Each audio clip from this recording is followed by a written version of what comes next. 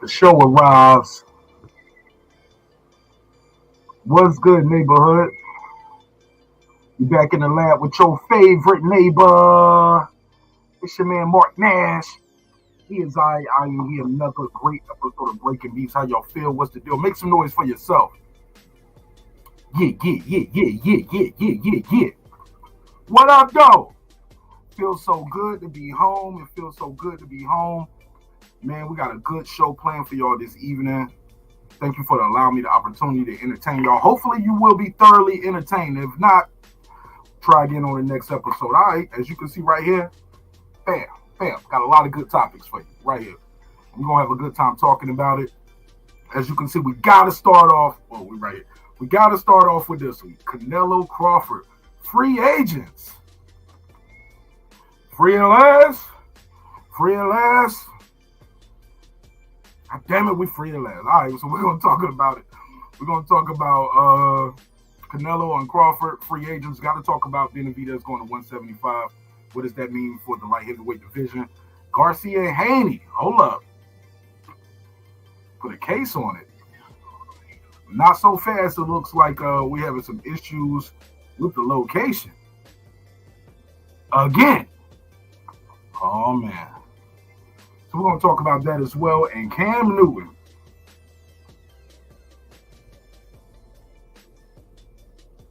Yeah. We're going to talk about it. So this is going to be a fun episode. Shout out my brother Major Keep Boxing. What's up, man? I took I had your Major Keep Boxing shirt with me when I was out of town this weekend. That's starting to be like my airport shirt, bro. I mean, I have my Major Keep Boxing shirt with me, so that was kind of dope. I just want to say this, man. This is going to be a fun episode. It's going to be a good episode. I'll drop the link out there early. I'm going to open these phone lines up so we're going to have a good conversation. We'll run the long intro this time, so give me time to share the link out there everywhere. Put it on the community tab. I'm going to start it on IG Live. Let everybody know we are lit and we are back. He lives again. But this is going to be a good show. And if y'all think I came to play with y'all, if you think I'm here to play around with y'all, God damn it, I'm not. So this is going to be a good one. All right, so let's chop it up. Let's run the intro. All right. It's your man Martin Nash, Breaking Beats. Let's get it. Let's start this damn show. This is my passion. This is what I love to do. But some days, sometimes, I'm just like you, man. I hate this job. Damn, I hate this job. Damn, I hate this job. Damn, I hate my job. Damn, I hate this job. I'm just like you. Damn, I hate this job. Man, I hate this job. Man, I hate my job. From a good dream I wake, sun rays on my face, planning out my day, hoping this ain't the one that I catch a case. I feel so good, I feel so straight. My manager keep calling me saying, hurry up, you late.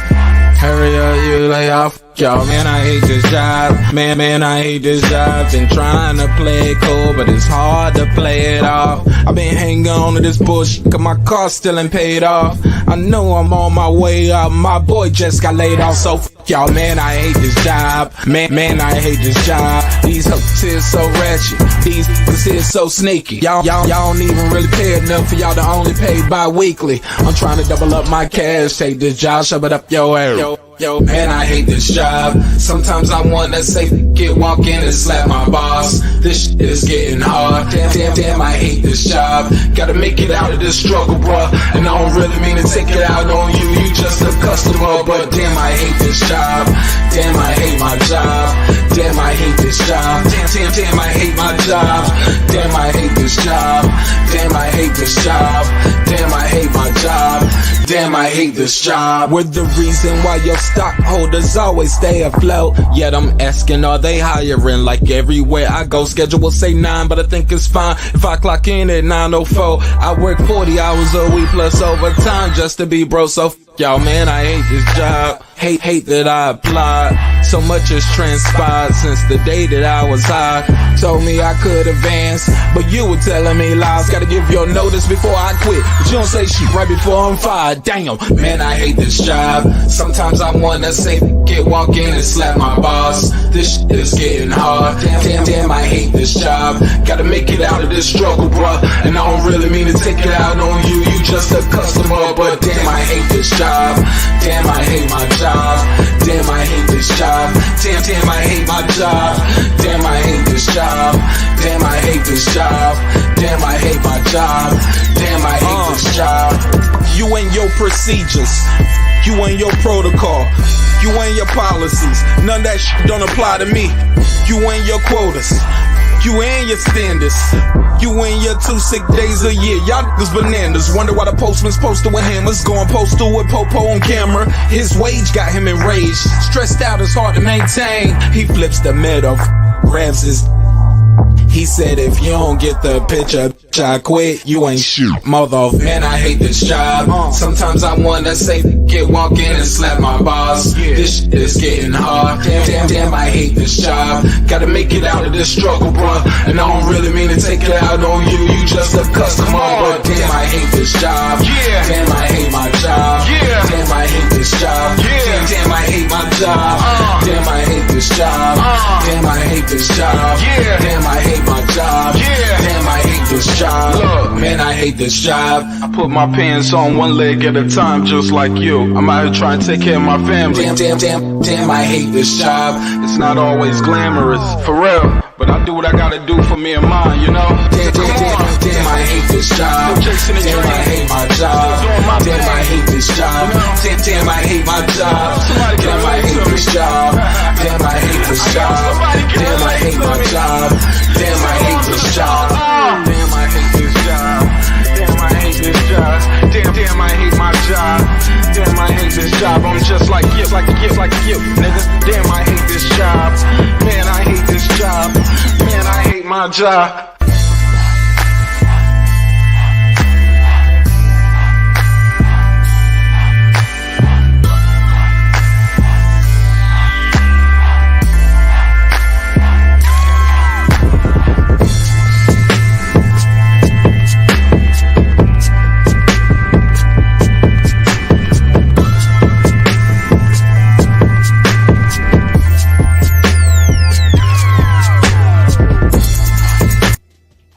The views and opinions expressed in this program are those of the speakers, commentators, experts, and or the host.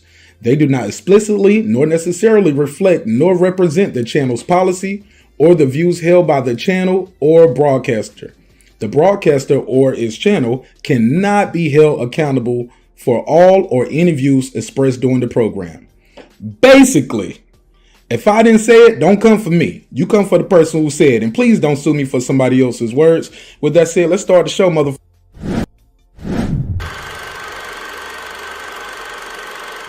This that squad side.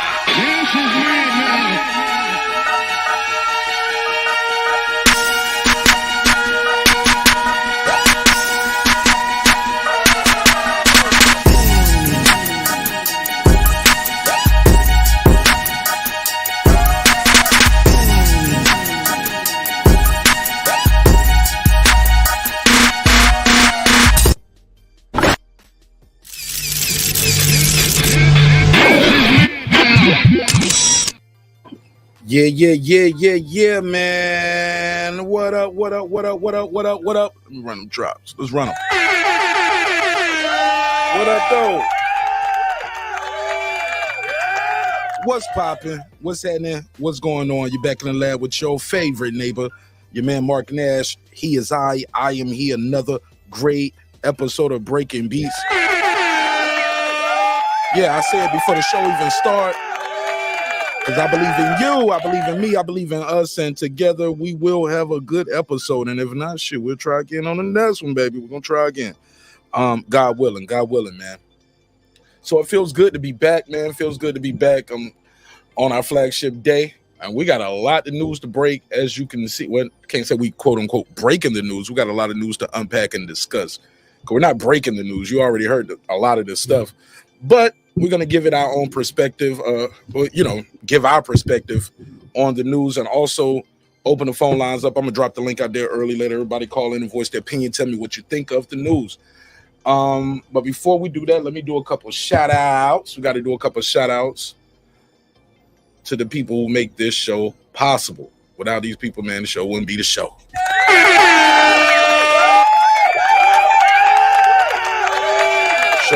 show at this level, and we are definitely trying to have a good show. So let me do a quick couple roll calls to the Patreon, as well as the members. The members make the show happen. And you too can be a member. Let me drop the link out there for the membership if you want to join. The membership is super dope. And you can chop it up with us that way. Also on Patreon, you can sign up for Patreon. Patreon, as you know, we be having little fight parties up there. Shh, quiet as kept. If you know, you know. So let me drop the link out there for the Patreon if you want to support the show via Patreon, or you want to support the show via membership. It's super easy. Just click the link, but also clicking the like button. Just clicking the like button is a very simple and easy way to support the show, and it's free. Or you can just click the share button as well. That definitely helps support the show. Put the Patreon link. You want to support the show via Patreon. All right, but in the meantime, in between time, let me do a quick roll call to everybody who supports the show via Patreon and members only. And we're going to get right into the content. What do you mean by that? Your back is broken. Spinal. What, a vertebrae or what portion? Spinal. All right, so let me do the quick roll call for the Patreon, and then we'll do the members only and we get into the show. All right? All right, so let's take it from the top. What do you mean by that? Oop, wrong button. What up? Here we go. Shout out to Travis Bryant. What up? Tar Heel Resin. What up? High What up? Stephen Bateman, all the way in Australia. Mama, we made it down under. What up, gangsta? Shout out to my good brother, aka member number 1, Derek Lincoln. What up? Diallo. What up? La Jessica. What up? Cam Edwards. That's my guy Cam Edwards. Over there is Boxing to You. What up? Shout out to my sister Nick Rich and his bitch. What up, gangsta? That's my sister Nikki out in Central Florida. What up? Shout out to Detroit, BC. What up? Jerry the Terror Tasker. What up? Raheem the Dream Soto. What My up? brother KP from KC5. What up, gangsta? Shout out to my guy Mike Lewis, the Truest. What up, gangsta? AKA that guy Eclipse 330 early. What up? Lisa Bell, she never fails. What up, gangsta? Juan Davila the Rilla, aka Epoxy Magic. What up? My good brother Kareem. What up? Puro. What up, gangsta? Appreciate all y'all for supporting the show in a major way. Let me go over here and do these members only. Shout out to my guy Champion Heart. What up? Again, Lisa Bell, she never fails. What up? My sister girl behind the mic. What's up, Memo? What up, gangsta? In Conquest, you know, they say they do it the best out there in NC. What up? What up? Shout out to Nick Rich. What up? Again, major support. What up, gangsta? Shout out to Beyond Above Media. What up? SF City Slicker. What up? SLG. What up? My good brother my good brother Letro Jez, they getting his bread. What up, gangsta? Raheem Soto. What up? Pound for Pound Sports Entertainment. What up? DJ MFB. What up? Matty Yoel. What up? Haplo, let's go. What up? Con Shawnery. What up? My sister Karma Serene with the Serene Saturdays. What up, gangsta? Shout out to Cooking with Sir Senior. What up? Stone Tangerine. What up? Foodie with the Beauty, aka Food Revolution, badass blonde in the building. And these niggas is delusional. Tell him, Foodie. Foodie gonna love this one tonight. Gangsta? Shout out my sister Foodie. What up? Shout out to the God Mega Czar. What up? Transcendent Sports Channel, Filipino brother from another all the way in Canada. What up? Shout out to Canada. What up? Shout out to the homie Like That, aka my little bro LD. What up, though? What up, gangsta? And make some noise for you, the viewer, as well, who watching now. All right. Where do I begin with my friends? Let's go to Twitter. Let's share the screen. Let's go over here to Twitter. And we got to talk about the news. Shout out to everybody who's in the chat early tonight. Shout out to my guy Rodney. Hot Rod, what up? Major Key Boxing, Next Generation Combat Sports TV. I see you. Bruce Gaz, Boxing and Jazz and more. Against the Ropes with Dose. Bolas. He said, who told you that? Reggie Owens' voice. Shout out to my guy Reggie Owens as well. Shout out to the good brother Tio. And not Lopez. I ain't talking about him. Not Tio Lopez. You never heard of it. Cause that nigga's a delusional motherfucker for real. But he gotta fix these hoes. Yeah, I know. Yeah, you gotta fix We're not gonna continue to go back and forth about what my opinion is, right? My opinion is a fact. Shit like that. All right, so let's jump right into the content. And shout out to my good brother T.O. Heavy Bat Boxing TV in the building. Early. Let me give him the drop. I'll give you the $2. You give him the $2. All right, pay him the $2. Oh, pay the $2. Thanks for supporting the show in a major way, my guy. All right, let's get right into this, man. And I'm gonna drop the link out there early on this one because it's a lot of speculation, conjecture, things of that nature. We got to get to the nitty gritty, man, and find out who's to blame.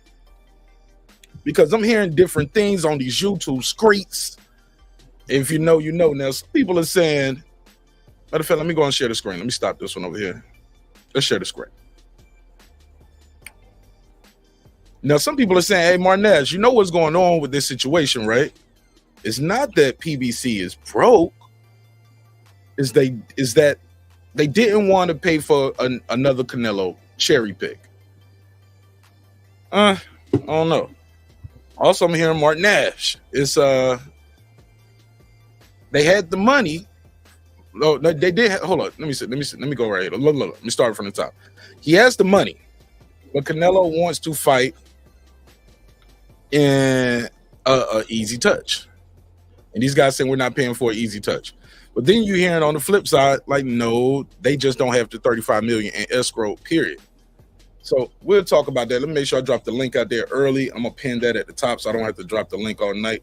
Open channel, open discussion, open dialogue. As long as we keep it respectful, God willing, we can come back and do it again. But I definitely want to know what you all think of this. I'm going to open the phone lines up in about 10 minutes. Give me 10 minutes. I need some juice on this phone.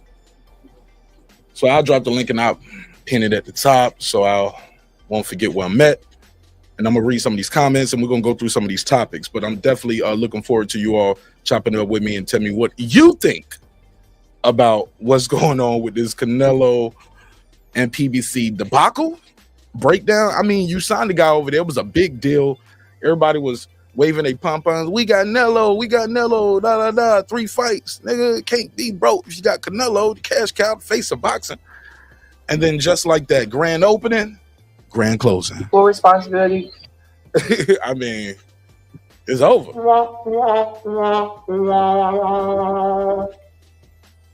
I mean, he's gone. He's gone. Do you blame the Jermall Charlo for that terrible performance that he put on? Like, because from what we're hearing is Canelo wants to fight. Then these are all rumors, all right? Confirmed rumors, like my boy Brent would say. Confirmed rumors. That means it's confirmed that it's a rumor. Now, some people are saying, hey, this is the deal. Pour me up one real quick, man. Let's sit one with y'all real quick. Now I'm hearing Canelo does not want to fight Benavidez, Charlo, or any of those guys. He wants to fight. I mean, he wants to fight. I'm sorry. He doesn't want to fight Crawford. Crawford too small. Benavidez, he ain't did enough. He wants to fight Jermall Charlo. He was like, yo, that's what I came over here for. Supposed to fight the 2 Charlos, get my money. And I'm getting the hell up out of here. It was like, nah, that ain't gonna make no money. You just fought Charlo and that shit. You gonna fight the other Charlo, the one who's less active? So the rumor was they wanted him to fight Munguia instead. All right, and y'all heard these rumors.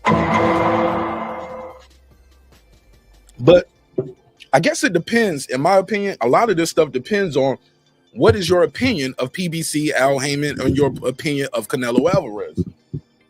Now, if you are a pro Canelo guy, it's easy for you to say, hey, look, man, they ain't got no money for the guy. He got to go get his bag. Canelo about his coin. He got to go get his coin. They can't afford him. That's easy to say if you are a Canelo guy. But if you are anti-Canelo and pro-PBC, you can say, hey, look, man, he wanted us to pay him $35 million. And I say us because that's how a lot of these fans think. He wanted us to pay him $35 million for a duck. It never heard of it. For a weak-ass fight. We're not doing that. It never heard of it. So I guess it depends on what side of the landscape you are on when it comes to this. But I'm going to read some of these comments and I'm going to read this thing on Twitter. We're going to get to this bag. Let's talk about it. Let me see what we're saying first. Bear with me, man. I'm about to make me a little sunrise real quick. All right. Thank you. Niggas do not like you to take no breaks on no live stream. Like, hurry up and blow your nose, nigga. Get back to the show and shit, nigga. You ain't got that time for you.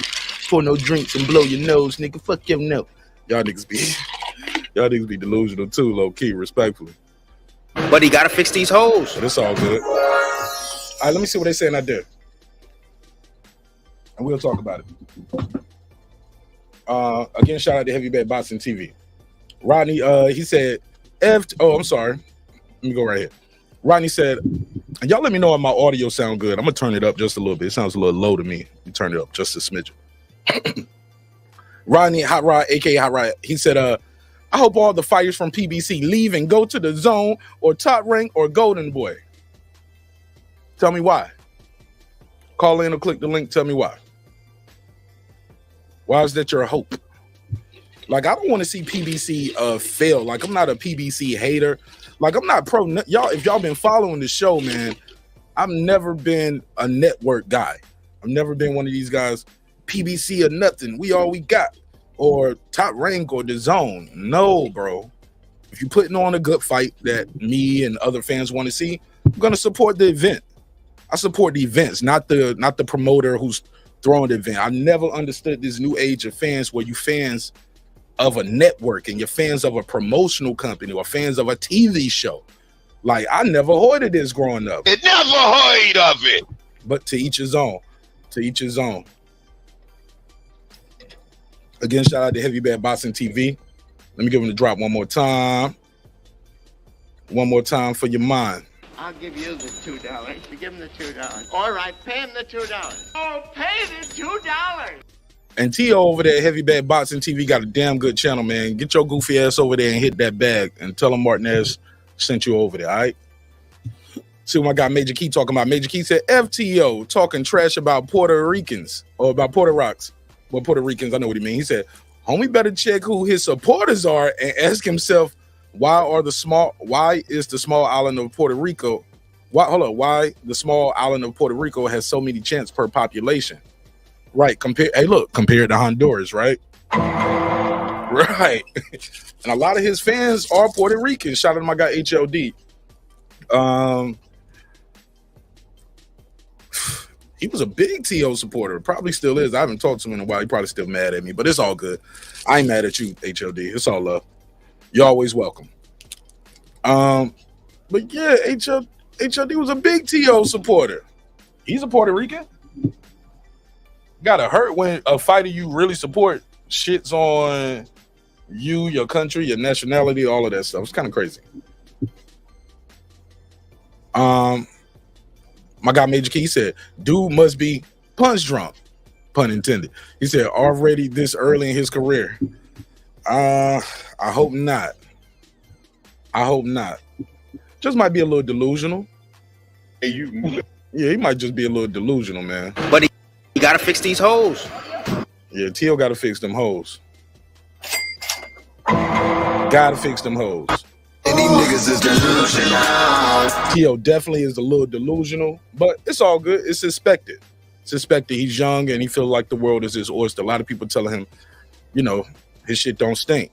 Even with that Jermaine Ortiz fight, bruh. At one point, that nigga looked like he was seeing the ghost of Cambosa's in that ring, man. He was looking a little shook in there, baby. A little shook, but it's all good. He said, studio good. Cool. Appreciate you, fam. He said, the audio. Cool. Audio's good. Rodney Evans said, the reason why he said he owes PB, and this is going back to his first comment. He said, hope all the fighters from PBC leave PBC and go to the Zone, Top Rank, or Golden Boy. He said, cause PBC is cancer. The fighters do not fight over there. When the last time we seen David Morrell or Brian Castaño? Nah, David Morrell just fought. David Morrell just fought. When did David Morrell fight? Hold up, bro. You know, I'm the Google guy over here. I just Google it real quick. David Morrell, Box Rec. He just fought, bro. He just fought. And I think he got a stoppage, too. David Morrell fought, I bet it wasn't even 6 months ago. Yeah, wasn't even 6 months. David Morrell just fought in December. And he fought twice last year. He fought in April and he fought in December. Here you go. What you talking about, G's? G's, what you talking about? He just fought. Just fought. Can you see the date? Let me shrink the screen some.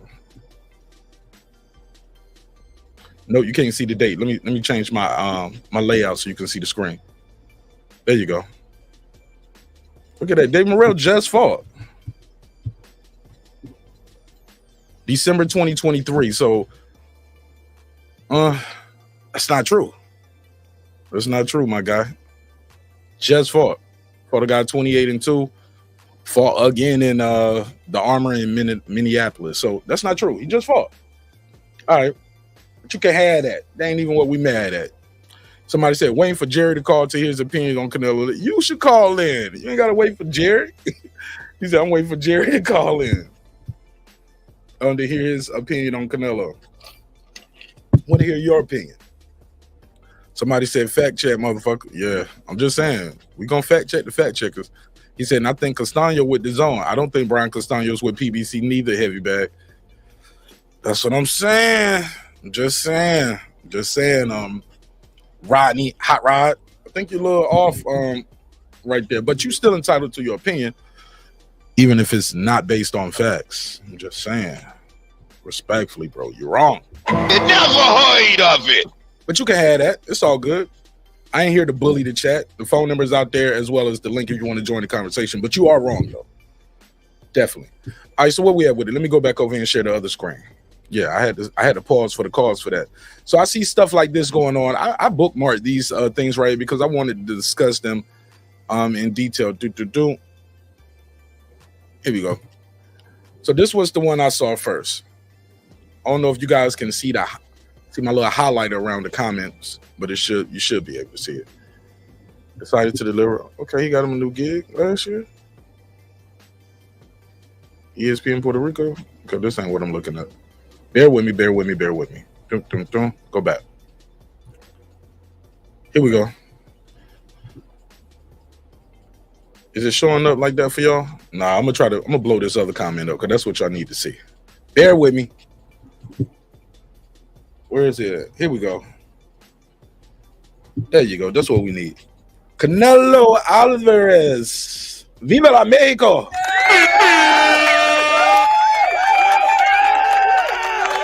Viva la Mexico, cabrones. He says, and the report follows, Canelo Alvarez and PBC mutually agreed to part ways. Sources told ESPN, put a case on them sources, baby. With 2 fights remaining on a 3-fight deal. Signed in June. I mean, grand opening, grand closing. You talking about somebody in and out robbing the bank? Shit. And that's a bank robbery that Jermall Charlo went over there, got all that money to fight Jermall Charlo last year. Damn. In the words of the good brother Life Jennings, must be nice. 2 fights remaining on a 3-fight deal.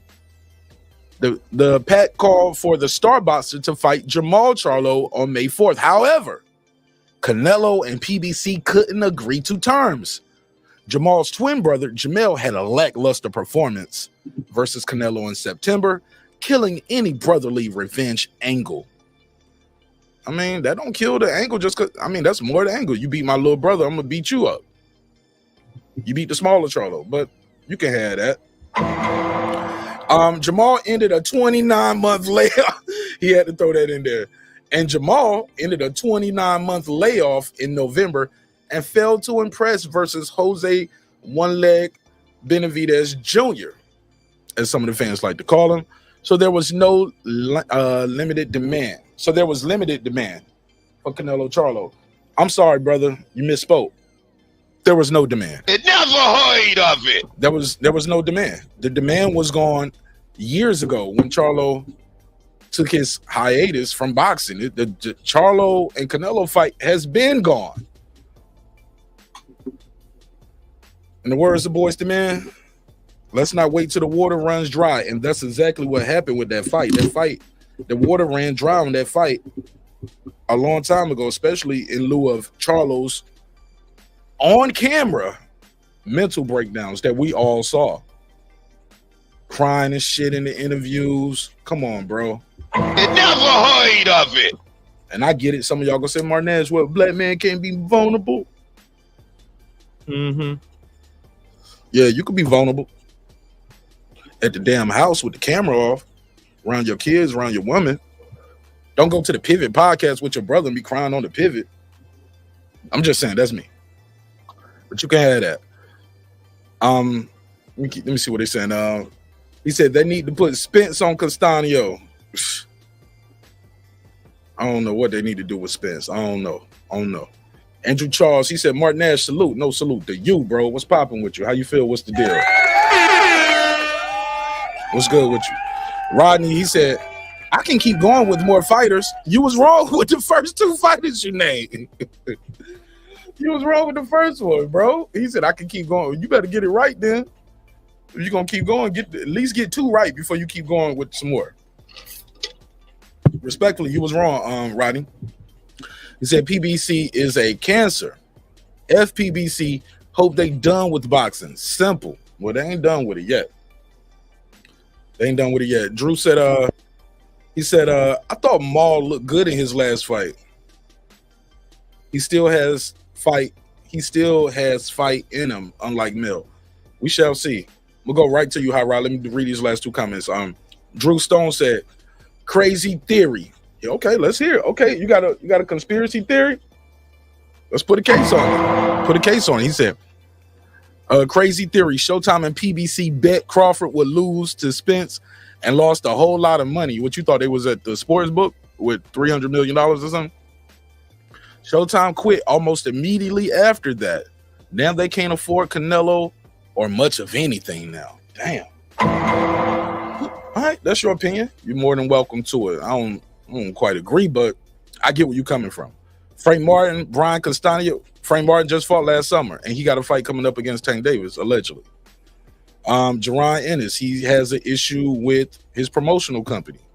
Caleb Plant just gotten beat the fuck up by David Benavidez, Cody Crawley, and I think Cody Crawley just fought too. But go ahead, Hot Rod, what you got for me? PBC is done, and I'm glad. And all them fighters I just named haven't fought in over 8 months. And I'm here to watch fights. I'm not here to watch a person fight one time a year.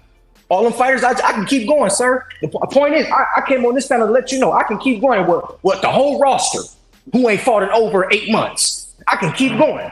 Whereas you go to Top Rank, Golden Boy, or the Zone, you're going to fight at least twice a year, 3 times a year. I can keep going. The point is PBC is a cancer. They need to get the fuck out the box. They need to get the fuck out of boxing. All them fighters, they already been leaving. The little dudes in the little divisions, gone. Elvis Rodriguez, gone. Matias, gone. I'll be glad. Al Haney, bye-bye. I'll be glad.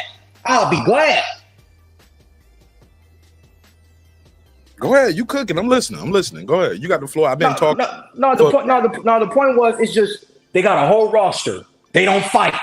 So I'm tired of that. PBC needs to get the fuck out of boxing. None of them fighters over there be fighting. Like Brian Castaño, I'm gonna keep saying his name. Mark, do you know he hasn't fought since Jermall Charlo? That was back in 2022, sir. We in 2024 now. Now, to be fair, come on, man. Let me. I'm gonna play advocate here. I know people hate when I say devil's advocate. They get so religious when I say devil's advocate. So I'll just say advocate for the Christian heads out there. Look. That's not always necessarily the television company's fault when a guy gets knocked out and get his ass whooped. Sometimes he don't want to jump right back in the ring. Is that their fault that he got knocked out? And according to somebody in the chat, he's not even with PBC. Let me go to their roster. Is he with PBC or did he do those 2 fights on PBC? He's with PBC. You sure? I'm about to go to their roster. You sure? Yeah. All right. So I'm just tired. You're a professional fighter and you're on the sideline. Yeah, they got him over there. They got him listed over there. You're correct. There you go, right here. Cody Crawley. And then Canelo come out with, y'all ain't got no money for me. I mean, it just all makes sense. It's just all coming together. Fighters are leaving. We barely seeing them fight over there. They barely have their first date. Not until June or whatever, next month or whatever. Like we already 3 months in. So 2 days we'll be in March. Nobody hasn't fought. Yeah, now is it possible? They are on a new deal. Keep in mind, this is a new situation they have, right? Is that now? Granted, that new situation was supposed to start in the beginning of March, and then they pushed it back to the end of March. So you go 3 months in. I get you on that part, but this is a new deal, new situation in a dealing with a partner who's not even used to putting on boxing. Are you being a little too hard on PBC? Pause with their new situation. I'm just asking questions. I mean, if you see it that way, I guess, but it's just a simple. It's just a simple fact that I haven't seen them fighters fight. You know, I want to see you fight. I don't want to see you on Twitter or posting pictures. I want to, or in the gym, like you getting work in. I want to see you fight. I want to see you fight. Yeah. That's why I watch boxing. I want to see you fight, brother. Yeah. Like it sucks. It do suck that that is happening, but at the same time, I'm like, man, fuck them, let them go. We ain't seeing them fight. But I don't Crawford perfect. I haven't seen my nigga Terence Crawford fight since Earl Spence. What's the hold up? Y'all gave this man, y'all gave his fight to Keith Thurman, my nigga. Like, what is that, Mark? Like, come on, man. What is that? You can't. Hey, look. Some say tszyu duck that smoke. You can't put a gun to the head and make a nigga fight Terence Crawford. But also, Errol Spence he had a rematch clause.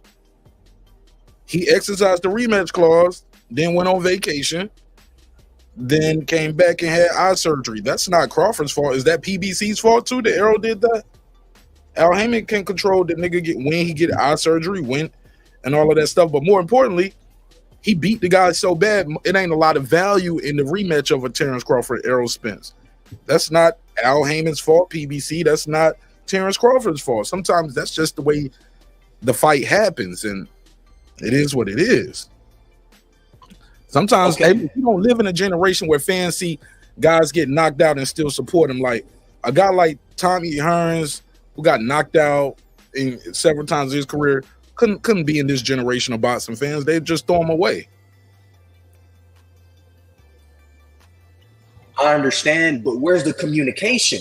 First, y'all exercise the rematch clause. Now it's he has surgery, but the fight is still on. There's no communication. No, everybody's not on the same everybody's not on the same level. Everybody is saying one thing, and one thing is this, one thing is that. There's no communication. And got us fans just out here assuming like something's really going to happen when anything hasn't happened. Okay. All right, let's go to this first call. Let me take this first call. Hold on 1 second.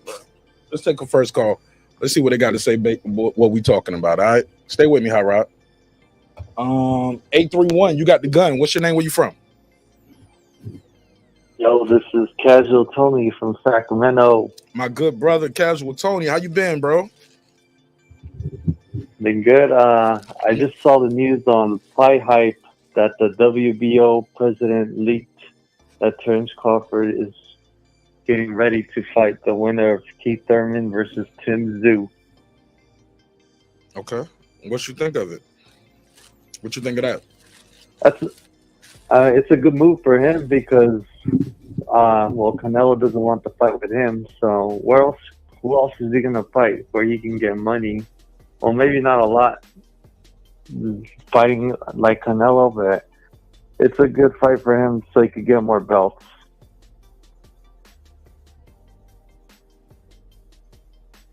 Okay, I'm listening. Go ahead. You got the floor. Go ahead. Keep talking, Tony. Yeah, and but hold on, Tony.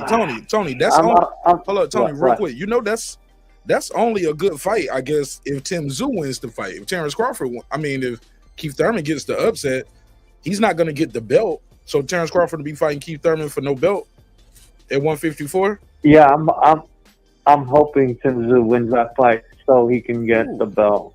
You take that hope to the bank. Let me know what they give you for you when you walk in the door. I'm also disappointed with the latest news on Canelo. Speak on it. Let's go. It's sad. Yeah, so was watching the boxing. Yeah, sad. Sad. It's I mean, disappointing. sad how nigga sad is when your dog get hit by a car and the people keep driving. That's sad. I mean, because we already know Benavidez is the fight we all want, and we're not getting it. Because I've been hearing a lot of things. First, I heard PBC offered Canelo between 50 and 60 million to fight David Benavidez. Where you hear that then from? I heard news that says just online, YouTube, everywhere. Oh, and then I heard the news that.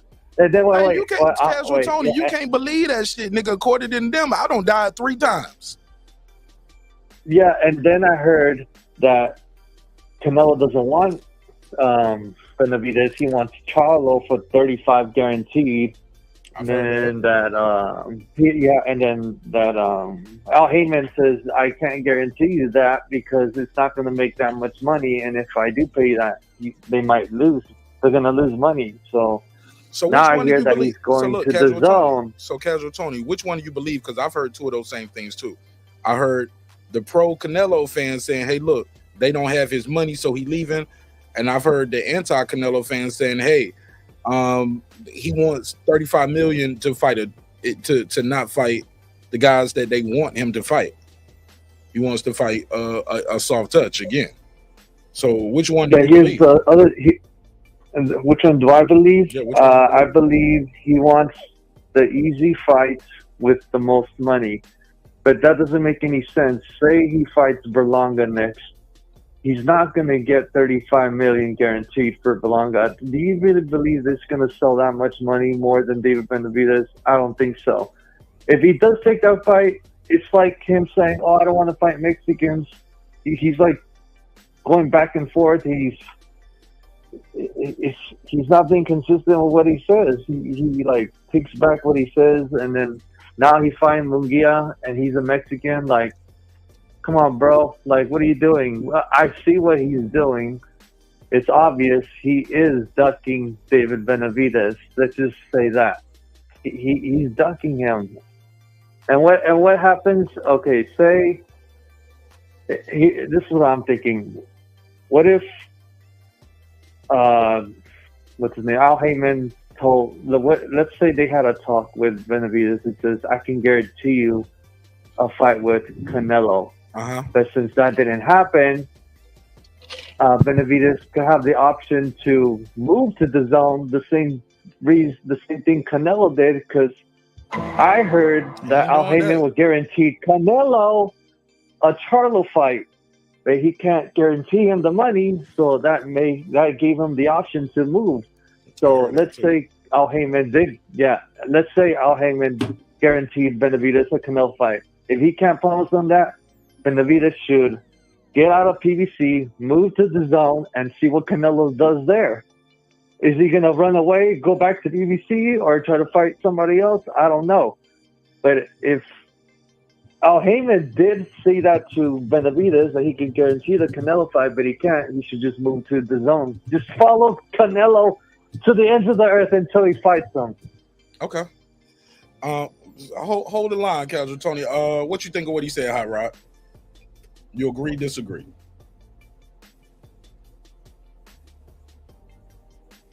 Hot Rod, unmute your mic, brother. Hot Rod. Okay, I'll come back to Hot Rod in a moment then.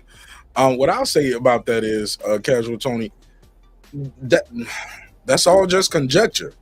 It's all in the words it's all in the words of my good brother, unbiased fan Brent Reaper. Those are confirmed rumors. It never heard of it. We don't know. We don't know. We don't know. We don't know who to trust. Yeah, we don't know who to trust. We don't know who to trust. But one thing's for certain and 2 things for sure. This boxing, I don't know if y'all want to call me a fan, just like y'all, a content creator, industry insider, none of that shit. I don't know. And I'm not gonna bite the apple too soon, because a lot of fans, we are so quick to call fighters ducks when they don't do what you want when you think they should be doing it. He's a duck. People like the people said Crawford was a duck for not fighting Errol Spence had to eat those words. Because not only did he fight him, within a few months later, look, they said he ducked him in December? Bro, they had the fight made a couple months after that. Him and Spence got on the phone, made the fight happen, went in there, not only had a spectacular performance, had a career-making performance. One-sided ass beating, total domination. He won the coin toss, won the ring walk with the Eminem shit, had the better uniform with the I don't want to call it a fishnet, but the tackle gear. Oscar had fishnets. This wasn't a fishnet. He had the actual net on the gear. I mean, the shoes, the trunks. Then went in there, dropped the man 3 times, did not go to the scorecard. Referee said, leave him alone. You can't get mad at PBC because Spence ain't fought since then. You know what I'm saying? It takes a lot to come back from that. You can't get mad at them for Crawford not fighting since then. Or Crawford. Sometimes boxing, that's just the way it goes. Like, we got to find somebody else because this shit ain't working. Hi, Rod, you back? Hi, Rod, you back? Yes, I'm back. I'm sorry. Right, go ahead, Hi, Rod. Did you hear what Casual Tony said, or did you go to sleep? No, I heard it. I agree with you. I don't know. But I don't agree with the whole Canelo wants an easy touch. I don't agree with that. So why we don't see Canelo making waves and going? Put like this: let me ask y'all this. Real quick question, Casual Tony, yes or no? Is Canelo the top guy over there at PBC?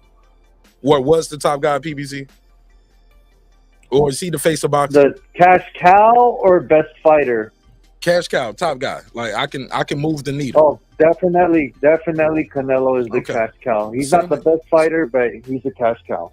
Good answer. I'm with you on that. Hot Rod, same question for you.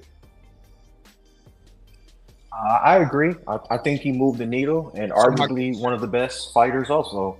So my question with that said, like that said, Hot Rod, double salute to you. So my question to you is, if he's not trying to get an easy touch, where are all the videos of him saying, I want David Benavidez? Because this motherfucker has to know, excuse my French, but I'm in France. He has to know that the boxing world is calling and demanding for that. Not just the fans, the pros, the commentators, the pundits, the YouTubers, the content creators, as World Combat Sports would say, the content creators.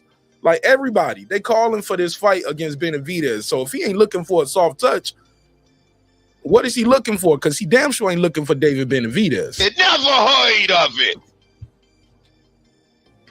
Thank you for saying that. I was just hold on, Casual Tony. We'll come right back to you. I was talking to Hot Rod. I want him to respond to that, and then we'll go back to you. Go ahead. I don't think he's looking for a soft touch for the simple fact that now what I'm about to say is what his father said. His father said they sent him a contract and they accepted it. Now, I don't know what happened after that. I don't know what happened, Mark, but according to David Benavidez's father, they received the contract for $5 million to fight Canelo, and they never heard back. So I don't know what that means, but I don't think he's scared of this man. I don't think he's scared of this man. No, but people don't want to get embarrassed though, dog.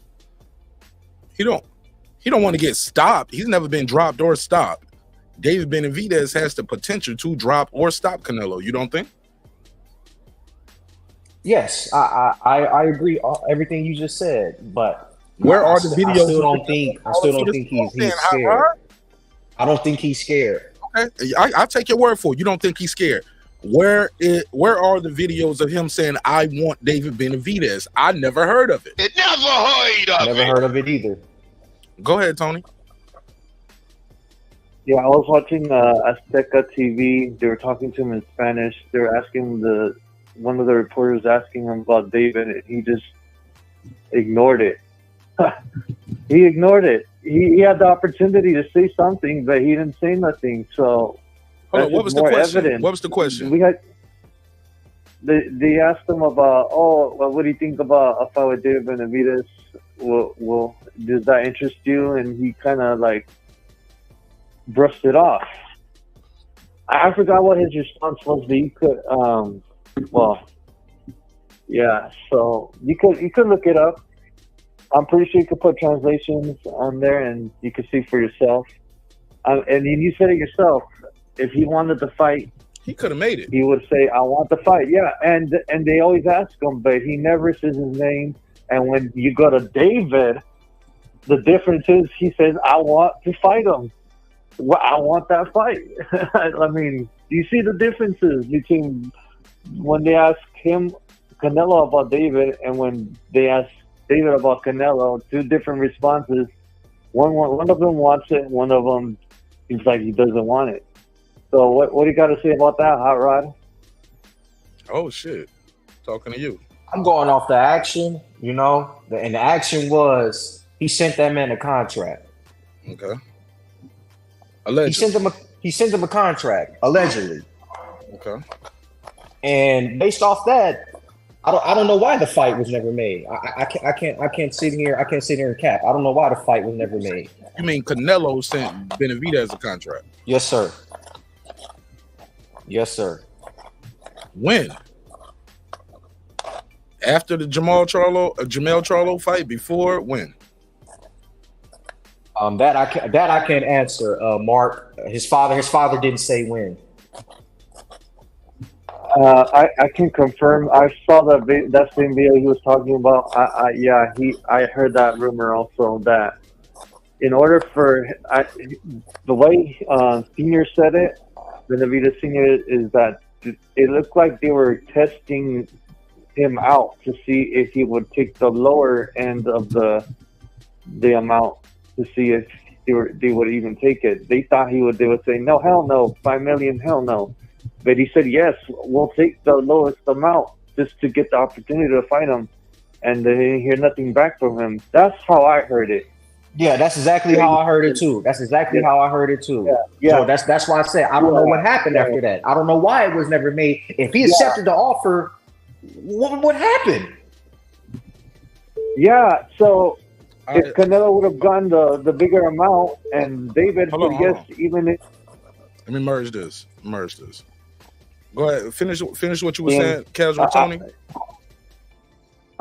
Finish what you were saying, Casual Tony, and I'm gonna go to the next call.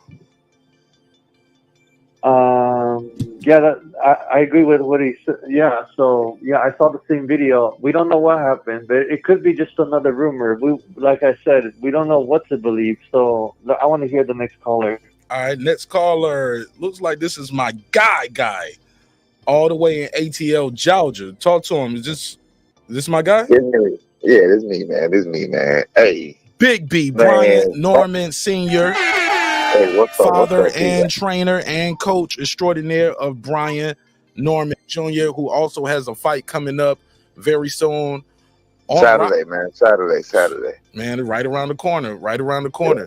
Big fight coming up with Brian Norman Jr., Brian Norman Sr. will be back in the ring telling them what he know best. Figure it out.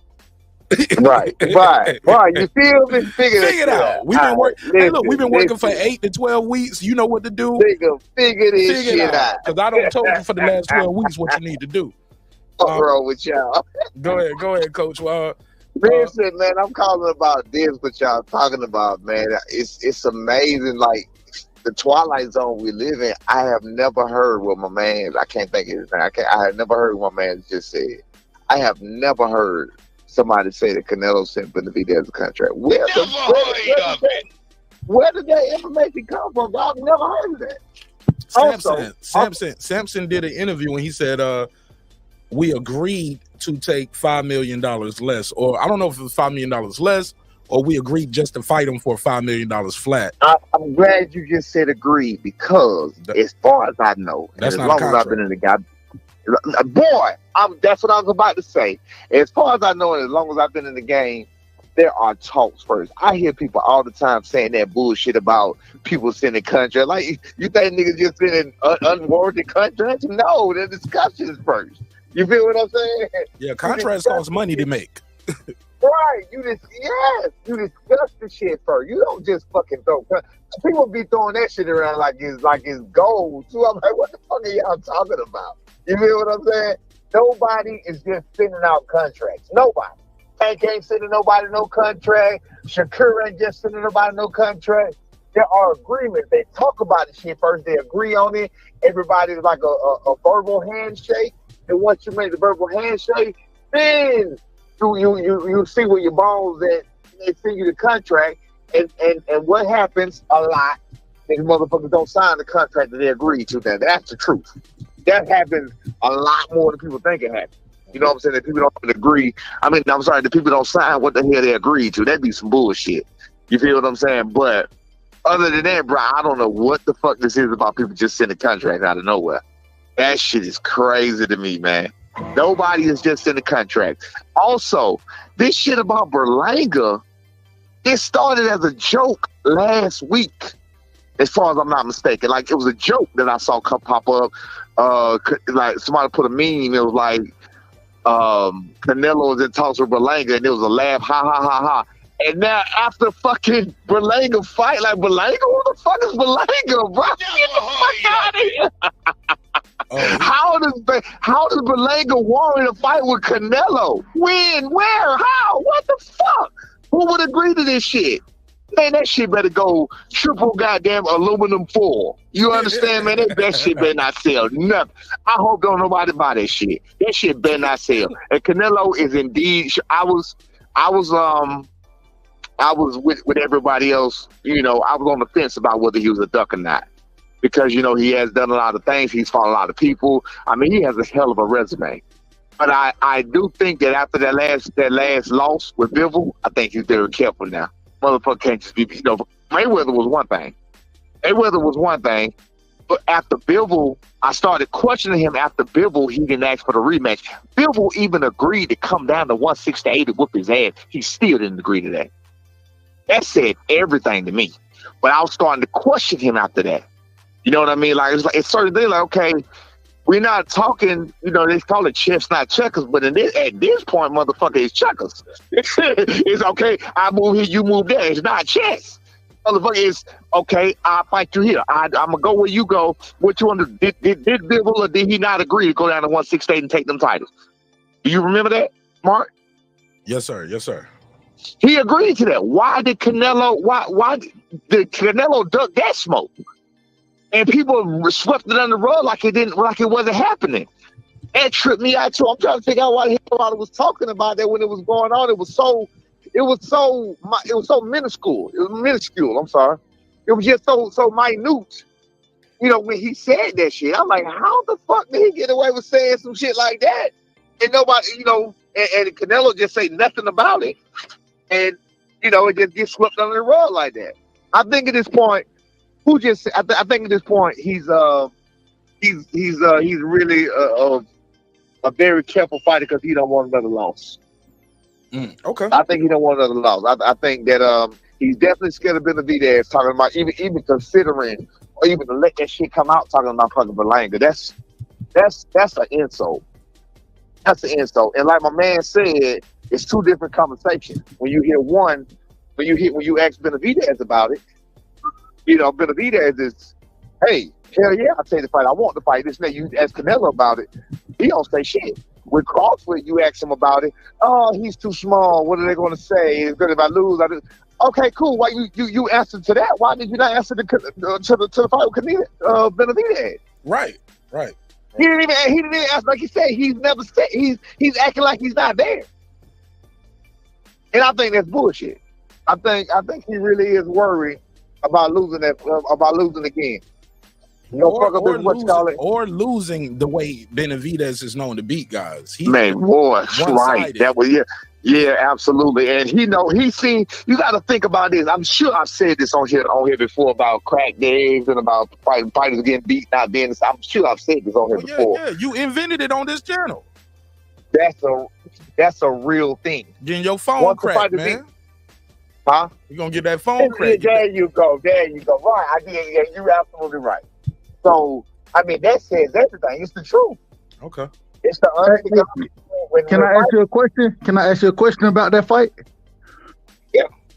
Man, I think that Benavidez, his strengths are Canelo's weaknesses. You know what I'm saying? The way he comes on later in rounds, the way his stamina doesn't seem to wane, as well as Canelo not being as active and Benavidez just being an active fighter. He's gonna throw punches and bunches, and so I think because the styles are so, or Benavidez's strengths are Canelo's weaknesses. I would just respectfully, if I'm Eddie Reynoso, I ain't trying to take that fight. What you think? I absolutely agree with that, man. It looks, that's how the fuck Bivol beat it, but Bivol is not as strong as Benavidez. So, like you just said, Mark, I think you said it's gonna be the fashioning with the way he get beat. Man, David might beat his ass into retirement. Like you say, he throws punches and bunches. Canelo will, we got to ask the question, we can't say he's not. Will Canelo have enough power to neutralize Benavidez? Benavidez, he get hit. He get hit, no problem. But he's a fucking Mexican, and he's a Mexican monster, so he keep coming. He walking through that shit. Okay, you know what I'm saying? Well, since I don't have no pro Canelo fan up here to speak on his behalf, I'll take the helm. All right. What do y'all dub, Coach? I don't know. I think I don't know if Tony and Hot Rod took a stance on this, but let me say this, Coach and Dub, what do y'all say to the Canelo fans and that say, hey, look, David is tailor made for Canelo. He's gonna walk forward and stand right in front of Canelo. He's not gonna be hard to hit in the ring. Canelo has trouble with movement, elusiveness, guys who control distance and range. David ain't trying to control distance and range. He's just gonna walk towards him. Bop, bop, bop. Behind the high guard. That's tailor-made for Canelo. What do you say to that? I say what I just told you. I said, will Canelo have the power to neutralize him? I say that's exactly what I just said. So that's going to be a question. And it's also going to be a question that Canelo got to ask himself. Do I have the power to neutralize? Like you say, he going to get hit. He comes in like a Mexican. So he come in ready for war. So you going to get hit, but are you going to be the one to crack my phone? You know what I'm saying? Is it going to be you? Can I do it? Can I crack his phone? So I think that Canelo, the losses that Canelo had with Bivol, you think he didn't give it his all? He gave it his all with Bivol. Canelo gave it his all. No matter what you saw, he gave it his all. So he's also seen that his power is not, all of that against everybody. There are people that can take his power. It's not like he's just some kind of super, killer knockout artist. Canelo is not just a knockout artist. He's just a good fighter with decent power. He's a small guy. Benavidez is a big guy. He got the reach on him. I think it's tailor-made. You say he's tailor-made for him, but I think it's tailor-made for an ass whooping for Canelo. That's what I think. Go ahead, Doug. Same question. And I agree. The question was, before you go, Doug, for the people just tuned in, the question is for the people who saying Canelo, Canelo gonna lose to David. Some say David is tailor made for Canelo. Just gonna stand there, easy to be hit. He's not gonna be elusive. Fuck controlling range and distance. I'm gonna walk in behind a high guard, pop you, and bang with you. What do you say to that? I pick a fighter, and I do pick Benavidez, but at the same time, everything you said is absolutely correct. David Benavidez, the man ain't got just magical footwork, you know what I'm saying, in the ring. He is going to be there to be hit.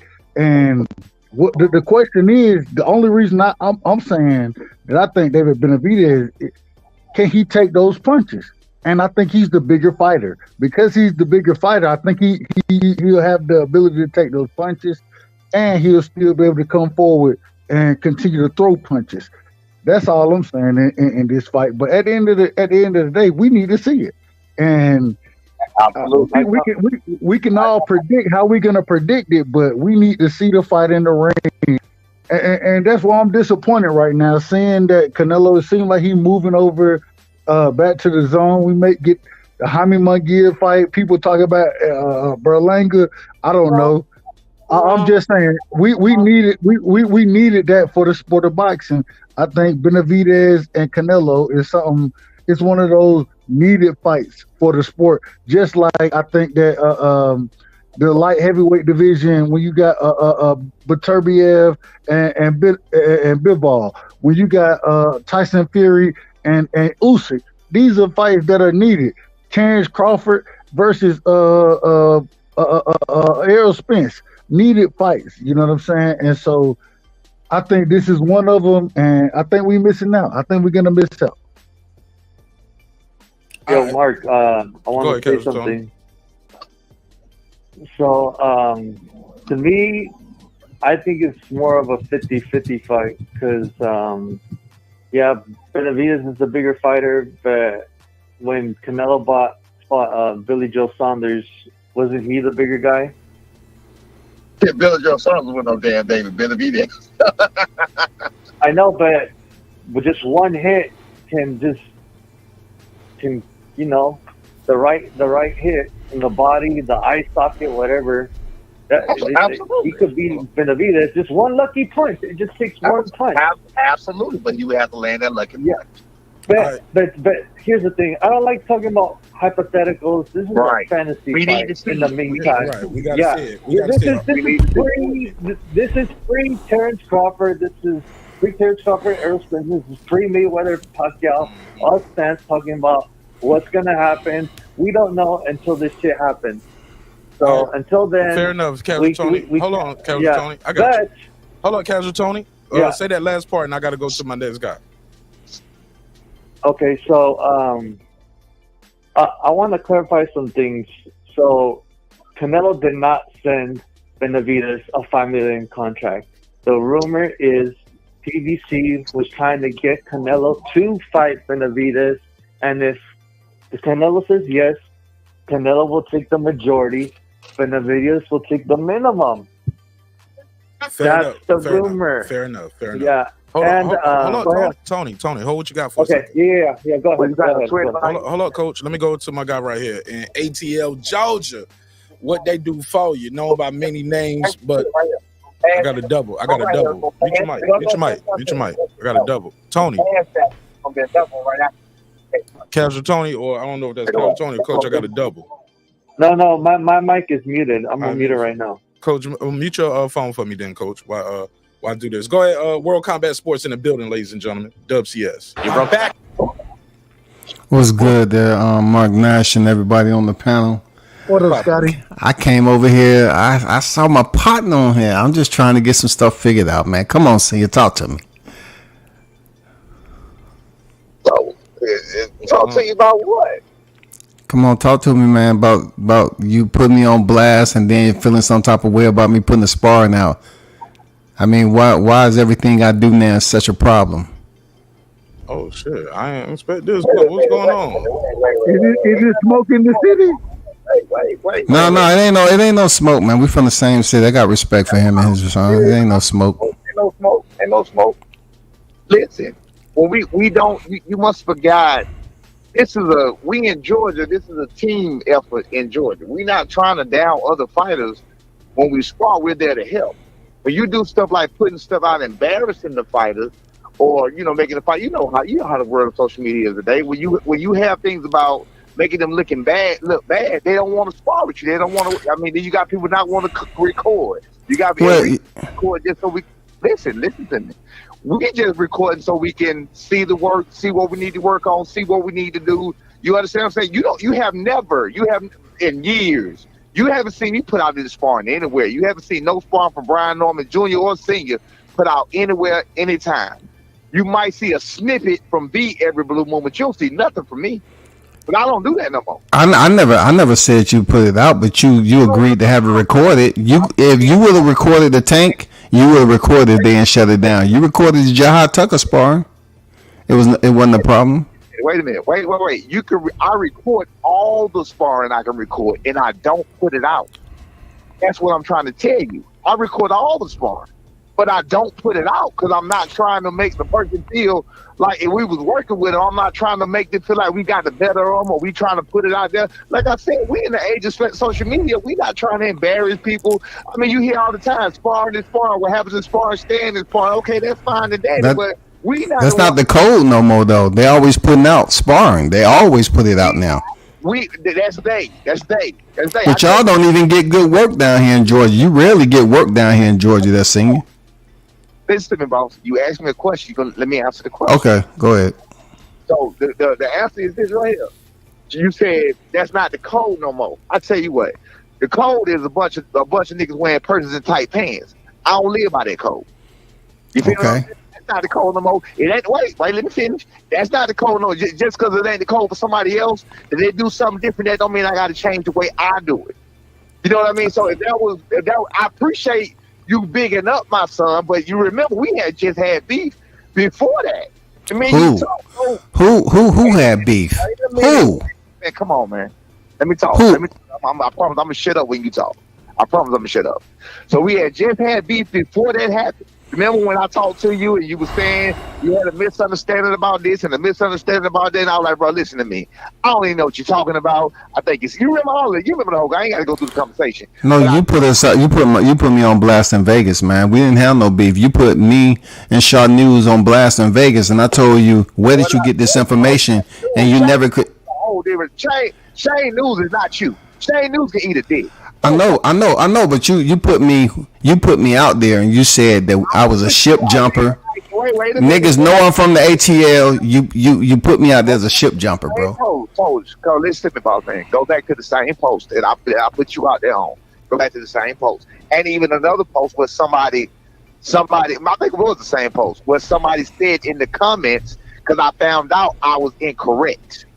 The word had got back to me. You thought it was Mark Nash that said, like, no, Mark Nash ain't said shit. We don't talk about you. So anyway, I told you. Why would I say it was Mark Nash? I ain't never said it was Mark Nash. You told me somebody told Junior. Somebody told Junior. The question.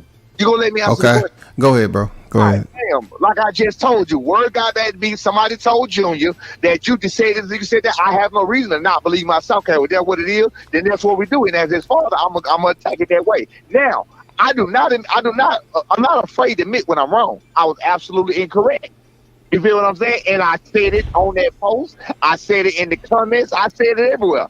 I said I was wrong. I apologize. I called Junior. We talked about it. I said, my bad. I told. That's how you know that somebody told Junior. I said somebody told him we was incorrect. So the whole thing ended in an apology, and it was a misunderstanding.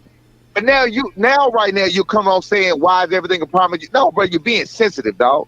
And I'm sensitive as hell, and you more sensitive than me. I'm not being sensitive. I just look at it like it's been mutual respect, and then I get Brian hit me in the DMs and saying what he's saying, and you know he's a grown young man, but I'm definitely trying to find out who dropped him false information, because why would y'all believe a one-sided story without all three of y'all getting on the phone and let me know what you talking about? What was this about? That whole thing. I don't even know who told him. But I ain't asked him who told him, but I know it's dead and in the water. He know you didn't do it. I know you didn't do it. I apologize for saying you did it. I apologize in the post, in the comments. I apologize to you personally. I will apologize to you right now. That's dead, brother. Let it ride. I appreciate it. I'll let it ride then. You know, you never apologized when I was online to the public. I just felt like if you announced it in public, you know what I'm saying, you should apologize on public, because I didn't say Quinn was gonna beat freaking Junior. Are we public right now? We public right now? Yeah. I mean, I heard what you just said. I apologize to you in public. I would have. I didn't even know about the lives you put on. I didn't know about none of that until later. People were sending me the shit, and they told me, I'm like, what the fuck is happening? I had no clue what was going on. And that's why I called you then. I had no clue. But as family, man, it ain't no smoke. It seems like everybody understand there's no smoke here no more. Everybody that apologized and apologies being recognized. Let's move forward. As black people, let's move forward. I ain't got no problem with it. But Dub, it wasn't smoke. You got to understand, we in the same footprint down here in the A. And I haven't been able to get a contact with him. It's you know, from the outside looking in, it's not just about not having any smoke. I just wondered why it was so difficult. You know what I'm saying? What did this come from? Who lied on me? Nothing was difficult. You're not hearing me, dog. It wasn't difficult. It was. No, I'm talking about this sparring. I didn't see no problem with the sparring being put out. He already spoke on it. Let's move forward. He already spoke on it. You had what you gonna say, man. Y'all. Matter of fact, y'all agreeing more than y'all disagreeing. So let's just move forward. We have wait a minute, boss man. We got a situation. We got this is what we talking about sparring. Now with the sparring situation, for my son wishes, we don't wish to have it. We don't wish to have that poster. We don't wish to embarrass people that we work with or make them look bad or make them feel any type of way, because that's not what we do. That's why in the post we don't do that around here. That's why I said that. We don't do that. We don't.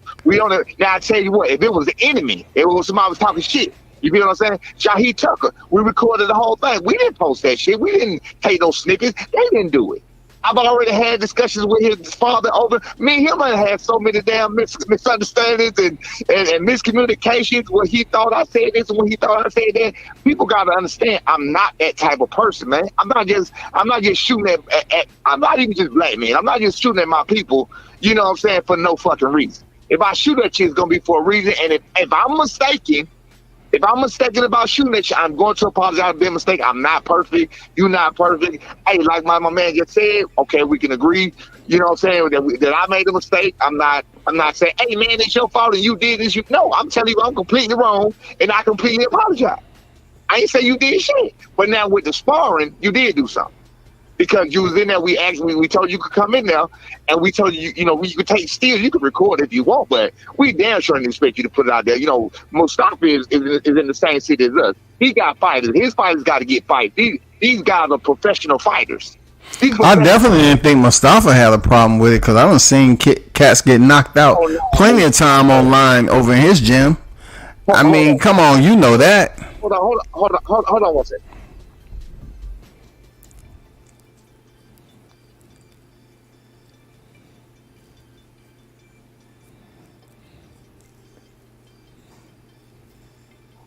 Nah, Mustafa definitely got a problem with it. He tried to call you. He tried to call you yesterday to ask you to see what the hell's going on while you put it up. Mustafa definitely has a problem with it. Okay, I mean, I thought he was from what I've seen in his gym. I didn't think he had a problem with it because dude was getting knocked silly in there. But out of respect, brother, you know what I'm saying? I'll take the shit down because it is representation. You told me not to post it. I didn't post it before the fight, but I posted after the fight. And whoever that fighter was, I didn't know him. That fight, I know him. That fighter is an active fighter. He fights actively, you know, and I mean, some people may know, some people are going to know who he is and do know who he is, and it don't need to be out there. And that shit was shared a lot of fucking time. It's at 10,000 right now. I mean, I gave Brian Norman exposure heading into his next fight. You know what I'm saying? I didn't see too much that was wrong with it. I mean, that's who he is. I appreciate that you were showing him love, but at the same time, we can't be doing that to the other fighters. We don't need him to shine. I can't explain it. It's a fucking rock and a hard place. You know, I think people post sparring all the time, whatever else, but I'm damn sure not going to post sparring of people that I fuck with and people I like and people in my same city and, you know, people that help me out with the work or whatever the case may be. I'm definitely not going to post. I definitely wouldn't post sparring of them. You know what I'm saying? Of getting no kind of, if I posted any kind of sparring, it'll be something equal, you know, just a snippet of, even when Mustafa posts sparring, you see like on his story or something, you might see, you know, the fighter going back and forth, just walking back and forth, but you don't see nobody getting caught with no serious shit. The stuff that you see happening in his gym happens in his gym. He's not posting that type of shit. You're not gonna find none of his fighters getting knocked out on his page. You're not gonna find none of his fighters getting stopped or you know what I'm saying? If the fighter posted of another fighter that came in town, such as like Mac Truck, you mean when Mac Truck was in there, Mac Truck might have posted these guys coming in. These were not Mustafa guys he was posting. These were guys that was just coming through from the work and shit. They was in the gym though. They was in the gym though back then. But I get what you're saying. Yeah, no, we on the same team, bro. We team GA. The team, you know, we on the same team. That's all. That's all I'm saying. You know, we keep respect when we want to be respect. We don't want, when B to get in the ring, we don't want nobody in that gym to have fear of cameras on the side of the ring with the idea of this may get out or this may leak. You know how people are these days, man. Well, I took him down, man. I'm just trying to get to the bottom of this nonsense because, you know, you said W says you put it out there in Vegas, and I was like, I felt some type of way because we definitely got way more respect than that from one another. You know what I'm saying? So if you need me to say it on your live at any time, whatever, we ain't got to say it like that. But you know, we good. I just want to holler at you. That's all. You know, because I don't have no beef, man. I don't have no beef with you, but I kept trying to tell you that when I heard, but I was like, bro, what are you talking about? I don't have no beef with you. Look, the beef wasn't with you. I had beef with Junior because I don't even talk to people's kids like that. He ain't got no. B don't have no beef with you. B heard it from somebody else. He's a fucking kid. Kids listen. I get it. That's what I'm saying. That's why I don't take that energy with him. You know. It came from my son, so of course I'm gonna listen to my son. But yeah, he's a kid. You know what I'm saying? And that's it. So of course I'm gonna listen to him. But you know, he didn't get it from a good source, so it is what it is. He ain't worried about it. He cool. It's all good, man. It's all good. I appreciate the convo. Hey, Mark, appreciate you having me on, man. You know what I'm saying? I just had to pull up because y'all was talking, so I just wanted to holler, see you right quick and all that. Bro, I thought you was about to click the link and we was gonna talk about the topic. I mentioned your name. I'll talk on the topic. It's all good. You know, ain't nothing popping on a Monday. Yeah, so I mentioned your name early in the live, so I thought you pulled up because you heard me mention your name. I know. I heard it. Oh yeah, so I was like, okay, he pulled up. He heard me say his name, and you heard me say shout out. So it's cool. And he pulled out. He was like, "Man, fuck what you talk about." Hey, look, senior, let me holler at you real quick. That nigga talk. Nah. Yeah, I ain't say. I respect people's platform, man. You know what I'm saying? I just wanted to holler at senior, man. They from where I'm from, man. I ain't never love. I don't have no beef with you, dog. That's it. I don't have no beef with you. Hey, but Shadnew's my guy though, senior. You know what I'm saying? Shadnew's my guy though. Man, listen to me, bro. That's fine. That's mine. What's your issue with? I don't fuck with him. What's your issue with? Bro, I got personally. Let me tell you something. I can show you DMs and shit. This nigga he purposely like what I said. He purposely would say my name, say my son's name, and do all kind of shit, bro. Bro, you're a pro boxer. Y'all a pro boxer. Y'all pro boxers. Y'all don't want. So wait. No. He purposely said it in a negative way. So he has talked several shit to me. He a pro boxer. Y'all pro boxers. Listen to me. Hold on, listen to me. He had some bad performances. That ain't what we talking about. Okay. That ain't what he talking about. That ain't what he talking about. That ain't what we talking about. I'm trying to tell you, I'm a motherfucking level-headed person, and I'm trying to tell you, if I'm minding my motherfucking business, you know, now a fighter, whatever the case may be, okay, I'll tell you what, he's gonna be open to criticism, and if you criticize a motherfucker, you better be open to what come back at you. Simple as that. If you shoot a motherfucking gun, you can't be living in no glass house. So if you shoot a motherfucking gun, I'm gonna call you a fucking retard. I'm gonna call you everything about what you look like. That's what I'm gonna call you. So you better be ready, and you better be standing 10 toes down. Y'all taking it. Hell yeah. Right, because you ain't listening to what he said. Well, he ain't here to defend himself. So, absolutely. It's still on boxing at the end of the day. You know, they're in two different weight classes. I mean, you know, he gonna defend, you know, Jahai. You know, to the. No, it's not about Jahai. I never beef with Jahai either. That's where the misunderstandings were coming from with his daddy and everything. Man, his dad's done talked on the phone several times. Man, his dad's done had several beefs, bro. We done talked it out, chopped it up. They got that type of energy though. That's how they roll. Y'all roll the same way, senior. Y'all got that energy too, man. Come on now. No, you got it twisted. No, the fuck I don't. Hear me out. Listen shit. To me. Y'all was deep up in goddamn tank sparring session. Shit. It could have been a homicide. It could have been a homicide up in that bitch, man. Please. It's a completely different situation. if it's staying respectful, wait a minute. In that case, with Tank, it was zero respect from the start. But okay. In Tucker, I've never had nothing but respect. Of course, I'm gonna respect the father-son duo. Of course, and this is what I'm telling his daddy in the DMs. And I called him on the phone. We talked on the phone the whole night. We squashed this shit. His daddy, after Jahie's last fight, the day after his last fight, he went to posted me again. I was like, what the fuck is going on? Oh, and Shane went to piggybacking too. So me and his daddy got to beefing again. I was like, bro, I don't know what the fuck you talking about. You know what I'm saying? He was trying to take it outside of boxing. Bottom line was we squashed it again. I said, brother, I don't know what's the misconception. I don't know what's the misunderstanding. We're not speaking on you. Then he sent me something that said that I did say his son's name. So I said, when the fuck did I say your son's name? So he showed me where I said the son's name and what I was saying. Watch this. This is the misunderstanding. I did an interview somewhere And I told him that my son, my son had a lot of fights. Wait a minute, hear me out.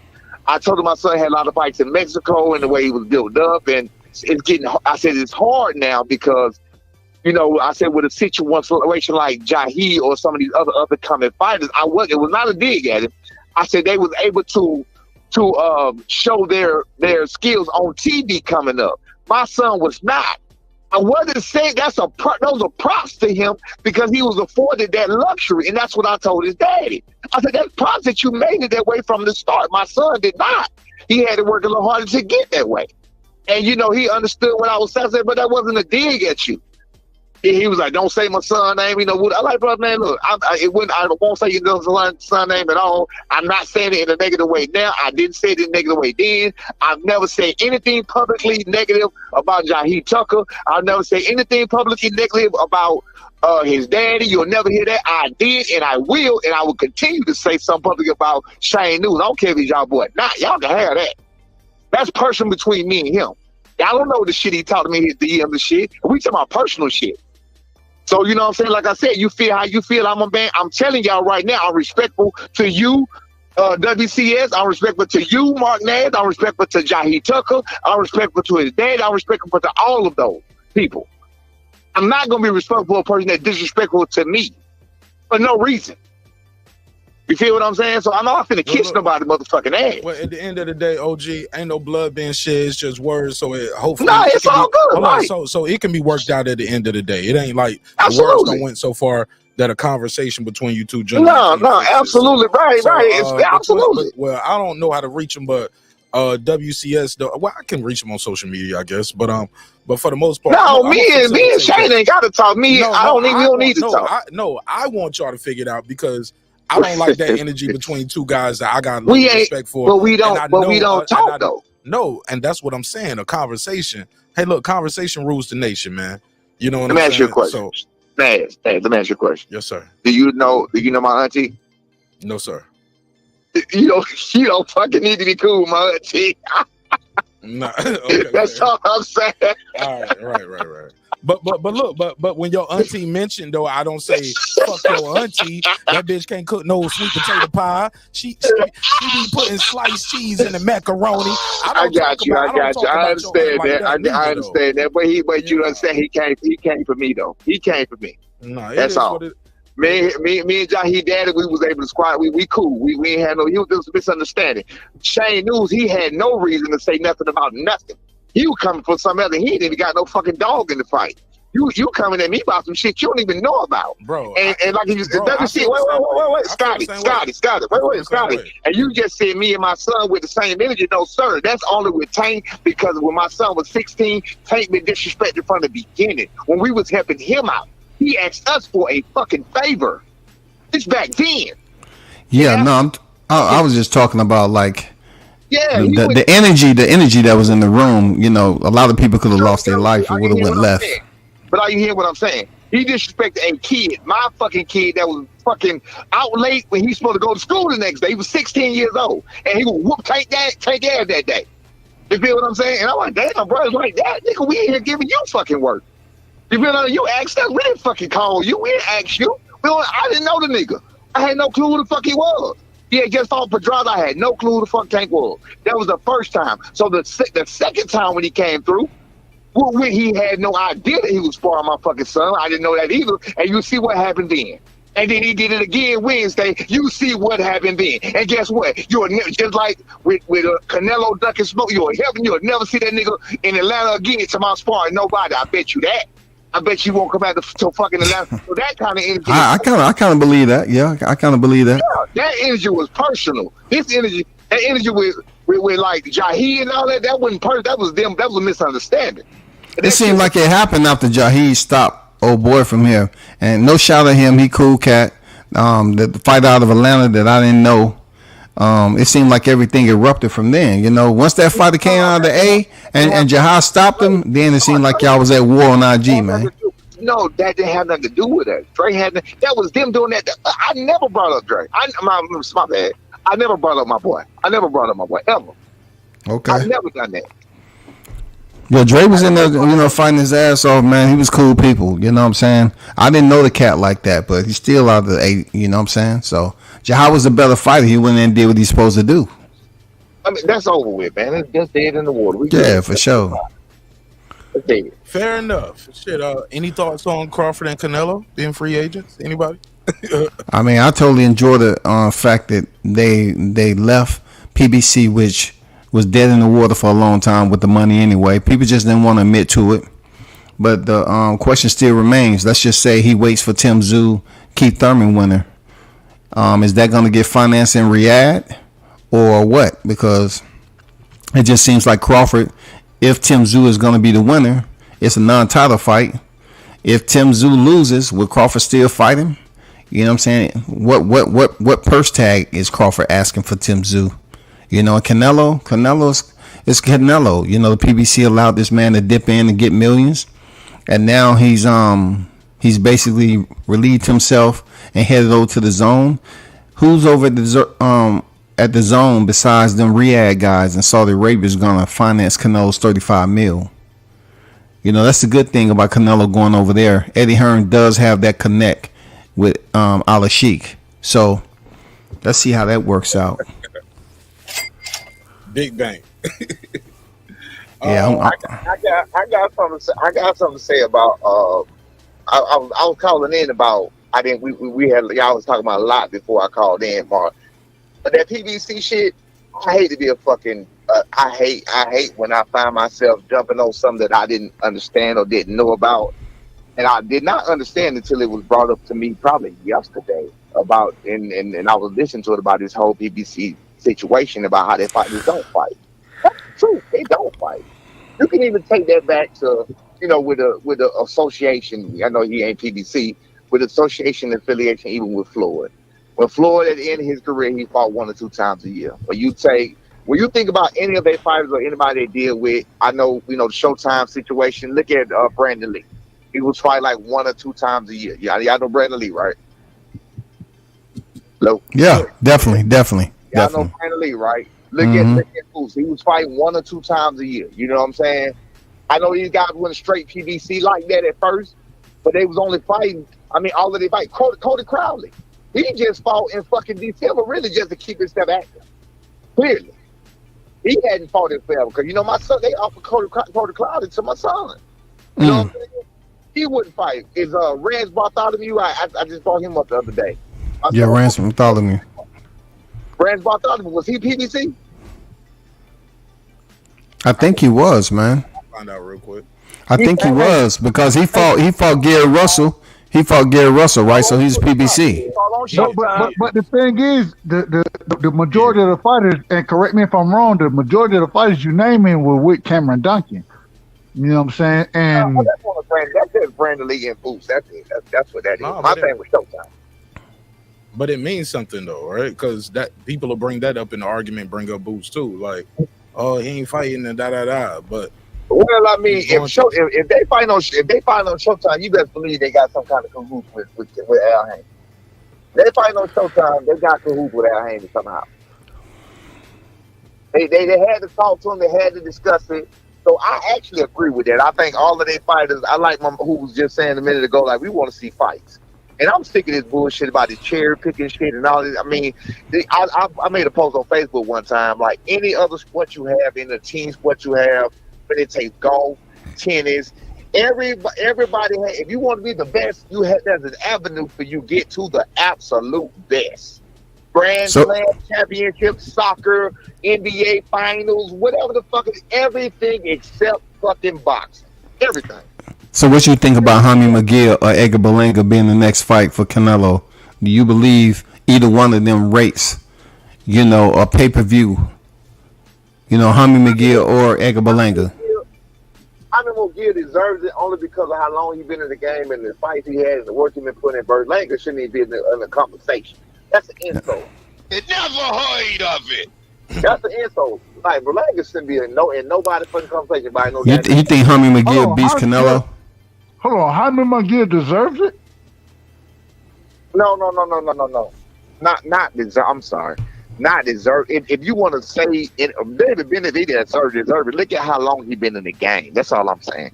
Look at how long he been fighting. Look at the work he put in. Like at what point, if you've been in so many years, what he got, like 40 fights? How many fights he got? He should have 40 professional wins now. Yeah. Yeah, he got 40. He got 40 plus. Ooh. Jaime McGill. But so he got 40 plus. He got 40 plus fights. That's a lot of work being put in. Like, when did you get your opportunity? Where did you get your chance? Yeah, but David Benavidez is a 2-time champion in that division. Never been dropped, never been knocked down. And he's walking through these dudes. Like, I don't want to fall for the debate and switch. Like, where if you can't get him, accept him. Like, how long do we gotta keep accepting second? Yeah, I'm with you. Yes. I think David Morrell beats Jaime McGill. I think so too.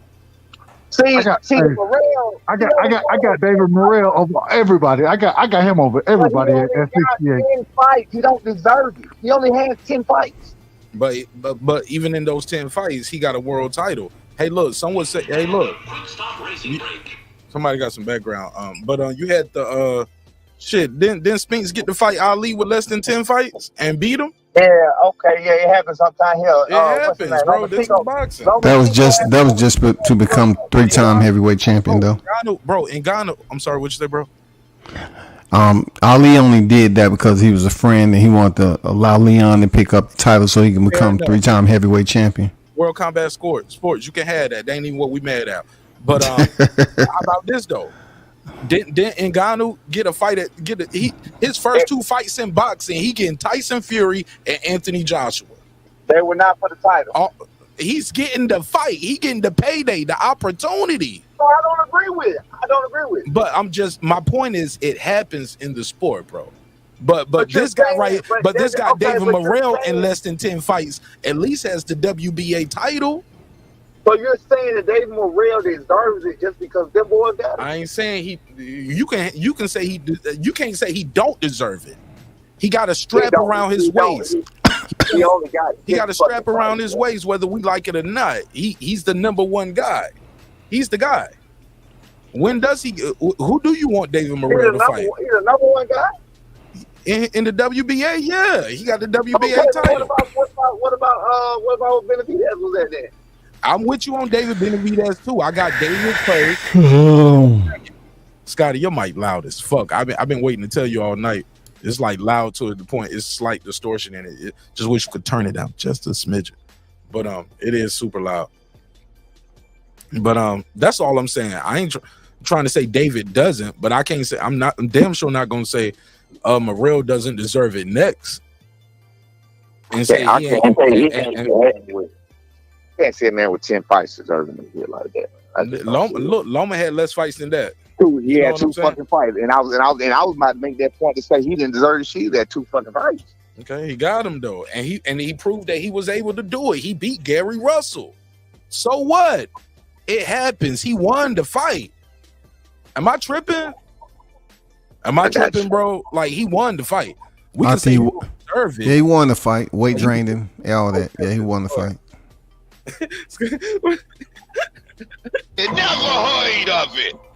Fair enough, but he won it regardless, though, dog. Go ahead. Right.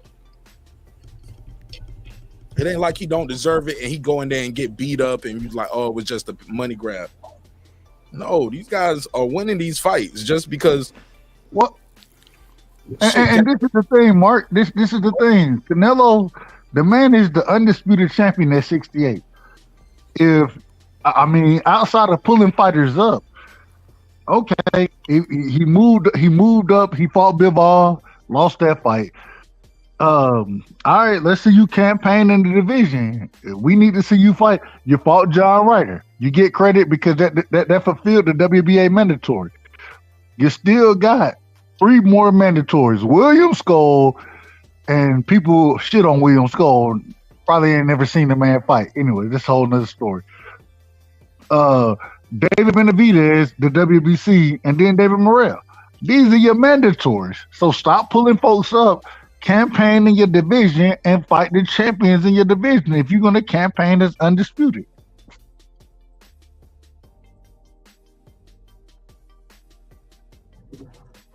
Go ahead. I have no reply. Go ahead, Brian. B. My bad. Hello. Oh look, yeah. Damn, you dropped Scott World Combat. No, I was working. My bad. I was working. You working and World Combat dropped off, but shout out to World Combat Sports. I appreciate him putting up. He said, "Hey Mark, appreciate access to your panel. Keep on marching." And I got to dip out. Enjoy. But I appreciate you, World Combat Sports. It's all love.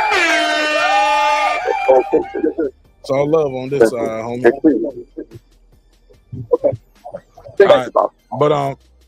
But at the end of the day, let me say this: David Benavidez moving to 175, the right side. Can he beat those guys up there? He got the frame for it, clearly. But is he gonna go up there and beat the winner? Hey, say it again. No, go ahead. Nah, I was about to mute you so I can hear I'm sorry, hit Dub real quick. Because that nigga sound like he was making play. What you want, a 3-5? You want 7 grams? I got you. I'm joking. But seriously, Dub right side, talk to me. Can you hear me? No, you crispy. Talk to me. What you think about Davis at 175? Can he beat the winner of Bivol and Beterbiev, no matter who it is? Man, I don't know. I don't know if he beats him because I think Bivol and Beterbiev, they bring, different things to the game, and I like that he's moving up because I think his frame is made for it. I think he can fight at light heavyweight easily. But at the same time, I don't know, and this is the most interesting part about him being at that division. I think he carries. He's a twinner. You know what I'm saying? So when you look at Bivol, I think Bivol, pure boxer, he's going to utilize range. You know what I'm saying? Stay fight behind his jab. Utilize footwork. Whereas Beterbiev, I think Beterbiev, he can do some of that, but he's gonna be the smaller fighter, so he's gonna utilize his power. One of the biggest punches we've seen in the sport of boxing.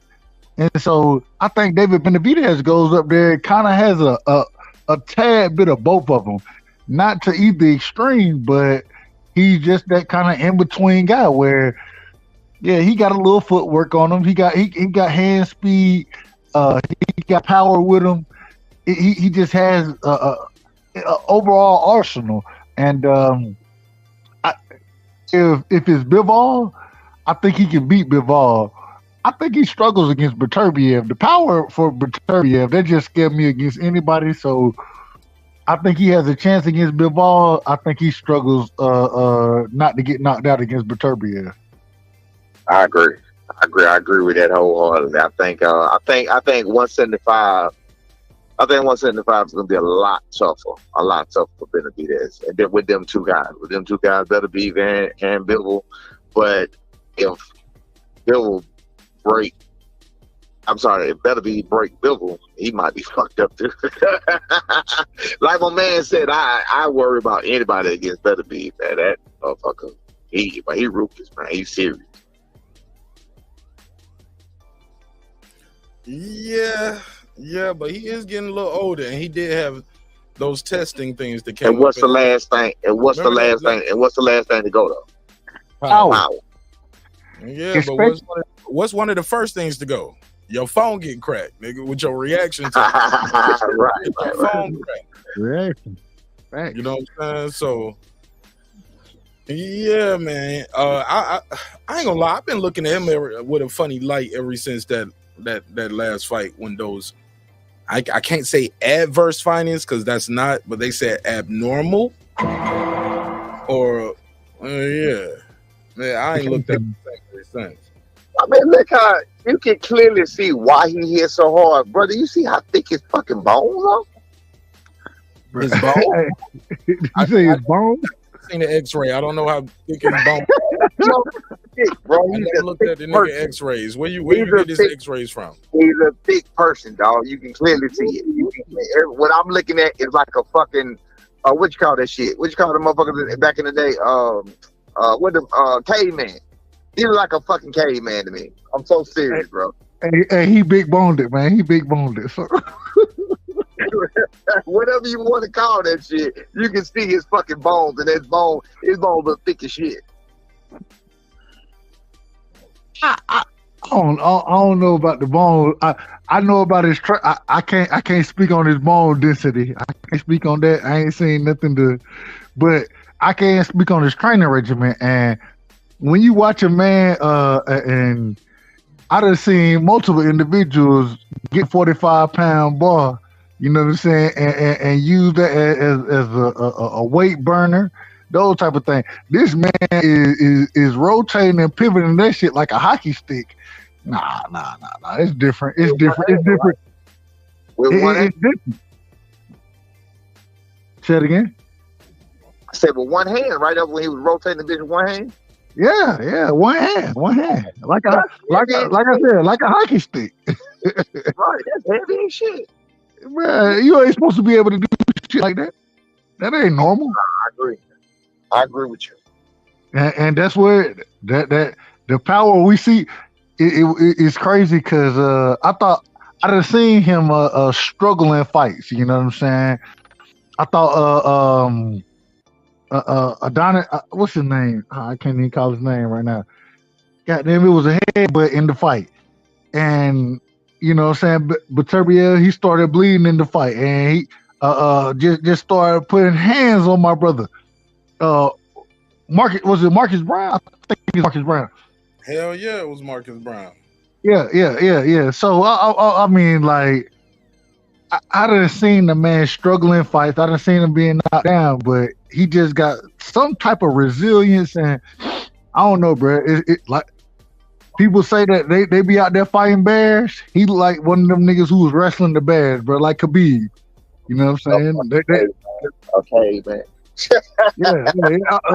Like you say, a caveman. Yeah. Like a damn caveman. Just a different type of strength, bro. Y'all playing crazy like y'all don't know. Wait a minute, y'all playing crazy like y'all don't know that what you call that shit? What they call that? The man with the some with the M. Big ass bones back in the day. Oh man, fuck. It was in the caveman day, but they call it. Oh my god, I can't. It's shit. I'm drawing a fucking blank. But when you see the cave, it's okay. When you see the bones and you see the bones up them, that's the kind of person. It was a certain type of man that they called it. I can't remember what the fuck it is. I want to say it started with an M though, but whatever. You talking like Neanderthal? Neanderthal man, boom! There you go. That nigga looks like a Neanderthal man. There you go. That's what I'm. You need to learn your alphabet. I'm just saying. I said I thought it started with a motherfucking M. I made a mistake. M-N, same shit. No, Neanderthal man. No, money starts with an M. I could see in my head. I could see in my head an M, but here you said me. It's a knee, motherfucker. Neanderthal man. Yeah, he look like a damn Neanderthal, man. Hey, look, but y'all got a fight coming up this weekend, man. I got to ask you about that shit, man. Yeah. Talk to me, man. How do y'all see the fight going? And how you guys preparing for your opponent? He's 25, which is wonderful. He's live, which is wonderful. He was a prospect, which is wonderful. I like the test. I love him being tested with people who, you know, like such as the last fight with people who want to win. They fight to win. You know, nobody want. You know, you don't want to be in there with no guy who's a loser. You know what I'm saying? Like you say, his phone out have been cracked or whatever. We don't even want that. We don't want that type of fight. And we were looking to stop him. We're looking to stop him, man. We're looking to get back on that track, get back on that road, and that's what we've been working on. That's pretty much all we've been working on. We've been working on getting him to listen to me when I talk. You know what I'm saying? Again, I would never throw my son under the bus. If I was lying about anything, you could go back to the last fight. You could hear me telling him all of the instructions during the fight. I watched it several times. You hear everything I'm saying. No, listen. You hear me saying it. You hear me saying it. No, I know you literally hear me talking during the fucking fight, telling him everything. Exactly. Like you said, we spoke, man. We've spoken on this shit, and we have certain languages and certain words we use as reminders. And I heard some of the shit like that sound crazy as hell. You listening to it, thinking you listen to a regular conversation. You're not listening to a regular conversation. You're listening to a conversation between the father and the son, who have codes and methods and shit we do to try to. So like I said one thing. I told him to use his emotions one time. I don't even know if y'all heard that shit. Yeah. That was about something completely different than what was going on. You feel what I'm saying? But if you didn't know, you didn't try. They could tell him to fight with emotion. Right. You know what I mean? But again, we worked on him listening to me. You know what I'm saying? Trying to get to the bottom of why he disconnects from listening to me sometimes, because he does that occasionally, and he does it occasionally, and we're not even talking about things that are hard to do. We're not talking about things that you need to practice. We're talking about things that he practices every single day and has been doing for his whole fucking life that he just refused to do sometimes. You know what I'm saying? And he assures me that he won't do it this time. He assures me, again, like I said, he always finds a way to win, so that's a good thing. But he assures me that he's going to listen to me. He assures me he's going to trust my eyes, wholeheartedly this time. And when I tell him to do something, he's going to do exactly what he says, just like he does in the ring, in the gym, and anywhere else that we're working. So if he does that, we're going to get his guy out of here. And that's a good thing, to get a 25-year-old live fighter out of there that does not want to be embarrassed, never been stopped. He has 2 losses. One of the losses are questionables. I'm not sure about the other loss. But one of them is definitely questionable. He fought Roman Villa, so I didn't even see that fight because, Showtime, I'm about to replay shit. That's another thing, when I'm talking about PBC, they do a lot of fuck shit. They really do. They really do a lot of bullshit, man, That's that's back to your old conversation, what you were saying.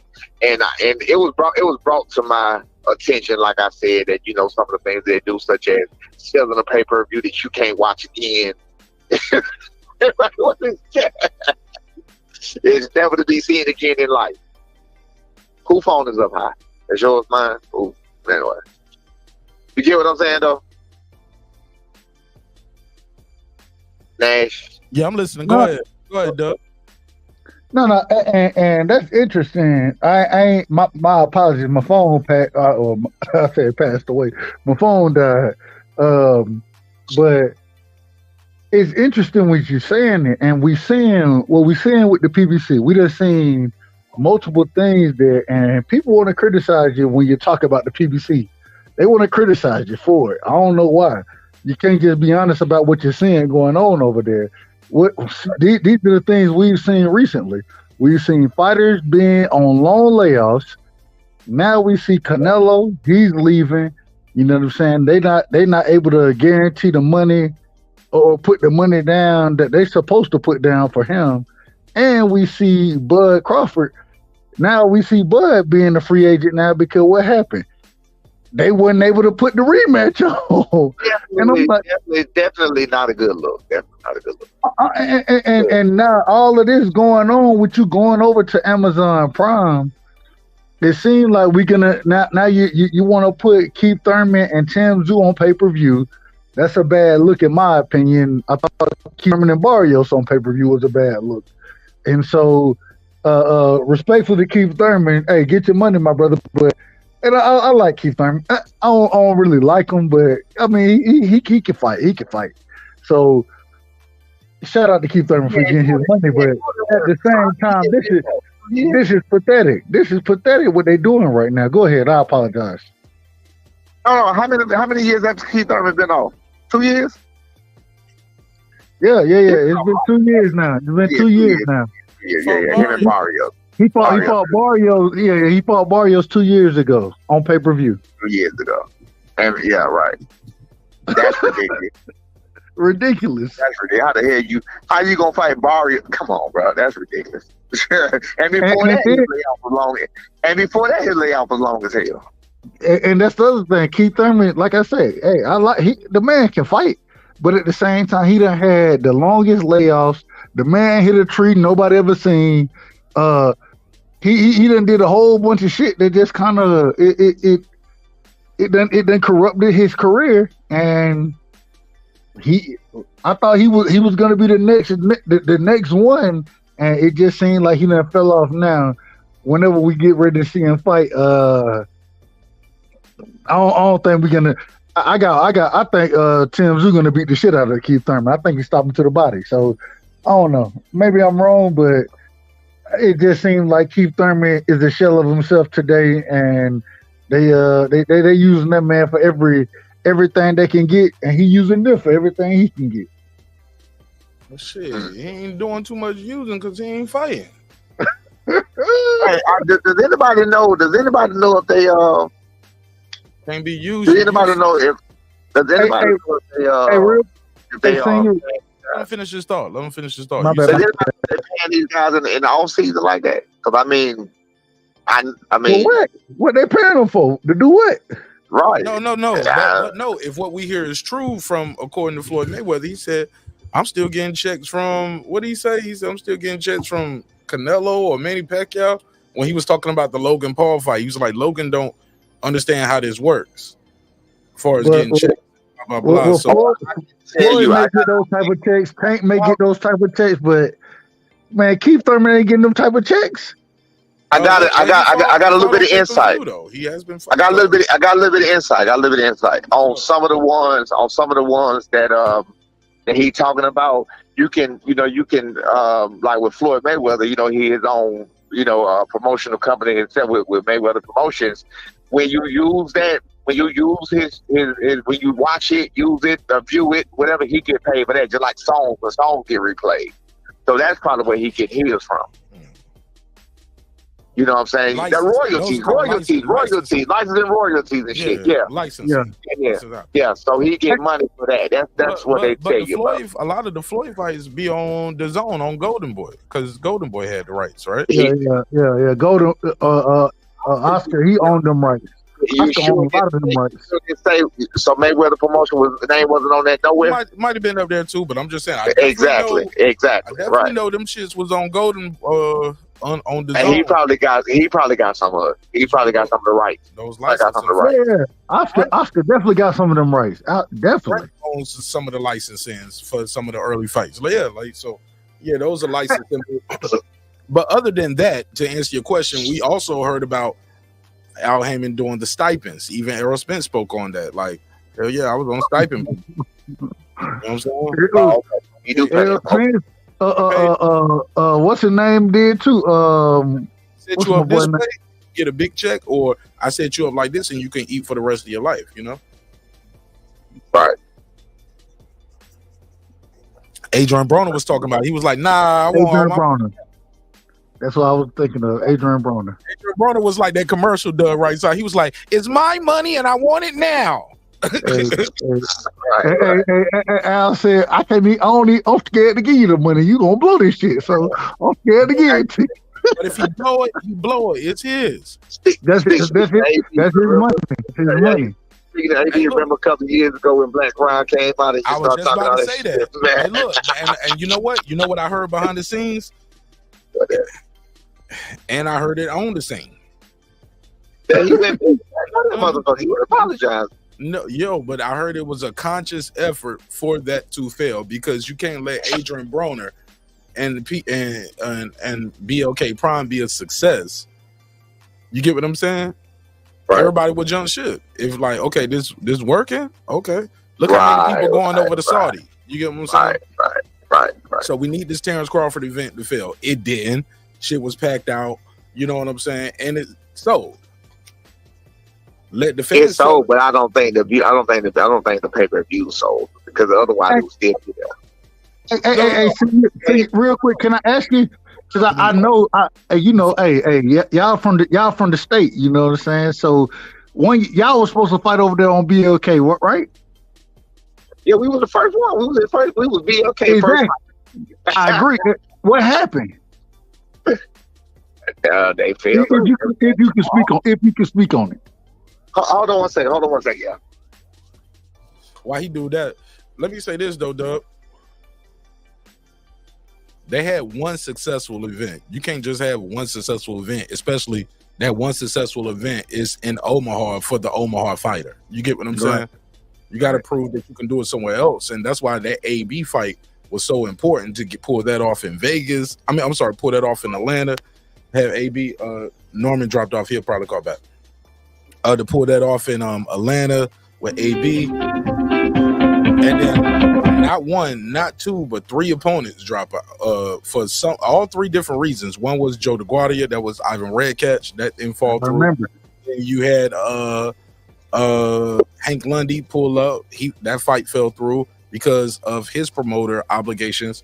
He got cut in the previous fight, but then he signed for the AB fight. So the argument was, if you can't fight for us on February the 3rd, how you gonna fight for somebody else? I think the other fight was like February 28th. So that was a problem. And then then Mike Williams Jr., Roy Jones had broken jaw. Got his jaw broken sparring, fighting back-to-back 10 round sparring back-to-back days. Sparring on Monday or Monday and Tuesday. who is in your damn camp? Respect. Jones Jr. And the crazy part is, if you go to my video archives, ironically, you can't make this up. I interview Ivan, Hank, and then Mike Williams. It was just like all back to back, and Christy Martin, who was the promoter of record for the fight. Like, you can't make this up. Just shit, you can't make this up. How? I was like, maybe it's me. Maybe I'm jinxing the fight. Hey, if you ever want to see somebody mess up a fight, go look at how that happened out. Go look how that worked out. All right. So we got Brian Norman Senior back, and I got my guy Piotr. I didn't hear earlier. I had to take him. Oh, we got a Canelo support. I want to hear what he got to say about the I want to hold on, real quick. I want to ask one more time. You dropped off, so I want to ask one more time. What happened with the BLK? You know what I'm saying? What happened with that? If you can speak on it. If you can't, I understand. I can fucking speak on this. First, nothing. They gave away free money, like real talk. They gave my boy a lot. They gave my money good. They gave my boy a good bit of free money. I don't know what they had going on. You know what I'm saying? It seemed at first, like a thought. I guess with any kind of business venture, you know, you have your head strong and you got some money, or you know, whatever you're gonna do. Like, okay, we can do this when you got a business plan. Of course, everything works fine until it gets in motion and you start getting road bumps and the stumps and everything else. So what happened was, he was the first fighter. He was supposed to fight in September. First fight was going to be in September. Shit, they came, never got an opponent, never got this, never got that. B was actually hurt anyway, so it was good for us. So he got the money. He got some money. They ended up paying him something even after that fight. When the fight fell through, promised him another one in October. We took that. That fell through. Then that's when Terence Crawford, you can go look at this. You can go look at the timeline. Terence Crawford got signed to BLK Prime in October towards the end. That's when they hit, hey, look, this is what we was waiting on. This was the deal. This is what was going on. This was the reason. This is why, why we couldn't make your fight happen, and we couldn't. But now I got this done, and we speaking to the owner now. Now I got this done. Now I got this out the way. We're ready to rock and roll. What's the name of the owner that you spoke to? Desmond. Okay. And now they're trying to put you on the undercard of that, right? No, let them keep finish. Oh, my bad. Yeah, he was main events. He was main events the first time, but then maybe we need to back that up to August, but it was 3 fights. 3 fights fell through. Then the Terence Crawford, I'm gonna say it before Terence Crawford got signed. Yeah, I'm gonna say it before that. I think Terence Crawford was the third fight. So then, because I do know they tried to put us on the undercard of Terence Crawford, and he was like, "Nah, don't even worry about it." He was like, "Fuck it," because we knew we was gonna get signed to Top Rank. So we knew we had that deal coming. So we had a 3-fight deal. We didn't have there was no time frame. It was a 3-fight deal, and the whole thing was about trying to get 3 fights by the end of that year. That was 2022. So we were trying to get 3 fights by the end of that year. You know, we were like, is that possible? Like, hell yeah, it's possible. We ready to get going. We ready to go. We got the money. We got the blue. You can fight whoever you want to fight, man. We gave them opponent after opponent after opponent. Never heard nothing about nothing. Never heard about nobody turning shit down. It was just like really total. It really was like total fucking nothing. It was nothing. You know what I'm saying? And like I said, and I knew AB fight wasn't gonna happen. I didn't think Terence Crawford fight was gonna happen. To be honest with you, I was the one fucking like it's not gonna happen. I was like, that fight is not gonna fucking happen or whatever because I seen how they was rocking. You know what I'm saying? So then he asked me to be on Terence Crawford undercard. B said no, not because of the undercard, not because it was Terence Crawford. He didn't like. Oh, it was a rumor. Now this I can't really say. But some of y'all might know. It was a rumor about who was behind the money that he got. Like when it came to paying Crawford and they got a lump sum of money in October. And they started really, that's how they got AB and blah, blah, blah. So it was a rumor about who was behind that. And B was like, my son, he was like, nah, I don't even want to be affiliated with that shit. You know, it might, well, not shit, you know, of course he ain't cut, but he was like, I don't even want to be affiliated with that. And it might come back and I don't even want my name tied to it. You know what I'm saying? The Bud name was tied to it just a little bit. You feel me? If y'all know, y'all know. So Bud name was tied to it. Like, yeah, he was like, no, I don't even want my name tied to it. So I was like, yeah, you know, you're right. So because first I was like, shit, going to get that money while it's there. You know what I'm saying? Yeah. But I don't get why Bud name being attached to it was a bad thing. B didn't want it. Didn't matter. B, I understand. He just didn't want his name tied to it. He didn't want nobody to question it. At that time, Bud wasn't on Good Morning America and shit like that neither. You know what I'm saying? It was a lot of negative energy. Okay. Yeah, so you know that, but that's what happened, man. Pretty much nothing. It was pretty much nothing. Can I ask you this? Last question. After that, I don't want to put you on, you know, on the fence, nothing like that. But with y'all signing with Top Rank, it seemed like, man, y'all getting more fights over there with Top Rank. I always say for a young fighter, it's good for them to be with somebody like Top Rank because they get their young fighters dates. You know what I'm saying? Was that one of the things that went into y'all thought process as far as y'all signing with Top Rank, as far as it goes right now? Because what we had dealt with the whole time, you know, we was with Cameron Duncan at first or whatever, and Cameron was getting them a lot of fights at first, but he really was just getting them fights to shop him around to, you know, at first it was supposed to be Top Rank, then it was Showtime, and you know that, you know, whatever. So we had situations in there, whatever. So really, he really was just excited and ready to get with somebody who knows what they're doing and has like y'all was just talking about before I got on about Amazon Prime not knowing boxing, you know, but at least they got the PBC and they know what they're doing. But you know, the network, you know, he wanted to be with somebody that has a reputation and they know what they're doing. So, you know what I'm saying? Like, Top Rank was really a no-brainer. No-brainer. He loved it. He loved it. I got it, Doug. No, you good. I'm going to just be jumping in like that. Sometimes I'm going to just say, I got it. So I can keep the conversation moving a certain way. Because I got to get Puro up here because y'all been bashing Canelo all night. Shame on y'all. Viva la Mexico. Viva la Mexico, cabrones. Give us the defense.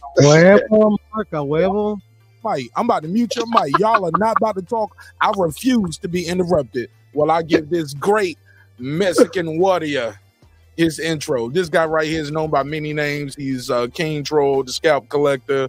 But over here we call him Puro Star. Puro! Welcome home. Welcome back to the neighborhood, bro. How you been? Thank you for having me again on, Mark. Thank you for coming back, Mark. You know, like you don't go live as much no more. I'm Puro. Yo, Puro. You're rich now. Puro. No, I ain't gonna say I'm rich yet, hey, but call a spade a spade, Puro. Call a spade, bro. Like, man, God. No. No, God works in crazy ways, bro. And one day soon, I'm gonna tell y'all the whole story of everything. You're rich now. Nah, I ain't gonna say. I'm not rich now, but God has blessed me and my family in a crazy way. But every blessing comes with what's the word? Responsibilities, and I have an immense responsibility to my family right now. Man, mainly my wife, my daughter, my father, my mom, my sister. Like it's like I just got a lot to do. You know what I'm saying? And I'm just super fucking busy, dog. And I'm getting older. You know what I'm saying? When I first started the show with y'all, this is what we're going in year 4 now. This is going to be year 4. Year 4, my daughter was a newborn. She could just sleep all night. She ain't doing shit. You know what I'm saying? Just roll over, give her a bottle. Bro, she's walking, talking back to me, talking back to her mama and shit. I'm like, yo, respect your mama. One day I'm gonna be gone. It's gonna be y'all two girls in here. I don't want you. Your mama gonna knock your head through the washer and dryer. I'm nice. You know what I'm saying? She gonna put your mama gonna put your face in between that washer and dryer, and you know what I'm saying, be slamming that shit like the laptop if the Wi-Fi bad. Hey, You gonna Mark. get fucking with your mama, yo. You need to listen to me. So I'm doing that. I just got. Are you rap? Did she have you rap, Mark? Did she have you rapped? Who? My daughter? Yeah. Yeah, but that's gonna come with it. You know what I'm saying? Like when you somebody like me who's lost children, bro, when you have a child that's like it's just different. You know what I'm saying? Like if you ever lost a child. No, I ain't never did it. So. You know what I'm saying? So my daughter is everything. And that's why look, man, I just got a lot going on, but I'm happy to be here to do the show when I can do the show. Sometimes it's gonna be daytime shows, excuse me. Nighttime. I'm gonna try to get more active, but I've been busy, and not to mention you two had me on suspension for a couple months, so I won't get paid to even be up here. Like, nigga, I ain't gonna be on YouTube talking niggas for hours free. What they suspended you for? Nah, hating ass niggas, you know what I'm saying? But I don't want, like, shout out to Reggie Owens. I learned that from him when I first got started. Don't whine, don't cry, don't moan, don't complain. Just keep doing your work. You know what I'm saying? They take your channel, fuck it, make another channel. You know what I'm saying? So shout out to Reggie show. You know what I'm saying? Like, he said that to me years ago. And I never forgot that. I was like, hell yeah, nigga, this ain't my life. You are busy. You are a brand. And not to mention, y'all know I do a lot of hustles, nigga. I DJ. You know what I'm saying? I got a trucking company, you know what I'm saying? As far as doing the free drop-offs, I do websites, make music, and now I'm in the real estate and doing all other kind of shits. My G's, like stocks. Hey, Mark, I don't know if anybody ever told you this, but we appreciate you, brother. Everything, your show, when we can jump on and rock with you, man, it means a lot to the people. And so, man, keep doing your thing, and damn it, hey, make sure you live in life for your family and yours, and I ain't got no problem with it. Nothing but love and respect. I appreciate everything you just said. Yeah, I'm busy, man, but I'm blessed though, man. God is good. God is good. All right, man. But go ahead, Pure. What you think about Canelo? Free agent. Free at last. I mean, for the short version, like Canelo or Eddie hasn't said anything. I mean, we got Chavez reporting, which is usually pretty spot on, but at the end of the day, there's been a lot of contradicting reports going out there. So, like, I don't know what to believe. Like, I read a report that he's going to fight Munguia next, and then Oscar just went on a podcast saying that fight's not happening this year. So, you know, like who knows? But I mean, yeah, for me, it's just it remains to be seen. But I have been laughing my ass off, enjoying the same old the hypocrisy on the YTV. You know, it is what it is. Okay, so give me your take. Why is Canelo a free agent now? Is it because here's my thing? I've heard two different slants of the same story. If you're pro Canelo, you're gonna say they didn't have the money. They didn't have his $35 million in escrow. The PBC is broke. That's that narrative. If you are slanting the other way and you are anti-Canelo, you'll say, hey, look, he wanted $35 million for a cherry pick. He didn't want to fight who they wanted him to fight. So he wants to fight Jermall Charlo. They want him to fight Benavidez, Crawford, or do something with Jaime Munguia, do a cross promotion with that. And he don't want to do that. He was like, no. So those are the two angles. So depending on which side of the tracks you on, which angle you taking, you have your opinion about it. Some people are, like I said, anti-Canelo, they're going this way. Pro-Canelo, they're going this way. But how does Crawford fit in that mix is what I'm saying, because he's gone too, because he's a free agent too, because they can't meet those requirements for his rematch. He was there for 2 fights, Spence and Spence. Clearly, Spence and Spence's went well over the expiration date. It's over. He can do what he want to do, go where he want to go. What's your take on that? Yeah, well, the Crawford news kind of came out of left field that he became a free agent, almost like, I mean, like if one could assume they became free agents on the same day. I was going to ask you, because it came out of left field, I didn't do any like research on it. Has Crawford spoke to anybody, any media platforms on if this rumor is true? Nope. Right, nope. so, And it's not even on his social media, nothing. He ain't said shit about it. All right. So yeah, I really don't got too much to say on that situation until like confirmed rumors. Then you with me on this. You know, it's a confirmed rumor until it's said, right? Yeah. The Canelo thing. At the end of the day, it's kind of the same thing. All the information other than the Chava reporting is coming from a source that I don't trust. You know. So at the end of the day, but just say for shits and giggles, he became a free agent. Like, who knows what the reason was? I mean, all of the narratives that are out there seem plausible on why he was able to become a free agent. I had my own kind of theory on it that Canelo never had or possibly never had a traditional 3-fight deal with Al Heyman. You know, like at the end of the day, like Canelo and Eddie are really like tight-lipped about this shit. They hardly talk about the business dealings that they have. You know, I've never seen any other than like the lawsuit that he had with like De La Hoya. I've never seen them talk about it. Oh yeah, you know, we got this, we're getting that, and the other. They always have like really vague responses when they're asked. You know, fair enough. Yeah, I have no idea. So at the end of the day, yeah, I mean, all those reasons are plausible.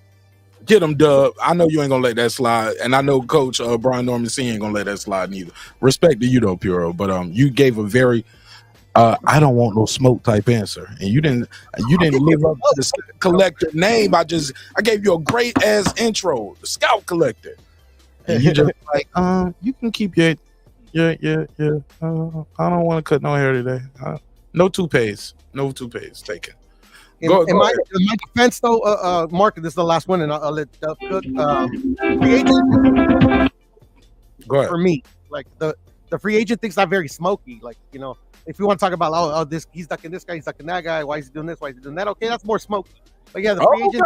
Okay, I didn't ask the right questions. Yeah, I was trying to say that, but without saying. No, say that shit. Say that shit. Go ahead, Dub.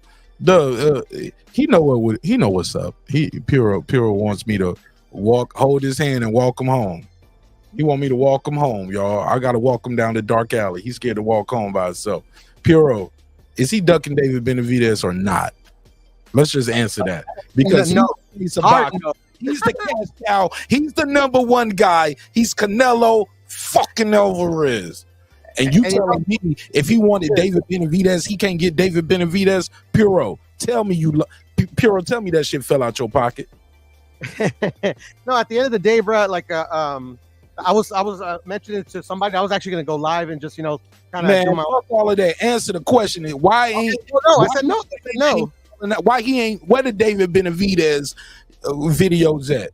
Calling him out everywhere. What do you mean? What videos? Why is Canelo not calling out David Benavidez and making that fight? He's the face of boxing. He's the cash cow. He's the number one guy. If he wants the fight to happen, it will happen. Why is the fight not happening? Why is he not fighting David Benavidez? Because he can't force him. He can't force him. He can't force him to sign a contract. He can't force. Who can't force? No. Let him answer in full. Senior, go Puro. Answer in full. Give me a nice soliloquy. That's the reason that I could see why this fight didn't happen. Give me a soliloquy. And the fighter contract, he doesn't sign it, and the fight doesn't happen. So like Canelo, yeah, he can do everything in his power to like try to get him to fight, but if the fighter doesn't want to sign the contract, it's beyond him. Hold on, Puro. You're saying hold on, Puro. Just to be clear, you're saying that David Benavidez is the one who don't want to sign the contract, correct? That's what you're saying. I mean, I don't know who in that camp doesn't want to sign it, but I mean, like when you're a manager, but you're putting it on David Benavidez's camp. You're putting it on his camp. I mean, who else am I going to put it on? You can't put it on me.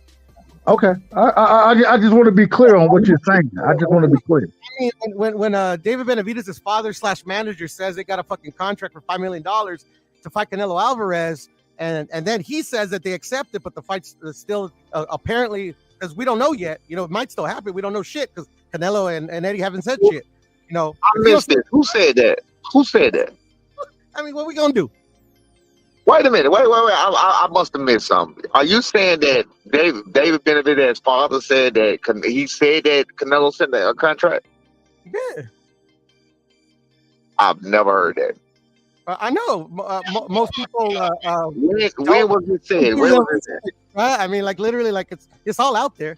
At the end of the day, it doesn't matter, bro. I think you got a bunch of it doesn't matter. Hold on, but we want to see the sources that you're telling us. We want to see the sources of where you're saying the information is coming from. We want to see that. Doug, I need to know where to find the video. Say it again. You've never shown me a source. Why do I have to show you a source? Oh God! All right, you got it, Phil. You got it. I'm not trying to get into that. I'm not trying to get into that, bro. No. This is I put it on YouTube, but now. Anything I ever say, if you first off, you never really asked me for. Hold on, Piro. You never really asked me for a source. That's the first thing. The second thing is that. Hold on. The second thing is that. What we're talking about right now, you're the one talking about sources, so why don't you just go ahead and provide it? Why does it matter what anything else was provided? Just provide what you're talking about and show that it's a fact. Just do that. Show that you're being factual. I ain't got no problem with anything you're saying. You my brother. I got love for you. But just, if this is the route you want to go, just be factual and stand on your point. Don't worry about anything I said previously. Stand on your point tonight. Hey, Dub, I don't have the track record of fucking capping out here on these YouTube streams. Okay, Piro, that's not the question. Just this one question. Are you saying that you heard out of your own ears David Benavidez's father say that a contract was sent for $5 million? Now, you heard that? Not just my own ears, but like literally the tons of Twitter accounts that like tweeted the exact same response to. Can you send the video? Can you send the video to Mark? I hope they're doing. Go ahead.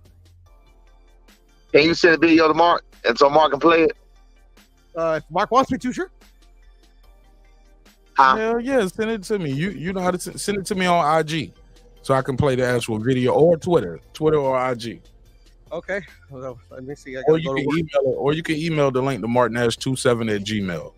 I'll send it on Instagram. That's usually how I send it. No. Fair enough. Let's do it. All right. And while I'm doing this, so when you guys hear what I heard, is that going to change anything? Like hell yeah. And what video is this? I was in the chat too. One that I saw was a small YouTuber called Chicana Boxing, and then it was funny. Like you, Mark, I think you know I've kind of implied that I'm not a big fan of the Boxing Voice and Narrative Ness, but I had to give Narrative Ness his flowers, bro. The interview he did with David Benavidez Sr., bro, it was. I never thought I would see Ness do that, like actually put pressure on Ness do that all the time. You just don't like but it. But Ness is a Canelo fan though. Yeah, but that's besides the point. Like literally, like I've never seen. Like he usually goes with the flow. Usually goes with the flow. Like he'll go with the lies if it gives them more, if it generates them more content. Nah, you know? I disagree with that. One he was like, I disagree with that too. Nah, he disagree all the time. I disagree. It was like he could have rolled with that. He definitely went against the spence shit. Bro, play the video, bro. Yeah, send that shit on IG. Do you want me to send the Boxing Voice one too? That was funny. Send it. Send it where he was saying. Send where he was where the father of David Benavidez was saying that Canelo sent them a contract for $5 million and they accepted. On my way. All right, while we're doing that, let me give a couple of shout outs, man. Shout out to iTalk. Shout out to the iTalk family. Shout out to Epoxy Magic. Somebody said I DM'd you the link. I DM'd you the IG. Okay, shit. Let me check it right now. Shout Oh, somebody else saw it too? Yeah, somebody else sending it to me now. I was shit. Shit, 'cause I don't even know what link account They're posted. saying this. Have you heard about David Benavidez Sr. saying, or David Benavidez's dad is saying that he was offered $5 million by Canelo, and he received the contract, and they accepted it. And I heard I heard that too, that they accepted it, but I heard that was, and they chose, but Canelo chose to fight Charlo instead, Jermall Charlo. I heard this was the September fight. Yes, sir. But how did he do that if he's like a free agent now? Doesn't make any sense. That's what I'm saying about what's funny. It's like the hypocrisy that's going on right now. Slow down. Those are two different things. They said, hold on, let me say this so I'll make Puro right. Puro, the video that I'm talking about, I don't know which one you guys are talking about, but it's them saying they accepted the Canelo fight and Canelo chose to fight Jermall Charlo in September. That's not what he said. That's not what he just said. I think I heard something about that too. Yeah. Okay, Mark, I'll give you that one. That was another. Send the other one. Send the one where he said about the $5 million, and then you telling me, Mark, you seen one where he said it, but they chose to fight who instead? Mark Charlo. Yeah, Jermall Charlo. But then Charlo is saying that. But Charlo saying that's not true. No, Jermall Charlo. This fight. Before. The one before. Old one. I got you.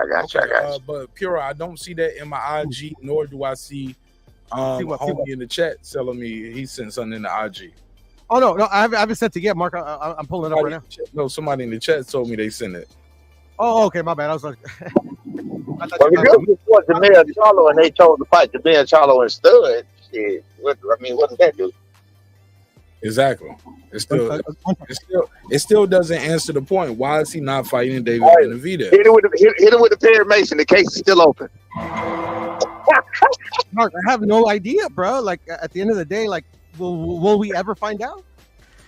Yo, I DM'd you the video. I don't know what's wrong with your IG. You on Instagram and you sent me a video. What a ride. Send it again right now. Like I'm in my IG right now. What up, Piro? I'm gonna send it to you right now.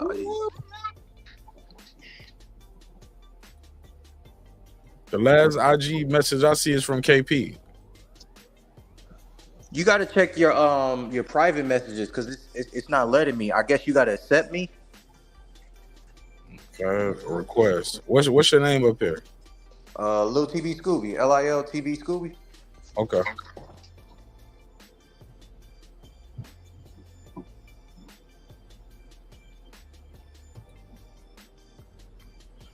All right, send a YouTube video. Is it? Nigga, you sent a 27-minute video, bro. You gotta give me a timestamp, dog. Nigga, you sent a video of 27 minutes and 42 seconds. Yeah, Rod, we gotta come prepared with like a whole. I'm gonna go find it. Oh, I'll be back. Bro, stop the semantics and stop the conjecture. Bro, it's 27 minutes and 42 seconds. I can't play this. Can you at least tell me where it's at in the video? No, I hear you. I was just fucking with you. And also, I mean, like 7 minutes. I thought we trusted each other. I mean, like you could take my word for it. I'm just look. I don't even know what the fuck y'all talking about. I ain't even seen this video 2 days ago until y'all telling me. I want to hear this shit with my. I want to hear this shit with my own. Like, I mean, anyway, like where we at with this? Like, shout out to Ness. We cool, but I don't think homie want me to play 27 minutes of his content. Can y'all tell? No, but I don't expect you to hold up. I'm hooking you up. Just gonna take some time. Puro, take your time. I'm talking to Hot Rod. Oh, he dropped off. He dropped off. Hot Rod, my question for you is, Hot Rod, damn, he gone. Hot Rod, my question for you is, where in the video is this? Maybe he gonna find it. But I can't just be scrubbing through 27 minutes, nigga. Like, you know, I don't even know now. I mean, because if you didn't talk to Eddie, who'd you talk to for Vazdek? Because that's his fighter. I talked to Samsung. Thank you. We haven't heard back from them. Hold on, let me fetch you. To show the world that David Benavidez is the best at 168. But honestly, I don't think that fight is going to. Samson cannot withhold an offer from you. Let me rewind. Disciplined guy. Fear. Do you believe that it is fear Because he has fought 5 people that the public demanded that he fought throughout his career. All right. Here we Well, go. at the end of the day, you can say whatever you want. y'all hear it? People can say whatever they want. You know, at the end of the day, warriors fight warriors. Champions fight young lions. Fight whoever's next, whoever's ranked them from 1 to 3, 4, 5. And I think my respects to Canelo. I always said that Canelo has done so much for boxing. He's a very disciplined guy.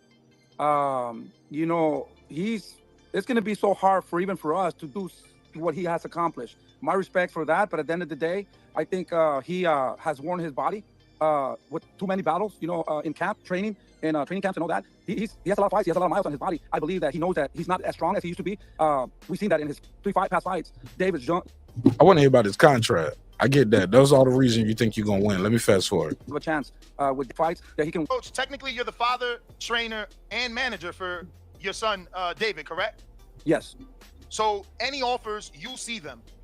Yes, that's why I'm talking. That's why I'm talking. It's mandatory, though, right? No, Samson cannot withhold an offer from you because you're also the manager, right? So anytime there's an offer, you have to see it, correct? All the offers, everything. We're on communication with everything. You know, he called me. They said, hey, they want to give you the minimum. I said, no problem, Samson. Let's make it happen. You know, so far so good. All the negotiations and everything. I just told them, make it happen, man. Give him everything he wants. Let's make it happen. You know, at the end of the day, I don't see that fight's gonna happen. So they're looking for anything from me not to make it happen. And I really want that fight. And I just told them, you know, we'll fight for free. You know, at the end of the day, you know, it's a great fight. It's an opportunity for us to show the world that David Benavidez is the best at 168.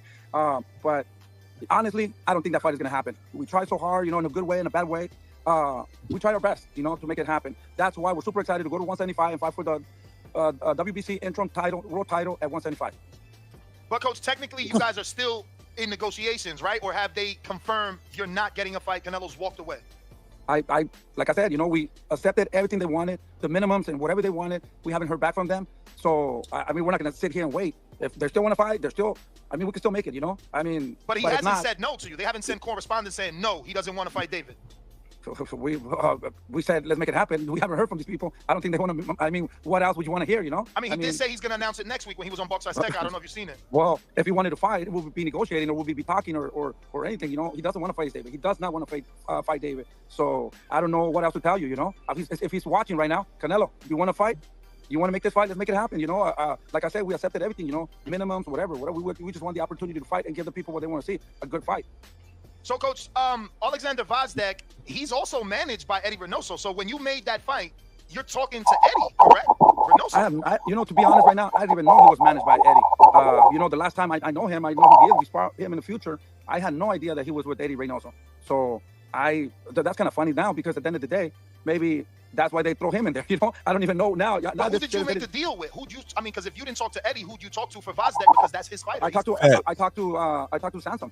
He's the one, and Luis de Cubas, and then those are the ones that made everything happen. I mean, it's already done. I didn't talk to the fighter. You know, I talked to the promoter. I talked to Luis de Cubas. I talked to Samson. They're the ones. Now, this is the first time I hear that he's managed by Eddie Reynoso. Yeah, Coach, he's been on Canelo undercards the last 2 fights. He trains with him. That's their guy. Yeah, I didn't like I said, this is the first time I hear that he's his manager. I mean, that gets more interesting. Shit, you know. That's why I wanted to interview. I'm like, wait, something's got, because I thought you knew, and I thought as a manager you were negotiating with Gvozdyk's manager. Remember what I told you like about a week and a half that we were negotiating with Munguia. We were negotiating with Canelo. I mean, they said that they would take the fight, but they would pay David the minimum. But remember I said like about a week and a half. This fight just got made like 3 days ago. That's why, you know, I didn't ask nothing. You know, we just want to fight. So Samson just said, okay, the fight is made. Everything's ready to go. 175. We're gonna fight for the world title, the interim world title. And that's why it happened so fast that I don't want to know who he's managed by, who's he training by, or whatever. You know, we just want to fight. And Coach, okay, let's pause it right there. Let's pause it right there. I just think that it would have been better for David to stay in the division and continue to put the pressure on Canelo. Fight guys like Billy or Eric Bazianen in Canada, you know, and do Canadian pay-per-view, stream it free in America. You know, he could also fight David Morrell. Why move up to fight Gvozdyk that he was retired 4 years ago? But he fought. What do you mean he was retired 2 years ago? He just fought. He has to what, Arthur Beterbiev retired him for 4 straight years. After his 2019 fight for the unification, he got retired, took 4 years off. Then he came back, had 3 tune-ups that they're nowhere near. Like, David could kill this guy legit. He was out the ring, and the fight. He said he could kill this guy legit. Yeah, that's who you fighting though. You could have stayed there and kept campaigning for Canelo. Puro, I get where you guys coming from with this. Des did press him on this interview.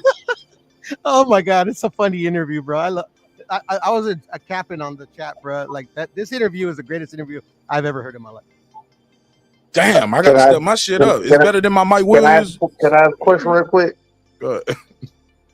The question is, so y'all see Canelo obviously is not, he's not saying that he won't Benavidez. Y'all won't we were just talking about fighters being on the ship. Y'all want Benavidez to not fight?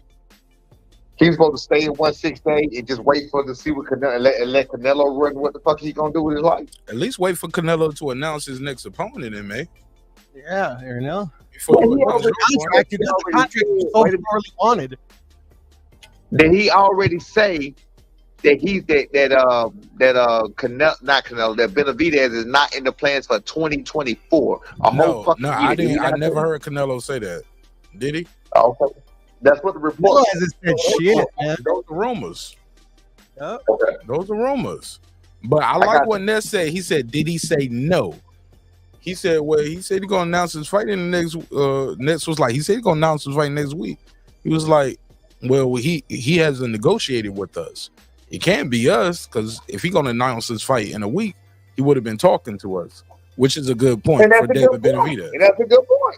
Well, no, y'all sent an offer, and he just hasn't announced that he's accepting yet. So I'm back with Ness on this side. The thing is, Man, we gotta stop this, man. Listen, literally, hold on. The fight that understand both sides. Motherfucker ain't announced yet. Yeah, and the fight was announced late, so you ain't training. You ain't thinking you about to get the fight. Like having I'm the one who announced it. He wants every leverage, and I'm mad, and I ain't mad at that at all. But I can understand both sides of this equation. It's all rumors on both sides. Yeah, and then David Senior is basically saying that he has no knowledge of his sons and I don't know what you call a manager's like managee or whatever negotiations and fights. Like I didn't hear that yet. Bro, he didn't know that the guy that his son is fighting next is Eddie Reynoso's manager. No. He said, he said I ain't have to. He said because I don't get into the other men. I know who I'm talking to sign the fight. Look, man, Canelo ducked David Benavidez. We all see it. We all know it didn't happen. And so, regardless of what y'all want to tell me, then hey, we understand Canelo. He's gonna fight who he want to. So look for the Jaime Munguia fight. Look for what's buddy Berlanga fight. Look for those fights now that he going back to the zone. Man, the man gonna fight who he want to, and y'all gonna tell me it's a good fight when I know he ain't find the best. I'm with you, big dog. That's some bullshit. I'm with you. It is some bullshit, bro. What we're hearing from you guys. It's the bullshit. Tell us why. Tell us, Puro. Explain it. Make it make sense. I've been trying to, bro. I've been trying to. We'll try again. Make it make sense. No, Mark, it's cool, bro. I mean, like people like Dub and the guy that you have on the phone. I mean, like they got their mind convinced, bro. Like literally, David Benavidez could fight next month versus Canelo, and the next day, Dub and the guy you got on the phone is gonna say, "Hey, he's still ducking him." That fight that was not David, Canelo. Those were actors, you know. But at the end of the day, bro, I mean, like. He got sent a contract. They accepted it. He said that they didn't hear anything back, but then you still haven't provided that. You still haven't provided the information. So you ain't provided it. Let me take a call. Go ahead, Jerry the Terror Tasker from Baltimore. What up, Jerry? You always gonna interrupt somebody. Oh well, shit. I was trying to give you the floor, Puro, and then you was telling me it didn't matter, but I'm gonna give you back the floor. I was talking, and then Dub just like straight cut me off. But it's cool, he did. Go. Well, hold on, Jerry. Go ahead, Puro. Yeah. I want you to finish. Hold on, Jerry. Go ahead, Puro. Yeah. I do want you to make it make sense for me. How is he not ducking? He's the face of boxing. He's the cash cow. That's what you told me. If he wants the David Benavidez fight, he could have fought him instead of Jermall Charlo. He's the guy. He could have, but he didn't. But he did send up a contract, right? From what I heard, he sent them an offer and they agreed, Right. and he He still did chose to contract. fight Jermall. Yeah, but they're talking about an instance that, like, in negotiations, like right now, when they were negotiating right now for Canelo's next opponent. I'm talking about period. Like, even going back to what you just said, he sent them an offer, they accepted. Yeah. This is back in. How is Canelo ducking if he sends a man an offer? Okay, the guy accepts and you still don't fight him. You fight somebody else. He hasn't fought anybody else, Mark. He fought Jermall Charlo instead. Yeah, that was back then. Like, the contract was set on the table. So why he didn't fight him then in September? Why did he fight Jermall? I don't know. Like, okay, you don't know. Why do you think he didn't fight him? Because he sent him a contract. They said that they accepted it. I don't know why it didn't happen. Maybe he didn't want to fight as much as all of us think we wanted. Didn't want to fight. Okay, all right, let's pass it around. Who didn't want to fight, Mark? The cash cow, the money man, the guy who makes all the decisions. I still the contract if you don't want to fight. That doesn't make any sense. Like that's why it blew my mind too. Sometimes you send people an offer, you think they're gonna refuse, and they take it, and then you between the rock and a hard place. Okay, so we're gonna take that giant leap that he was trying to call his bluff. He called it, and then he got scared. That's the leap. That's what I'm going with. That's what I'm going with, dog. Right now, until you tell me otherwise. But hold what you got? I can't tell you otherwise, Mark, because you're giving I'm trying to tell you to do. You want to have a back and forth, and I just want you to tell me what you got going on. Have a back and forth. Like, you're asking me questions when it's your turn to speak, and I just want you to give me like a full paragraph or two telling me why you feel what you feel. But it's like you need me to give you the energy. Like, well, ask me this, and I answer this. I would give you the energy. So you asked me a question. The question was, why is Canelo not ducking David Benavidez? Because by his own manager's own admission, they sent Canelo Alvarez sent him a fight offer for him to fight his son to give him an opportunity at the undisputed titles. Mm-hmm. They said that they accepted, but he never heard back from. I'm assuming he meant, because he didn't really delve into that because he was stuttering a lot. That they said they accepted, but the fight didn't happen. Fair enough. You're gonna take it as Canelo was like, oh shit, he called my bluff. I'm just gonna fight somebody else, and okay, it's a duck, and that's cool. Whatever you want to believe, That go ahead. I don't know anything to the contrary, sir, and you didn't provide anything to the contrary. Yes, I did provide to the contrary. Like, no, I asked you clearly why he didn't fight David instead of Jermall. You said I don't know. We don't know. Not I don't know. We don't know. So you didn't provide nothing to the contrary. You don't know neither. Yeah, you in the same boat with me. So how can you even argue with me on that? David Benavidez. I didn't say he didn't duck. I didn't say he ducked. I'm not that loose with that word. I'm asking you why didn't he fight him? That's what I asked. How would I know that? Fair enough. Let's pass the mic. Jared and Terataska. Then we're gonna go to DTDC. Go ahead, Jared. Give me your opening statement. Then we go to DT. Yeah, I'm a long-time Canelo fan. Last time I seen Benavidez fight, he had 3 WBC intern, number 1 contender belts. This guy's done everything he can do. He's really been the top super middleweight the whole time Canelo's been in that division. He's had plenty of opportunity to fight him. I've defended Canelo his entire career that he's not the type of fighter to duck. People say he ducked Golovkin. He fought him in his first and second fight at middleweight. But in my opinion, he's ducked Benavidez. It's just simple. All this minutia about what he said and she said, it's really irrelevant. David is the number 1 guy. He's been the number 1 guy. He's a beast of a fighter, and Canelo knows it. And to add even more complication, David is not popular. So you're looking at a very simple thing. In boxing, it's a high-risk, low-reward fight for Canelo. And at this point in his career, he just does not want to fight him. He could have fought him. A $5 million offer, first off, is an insulting offer, really, when you consider Plant got $10 million. But what this guy said is they accepted the offer. They didn't hear anything back. Now a lot of people have been criticizing Benavidez. He just needs to move on. So if they accept the terms and they don't hear nothing back, and then they get an offer to move on and take an opportunity for an interim title at 175, then this is what the guy should do. He cannot make Canelo fight him, and that's all she wrote. So, I'm not a fanboy of any fighter, so I'm a fan of Canelo's, but I got to call it like I see it, man.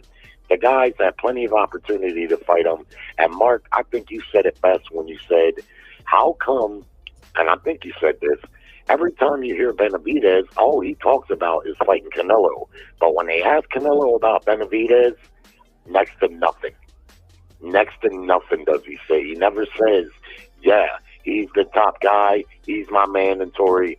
I definitely want to fight him. No, you just don't hear it. So, to me, it's not complicated. It's pretty simple. Nice. Shout out to Jerry. Go to my guy DTDC. Go ahead, DTDC. Then we can open it back up to everybody. DT. Is this DTDC? I'm sorry. What's the number? Shit. Fam, can you hear me, bro? Yeah, can you hear me? Go ahead, DT. Hey, my bad, bro. Hey, Jerry, I'm going to say it like this. I'm hearing you, Jerry. I'm a Canelo fan, too. I love him. I respect him for what he's done for the sport.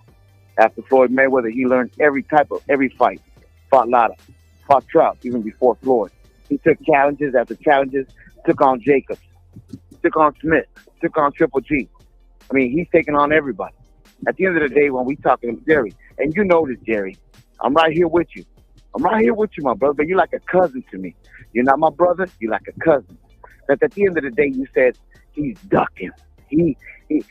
Everything is pointed to ducking. I'm telling you like this, man. Ryder got a guaranteed of $2 million with that fight, plus pay-per-view event, of course, because he wasn't a champion. Caleb Plant was the champion. It was the last title that he needed. He got $10 million. Smith got good money, too. At the end of the day, anybody that has a championship is going to get paid good by Canelo Alvarez. Facts. I'm telling you right now. Is he ducking and dodging Benavidez? Benavidez lost in the weight, lost by cocaine. He could have had a chance. He had Al Heyman with him. So why the fuck isn't he mad at Al Heyman for not making the fight? Years ago, that tells me, but Jerry, hear me out. He was quiet while you was talking, Jerry. Let him cook. Yeah, you talk, Jerry. I'm telling you, you're like a cousin. At the end of the day, you coming for Thanksgiving. When you leaving? Because you say you are who you are. You this Canelo, this and that. I'm telling you right now. Y'all leave my Thanksgiving out. I'm telling you right now. Canelo Alvarez is the face of boxing. He can do whatever the fuck he wants, just like Floyd Mayweather did. He can do whatever the fuck he wants.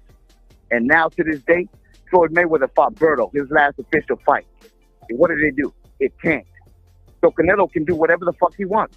It's up to the consumer if they're gonna buy it or not. This fight with Munguia is gonna sell, and you know that, Jerry. It's Mexico versus Mexico, a legitimate Mexican, not an Ecuadorian guacamole, Arizona son that they don't know where he's from. Come on, man. Shit. We know this. And what's up, Dub? What's up, my brother? What's up, my brother, Dub? All right. Well, hey, Mark, can I rebut that? Yeah, that's everybody. Everybody don't got their shit off now. Okay, well, let me everybody. Jerry's full of shit. I'm gonna say this. Okay. First off, the cocaine thing. I mean, this is talking 3 years ago. That's no longer an excuse. The guy has been the number one guy throughout the entire time Canelo has been in the division. Now, I said in my opening statement, I'm a Canelo fan. I've defended Canelo numerous times with him taking on challenges. But I got to call it like I see it, man. I'm not concerned about, when I hear people say Canelo can do what he wants. Not for me. If you're the champion, you have a responsibility to fight that number one contender at some point. I don't give a fuck if you're Canelo Alvarez, Bud Crawford, or who you are. Canelo's got all 4 of the titles. He's a top 5 pound-for-pound fighter, and he's got an undefeated fighter breathing down his neck in his own division. He's put him off for 2 years straight with, he missed weight. Lots of fighters have missed weight. That didn't stop them from getting big fights moving forward. Tank Davis has missed weight. Floyd Mayweather missed weight once in his career. That happens. Now, the cocaine, yeah, you could say that, but Canelo got busted and tested positive for some type of performance-enhancing drug. And that's not stopping him from getting fights. Canelo's the cash cow. I know that. And that's why the fight's not happening. Fair enough. Wrap it up, B. You got to let everybody else get in, too. It ain't no more opening statements. Everybody going to be jumping in a little bit, too, Jerry. I just was rebutting. Go ahead. Yeah, that's a long-ass rebuttal. Like, you got to land your plane. Go ahead, Detroit. And Puro. No. I'm in Dallas. D-Block, D-Town, D-City, D-Ville. D-Block, my bad. Stand up. Yeah, I've heard of you, man. What's up? Jerry, I love you, my brother. No, my bad, my cousin. Because I'm going to tell you like this. At the end of the day, who is Canelo? What has he brought to the sport? He's brought greatness. He's brought championships. He is the undisputed champion at 168. I can understand where you're coming from, my brother. I could understand where you're coming from, my cousin. My bad again. But at the end of the day, we're talking about an interim champion. And he's going to fight for another interim championship. When the fuck? I mean, let me tell you something, Jerry. Do you give? Let's just say it, and I'm gonna give you a hypothetical, and I'm gonna let it go like this. Do you give Benavidez a chance with Better Beef? If Better Beef beats Bivol? Yes. Yeah, I think Benavidez competes real good at 175 with anybody up there. That's all I gotta say, my brother. Thank you so much, and everybody else can answer whatever they're gonna answer. Shit, we still got Brian Norman Sr. on the phone as well. Got Puro on the panel. Dub right side and this motherfucker. Shout out to everybody in the chat. I see my homegirl Foodie with the beauty in this bitch. I am Cam Edwards, King KO. What up, though? Ivan Mack, where you at? Jaden Burney, you heard him. Shout out to that guy, and also shout out to my guy. That guy, Eclipse 330 early. Lisa Bell, she never fails. Appreciate all of y'all pulling up. Everybody, Average Joe, I see all of y'all. Epoxy Magic, Mad Dog, salute. Go ahead. Let's pass it around. Keep it hot. Pause. Yeah, man. But yeah. I mean, it's hard to tell me that you offer the guy a fight, he's ducking. Why the fight didn't happen after the contract was set and accepted, I don't know. But I mean, like, calling him a duck after all that happens, I don't know. I don't know how you get in a contract, Pure. I thought it was just talks and negotiations. Like first, but did you play the video and he said contract? No, I was talking about the Jermall Charlo fight, like that when he I'm fought. not talking about the Jermall Charlo fight. I'm talking about the interview that he had with Ness, about the interview that he said. Bringing it back full circle. I'm trying to bring everything full circle, as into he could have fought Benavidez multiple times. If he's the face of boxing, he's the cash cow. If he wants to fight, the fight is going to happen, bro. Not if the other party doesn't want to accept the fight. And that's what I'm asking you. You think David Benavidez is ducking Canelo? No. So why the fight ain't happening then? I think I said it a few times. I don't know. Okay, so you don't know. No, I don't know. The only thing that I was at least I thought I was asked is like is why did Canelo duck Benavidez? And I gave my answer. No, the question was never ducked. You keep changing that. You keep inserting that word. I've never said it. Why didn't the fight happen? I don't know.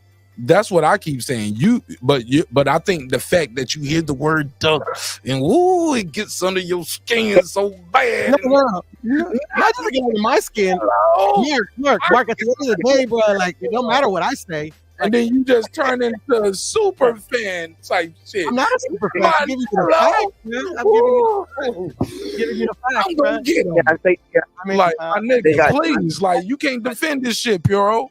Defend what? Defend this shit. Defend what? Say your piece. Defend what? If it looks like a, don't be fake. Defend what?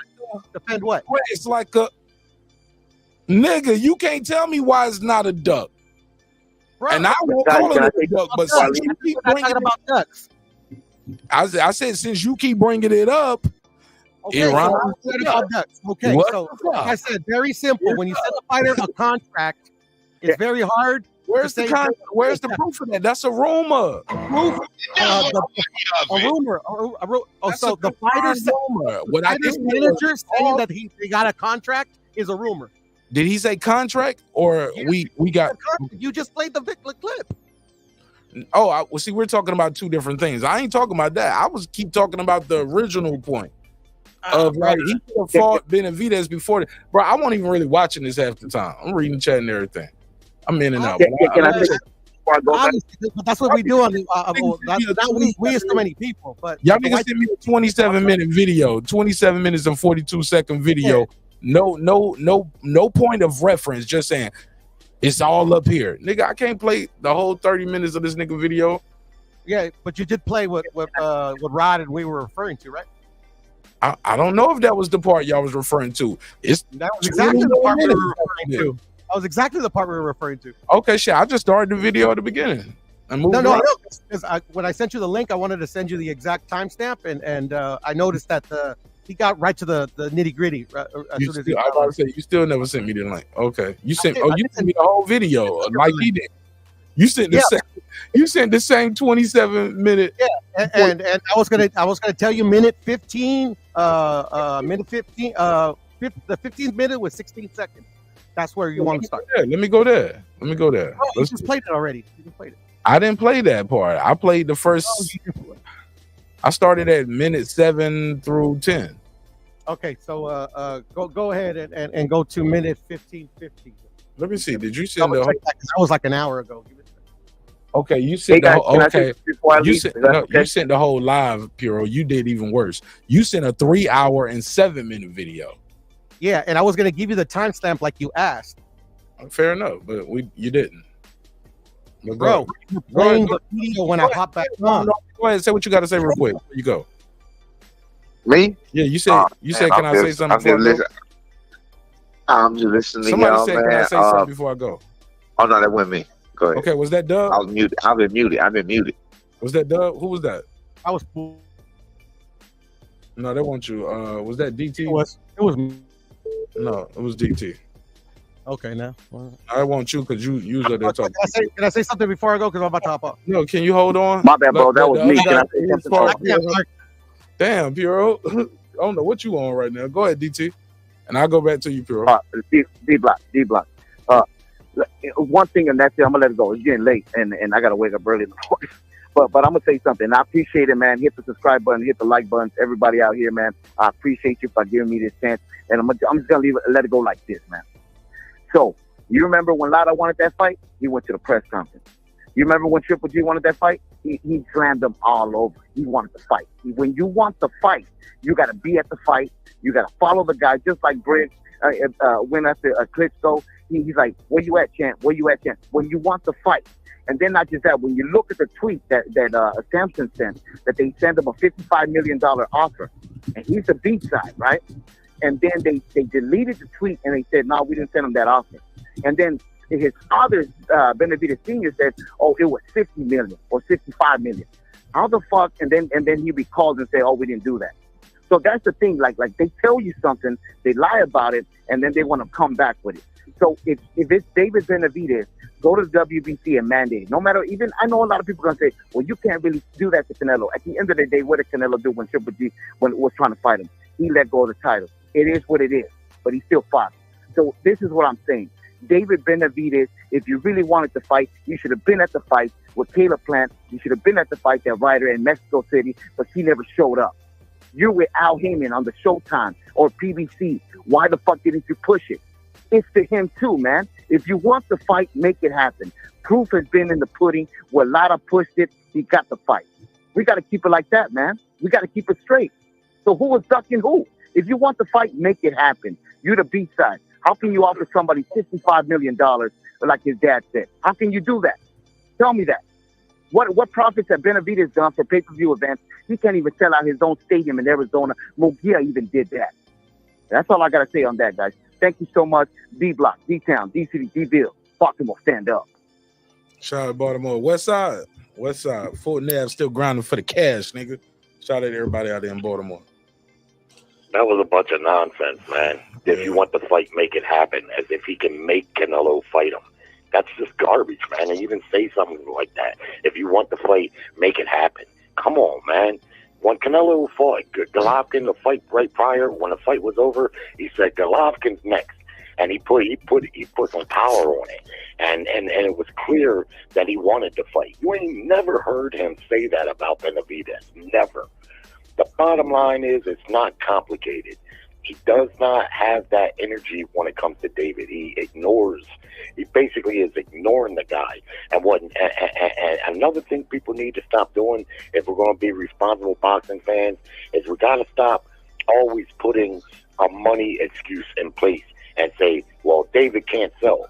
Okay, well, if Canelo's the champion and he's David's the number one contender, if he can't sell and he refuses to fight him for that reason, he should have to give up the strap. It's just that simple.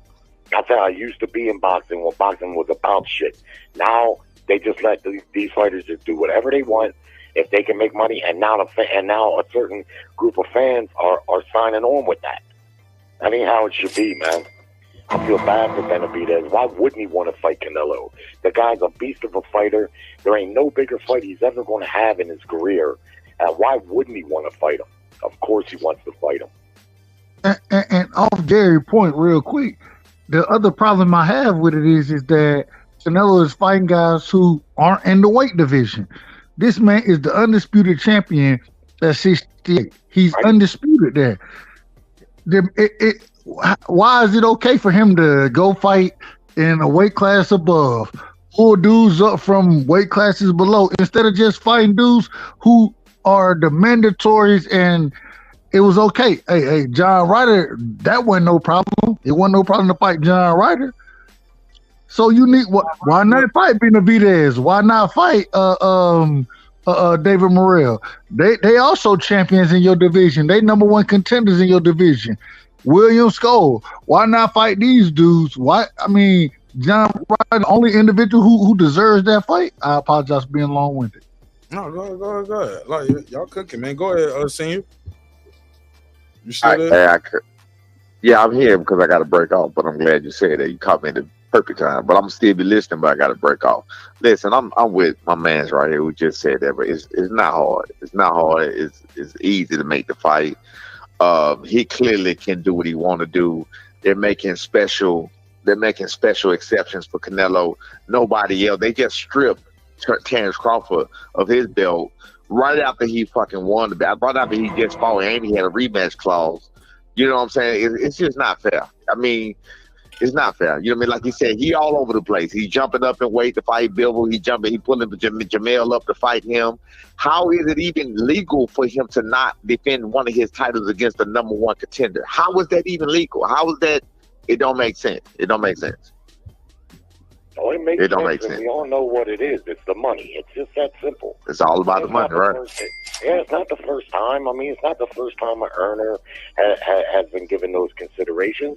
And like I say, I got to give Canelo credit because most of his career, he's been an earner, and he still took the chances. But where he's at right now, he doesn't want to do it.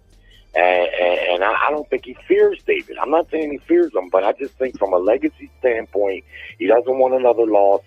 He wants to try to finish out these next 3-4 years, whatever, making his money and kind of hand-picking his opponents like Tank Davis and so many others have done. Now, he didn't do that most of his career by my estimation, but I definitely think he's doing it now, and it starts with Benavidez. I want to really quick, I gotta go. Like I said, I'm still listening, but I 100% agree with what he just said. Exactly. He didn't do it all the time, which is why some of us who believe in him and who liked him and, respected him as a fighter that will fight anybody and respected him for taking challenges, which is why we were making kind of like, giving him the, not even making excuses, but giving him the benefit of the doubt.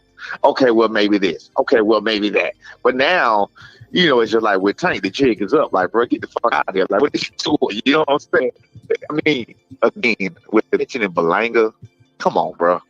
That better not even be. If he fight Berlanga, he done. If he fight Berlanga, that's an atrocity. All right, Puro, what you think of that? What you think of that, Puro? Like, wait. finish your last part, cause you breaking up too. You breaking up too. You hear me? Yeah, we can hear you, but you choppy a little bit. Go ahead. Say this Yeah, last part. okay, I'm finna go. I was gonna tell y'all, man, I appreciate y'all, man. It's been a great show. I'm gonna be listening, but I'm gonna catch y'all later. All right. All right, man. Brian Norman Jr. Yes, sir. Brian Norman Jr. Saturday, March 2nd, ESPN Plus. Check him out. All right. Who tell the people again who y'all fighting? Janelson Boca Chica, 17-2, out of Detroit native, 25-year-old, becoming boxing himself, so he's there to win. Hey, we're gonna get this work. Hey, real quick, Tszyu. Put on a performance, man. Like, we need him to go out there, win this fight, and we need to see him at the next level sooner than later. So that's who I'm betting on Brian every time, man. So I appreciate you for pulling up. Thanks for your time, man. I know you said you had to go. I appreciate you. I'm still listening, though. I think Doug want to say something to you before I let you go. Go ahead, Doug. What's up, Doug? Hey, Tszyu, I'm gonna tell you now. We listening to you in the corner. We listening to you. Hey, keep them on that straight and narrow, man. Keep them on that straight and narrow. And we love it. What y'all got going on? I'm from the country of Georgia, but man, shout out to the A, man. We love what y'all got going on, man. Nothing but love and respect. All right, man. I appreciate y'all, man. Like I said, I'm gonna be listening, man. But y'all be safe, man. Thanks for calling in, Tszyu. Appreciate it. Thanks for supporting the show, man. Bye. Shout out to Tszyu for pulling up. All right, go ahead, Puro. It's on you. Make this shit make sense. Go ahead. No, I'll make it quick, man. I'm about to hop off, bro. Yeah, man, I can't do this no more, bro. You know, like there was a couple of channels, that, like that were the solid ones, but they weren't that solid. I just kept lying to myself. But man, we had a good run, Mark, bro. Like 4 years, like you were saying, bro. But man, I hope you keep growing your channel and shit, bro. And I hope. Yeah, you. This your last visit on the channel over a Canelo conversation? No. It's a long time coming, and it's not just you, but it's just I just it's cool, man. Bro, what are you talking about? We having a disagreement. No, we're having a disagreement. It's just smoke. It's just smoke. What is going on here? No, nothing. I just it's cool. I mean, like, my apologies, Piro. My apologies. No, I was gonna tell you before I left, bro. You got my number, bro, and I ain't got nothing but love, man. I ain't got nothing but love for you, my brother. You know what it is between me and you, bro. It's just I'm tired of. I mean, ain't nobody talk boxing no more, anyways, bro. Ultimately, I just want to talk boxing, bro. And I do love smoke, bro. That's what we up here doing. We ain't talking boxing, bro. I'm getting cut off is what I'm getting, and I still am. I just want to tell you, bro, Mark, I enjoyed being on your channel, and I I've been a member for the longest, bro, and I hopefully that other than like the shit that I'm fucking all twisted up for, hopefully I contributed to the channel to help it grow. Piro, I'm sorry, brother. I'm sorry. I didn't mean nothing. I apologize. Nah, Dub, you don't got nothing. This has nothing to do with you, bro. This is just I'm tired of the hypocrisy, bro, of some of these channels, bro. And I don't want to be the I don't want to be the guy that that they point at, like, okay, laugh at this dude and how and how the interaction is. At the end of the day, I was shit. How you say equivocado in English? I'm usually a good judge of character when it comes to this type of stuff, even when it's just jokes. But at the end of the day, it's just people got to put in their own work now, bro. It is what it is, bro. Nobody talks boxing on the YTBC anymore, anyways, bro. And the homies that do talk boxing, they'll hit me up on WhatsApp or they'll hop on my channel every now and then. And boxing's gonna keep going. Even if I'm on these panels or not, bro. I just wanted to try to make it. Puro, can I try to find the real channels? There ain't no real channels out here no more. Can I say something to you? Yeah, of course. My bad, Mark. I just wanted to get my bars off. I don't want to feel like I'm cutting you off. You know what I'm saying? Because I heard a couple people interject, and that was cool. So I want to see if it's cool if I say one. Puro, do you feel unappreciated or something? No. People are trying to be a whipping boy sometimes, or all the time. Like the rules apply to everybody but me. you know, and it's not just this channel sometimes, but it's been the channel. I mean, I don't know. I just this is something that has to do with me. Like I'm too trusting sometimes. And then well, let me be the first. If don't nobody else say it, I humbly, graciously appreciate everything you do behind the scenes during the live shows. What you provide a lot of context to a lot of conversations. I got nothing but love and respect for you, dog, and I'll be the first to apologize to you if I ever made you feel that way, because that's never intent to make somebody you know, feel uncomfortable or feel like, yo, we only got you around to slap you around and try to bully you and pick on you, make you feel less than. That's never me. That's not the environment that I want to harbor or create for anybody who's watching the show. That shit just ain't cool. You know what I'm saying? So if I ever made you feel that way, I totally apologize, and I'm apologize to you publicly, because according to you, it happened publicly, and you don't have to give me specific examples. I'll just monitor my behavior and make sure I address the issues accordingly, and make sure you clear the way so you can get your bars off and speak your piece. Like I said, man, I am so sorry, bro. I never knew you felt that way until you told me, and I appreciate you telling me, and I apologize, bro. And I'm sorry, bro. And it'll never happen again. And I harbor those same feelings. I gotta put those exact same feelings. Yeah, bro. If I gotta put everybody backstage so you can speak, if you say, Mark, I apologize. No. It ain't even. That shit ain't what it is, bro. That ain't what it is, though, and that ain't how I move. And I never want to make you feel that way. I think that shit crazy.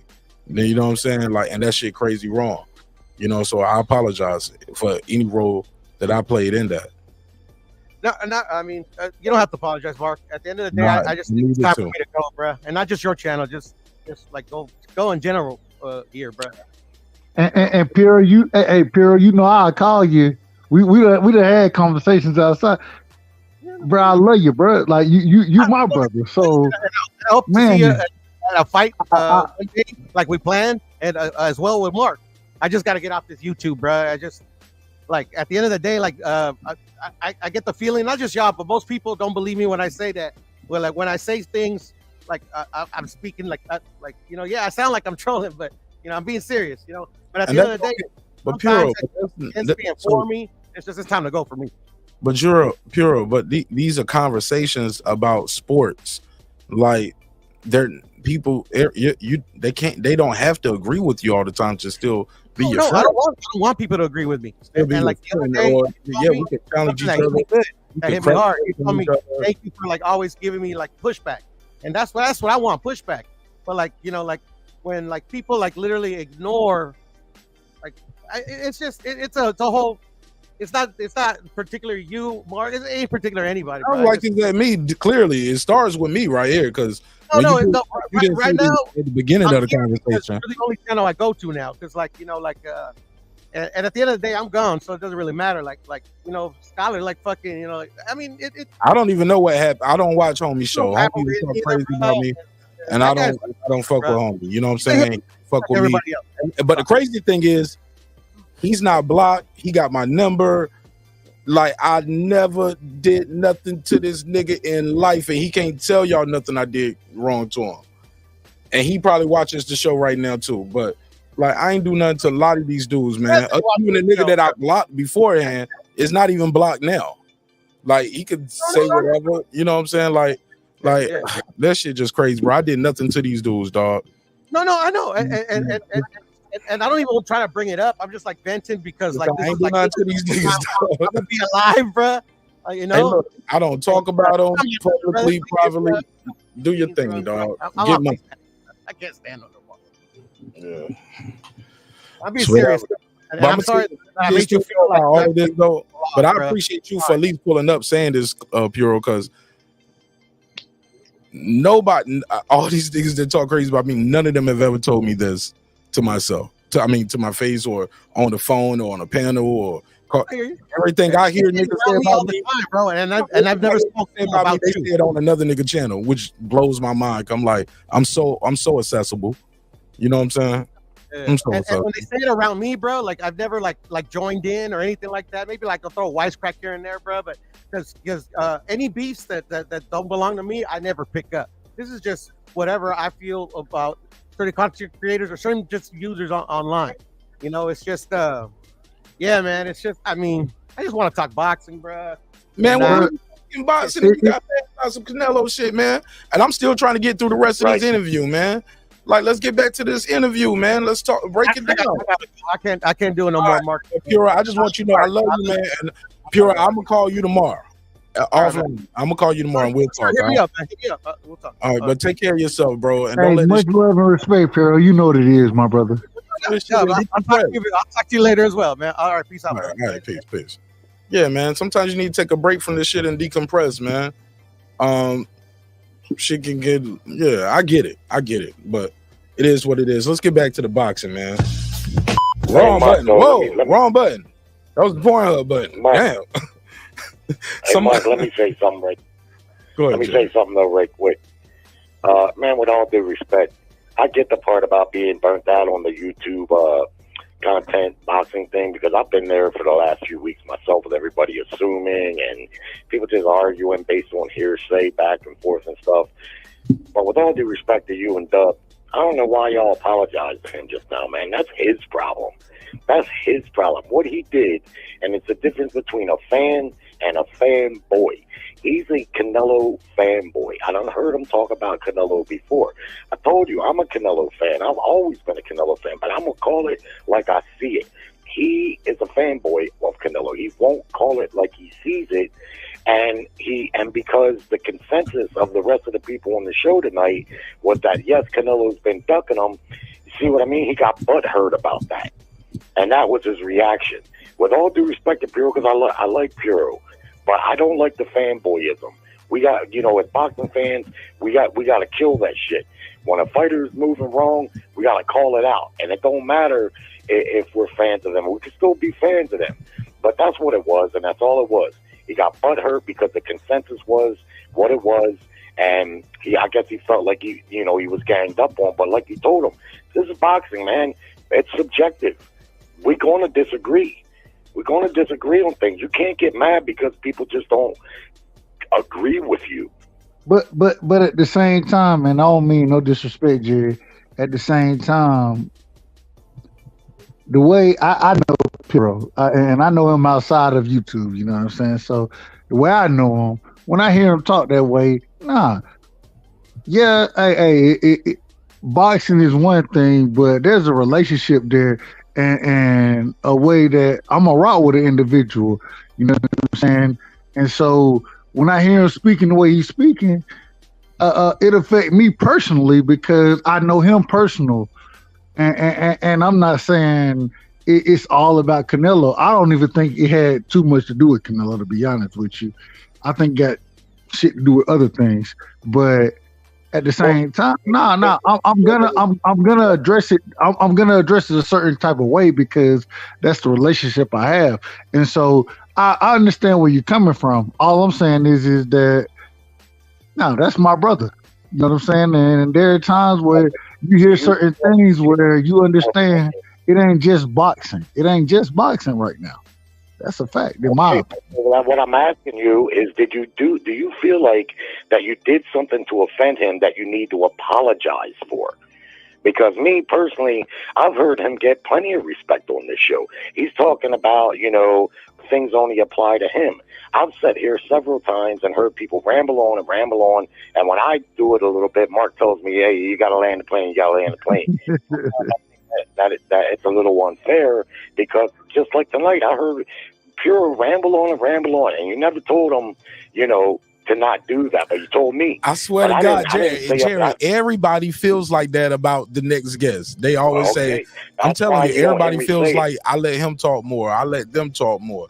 And I'm like, yeah, but also too, I'm trying to keep the flow going sometimes too. And sometimes that shit sound like paint drying without no disrespect, or we moving so far off topic that I'm like, damn, everybody ain't get a chance to at least give an initial statement about it. But even then, once that is happening, it ain't no let me just get my 5-minute story off again. Like, you know, hold up, somebody else want to jump in. I get that. But that's why you don't hear me complain about it. You ain't never heard me complain and say so. You see what I mean? So what I do, Jerry, but we found a way. Well, to you work never it out. heard me complain and say so about that. And what I do when I get burnt out, I just step away from the YouTube content for a week. Hey, look, most people don't why. like it, Jerry, but after a while, you've even most people end up saying, "I appreciate the way you run your show. You keep it flowing, give everybody a chance to speak, keep it going." I don't allow that too much of that disrespect going on where it's just straight free smoke and it's my D, you know what I'm saying? Suck my, you know what I'm saying? Your mama's like, yo, we ain't about to do all of that, homie. You know what I'm saying? This ain't this ain't the Sprinkle show. And you know what I'm saying? Right, and I've told you that several times myself, Mark, that I love how you run your show for those exact reasons. You gotta be able to articulate yourself, bro, without all the extra shit telling niggas you about to come murder them. Don't get me indicted on YouTube like planting a body on my show. Ain't gonna happen, homie. You gotta get you the fuck up out of here talking about I'm gonna pull up the way you stay with the AK. Like, my nigga, get the fuck up out of here, bro. Yeah. Well, maybe he's just having a bad night.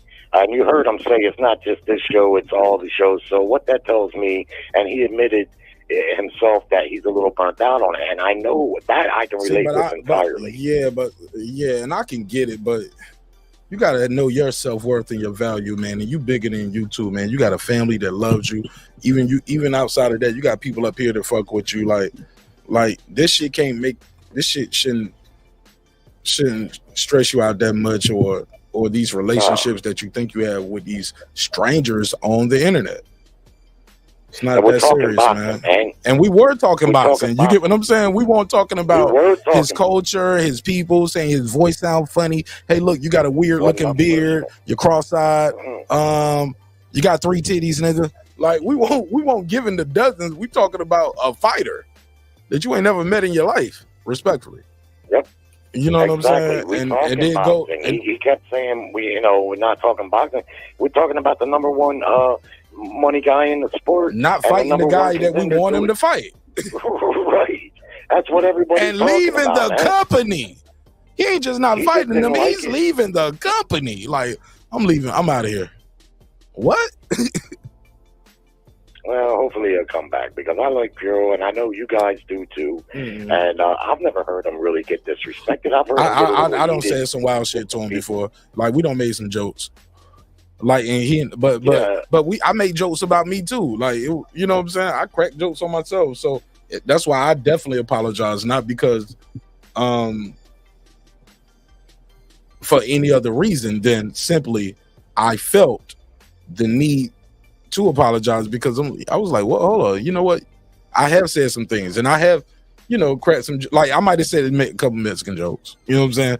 Like, you know what I'm saying? But I might tell everybody, I was like, man, can anybody find this? Puro find it real quick. I'll be like, man, that nigga find that shit quick. Fucking Mexicans, man. They're going to take all y'all niggas' jobs. You know what I'm saying? I might make a little joke like that. Like, maybe poor taste, but he laughs. I laugh. But shit, maybe that's the point of harassment. He felt like he got to laugh at the Mexican joke. He might have got offended. I don't know. You know what I'm saying? Yeah. But I'm also, but the part of that joke is predominantly black crowd. I'm telling them, y'all niggas lazy. You get what I'm saying? They could get offended by that. You pandering to the Mexican on your panel. You're making black people look bad. You know what I'm saying? You're a coon. Like, it's a joke, man. Eat a dick. Like, if you can't take a joke, this ain't the show for you, homie. Like, but I never want to offend them and disrespect them, though. That's not my intent, dog. Well, I never heard you disrespect them, man. Jokes are jokes. You've made racial jokes with me before. I laugh at them. See, but this is why years ago, man, and I wasn't always this way, but about a good while ago, years ago now, I stopped getting personal with fighters. I don't get personal with them like that. I don't love or hate any fighter. I love the sport of boxing. But once you get on a fighter's nuts so hard, you lose. I'm serious now. You lose context of how to be objective. He's so dreamy. Look at the way he's combing his hair. Oh, he can do no wrong. Yeah, you become one of those guys. The fighter can do no wrong, And it even can get to a point where you get offended if people speak to the contrary about that fighter.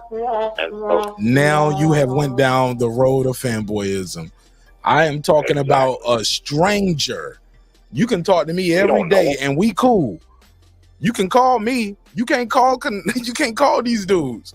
But you would Skip, you would disrespect me. Skip, put your glasses back on. You would disrespect me, yo guy you see every day that work across the panel from you to take up for Tom Brady. I'm in the Hall of Fame. You act like I was a scrub. I see where Shannon was coming from. At one point, Shannon was like, I did better than you. He was about to say that shit. And everything. He was about to go Richard Sherman. He said, he played better than you. I played better than you. I see where Shannon was coming from with that. I'm telling y'all, but yes, that's some fanboy shit when you start disrespecting your friends to take up for a stranger that you ain't never. Come on, bro.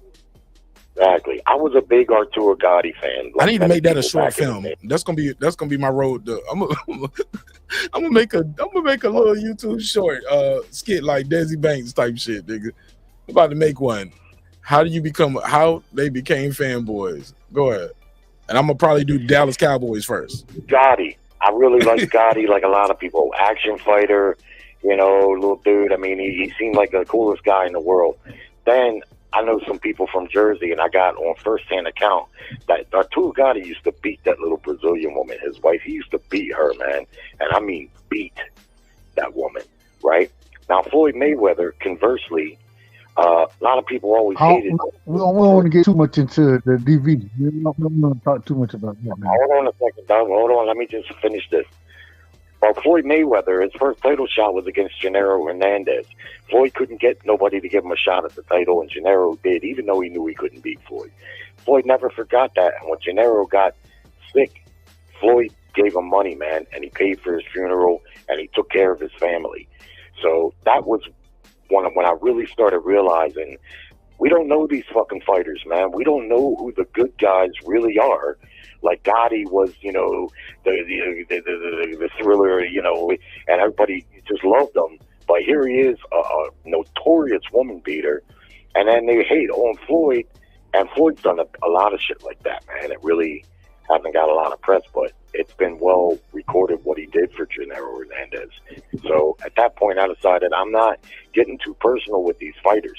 We don't know them to know if they're good or bad. Go ahead, Doug. I plead the fifth. Oh, shit. Never heard of it. Nah, but Jerry got a point, though. A lot of times we don't know. We got to see it. Speaking of which, man, I got to get y'all take on this shit, man. Haney, Garcia, is this fight even going to still happen? Fans don't know. Should I book me a flight in Vegas? Should I book me a flight to New York? The fight was first said it was going to be in Vegas. Then they said, nope, it's not going to be in Vegas. But shit, with Canelo and this PBC debacle, is Canelo still going to fight on Cinco de Mayo weekend? Somewhere? I would say yes. Yeah. That date is locked for Canelo no matter where he goes. That's what y'all saying? What you think, Doug? There's plenty of time. Yeah, there's time for them to make a fight for him by then, and that's a big fight date for him. So I would say yes.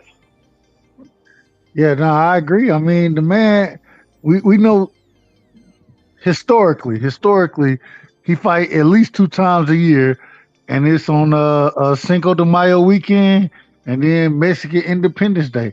So we see those are the 2 days that historically he's fought on. I don't see no reason that he ain't gonna have no fight that day.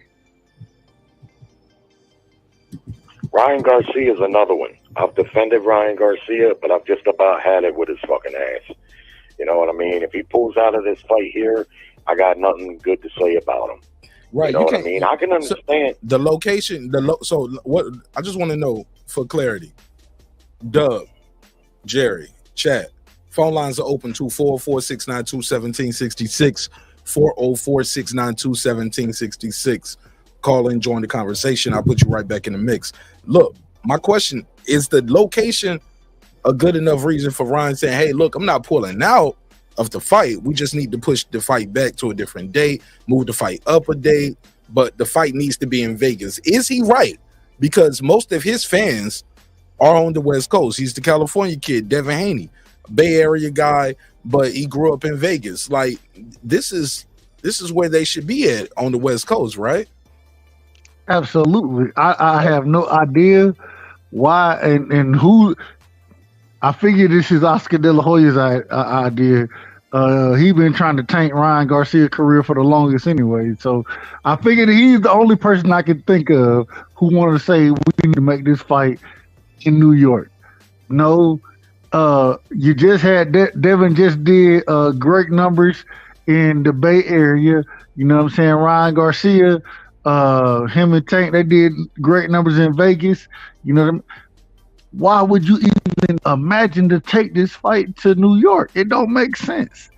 And all I can say is I just feel like it seemed like Oscar De La Hoya trying to sabotage some shit. That's the only thing I can come up with. That's the only thing I can come up with for this fight to be where it's at, and it makes no sense whatsoever. From what I understand, the site fee in Vegas is bigger, so that would mean, you know, more money in the Crawford there. But what I also heard, and I don't know if this is true or not, but the rumor is Tank Davis has that date, and that's when he's scheduled to fight there. What date? What date? Vegas, what date? And what was it? 420. Tank Davis. I believe it is. Tank Davis fighting, but Tank Davis ain't fighting Frank Martin 420, is he? Well, like I say, I don't know if it's true or not, but it sounds like a valid reason why the fight wouldn't happen there. It's probably a logistical thing. But they would know that, though. But Ryan Garcia, Devin Haney, Oscar, they would know that, and they would speak on that. Well, they probably found out about it. You know what I mean? And you know, I don't know. I'm assuming there because you would have to a lot of conjecture. Yeah. Objection. It's logical Cause to for believe speculation, that the Your fight Honor. fee is bigger in Vegas. That's logical to believe, and I can understand Ryan for that caveat. But I don't see it as a reason to move the fight, to cancel the fight or postpone it. We don't see what happens when that happens. Sometimes the fights never get on track. Sometimes they do, but sometimes they don't, and shit falls apart. And I've had it with Ryan.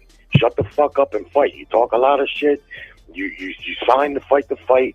I've seen Devin Haney on YouTube today. He said it's in the contract that the fight is happening there. So just shut up, man. I can see why Oscar gets aggravated with him. Now, on the flip side, I don't necessarily agree that Oscar is trying to sabotage Ryan. Even though they don't get along, he's still his fighter, and he's still going to make money off of his back. So I don't think he would intentionally try to hurt him financially, because it's only going to hurt him. I could be wrong about that, but I don't want to hear no more from Ryan, man. It's time for him to just shut up and fight. Stop talking so much, man. He went out on that run with Mayweather. He was in deep negotiations with Devin Haney, talking a bunch of shit. Then Mayweather got to him, and then he quickly, I'm fighting Rolly Romero. Well, guess what? No, you're not. But that he just couldn't wait to get out there and say that. And in the negotiations, then he had to come and double back. And so, hey, you know what? You give like a motherfucking camel, nigga. Yeah. Had to double back like a camel, nigga. Like, hey, Devin Haney, hello. You know, I was talking about fuck you earlier. I was talking about Aquafight, bro. Shit, Rolling, you fighting Pig Crew. He fighting both of the niggas I was gonna fight instead of you. Do you still want to fight me? Maybe, possibly. Can we be down? Can we be cool? Can we kick it? Yo, and then they had the little then they had that little bro, hold on 1 second, Jared. Hello, Jared. Then they had that little brush up, the little kerfuffle, little scuffle. Bill Haney dropped the Barracuda video. We doing all of this shit. They building the fight up. Then they say, wait a minute. Money grab. Some shit don't change. It's not in Vegas. Fans are like, okay. Now shout out to hardcore fans who didn't just rush off to buy tickets and hotels and flights to Vegas because we know how this shit go. You know what I'm saying? We know how this shit go. But what about the casuals that they lost just by saying, my bad, it ain't gonna be in Vegas no more. It's gonna be in Brooklyn. Okay, so you get some fans to go over there and spend some money. They're gonna book some fights to Brooklyn. I mean, that lasted for a few days. Ryan never said nothing. Haney, hold on. I'm just telling you. People are now making fight plans and saying, okay, shit gonna be in New York. And then you get Ryan come out and he says, wait a minute, put a case on it. This fight needs to be in Vegas. But he's right. It should, like, nigga, when it was in Vegas, I was like, man, I might go to this shit. When they said New York, I'm like, yeah, I don't know if I'm gonna go to this shit, but I still want to see the fight, but I don't know if I want to go to New York for it. You know what I'm saying? It ain't the same as going to Vegas. You get what I'm saying, G? Barclays, man, that ain't no small venue. It ain't Vegas though. There's been lots of big fights there, man. But Vegas is such a tourist town. I think I agree with you on that. That's not a reason to cancel the fight, and that's where I'm at with it, Jerry. I'm with you on that 1,000,000,000%. That's not enough to cancel the fight. You can't pull out and cancel the fight. Limited amount of fans. Yeah, Anyway. But you can't pull out and cancel the fight because of this. But I can understand Ryan's frustration. But you know what? The last thing. But you get what I'm saying? If your goal is to get some casual fans in, which is what many people believe are Ryan Garcia fans, he's going to get more of the casuals.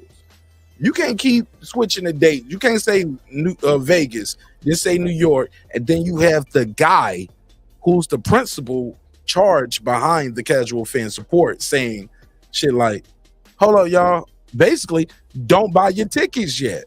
Let me go to Twitter.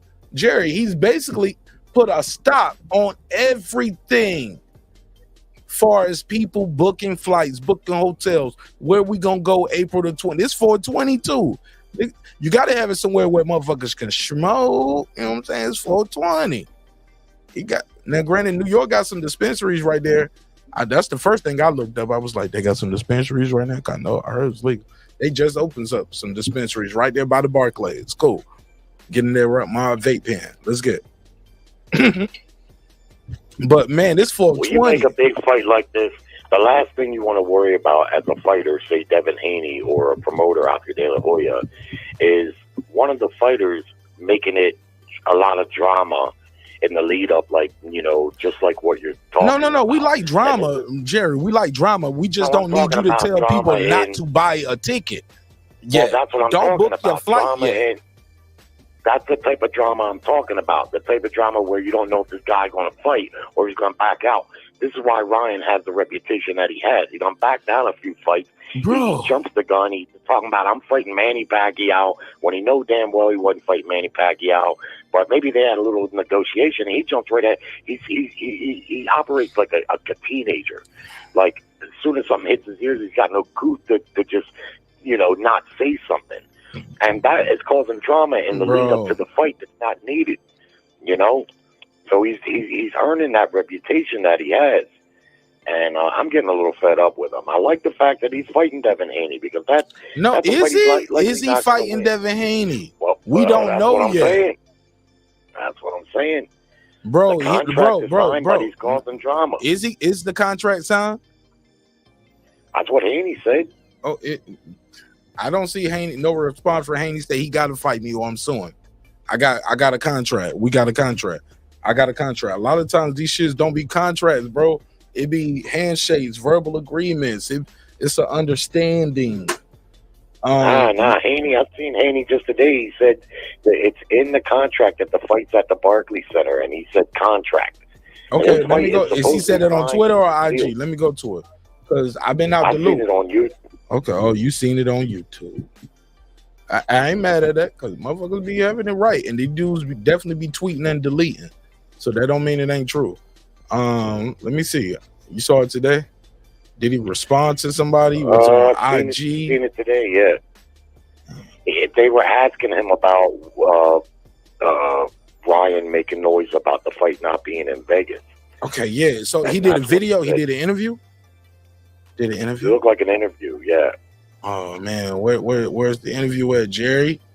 The Terra Tasker. Somebody in the chat, y'all got to tell me where the interview at. It might be on. Was it on TBV? Is it on TBV? I think I've seen it on one of those shorts. You know those little shorts? Jerry, you are a Patreon member and you are a friend to the show. Shout out to you for calling and check on me when you didn't see me live for a while. But bro, you gotta send me that shit, man. Send me that shit. Send me the shit. You gotta send me the shits. Well, we already know that the fight is to be at the Barclays Center, and what we also know is Ryan doesn't want it there. And my point is simple. The guy is he's a drama queen at this point, if you ask me. I want to give him credit for fighting Haney. If like you said, you know, from what I understand, the fight is signed and sealed. So I want to give him credit for that, man, because ain't nobody really calling out Devin Haney. I think he'll be a lot more competitive than Regis, but I don't see him beating Devin Haney. And, you know, so I want to give him credit for that, man. But I'm just getting tired of his childish ways, you know. He's old enough to be behaving like a man nowadays, and if I'm a fighter or a promoter, the last thing I want to worry about is this guy going to back out? He done did that a couple of times, and even with this Haney fight that supposedly signed, he was in heavy negotiations with him before, and overnight he flipped out of it. You know what I mean? You're talking big money and big stakes here, man. You don't want no loose cannon like that. This is why Oscar probably aggravated with him, right? This is probably why Oscar has problems with him, because he's one day he's this, the next day it's something totally different. You know, with Floyd at the moment. Is this it right here? We're good. We're cool. I think he's a little mad at me for, you know, saying some things that maybe he thought. He didn't tell me to keep things as a secret, so I kind of just started talking shit. Like, I seen the video of Devin Haney getting his ass knocked out by Tank Davis. I personally seen the video. I think he got mad that I said that. But I personally seen the video. Oh, thank you. Devin Haney is knocked out almost cold by Tank Davis. I seen it with my own eyes. Adrian Broner did hop in the ring. Haney, I'm going to give it to him. You were probably only 19 years old at that point, but you got your ass rocked and you know it. Did Floyd show you that? Yes. Okay. How would you describe like the state of your relationship with Floyd at the moment? We're good. We're cool. I think he's a little mad at me for, you know, saying some things that maybe he thought. He didn't tell me to keep things as a secret, so I kind of just started talking shit. Like, I seen the video of Devin Haney getting his ass knocked out by Tank Davis. I personally seen the video. Okay. I think he got mad that I said that. But I personally seen the video. Okay. That's not the video we was looking for, but that was interesting. Nah.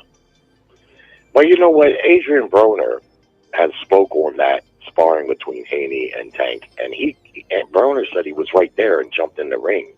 And what he said, what I got from it was Haney basically was handling Tank, and then Tank caught him, and yeah, he rocked him, he buzzed him. Right. And then they started really fighting, like, you know, like a street fight, and he jumped up in there. So there's another thing. I mean, who do you believe? Adrian Broner was right there. You know, he's buddies with Tank, but he told the truth. He said, yeah, Haney was having the better of Tank, but until Tank caught him. And he didn't knock him out, but he rocked him. And here you got Ryan talking about he's seen the video, he was knocked out, this and that. You know, that's another thing. It used to be sparring. What happened in sparring kind of stayed in sparring. In this day and age, not so much anymore. Fighters don't always abide by that. Lots of people, you know, shit gets leaked or videotaped, you know. Right. But, yeah, I'll tell you what. Oh, go ahead. Well, I just wanted to say, you know, I'll tell you who I'm big on right now is Keyshawn Davis. I don't understand. I don't hear people getting behind that kid too much, man. I think that guy's a really good fighter. I like the fact that he's Keyshawn Davis a lot, yo. He gets busy, he's a bad motherfucker, man. Keyshawn Davis gets busy. You know what? I'm gonna reach out to him. I'm gonna try to get him on the show because he a bad motherfucker, bro. And he be talking that shit. You know what I'm saying? He talking that talk that boxing fans want to hear. You know? Exactly. I loved what his last fight on the undercard of Lopez. He did what a fighter's supposed to do. He went in there and looked fabulous, taking out his opponent. That was a big dude that he fought that night. I don't know if anyone knows. That guy came down in weight to fight back there at 135. That guy was big, man. Yeah, Pedraza, and he was strong for the first couple of rounds, but David just beat the fight out of him. And then after he looked spectacular in the co-main, he didn't just call out Lopez, he called him out hard. And that's what you're supposed to do when you want to fight. You get in there, you take care of your business, and then you make a hard call out. And that's just what he did. He stole the show that night because fucking Lopez's fight was fucking pure garbage. He's another one. I don't want to really hear shit from him for a while, man. You know, that guy. Yeah. He's so fucking big-headed, man. I've tried to listen to his interviews and shit, and he's just taking himself way too seriously. He's too fucking big-headed. He's talking about what did Keyshawn, well, who's Keyshawn? Listen, he only had about 10 fights when he was screaming that he was going to fight Loma. What did he fight Loma in his 11th, 12th fight? Something like that. He only had a handful of fights. Now, he did capture that title against Comey. Give him that. But Keyshawn hasn't had a chance to fight for the title.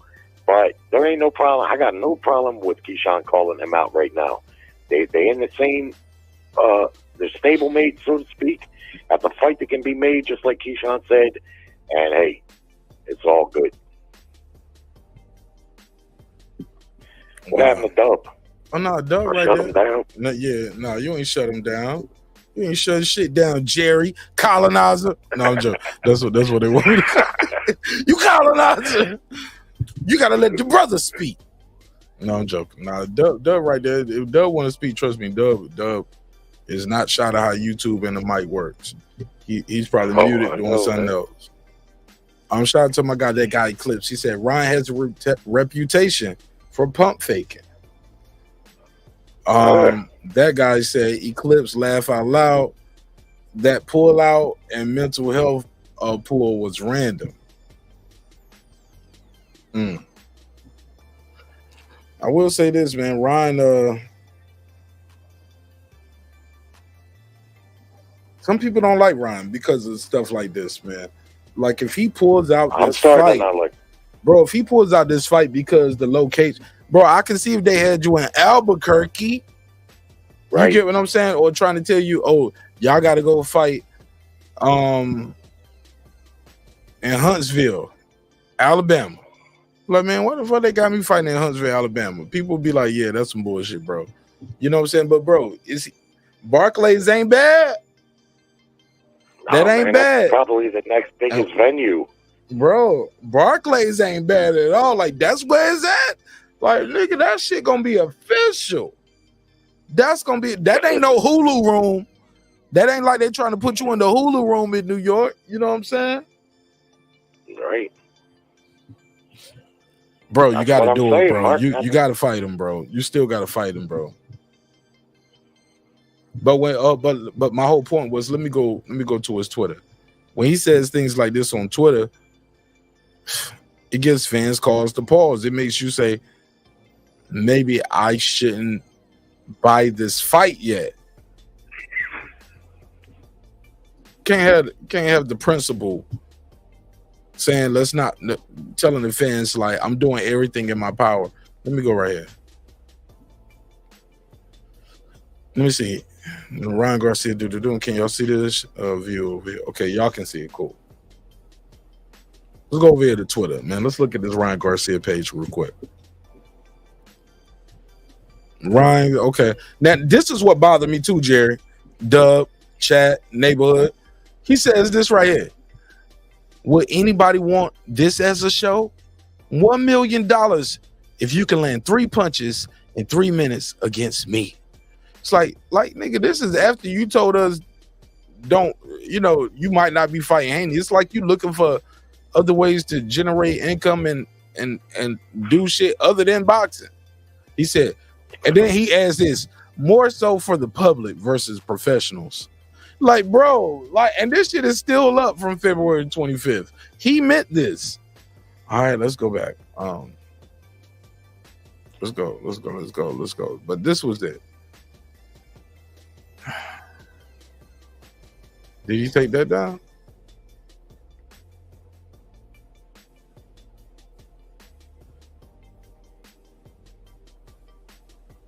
Here we go. This is a MGM Vegas fight. Doing everything we can to bring this to Vegas and giving this fight what it deserves. This is February 23rd. Now, my G, this and nothing has changed.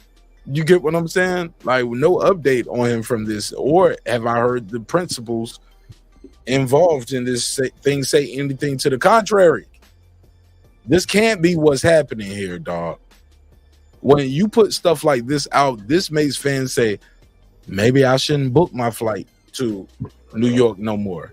Okay, maybe I shouldn't cancel my Vegas fight yet because I thought we was gonna fight in Vegas. Is it gonna fuck around and be in California? Really? Like, yes, man, this is bad. This is immunity. Like, but shout out to Ryan Garcia for knowing your word. Ryan Garcia said, I am the prom queen. This show is for me. You will give me blue lighting. Like, you gonna give me everything I'm saying. Or we ain't got no fight. Cause he knows what we know. It ain't no fuck all that contract. Evidently, Ryan Garcia and his people didn't read the contract. How, and if so, what is Haney talking about? Because how's the fight first announced for Vegas, then they announce it for New York, and then Ryan comes out saying, no, it needs to be in Vegas. If I don't see somebody body on somebody iron soon, somebody lying. Somebody gonna have to pull the trigger on this motherfucker, man. Like, who got the hot hand? Who got the paperwork? Who has the verbal or non-verbal agreement? Like handshake, email, what we got? Because I find it hard to believe they have moved this far along with announcing and telling people this fight is happening. And we ain't got a location. Then we get a location. Then we don't have a location.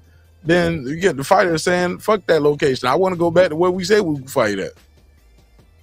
But you telling me it's something out there where Haney saying, but you say it's something out there where Haney saying it's in writing for New York, correct? He said his exact words was in the contract, but I also seen a fight promo, and in that, for what it's worth, it says Barclays. That's what it says on there. They probably wanted to have the fight in Vegas, but logistics probably got in the way. The fight date probably didn't line up with the availability, so they want to move it to Barclays. Shit like that has happened before. Like I say, I mean, if it's a little more, Ryan can't pull out of this fight, dog. He better not pull out of this fight, dog. It never heard of He better not pull out of this fight, dog. You got to fight this guy. I don't care where they say y'all fight. And it's not, like I said, it's not a bad backup, bro. Vegas, New York, it's not that bad, bro. Like, this ain't, I want it in Vegas. I think I agree. I agree with him on the logistics. He's a California guy. Devin is a California guy who grew up in Vegas. Like, this shit should be in Vegas. And I think those two, yes, man, I'm right there with him. But this ain't going to make or break your career. The location, losing the fight or pulling out the fight is going to be more detrimental to the career of Ryan Garcia. Bro, put your fucking glasses back on. Every time I take my glasses off, I need that Skip Bayless drop. Put your fucking glasses back on. Ryan Garcia. I don't know how please Shannon don't Sharp pull out didn't of this reach over fight. and just smack the shit out of that dude. I can't stand that. Don't pull out this fight, Ryan.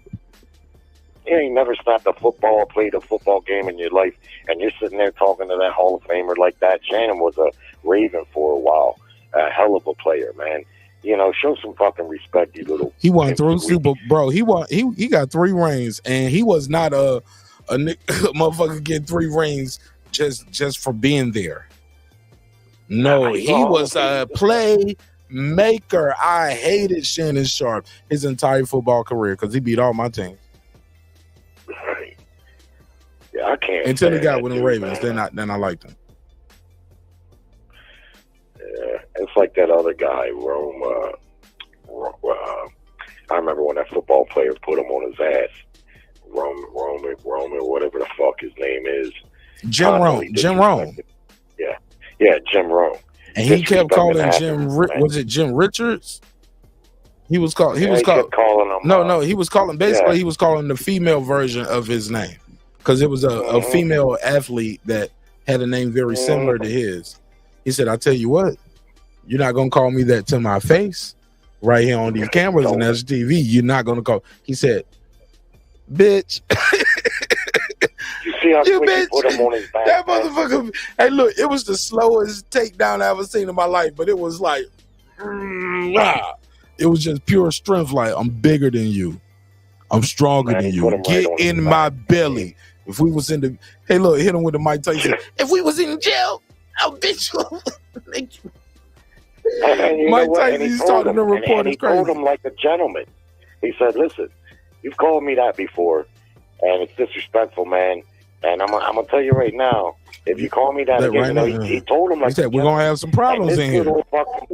He could have just said, "Let it go." Let me find that shit for people who don't know what I'm talking about. I'm about to play this shit.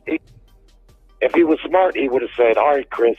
That's what he was. It was Chrissy. He was calling him Chrissy. Chris Evers, right? He should have said, "All right, man to man, I respect that," and then went on with his interview. He finally fucking sat there like a little punk, thinking that because he was in that studio that man couldn't do to him what he was about to do to him, and it would have been ugly. Jim Everett versus Jim Rohn. Let's see this shit. Yeah. It's Jim. Good to have you on the show. Good to be here, Jim. Thank you. Check that. Chris Everett. Good to have you on the show. You know what? You've been calling me that for about the last 5 years. About 2 years, actually. He let him get that first one off. He said, "Check that." Chris. That's the woman. That's a woman, yo. That's a woman. Nicki Minaj. It's Jim. Good to have you on the show. Good to be here, Jim. Thank you. Check that. Chris Everett. Good to have you on the show. You know what? You've been calling me that for about the last 5 years. About 2 years, actually, Chris. Well, somewhere along the way, Jim, you ceased being Jim and you became Chris. So somewhere along the line, you stopped being a man and you became a woman. That's what he just said. Because Chris Everett, never forget, ladies and gentlemen, was a woman. Is a woman. And he's telling Jim Everett, you stopped being Jim and you became Chris. Look at him. I'll tell you a little secret. He said, "I'm gonna tell you a secret." Yo, neighborhood, if y'all ain't never seen this full video, pull this shit up off of YouTube. This shit is hilarious. Jim Everett versus Jim Rohn. Let's go. We're sitting here right now, and if you guys want to take a station break, you can. But if he said, "Let me tell you a secret." We sit here live right now, and if y'all want to take a station break, you can. But if you call me that shit, you call me a woman to my face right here in front of all these people, I'm gonna treat you the same way I would treat anybody else who called me a woman at any given time in life. I don't gave you one already. And he said, "I'm gonna tell you a secret." Hey, look, this is the quickest secret that ever got exposed in life. He said, "I'm gonna tell you a secret. Keep fucking around and you're gonna find out." Fam, let's see what happens next. If you call me Chris Everett to my face one more time, I already did it twice. You call it one more time. We better take a station break. Well, it's a 5. You see that? He said, "I already did it twice." He poking the bear. I already did it twice. Poking the bear. He said, "Well, I tell you what, we'll do it one more goddamn time." Right. He said, hold on, Matt. Hold on. Oh, okay, that's clips. He said, I already said it twice. He said, "Well, do it one more time. Do it one more motherfucking time." You keep fucking around, playing with my family name and playing with my bloodline and my legs. It's calling me a woman, my nigga. I'm about to beat the shit out of you. And this is what happened next. 5-minute segment, our 5-segment show. We got a long way to go. Well, we do. We got a long way to go. We do. I'll get a couple segments out of Well, you. it's good to be here with you, though. Well, it's good to see you because too. you've been talking like this behind my back for a long But time. now I said it right here. Right. Exactly. Well, we got no problem with that. I think that you probably won't say it again. He ready for the smoke. He said, "You probably won't say it again." That I do. He said, "I bet I do." Okay. Chris. Soon as he leaned back, he said, "Chris, bitch, you a hoe, you a woman. Yeah, I provoked you. I'm saying shit intentionally now to make you fight me. We ain't even trying to have an interview no more. Oh shit! Watch what happened with this table. They got this damn thin slice plywood table in front of this professional football player. Watch how he moved this shit like it's a damn Pop Warner player on the O line. Watch this. Bye. Now he on you. Ooh, now he on you, boy. Ooh, now I'm gonna watch. We're gonna watch again without the interruption. My bad. Good to be here, Jim. Thank you. Check that, Chris Everett. Good to have you on the show. You know what? You've been calling me that for about the last 5 years. About 2 years, actually, Chris. Well, right. Somewhere along the way, Jim, you ceased being Jim and you became Chris. Well, let me tell you a little secret. But we're sitting here right now, and if you guys want to take a station break, you can. But if you call me Chris Everett to my face one more time, I already did it twice. You call one more time. We better take a station break. Well, it's a 5-minute segment, our 5-segment show. We got a long way to go. Well, we do. We got a long way to go. We do. I'll get a couple segments out of you. Well, it's good to be here with you, though. Well, it's good to see you because too. you've been talking like this behind my back for a long time. But now I said it right here. Right. Exactly. Well, we got no problem with that. I think that you probably won't say it again. I bet I do. Okay. Chris. Bye-bye. Get your ass down. I'm on you, nigga. It's Jim. Good to have you on the show. Good to be here, Jim. Thank you. Check that. Good to have you on the show. You know what? You've been calling. Then he on them. Go ahead. But go ahead, Clips. What up? What's happening? What's happening, man? You already know, man. It's a celebration. First of all, it's a celebration because my brother's back in the neighborhood. The street lights are on. You know what I'm saying? We out here in the park again in the neighborhood. DJ got the music playing. It's a beautiful thing. We done hopped the water plug. We outside. What's happening, Dub? Right side. Peace to the whole. Peace to everybody. But let's talk about that ass whooping because that's grown man shit right there. I loved it. I'm going to tell you a secret. Let me tell you a secret. He had that ass whooping burning. The secret was, I don't give a fuck about none of these cameras, dog. I don't give a fuck. That's the I will dive on your ass right here, right now. I will fuck you up right here, right now. You keep talking that crazy shit to me. Oh, man. I don't give a That fuck. was hilarious. That's the secret. I don't give a fuck, dog. I don't give a fuck about this. Y'all can take a station break. That nigga said, y'all can take a station break. I'm telling all of y'all. He put everybody on notice. It's about to be some furniture moving and some fisticuffs. Commentator losing. Yeah. Oh, Jerry got the bars. Oh, Jerry wanted to make it rhyme. Yeah. Jerry said, "I'm down with the you know brown. what, I can make it rap. I can make a rap." How many motherfuckers have you ever known? I know I have. My cousin was that way, an antagonizer, right? He would do shit to antagonize, even though he knew I could whip his ass. And I had to whip his ass several times, man. Because he always thought like his brother would jump in and save him. Right. My other cousin. Yeah, and you got to think, just from a man to man, you're looking at a professional football player, a big man. Show some respect for your own teeth.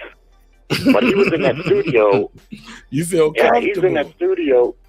Thinking that he's untouchable, and he found out quickly sweet. different. Yeah. I wish the clip was longer to see him say, "Help! Help! Somebody get him off me!" type shit. He was on that type of time. I mean, like, first of all, as soon as Buddy pushed that table out the way, you saw the way dude backed up and just started curling up. Like he looking for a lawsuit type shit. Clips, right? You gotta watch niggas like this, bro. When the motherfuckers like that are talking crazy to you, and I say this to all my brothers out there and sisters, and when I say brothers, I mean all of y'all. If you a big motherfucker like that, you better be careful when these little niggas be talking to you crazy. Either one, they looking for a lawsuit, or two, they got that goddamn it on them. Goddamn it. That's why they so emboldened. But yeah, they just trying to sue you 9 times out of 10. They ain't got no squabble with them, and they ain't gonna do shit. But also, they might have that thing on them, and that shit is like the ultimate equalizer, and it makes everybody feel brave. It make everybody feel brave. You heard? He had a radio show. He probably still does, but I used to listen to his radio show, even though I can't stand him. And he would try to talk boxing, right? And let me tell you something about that guy, Jim Rome. And this motherfucker knew nothing about boxing, man. But he would talk like the only 2 sports that he knows about on a personal level is tennis and golf. When it comes to any other sport, everything that he says is provided to him by writers, and it's popular opinion shit. And if you would call his show, and he would say, you got to have a take. So in other words, he wouldn't converse for hours, right? He wouldn't ask any questions. He fucking doesn't know shit. You breaking up, Jared. Okay, my bad. There you go. I can hear the okay, my bad. So what you say again? Yeah, he only knows what the writers provide for him. So when he would take the calls, you couldn't converse. You couldn't ask him anything or talk to him. You had to have what he called a take, like a monologue. Like you call up and you just say what you got to say, and then he would hang up on you. I like that. I need to start doing that. That's the worst thing, Mark. But shit, when you start conversing back and forth, motherfuckers be like my boy Puro. Feel like we fucking with them. You know what I'm saying? Like, gotta pick your poison. Not everybody. Not everybody. Yeah, right. All right. But you got boxing knowledge. So whether I agree or disagree with you, you got an opinion based on something that you studied. This guy doesn't. He's regurgitating what the writers are telling him. The only thing he had any intimate knowledge of was golf and tennis. And he had Bernard Hopkins on the show one time when Hopkins was fixing to fight Trinidad, right? And now everybody knew Trinidad was a hot commodity at the time, right? Because he had beat a couple middleweights, William Job, beat this and that, and right? But everybody who really knew about boxing knew that he was not going to beat Bernard Hopkins. I know I did. I had a lot of people I was a Trinidad fan. Yeah, well, because Bernard was considered old. He was talking to Bernard like Bernard was some kind of chump, man. And I don't know if we could find that interview. Probably not. But Bernard was handling. Yeah, Bernard was handling him, man. And Bernard basically told him, dude, you don't know about boxing, man. It's very clear that you don't know. Now, that's a fight right there. Yeah, Trinidad was on the run, and I was a big fan of Trinidad, but I picked that fight right to the T, man. I told my wife, I said, I won't be surprised if Trinidad's dad stops this fight. He's not going to beat Bernard Hopkins. He's just not. Go ahead, Clips. Man, listen. Rome been a nut. I never really liked Jim Rome, but, you know, like you said, sometimes you'd watch the show because he talks real spicy. He's real entertaining. And he kind of had, you know, I feel like the Paulo Malignaggi's and all like that. But what we saw in that video was just blatant disrespect. And let's understand something, kids. Disrespect is disrespect. Facts. You can't disrespect somebody. Oh, I was joking. Oh, but I was just saying this. There's no context to disrespect other than disrespect. Especially when that man comes to your show and respectfully explains to you he feels disrespected from you calling him Chris. And he has a secret to tell you. He will tell you call him Chris. He ain't getting none of his segments. And he talked that shit. He said, oh, we got a lot of time. I'll probably get 2 or 3 segments out of you. No, you got an ass whooping. That's all you got out of him. I agree with that 100%, man. He told him like a gentleman. He basically told him, you know, you're disrespecting me, and you're not just going to keep doing that. Now, Rome had already done it plenty of times, and like the guy said, he'd been doing it for a few years already. 2 years. He could have took that opportunity. Yeah, he could have took that opportunity to say, all right, man, well, I had my fun with it. And that's my issue with Skip Bayless, because Skip Bayless, I don't mean to cut you off, Jared, but that was my issue with Skip Bayless. Skip Bayless used to say, I tell them to come here. They can come here and talk to me. And Jalen Rose rightfully told him, he said, but that gives you validation. But more importantly, those athletes don't want to have a Jim Rome situation where you don't call me Queen James or Princess James, and now I pull up on your show and you call me that to my face, and if I slap shit out you, I'm a bad guy and I'm gonna be forever. But I got to sit there and take that and give you that. Like, no, why would I give you that?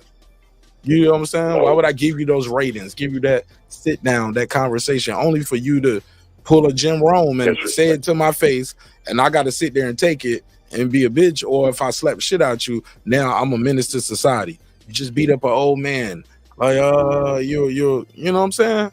You don't know how to, Mark. That was always my problem with Larry Merchant too. Like, you know, these are fighters. They just gave their blood. They just emptied their tanks and gave it all to the boxing gods, win, lose, or draw. And here comes this old fuck in the ring. Like, you know what I'm saying? You just lost. You know Larry Merchant. Yeah, Larry Merchant. Yeah. You know what Larry was. Yeah, I'm sorry. Yeah, the Larry Merchant. I said it wrong. But yeah, I remember being young and just from an integrity after watching fights, he would bother me. Like it's one thing to be funny, it's one thing to be disrespectful, but it's a whole nother fucking thing. This man just his wife, his kids are crying because he's a bloody mess. He just lost the belt. You know, say he's going through all that, and you say, well, on the lead up to the fight, you said you was going to handle him easily with the jab. Clearly, your jab didn't work. What do you say?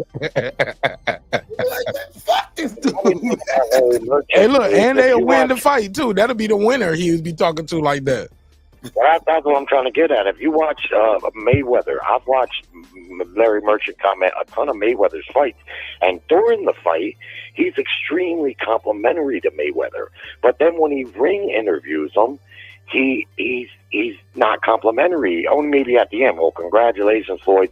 But no matter what Floyd did in the fight, and a perfect example is when Floyd had to knock the fuck out of what's his name, Ortiz, after he headbutted him. Now, Floyd had every right to do what he did in that fight. The ref told him, fight. The time for the hugging and the kissing was over. Floyd did just what he was supposed to do, and Larry Merchant is up there, well, Floyd, why did you didn't have to do that? Why did you do that? That's why Floyd went off on his ass. Yeah. Yeah, that was, I mean. Let me go ahead, Clips. I just want to say this. I agree, because when you look at that fight, it was funny because right after the fight, when you watch, Larry comes over, Floyd initially has his arm around Larry, like, yeah, baby, we back. It's another one. Another day in the office. You know what I'm saying? Hold on. Let me come on camera so y'all can see me. It was like this. Yeah, baby, we back. Another day in the office, baby.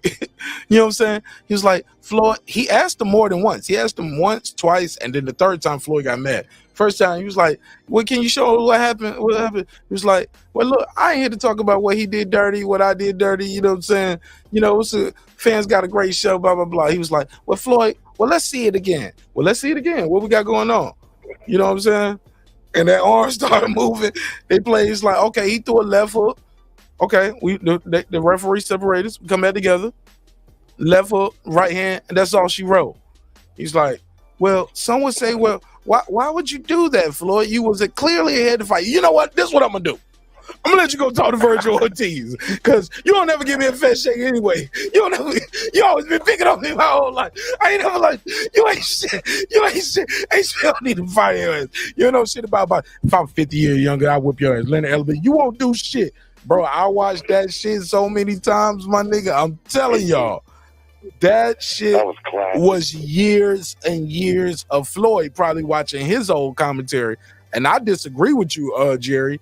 It was a lot of times this motherfucker was sitting there hating on Floyd while Floyd is whooping ass. And the commentary is not matching the fight. The Oscar fight is one. The Chop fight, respect to my brother Chop. It's another fight where Floyd, right before the fight, right before the knockout, it was like, yeah, this is gonna go to the cars. Yeah, man, blah, blah, blah, blah, blah. Then he knocks the guy out. And Jim Lampley has to make a joke about it because they was literally just saying in the next round the fight was boring. He was like, Well, I guess, like we said, this fight was not gonna go to the cards, huh, Larry? Yeah, he did what he was supposed to do. He did what he was. Larry was always reluctantly congratulatory and ceremonial towards Floyd. That, man, he hated on his kid, bro. Like he was like, he the one that he the reason why we know about the Britney Spears shit on the side of the MGM because of Larry. He was like, well, he wanted his face up there, and the promoter said that cost $100,000, and he didn't think Floyd was worth it because Britney Spears has sold it out a couple times. Jim Lampley come in, well, maybe Floyd should wear thongs and lowrider jeans, Larry. I'm like, yo, his family is watching this shit. Y'all talking crazy about this dude. Crazy. And if you remember, if y'all remember, Larry Merchant talking shit about Floyd and them backhanded compliments and those, you know what I'm saying, and those real like begrudging, he would begrudgingly cede, you know what I'm saying, anything good to Floyd. If it was a compliment, it was like, that was the thing that started Floyd talking to commentators mid-fight. If y'all real Floyd fans, it was Larry Merchant who got Floyd to mid-fight. Man, y'all got that count wrong.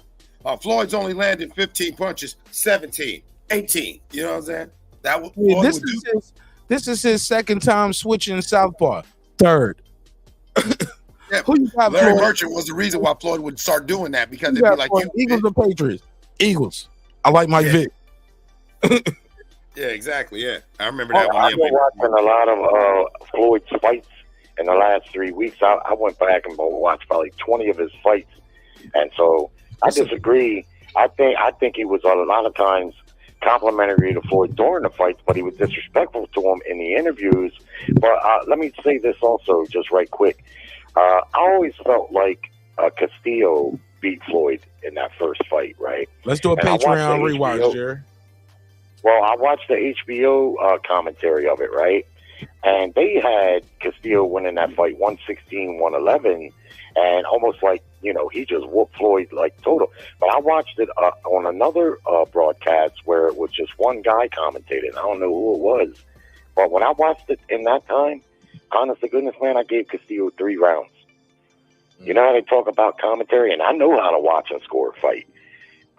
I didn't see it as 116-111 watching it live on HBO, but I did feel like Castillo kind of edged him, right?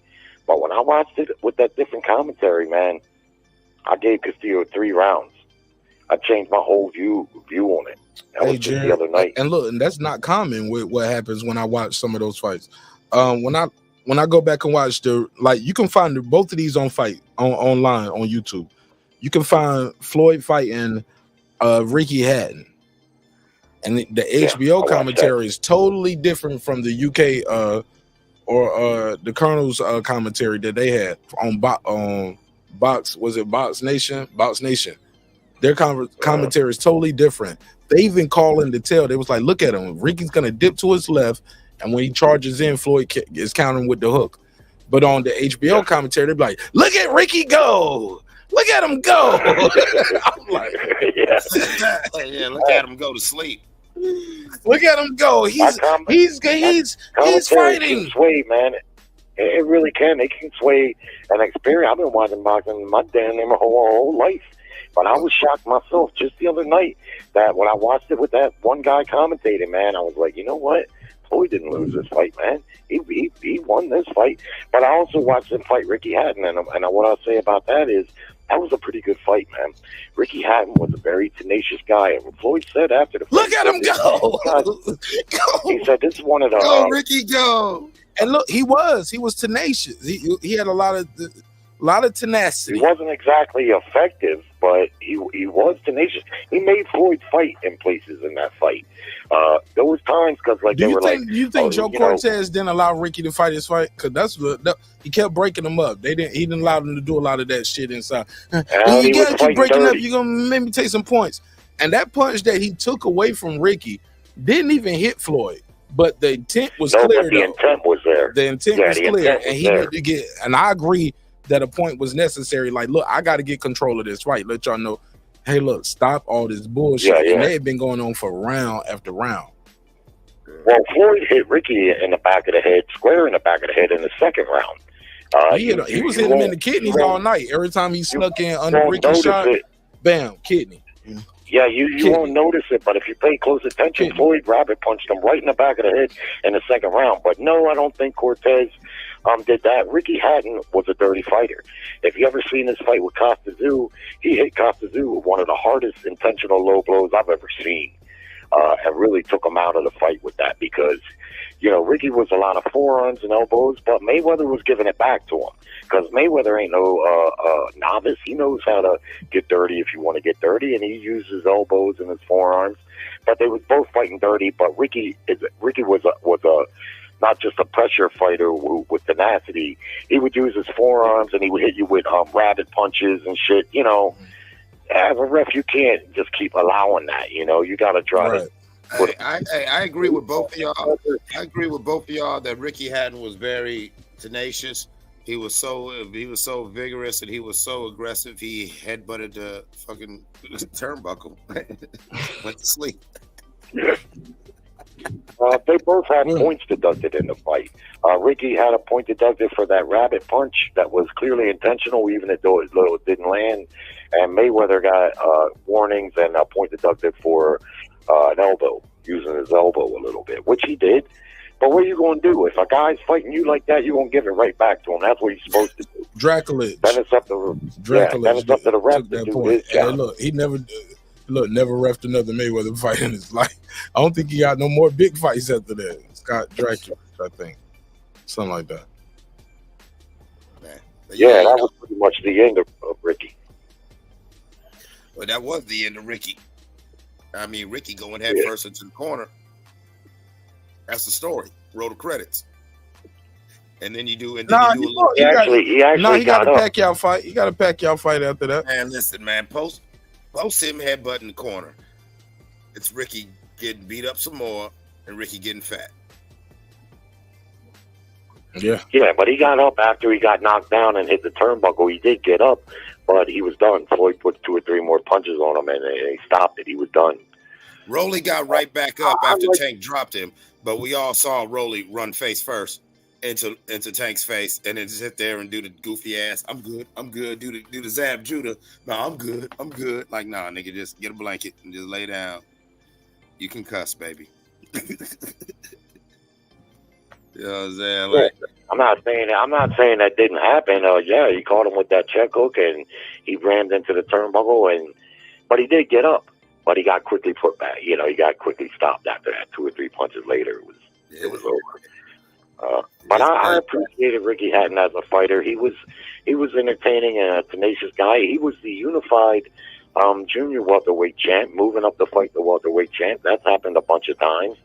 And I thought he made a showing of himself. Oh, no, he had a great career. He definitely is a Hall of Famer. And I never said he was a tomato can. I'm just saying, you know, in my mind, and I believe in the minds of many. he said he ain't no tomato can, but he's good. God damn it. Because when I honestly, every time I think of Ricky Hatton, I just see that face going into that turnbuckle. You know what I'm saying? After getting slapped with that check hook and going, bang! You're like, oh man, like, god damn, he did you like that, homie. Ah, shit, get the strap. Yeah, Ricky had a lot of good wins before that. That's how he got that fight. Exactly. I'm not trying to take that away from him.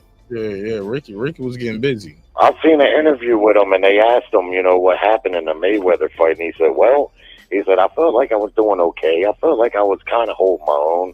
He said, but after the point was deducted, I felt like, well, I'm already down on the card. Now I'm down an extra point with this, so I got to try to go for the gusto.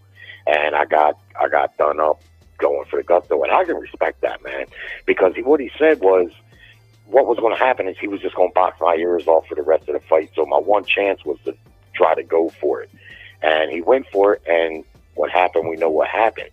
Right. But I'd rather see fighters do that a lot of times than to just be content with and not showing the heart of a real fighter to try to make the most of the moment. And there's tons of examples, but Jermall Charlo against Canelo, he never won.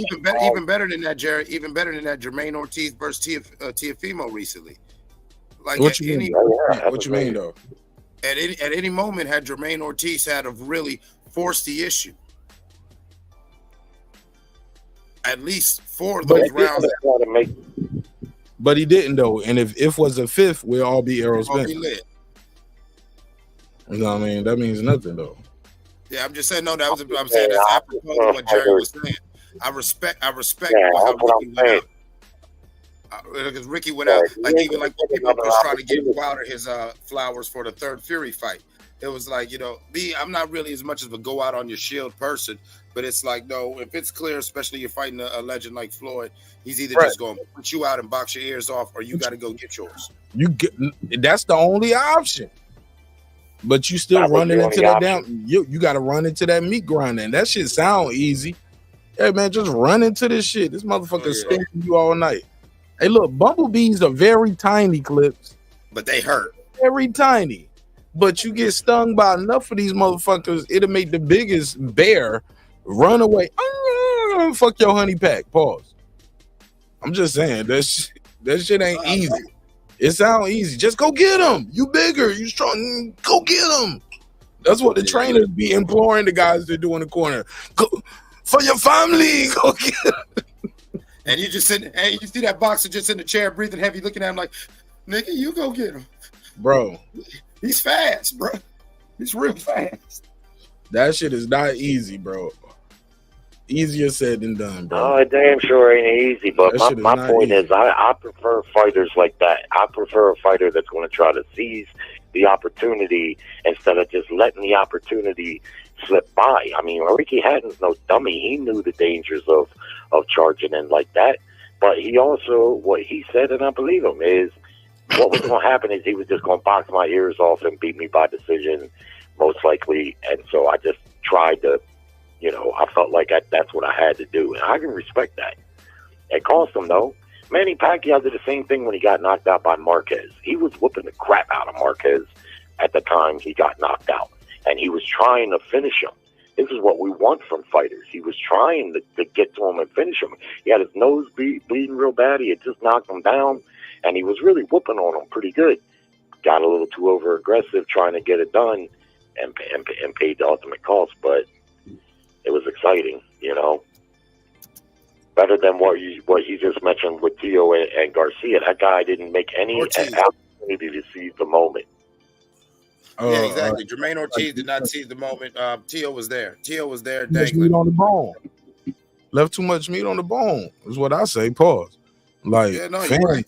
He's right there. You made him miss, but did you make him pay? You know? And you know he's the house fighter. Like, everything is on him. Like, you gotta give them a reason not to rob you. Like, you didn't drop him. Like, man, you gotta do more. I felt like he won the fight. I thought he won the fight, but it wasn't a robbery. You can't. Nah, you can't. That's right, exactly. You can't give it to him, man, because you know he moved too much, man. It didn't make it. This is what you said, Mark. If you're going to move like that, because the movement was giving him problems, so I get that.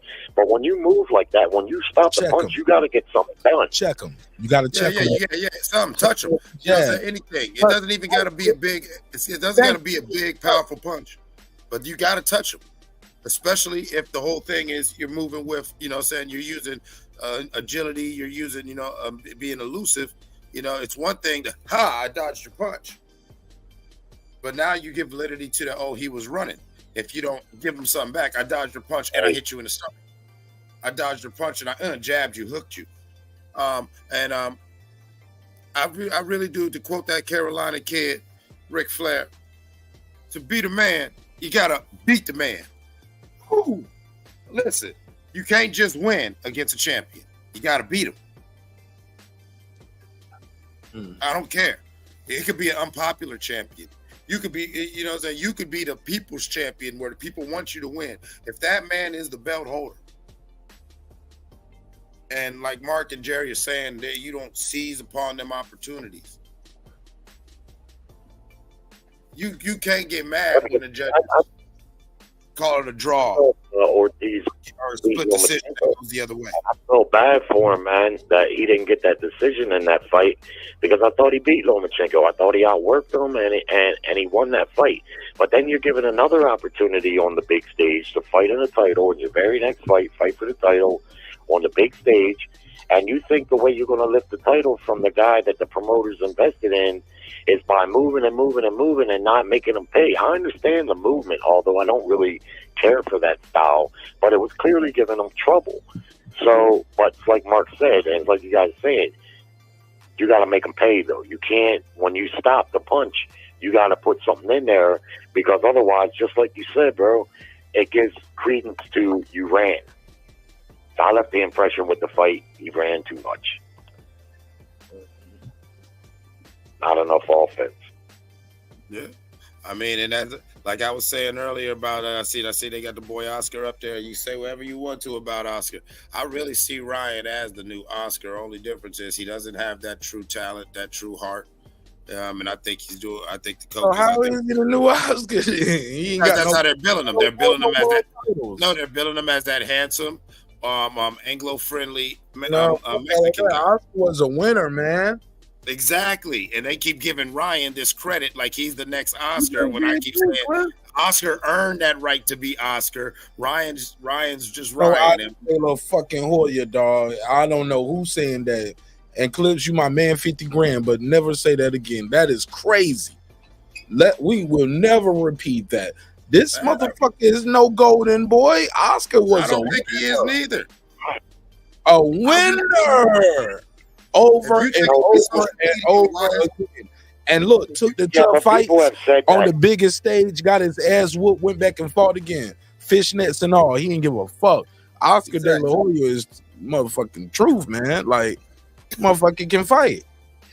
And fought everybody. Yeah, but people have made those comparisons. At least no, but that shit is over, bro. Especially if he pulls out of this fight. But people have said that partly because Oscar was known for his left hook, and that's what Ryan's known for. He does have a good left hook. But I agree with you. I mean, he's no Oscar De La Hoya, but he's still early in his career.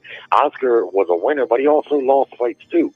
He lost the Trinidad fight. He didn't show a lot of heart in the second half of that fight because he kind of ran from Trinidad. Now, I still felt like Oscar won that fight. I'm not going to say he got robbed because he didn't close the show. The last 4 rounds, he moved too much, and he didn't show the heart. He of course, lost to Bernard Hopkins, but he had his wins. I mean, yeah, I agree with what you say, Mark. You can't, there's no direct comparison there. It's just they're both Latin American left hook, and so people are going to draw some that's what I'm getting. Thank you, Jerry. That's what I'm getting at. It's just like if you're a short black comedian, regardless of your face, regardless of your facial features, regardless of your skin tone, motherfuckers is gonna start trying to compare you to either Kevin Hart, Cat Williams shit. You know what I'm saying? To where I'm saying, like, people are trying to put him in this lane, and he seemed to earn this lane as far as the public opinion and attention. You know what I'm saying? And it's like, come on, bro. And I like Ryan. I've actually grown to like Ryan, except for this aspect, like we were saying earlier, with crying about the location. And I agree. I'm with you, Mark. I agree. Las Vegas or somewhere in California. Fuck it. Do it in the new LA Coliseum or whatever. You know what I'm saying? Or do it somewhere neutral in Central California and really make it a Cali thing and go crazy. But no, you can't be pulling out this. Neutral would be New York because they're both West Coast guys, right? So neutral would be New York. And like I said, that's probably the next biggest venue. That ain't no fucking Hulu theater, man. Like you said, that's a pretty big fucking venue. New York City's a major tourist attraction, and I think a fight will do well there too. Devin Haney said he's planning his escape route.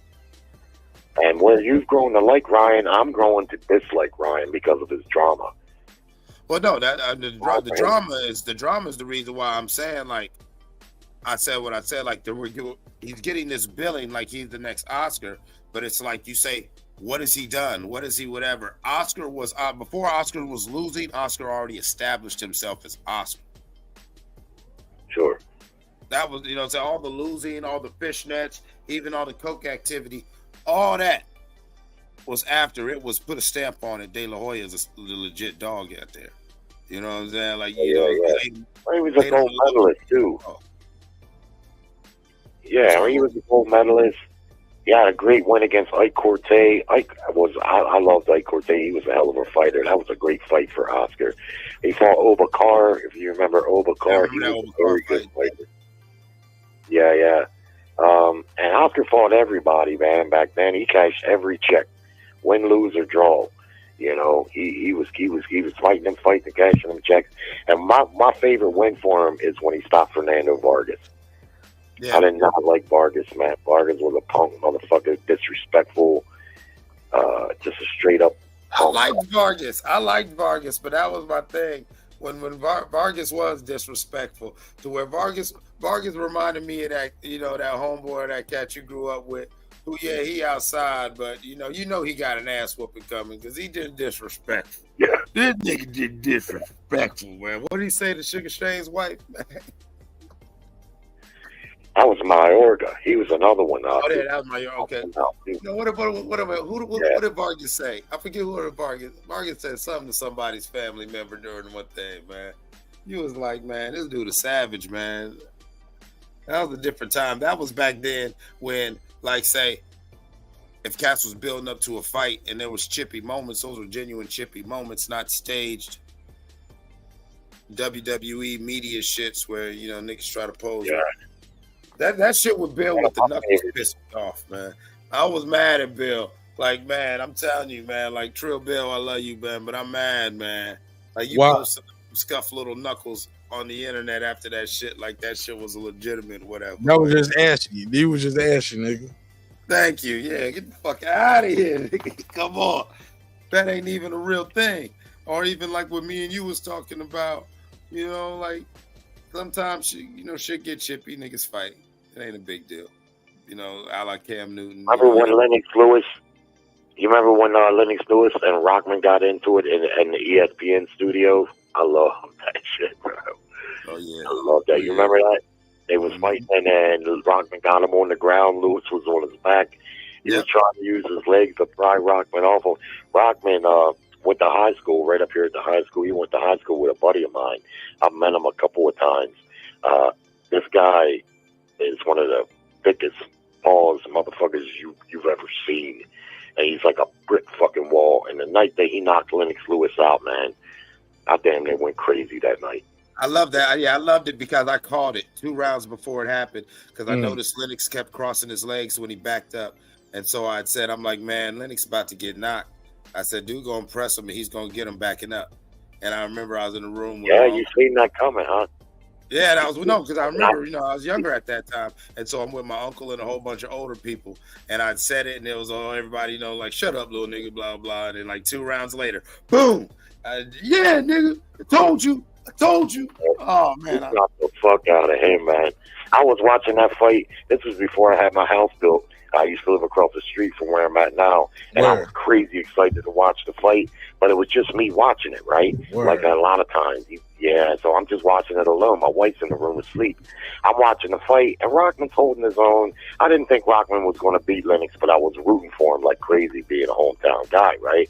And Lennox was winning the fight, and it was at times I was like, man, I'm rooting for my boy, and then all of a sudden, boom! I mean, man, he dropped like a building when he hit him, man. It was clear he was not getting up.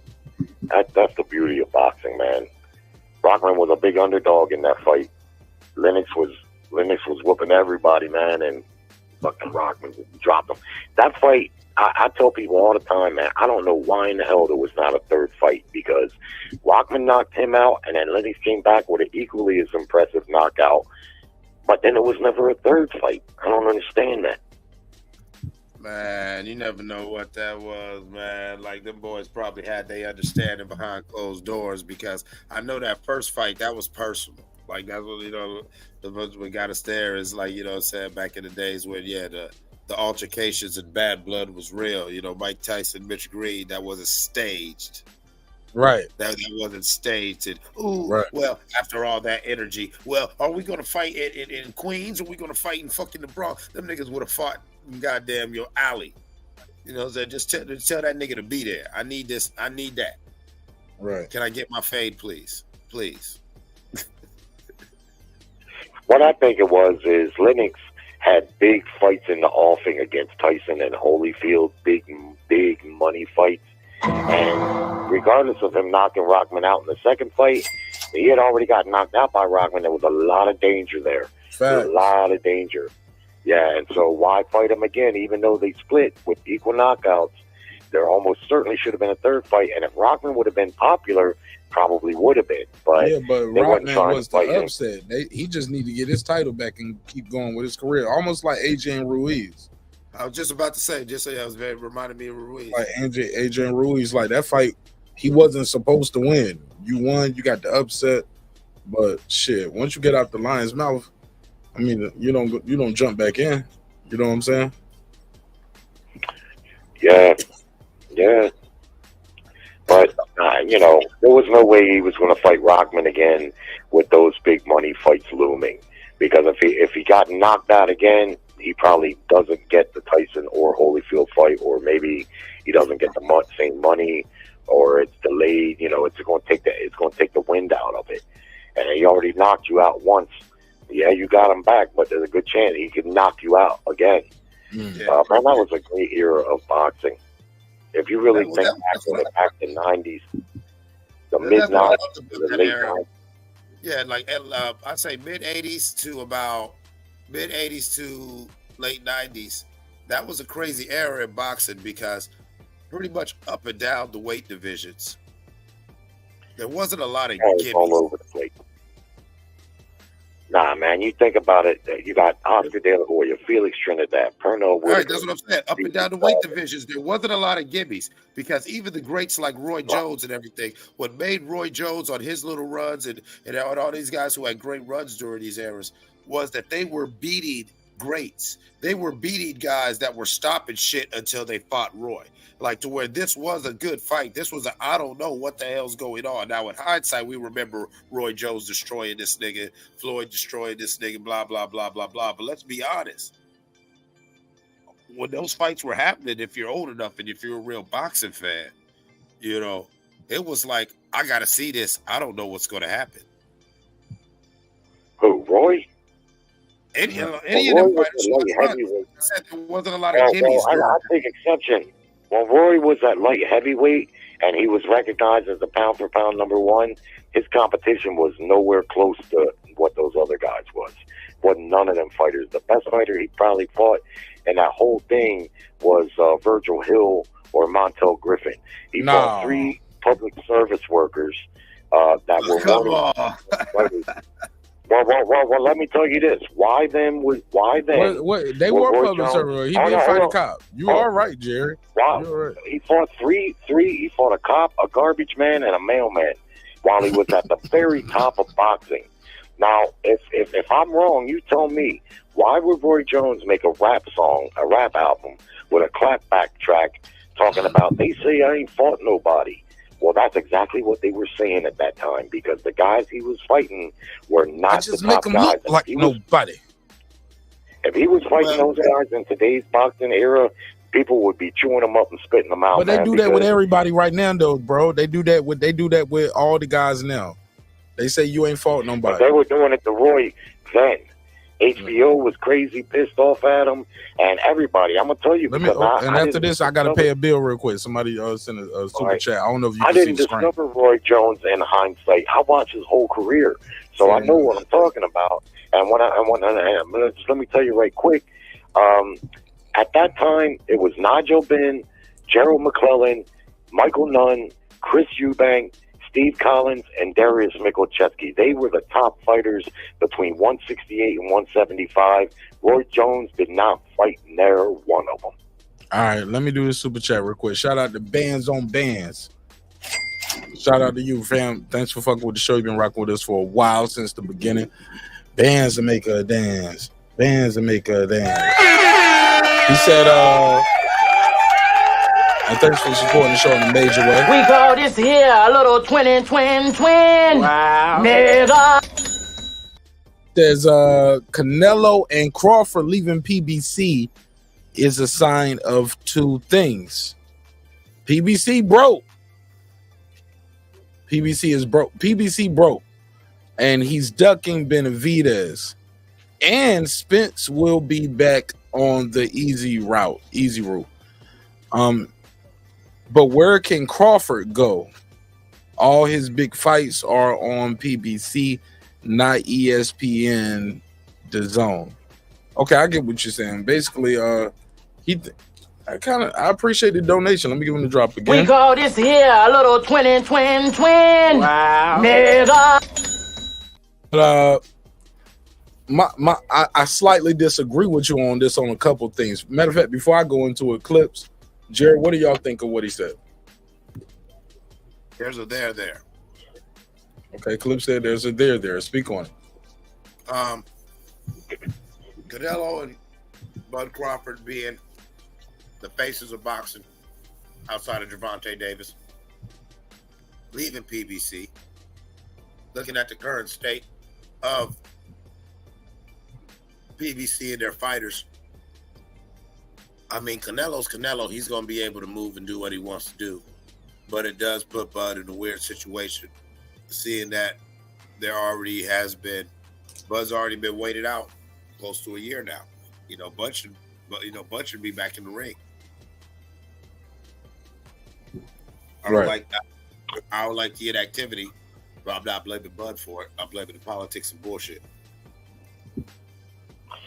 I think if tszyu beats Keith Thurman, then Bud should aim for tszyu. That's the biggest fight I can see for him. I don't really see anything at the PBC. I mean, you got Boots there, but that's going to be a tough fight, I think, and the money not going to be there. At least, tszyu has his Australian fan base. I don't know if that's going to cross over too well here in the United States. Certainly not in one fight. But Crawford, what we don't know is how closely he's maybe been talking with Canelo's people. Maybe he follows Canelo and still tries to gun for that fight. I would pay for that. I would pay for that fight.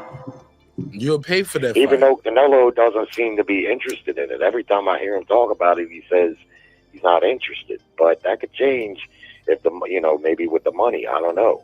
That's what bothers me with Canelo. I'm sorry, go ahead. Well, lastly, people say, well, that's 3 weights. Come on, man. Bud Crawford ain't going to weigh 147 pounds when he fights Canelo. He's at least going to be 160. Canelo is not a big guy, contrary to what his haters try to say. He's a smaller guy. In every fight he has, he's a smaller guy. He's not that big. He already been beat by a fighter very similar in dimensions to Bud Crawford, who didn't even punch as hard as Bud. Bud can beat him. I don't know if I pick him to do it, but there's a real that's an intriguing fight. Yes. I agree with the white man. You heard him out there. Jerry, say it again. Bud can beat him. Bud can beat him. Awesome. He just got, he's got to be not get caught up in exchanges with him, I think, because Bud is a get-back guy. We know that he's got a hell of a mean streak. If you hit him with something that embarrasses him, he wants to get it right back. That's the only danger I see for him against Canelo. Canelo's become very one-dimensional. You've seen that in the Charlo fight. That's why Charlo was able to go the distance, because even though he didn't try to win, these top guys know how to survive. If they're intent on surviving, they almost always going to be able to do it. So Bud, all he's got to do is box Canelo, throw straight punches down the middle when he plants his feet, get out the way, and don't try to exchange with him. That's the only chance I see Canelo having, is for Bud to stand there flat-footed and exchange with him. Yeah. What's funny? He boxes him. I'm sorry, Jerry. I'll just get ready to say it's funny because as much as I agree with what's funny? Yeah. As much as I agree with that, that's also why I was very interested in the Ryan Garcia Devin Haney fight, because I believe that's the same scenario with Devin Haney. Like, I think Dev could just box circles around Ryan, but knowing how Devin is, are you going to sit there and try to plant your feet and get you some and allow Ryan to hit? And allow Ryan an opportunity to throw that left.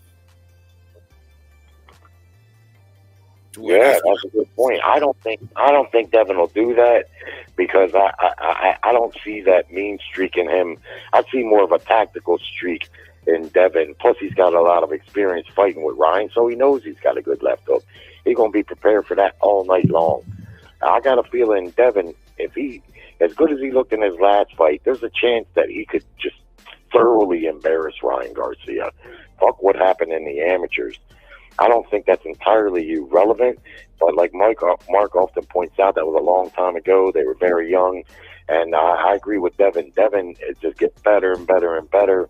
And he looked like a fucking $1 trillion in his last fight, and going up in weight, he's just better, stronger, fat. He's everything he was, but even more. And I got a feeling, I got a feeling he might do to Ryan almost what he did to Regis. Well, that's why I've been building up this fight, man. It's 420, man. We got these pre-orders going, man. You know what I'm saying? I'm gonna get that song. Matter of fact, I don't even think I'm gonna put that song out, just trying to get you ready for this shit. You know what I'm saying? I ain't even bullshit. Because you know what I'm saying, this is definitely a pre-order where it's like, man, well, we gonna get a Ryan pack because somebody gonna get smoked. Because the way Dev's fighting right now, he gonna box the sweet Jesus shit out of Ryan. Or Ryan gonna catch him and send him to get, and Ryan gonna catch him and fuck his night up. Well, that's the intrigue, right? Ryan, he gets a lot of torque on that left hook, and he's very fast. So it's not like this fight doesn't have any danger involved. That's what I love. Yeah. You know what I mean? Yeah, it certainly does. So yeah, there's intrigue there. It's a good fight. But if I was in Devin's camp, I would tell him, look, man, you got to go out here and make quicker work of him than Tank did, because this is a great fight. No, I wouldn't say that. See, I think that is the strategy to get Devin's night fucked up. God damn it, you gonna fuck this man's career up. You know what I'm saying? Talking that shit. Because here's the thing. You're Devin the Dream Haney. You don't compare yourself to no goddamn Tank Davis to nobody. You do you. And all right, and so you go out there and box this man's ears off, even if it go to goddamn 12 rounds. You box this man until this man, you know he can. Tank showed you he quits. So go ahead and do the Floyd Mayweather. Right about this man and make this man quit on his stool, all bloodied and cut up, his pretty little face just bruised up and bloody as you box his ears off. Because if he goes in there and tries to finish this shit, I think that's how you're right about that. No, because think about it. Devin showed discipline so far. Lomachenko, all these different fights where he was trying to prove himself. The second Cambosis, the second Lomachenko fight, and everything. He tried to, but no, this is somebody who, if there's any truth to their bad blood, this is somebody who he knows can hurt him. So he'll probably want to prove I ain't scared of you. I can hurt you too. You know what I'm saying? So if he comes in there with that mentality, I got to get you out worse than Tank did, and tries to stand in front of him. But that's not how Devin fights though. That's not how he exactly. do it. That's what I'm saying. He's out of character, and that's what Ryan would. I don't foresee that happening. The homie don't even fight or move like that. Like a lot of times. Yeah, I mean you're right. Go ahead, Mark. Like he didn't press it on Cambosis in 2 fights. Even though the second fight he fought more aggressive, but he still didn't. He wasn't like out there looking out of character, and he still won damn near every round in my mind.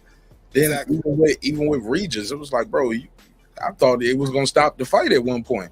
I was like, if he pressed it a little bit more, the ref would stop it, or the corner would stop it. And he tweeted that thin line of, "I'm gonna dominate, I'm gonna be entertaining." And he still took calculated risk. You get what I'm saying? Still won every fucking round on all 3 judges and on all the fans' cards too. And he dropped the guy. Yeah, you get what I'm saying? Going off the last performance, the last time I've seen any of these fighters, you know what I'm saying? Last time I saw Bud was, of course, the Great American Fish Fry. Oh, it was lovely. It was great. It was a great show. Yeah. Damn, we man. I can't wait to do the 1 year anniversary of the Fish Fry. Oh man, you know it's gonna be lit. It's gonna be lit. We need to do a party for that shit, man. We need to do a party. Man, we need to party. Everybody, man, pour up. Where most of my members are at, and I'm gonna book a venue somewhere near that. That's what I need to do. But really, I just want to bring niggas to Atlanta. I ain't gonna lie, I'm lazy. I'm like, yeah, shit, come here to the city. There's always some shit here to do. Every weekend, it's shows, it's party, it's comedy events. somebody famous is here every weekend to do whatever y'all want to do to go have fun other than the meet and greet. You get what I'm saying? So, damn, man, I definitely want to do one of those, man. Chop it up with all of y'all. But shit, hopefully, man, that Tank Davis and Frank Martin fight might be in Atlanta. Hey, look, that's why I don't want to shit on it too bad yet. I was like, if that shit in Atlanta, I'm going. Hey, look, and I'm going to then press pass. I'm gonna be right in the mix, like. What I just say? You know, I know Mark. Can I get a pass? Boy, Mark Nash breaking beats right here. They be like, live from Atlanta. You in the neighborhood with? I can see it. Hey, look, at least I ain't lying, Clips. I'm telling niggas up front, like, yeah, nigga, this shit here in the A, nigga, I'm going. Yeah, hey, sometimes sometimes I ain't gonna be no fights coming to the city that I ain't going to, nigga. Yeah, no, that's right. But I need to go. So what do you think of that? What do you think of that fight, guys? What do you think of Tank and Frank Martin? Man, Frank's food. Frank's food. Frank is food. What kind of food? What kind of food? What kind of food? Well, I don't know. I mean, he studied under the big fish, so maybe I think it's shrimp scampi. I think Tank. Damn, he's scampi. Scampi. I think he gonna get simmer sauteed. You know what I'm saying? He gonna get the new, you know what I'm saying? You know what I'm saying? You gonna see his legs sitting there, like, you know what I'm saying? Total disrespect. Yeah. You don't think Derek, hold on. Y'all don't think Derek James got a plan? Man, Derek James got other things going on. Be winning the fight. Can Derek James get it done? Derek James can't go in there and fight. Man, he can't go in there and fight for him, man. He can't fight for him. He ain't gonna have much to do with it. I think Frank Martin will be outboxing Tank like everybody does right up until he gets knocked out. That's what I see happening. I think it'll be a pretty good fight with Frank. He's very quick. He's a very quick fighter. He's a good fighter. He's not the top guy at 135, 140. He's not with those top guys just yet. But with the big opportunity, he knows what that means. He's got plenty of skill, plenty of speed. And I think he'll be giving Tank, his money's worth until he gets caught, which is the same thing in every Tank fight. That I see. Derek, can you see the screen? I know you're on the phone. Can you see the screen, my brother? See, Jerry, this is what's gonna happen. This is exactly what's gonna happen. So a bunch of people getting knocked out or getting rocked. Yeah, exactly. Tank. No, we got some Tyson shadow boxing, but it's a lot of once Tank touch him, I'm telling you, it's gonna be shrimp scampi, man. I'm telling you, his legs gonna be the new. That's what I said, though, bro. Has Frank Martin been dropped? Has anybody ever dropped Frank Martin? We about to see it. I don't think he's been dropped. Well, we about to see it. But he is my only problem. But look, since you asked Jerry, let me give y'all my take. All right. Here's the take from the host, ladies and gentlemen. Hey, look, I need to get that drop. Every time I do this, I'm gonna click the drop. Put your fucking glasses back on. Skip was about to tell Shannon, put your fucking glasses back on. You ain't gonna do shit to me in this studio. Stop playing with me, boy. Yo, the fuck you talking to? Like that's what it, I ain't gonna lie. Skip did. Go ahead. What'd you say, Clips? I said, yeah. You got to get that drop because people don't understand Skip's energy, man. Man, he was about to come out of character. Like he had to catch himself. He said, "Put your glasses back on." And all I want to say before you make your comment, the real question of that whole moment was back on too. Yeah, that's what I'm saying. Shannon did put his glasses back on. So my real question about that right then, but Skip tell me put my glasses back on. I put them on. I mean, but no. I still got to see. My real question is: you look at Skip's little old crazy ass. Did he have that goddamn it on him? Nah. I told you it's the other way around. If you do it, I'm gonna sue you. I'm gonna sue the company. I'm gonna sue Disney, ESPN. I'm gonna sue everybody. That's what he had. He had the power of the pen, homie. Had the power of the pen. Like I told you, it's gonna go like 2 or 3 ways. One, they ready to sue. 2, they got that thing on them. or 3, they really about that shit.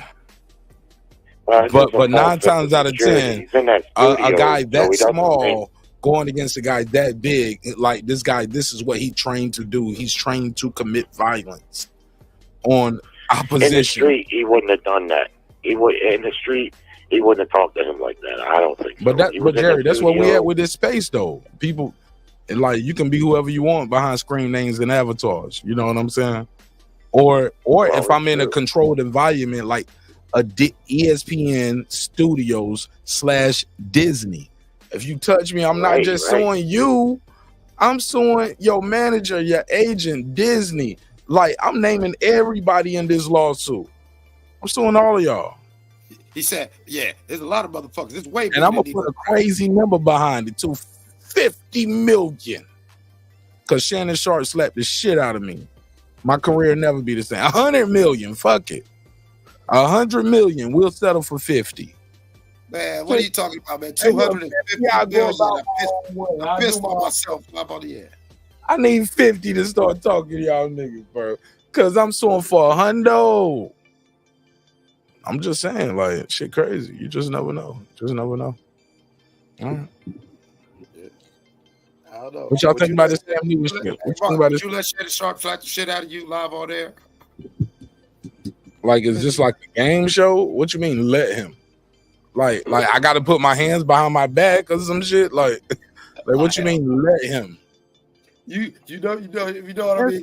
Like, I ain't gonna lie. I ain't gonna hold you. He a big ass nigga, bro. So if he wants to get to you, and he was a tight end, you know, this nigga, he knows how to do the swim move. He can swim move a couple niggas. He know how to do the swim move effectively against guys who are not trained to defend against an NFL tight end. A Hall of Famer NFL tight end. 3 Super Bowls. Skip. I got 3 Super Bowls. Like, most niggas ain't trained to defend against that. So, yeah, Shannon Sharp might walk through with a swim move and then get one off on my ass. That's what I'm saying. Now, but your question is, do I fight back or do I curl up like butterfly shrimp? You know what I'm saying? That's what I'm saying. Yeah, do you get scampy? Do you get scampy? Do I get scampy? Are cameras rolling? Yeah, you live on there, baby. You live on there, God and country. Oh man, I need everybody to see this nigga beating the shit out of me, nigga. I'm gonna start having seizures and everything, nigga. I'm gonna be talk to him. Clips, I'm gonna be on the ground like this, nigga. They gonna be like, either he having the seizure or he got the Holy Ghost. I'm gonna be like, oh, I'm gonna piss myself. I'm gonna shit. I'm gonna sweat. I'm gonna cry. Nigga, I'm going have all to give the me way in. 300 million just for the fluids I lost. Nigga, I'm going all the way in. Shannon Sharp better not touch me, nigga. And if it ain't no cameras around, I'll blow your brains out, nigga. Bagging out this motherfucker. I'll blow your brains out, nigga. It seems I better let it go. Oh shit. Did I go too far? Empty. Welcome to Get Indicted Radio, where we will tell you how we plan our next murder. Oh hey, shit! Mark. Get broken. Hey, what? A vertebrae or what portion? Spinal. Be just like that. I'm Maddie. Nigga.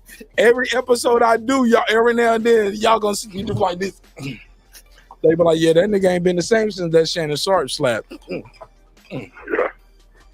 Hey, Mark, you ever heard of a wrestler named King Haku? So the fuck out of Shannon Sharp. So what? King Haku? Old school. Yeah, old school. Haku like a short poem? Yeah, H-A, yeah, it's spelled like that without the accents. He used to be Ming the Merciless. Never heard of it. Never heard of it. No, I never heard of I used to work with a guy. I used to work with a guy at a roofing company, a little Italian dude, right? This guy was a strong little motherfucker. He could pick up a 50-foot extension ladder. He was the only guy in the whole company that could do this. And he wasn't but about maybe 5'6". He could pick up a 50-foot extension ladder and walk with it. And that's a pretty impressive thing. He was in a club down by the airport here in Baltimore. And I learned this because in the office of this roofing company, there was a cork board and there was a newspaper article up there. This motherfucker got in a fight. There was some professional wrestlers, right? Because Baltimore, the wrestlers coming through here all the time. They was wrestling down at the arena, but they was partying up there at the club, man. He got in a fight with that motherfucker, man. And King Haku bit his fucking ear off. He sued him for like $180,000. He bit his ear off.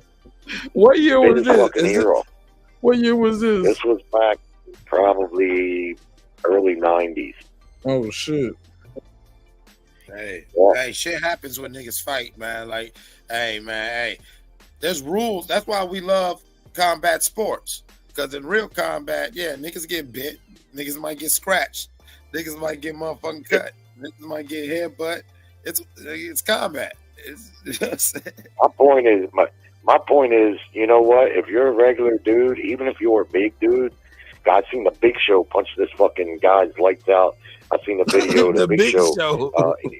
Yeah, man, some guy, and this guy was a big dude. He was almost as big as the Big Show, but he was fucking with him, and man, Big Show knocked him the fuck out.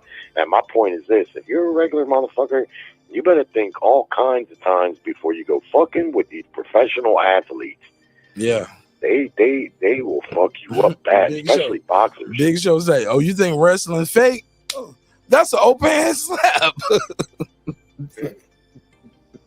I mean, here's the thing. Like, y'all ever seen that clip with the guy was interviewing the other night? The guy was interviewing. Who is the wrestler that slapped shit out that interviewer? He was like, "Well, Schultz. What's his name? Let me find that shit." David Schultz. David Schultz. That motherfucker said, "Oh, you think it's fake?" Bam! This is an open slap. Yo, and look, and I don't know who that guy is, but I would have sued David Schultz, the wrestling company, the venue. He sued everybody. Yeah, he sued him. He got paid too, didn't he? And he got paid too, didn't he? Yeah, Big Show to slap me into the nether realm. Shit out that man. Legally, but and that man was not prepared for combat. Not prepared. He came for conversation, and it was combat. The backstory on that, Mark. The backstory on that, my brother. I used to be a big wrestling fan, but my brother's an even bigger wrestling fan. And what the backstory on is that that interviewer had did the same thing to another wrestler, and David Schultz and his people told him, don't ask him if wrestling's fake. They told him not to do that. Yeah. Oh, you triggering them. You playing with them. But it is what it is. That's how it be. Hold on, let me play it. Why is it a good? Because only the tough survive. That's the reason you ain't in it. And this punk holding the camera reading he ain't in it. Reading these rednecks out here ain't in it because it's a tough business. That's terrific. What, is that all you got? I'll ask you the standard question. You know? Standard question. I think this is fake. You think it's fake? Huh? What the hell's wrong with you? That's open hand slap, huh? You think it's fake? There you go. Get another one. Get another one for your troubles. With that second. What? Is this a good business? Yeah, it's a good business. I wouldn't be in it. Hey, you know what, man? Shout out to Tay. Hold on. That's the reason you ain't in it. And this punk holding the camera reading he ain't in it. Hold on. The boxing scholar is here. Let me see what's popping. Let me see if this is really the boxing scholar. Is this the real one?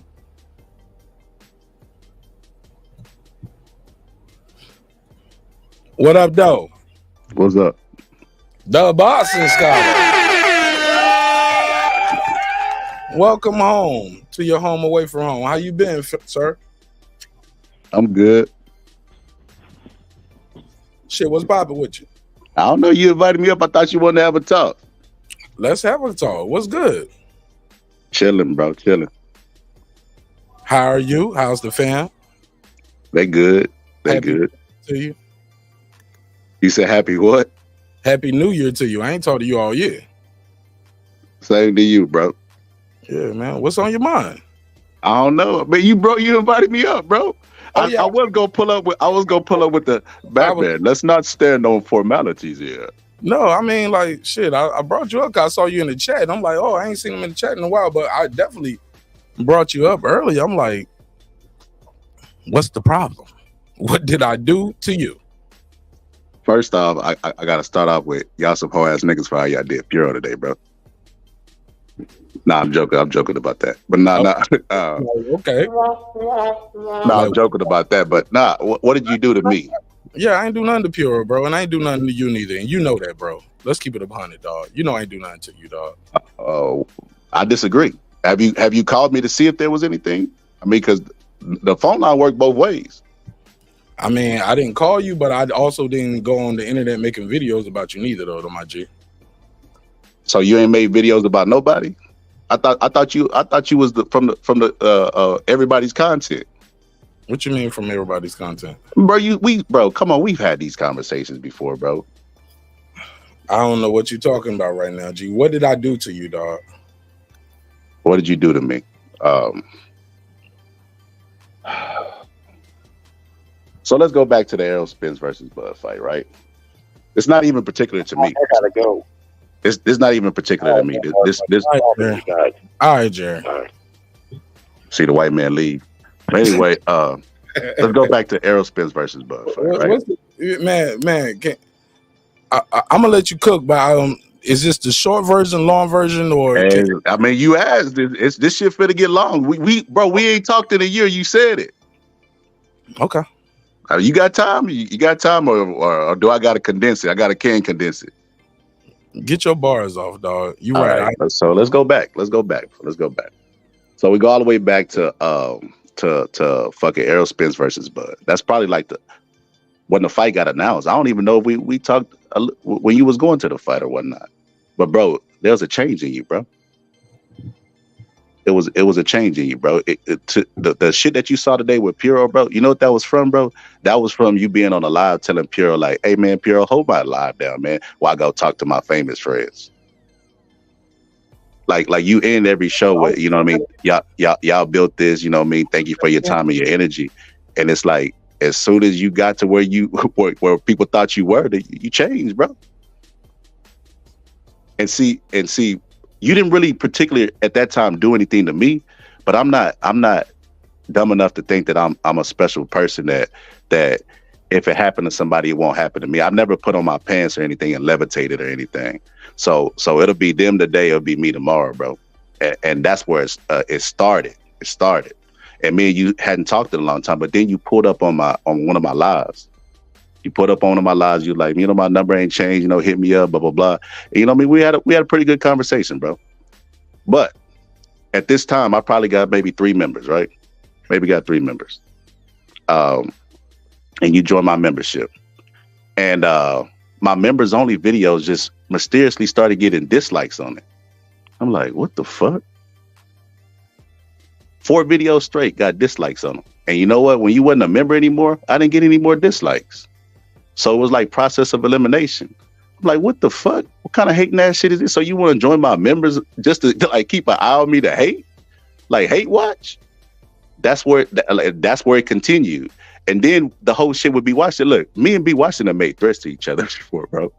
You know what I mean? But I mean, we hashed it out. I would have never thought like a year ago if somebody would have told me like me and B Washington would be as close as we was, and me and you would be rocking like we rock it, bro. That's you just never know where life will take you, bro. But yeah, bro, like B Washington gave you money to go to the trip, bro. And the way you was kissing Puro ass today, bro, you apologized like fucking 40 times, bro, to this grown ass man. You was in the right. Puro was being ultrally sensitive. How you call yourself the scalp collector? You start a fucking group called a CCD. These motherfuckers scour the internet seeking who they could devour. A army of fucking trolls scouring the internet. And this motherfucker sensitive when y'all talk about Canelo, and you apologize 40 times for that, bro. That's crazy to me, bro. Like, do you think that your treatment of Puro and your treatment of Brandon Washington, because mind you, you knew Clips, Reggie, and B Washington way before you knew me. So your relationships with them is longer than what mine. Like I wasn't on the barbershop conversation shit with y'all. I came in on the tail end of that shit. So I felt like the same apology you was giving to Puro tonight, you should have gave the fucking B Washington.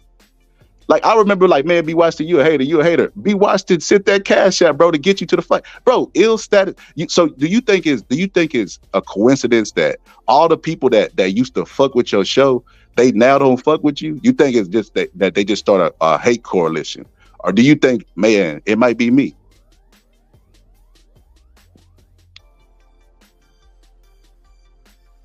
You said a lot. You said a lot right there. Unpack. You could unpack it. I'll let you. I mean, it's your show, your flow. Man, so much to unpack. Where do I start? So basically, you went on this campaign because of me and B. Washington not seeing eye to eye. Like you just went. Like I still don't get the nexus of our issue. Exactly what did I do to you? You think I clicked dislike on your video, so that's what caused this campaign, from what I gather. Correct. Oh my God. Okay. Dislikes on the video, dog. That's what we at. Absolutely. I ain't never hit no dislikes on your. You can't look. So no. You. This is your belief in your mind. That I knew you was gonna gaslight. This why I didn't want to have a conversation, bro. You wouldn't admit it if you did it. No, brother. It's not a gaslighting conversation. We're having a conversation. You said what you said. I'm responding to it. Like I digress and let you finish unpacking. Like, but I'm thinking about all the things that we talked about, all the things we chopped it up about, things I tried to help you with, and you know this. You get what I'm saying? I never did nothing wrong to you. I've always tried to help you. Shared your links, have you on the panel, let you talk to people, like try to get you to do other things that you wasn't even talking about doing. You know what I'm saying? It was times you was talking about quitting YouTube because you wasn't monetizing. You was like, man, if they decline me this next time, I ain't gonna do it. I'm like, well, shit, bro, blah, blah, blah. You need to just go live, do some long lives. Just keep going, bro. I know I did that. I know I never, like, I just don't get it, bro. But far as that you changed for it, where'd I go with that? Like, first of all, I appreciate, I never told Brandon, no, not thank you for supporting the show. But you supporting the show doesn't mean you get to move with impunity, even against me, the host. Like, bro, I ain't do nothing to him neither. Like, I didn't make no videos about Brandon Washington. Not one. You know what I'm saying? Put them all in the thumbnail, all in the videos, and say this is gonna be the focal point of my content. Like, dude is not my enemy. You know what I'm saying? Even now, the panel link is out there, the phone line is open, but he prefers to be in the chat, and that's cool too. You know what I'm saying? I just don't want it to seem like like motherfuckers trying to paint me like I'm a villain, like I'm the worst. I'm a monster. And I'm like, yo, I don't even be going at niggas, yo. You know what I'm saying? I don't be doing none of that to y'all. And I swear, I don't plan on either. That's not my energy, yo. Like, but shit, I wish you nothing but the best, homie. Good luck with it. Like, if that's what we moving with it, carry on. But I'm just trying to find the nexus of the issue. You get what I'm saying? And far as what you was talking about, the apologizing the 40 times, you don't know the conversations I had with that man, and how many times we talked online, offline, how many times we talked since that campaign started. and he reached out and we reached out. We said it was cool. Told him, bro, you should have your own show. Now, and nothing but positive shit. Nothing negative. And then the campaign just starts back up because, which is something else in my mind. But I'll talk to him about that. But that ain't got nothing to do with you, Scholar. My issue with Brandon Washington and whatever we got going on, you should have stayed out of that. You ain't got nothing to do with that, dog. And me clicking dislike in your video, if that's what sparked all of this, you're not who I thought you were. Well, like, damn, it's like you looking for a reason to have a problem with me. Like, you've created this in your mind. Well, I only got 3 members or 4 members or 5, whatever the number is. And Martin Ash is the guy who clicked the dislike on the video, and maybe he disliked the video. I don't even know what video you're fucking talking about, bro. But you can have that. That ain't even what I'm mad at. I'm just trying to get to the nexus of it, and I appreciate you pulling up so I can get some clarity on the situation. But bro, I'm not your enemy, dog. I ain't do nothing to you. And I appreciate you clearing that up with everybody too. I never did nothing to you. You thought I clicked dislike on your videos. and that's what we at with it, and that's cool too. It's deeper than that too. It's deeper than that. I just noticed certain stuff, bro. I noticed how it's deeper than that because we don't do business together. I ain't fuck your lady. You ain't fuck my lady. Can I say it? Do you want me to reveal it on the show? Because I know how you is about the first lady. Do you want me to say it? Your wife, my wife. Like I don't talk about your lady or my lady. No, the first lady of the channel, bro. Rachel Donaire, bro. What you mean? What you mean? She's not the first lady of my channel, dog. Man, come on. You boxing royalty. Come on, bro. I never said she's the first lady of my channel, dog. That's not true. Okay, well, excuse me. The princess, boxing royalty. Okay, boxing. Whatever you want to say it, bro. Like I'm here. Okay, so me and you would have conversations offline, right? And the conversations were what they were, but there was no barometer or barrier to where like anybody. You know, we talk about everybody, right? And I don't mind that. Because consistency. But Rachel Donaire was never on the table, bro. And I always felt like she was off limits only because of the opportunity that she could provide you, bro. And it's like, that's so crazy to me that you've been knowing these guys for years. Yeah, because you said things that you didn't like about Rachel, and I didn't stop being your friend. I didn't block you. I didn't say I'm not gonna help you. Not like what you mean? You didn't feel like you were able to speak freely about Rachel when we were talking privately? Or you talking about publicly on the show? I'm confused. Privately, I never told you I'm blocking your number. You can't call. Even now, bro, your number ain't blocked, dog. Like what do you mean? You can't. Okay, so Rachel released the video. See, we can't dance around it. We gotta deal with it. We're gonna deal with it. Rachel released the video with Donaire, and she basically was like crying about the stepdad. And I was like, damn, bro, you see that video today? That shit was crazy. Like, nah, bro, I ain't talking about that because I'm really close with them now. And but you the way you was talking and had the respect for Rachel, that you don't even have that for fucking B. Washington or clips. No. Been knowing it. Let's be clear. What I said was, hold up. Even then, hold up, clips. Even then, it sounds like you looking for a problem with me, and you can want to cape for somebody else to make that be your issue with me. But that's cool. You can have that. Let me clarify what you just said. What I said to them, you, and anybody else who asked me about that, that's a father and a son having their issue publicly with the son's wife and all of that. It wasn't about my relationship with her. It's about their relationship with each other. A father and a son gonna work it out. That they made public. Yeah, but on YouTube.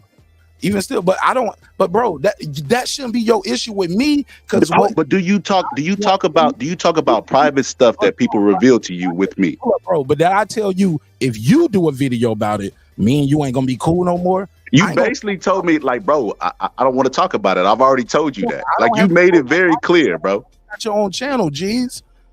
But I said I didn't want to talk about them and their father and son in relationship with the father and the son and the father with the wife. Like, bro, just because I don't want to talk about that topic, like that's like me as a judge recusing myself too, because I don't know their dad. I know them. My view is gonna be slanted. That's not a good thing. But more importantly, a father and a son gonna work it out. But they gonna always remember what you said about their son. But this is private. Nobody would have fucking known. What you mean? What you talking about? This was a private conversation we were having. You just brought it up.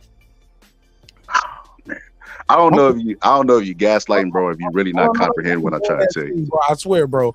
Like I'm saying, me telling you that I didn't want to talk about it on my show shouldn't make you have a problem with me as a person. Nah, that's not what happened, bro. It was a private conversation about a video that she released on YouTube. And you said that you did not want to talk about it privately.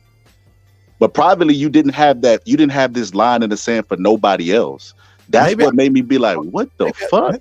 I just didn't give a fuck about it that day and that time. But even still, that's not something you have a long-term problem with somebody about, dog. Bro, you don't think that that's a character issue. When you've just met this person, you don't even know them a month, and you've talked to them, and the people that you've been talking to for years are all, you could talk about everything. They mama having 3 toes. Big mama losing their leg and shit like that. But Rachel Donaire is off limits, bro. No, it wasn't that. But more importantly, dog, first of all, you shouldn't care about my relationship with anybody else. You know what I'm saying? But second of all, I don't get into nobody's mamas and daddies like that. Like. So I shouldn't care about your character, is what you're saying? No, I saying me not wanting to talk about Nonito and Rachel daddy and their relationship with their daddy, or I didn't want to talk about it with you that day. That's a whole character issue. Yeah, that's a character flaw, You bro. don't know my relationship with Brandon. You don't know us, bro. You just got here. Bro, You just coming around. so you're making my point for me without trying, bro. So if I just got here and you're talking to me about Brandon Washington, then why is Rachel Donaire off the table? Simple question. What you can talk? Are we talking about Brandon's mama? Bro, you talked about Brandon's religion, Brandon's character. No, bro. Bro, you've talked about everything, bro. So why is Rachel Donaire off limits? That's all I want to know, bro. Simple question. Okay, I've been saying the same answer. I guess you. Okay, you can I propose an answer real quick? All right, simple question. He has a personal relationship with Brandon. Did he have pending business relationships with these people? And do you not understand that a grown man has the right to say, you know what, I'm not going to get involved in that because this is involving these people's families. So no, we're not going to get into that. Nah. I can speak about how I feel about this person who we both know. No, I think that's weasel stuff. I mean, here's the thing. Now you're getting into opinions and character. But why should you be that vested? And from what I'm hearing, first of all, back to the first of all, don't use my name in your shit. You and Mark talk. I'm dead serious, Scholar. Don't do that. Don't do that. You ain't got to. I don't need nobody to clips, from me. clips. No. The CC, not because you're not even really. You're not. Clips, go point to it. Go point to an episode where I done made you content. I don't want to hear that shit. I don't want to hear that shit. You jumping out the window and you poking your nose where it don't belong, Clips. Like my name for nothing. You could speak about what your Clips ain't even your government name. What are you talking about, bro? Like you tripping, man. Your name is Boxing Scholar, man. Come on, man. You tripping? That would be like, man, don't be saying the Boxing Scholar, bro. You don't even mention me. You're talking about your problem with Mark, and you don't even respect you like Eclipse, and you don't know. And then on top of that, objectively, just since we had to sit here and interrupt our live to listen to you air out your grievances. Oh no! He told me to pull up. I was in the chat. You a Batman ass nigga. You keep trying to. I seen how you did this person, and so I feel this way about you. You know what I'm saying? What you a vigilante ass nigga? Like, what problem do you have with him? And then so while you out here crusading and caping for niggas, you don't need to do that for that guy. So that's listen. You need somebody to cape for you because you are in a domestic. You're in a domestic relationship, brother. Bro, get the fuck out of here with that, man. Bro. Clips is in a domestic relationship, bro. And I don't understand, Mark. You gotta let me know what you feed on spaghetti with blood in it or some shit. Behind the backs, I can tell you to your motherfucking face that you a fuck nigga doing fuck nigga shit. You mad because I'm saying if you gonna want to campaign for niggas, campaign for motherfucker. You don't need to campaign for that guy. But Clips, you would violate your vice lord shit that you got going on in your GD shit. Oh ass nigga, I ain't even no vice lord. So that's what I'm saying. You're more, right? You're more. Goofy ass niggas. I forgot you were more, bro. You motherfucking make motherfucking noise and you don't make sense. You got no confidence to your coonery because you motherfucking niggas just come out your neck with foolery. What the fuck is wrong with you? I hear you, Clip. I hear you more. Hey, I hear you more. Come, baby. You were the product of a 2-minute nut, and I know your mama didn't come. I hear you. I hear you, bro. I hear you. Everybody, look. I hear you, Ultra K. Ain't you an Ultra K baby? So you know what? Go on to talk your shit. Please, I said what I said. Mics, but please, I want to have a real conversation because I ain't here for all the. I ain't here for all the trading insults. Like we can do that. I mean, we was having a conversation. I don't even know why he interjected himself. I don't know what Clips. I don't know if Clips looking for some attention. I don't know what. Name up, nigga. You don't need to bring my fucking name up. Talk to that nigga. Clips, this is not the streets, bro. You are on the fucking internet, bro. Nigga, and exactly. And so I'm telling you, talk to this man. If we was on the streets, I would have been pulled you by your collar, man. What the fuck is he doing? Clips. I guarantee you wouldn't have touched me. Bro. I guarantee you wouldn't be bringing my name up. I guarantee that. I guarantee I would not get touched. I can just end the shit if that's what. I can tell you a secret. I'm listening. Bro, let's get the shit. Let's clear the air, bro. Let's get this shit over with. What else? So you said so basically your issue is with me is how you think I treat other people, and you think Brandon donating $50 to the episode that day. What? Like I'm still don't see how you involved. Brandon Washington, what's up, man? Man, if we don't have conflict resolution, man, this ain't the way to do it. So you agree with me, like all the insults, we ain't got to do that, right? No, man, because if we gonna just, I mean, both of y'all could, I mean, Scholar got a channel and Clips got a channel. If y'all just want to out insult each other, then y'all can go in channel and diss each other all day. But if we gonna have conflict resolution, let's have it and be civilized, because people are watching. No matter how mad, it's governments that go to war. We watch Russia and Ukraine, and these people still have diplomatic relations, and they bombing and killing each other. And I don't want to participate in that, and we shouldn't participate in that. And I'm not gonna be a part of that. I appreciate it, but let's just handle ourselves with some decorum. Clips, let's handle ourselves with some decorum, and that's it. And I'm gonna let y'all let Scholar finish talking, and then but I'm blocked from StreamYard, just so you know more. That's why I called. But let's handle ourselves with decorum and treat each other as though we were once comrades. And it ain't trying to sway the audience or whatever. You say. All right, well, try to click the link again. Try to click the link again now. I want Scholar to say whatever it is he got to say, and I don't want to be interrupted. I don't want him to be interrupted, and I don't want to switch the tone of the show. I don't want to. You know what I mean? We're gonna get to it. Because when I click on, it's gonna be polarized, and I don't want to do that right now. I want them to say whatever it is they got to say, and see if they can come to a respectful resolution, whatever it is. Yeah, whatever it is, it need to be done with though. Like it is what it is. Should be going on 8-9 months now. That's enough time to have a baby, dog. You can have a baby in 9 months. Let's birth this baby right here or abort it. Hey, you ain't got to tell me. You ain't got to tell me, because I'm going to be a grandfather in June. So you ain't got to tell me. Congratulations, my G. Old ass nigga.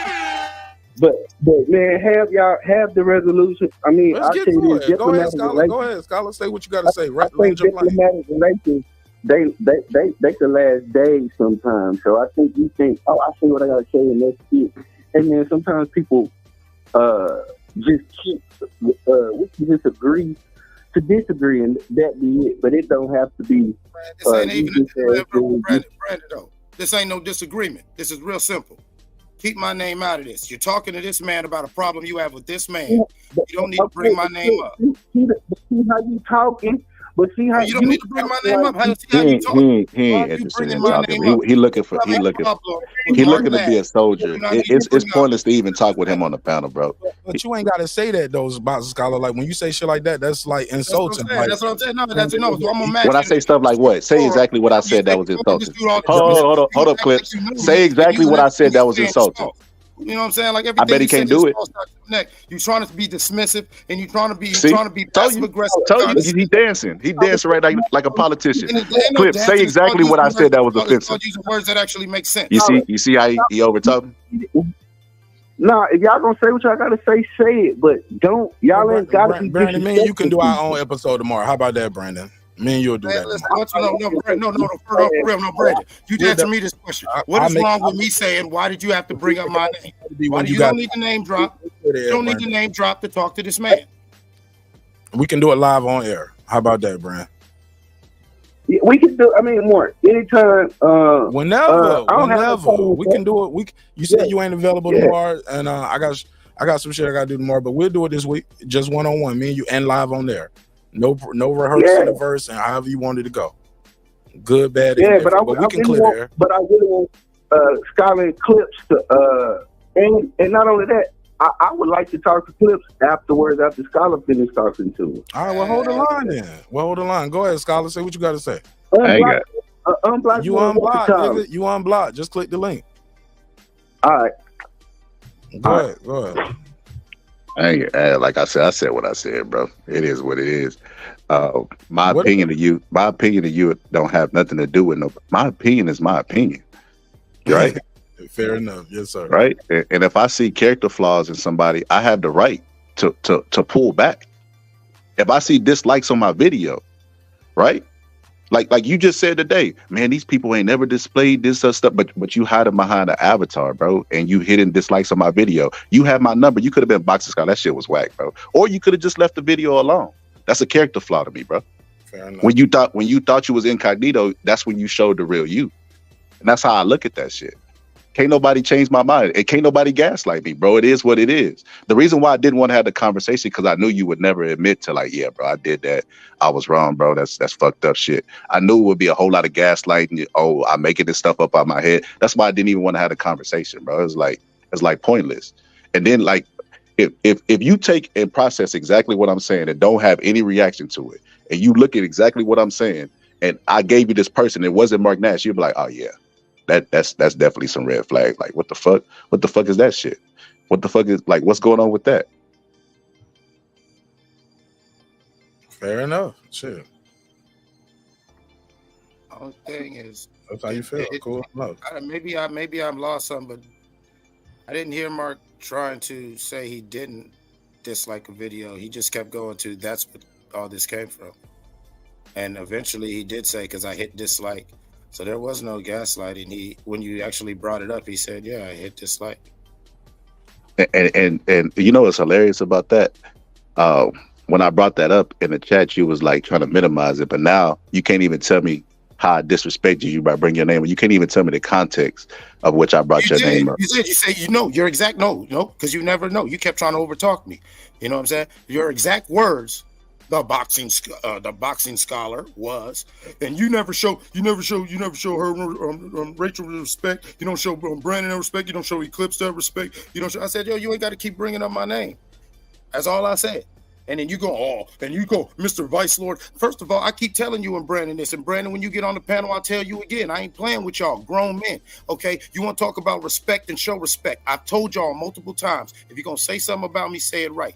First of all, don't be doing that. Don't be playing with me. I ain't never said I was a vice lord. Okay? What is you? Don't be throwing false bucket. Don't be throwing false shit out my name. I ain't no goddamn vice lord. Don't disrespect me. You're a Moor, right? Man, get the fuck out of here, man. I thought you was a Moor.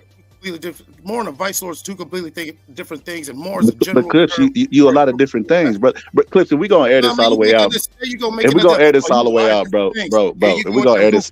So why don't you just say, you know what, Eclipse? You know what, Eclipse? How's about this? If you have self-respect, I just told you, don't bring my name up when you talk to this man. You say, you know what, Eclipse? You're right, and continue having your conversation with Mark. But you couldn't do that. So you showing me a character flaw. Hit dogs will holler. You know what I'm saying? But that's the thing, man. You ain't got no relationship, so it don't matter what character flaw that I show you. You to go back and forth with me because you think you have the right to disrespect to say what you want to me, and you do not have that right. You mad because I'm telling you. I absolutely have that right, because we're on the internet. You can't move me, boy. You can't move me. This is my space. You don't define me. This man that went back to my space. Now he Tom. No, this is my space. My name is my name. Don't play with my name. The boxing scholar, whoever the fuck you think you are, motherfucking goddamn top flight security ass nigga running around trying to motherfucking play hall monitor. I don't like the way you talk this nigga. I don't need to talk to that nigga. But I'll tell you to your face, you be showing me character. You a nigga that's trying to pick sides. You trying to jump in and try to throw gas on other men's situations. For all you know, Mark Nash and Brandon Washington shit is just that. But I wanted to talk shit about Rachel Donaire and their family. And this nigga, in a private conversation, you got mad because in that private conversation, this man said, "Hey, I ain't getting into that." Damn, so Clips, you ride dick without a helmet, bro, and I'm amazed. I'm out of here, dude. Like, no. Hold on. My opinion is my opinion, and my opinion of you is you a bitch ass nigga. I can't even get a word in. It's all. But don't do that, though. Somebody got to be civilized. Don't do that. Like, don't do that. Even with, like, bro, you talking about me gaslighting? Like, you keep saying I was gonna gaslight. I don't even know what the fuck. Mark, I want you to listen to me. I want you to listen to me in this. Clips has an opinion about my opinion of you. I don't have a relationship with Clips, bro. And you would have been like, my bad, homie. No, you start saying all this other shit, and you still try to keep dismissing it. And you know what I'm saying? And don't play with my name. Clips, why do I have to answer to you? Because if you a man, scholar, is that your name up there in the corner? Why do I have to make amends with you, Clips? Y'all don't want to have a conversation. It seems like y'all want to one up each other and get off on each other. I was talking to Mark. I haven't even addressed clips the whole time. I said don't bring my name up. Okay, so both of y'all probably should go on mute then, because y'all ain't finna do nothing but just keep going back. Do y'all want to have a civil discussion and clear the air? I said don't bring my name up. You want to keep going on saying extra shit? Go on mute. Then go on mute. This ain't productive. No, it ain't productive. Because here's my thing. If you think you're going to keep disrespecting me and trying to play it off like, oh, well, I was just, oh, no, man, keep my name out your mouth. And if you a man, say, you know what, you right. And then keep talking to Mark. All that extra shit coming out your face, that's that pussy leaking out your motherfucking blood. Clips. Cut it out, bro. No, you cut it out, nigga. Clips, you got it. I said to you on online, I said to you. Guess what he's gonna do? Now he's gonna try to insult you. I ain't gonna insult. I'm gonna keep it real. That's what I've been doing this whole time. Clips, I'll melt you, bro. Yes, you been showing me. Clips, I will melt you, bro. Clips, I will turn you to ice cream, bro. You need to stop fucking with me, bro. All this fake shit that you talking about, you or more, you Mr. Me Too, you everything in the book, bro. I promise you, you better be every bit of that. I got protections for everything, you goofy ass nigga. My name is my name. Don't play with me. You mad because you ain't left your block. You ain't lived a life. All you motherfucking do is motherfucking talk your shit. I ain't been muting niggas all night. You ain't lived your life, man. I put myself on mute. I said what I gotta say. And then you actually live your life, you might have a couple accolades. You might have a couple. Do y'all really want to fix this shit, or y'all want to do some shit on YouTube? Because all of y'all are on the panel. I can stop the shit right here, and we can fix the conversation or not. Off. Like how y'all want? Do y'all want it, or is this all for entertainment? And at the end of the day, it ain't about no resolution. Is it all for entertainment, or do we want a real resolution? Where obviously we at? They don't want no resolution. Because here's a real simple thing. What the fuck? It's a real simple thing. No, man, it's a real simple thing. And I'll go on mute and stay on mute. It's a real simple thing. Okay? Keep me out you and Mark's conversation. Is that a problem? I don't need to hear none of that extra bullshit from you, Scholar. Is that a problem? Can you talk to Mark without bringing up my name? Yes or no?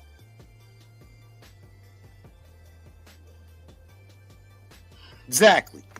All right, go ahead, Brian. What's up, Brian? Yeah, I first of all, I wanted to talk to Clips. First of all, Happy New Year to you. Happy New Year to you, your family. Happy birthday. Congratulations on the birthday.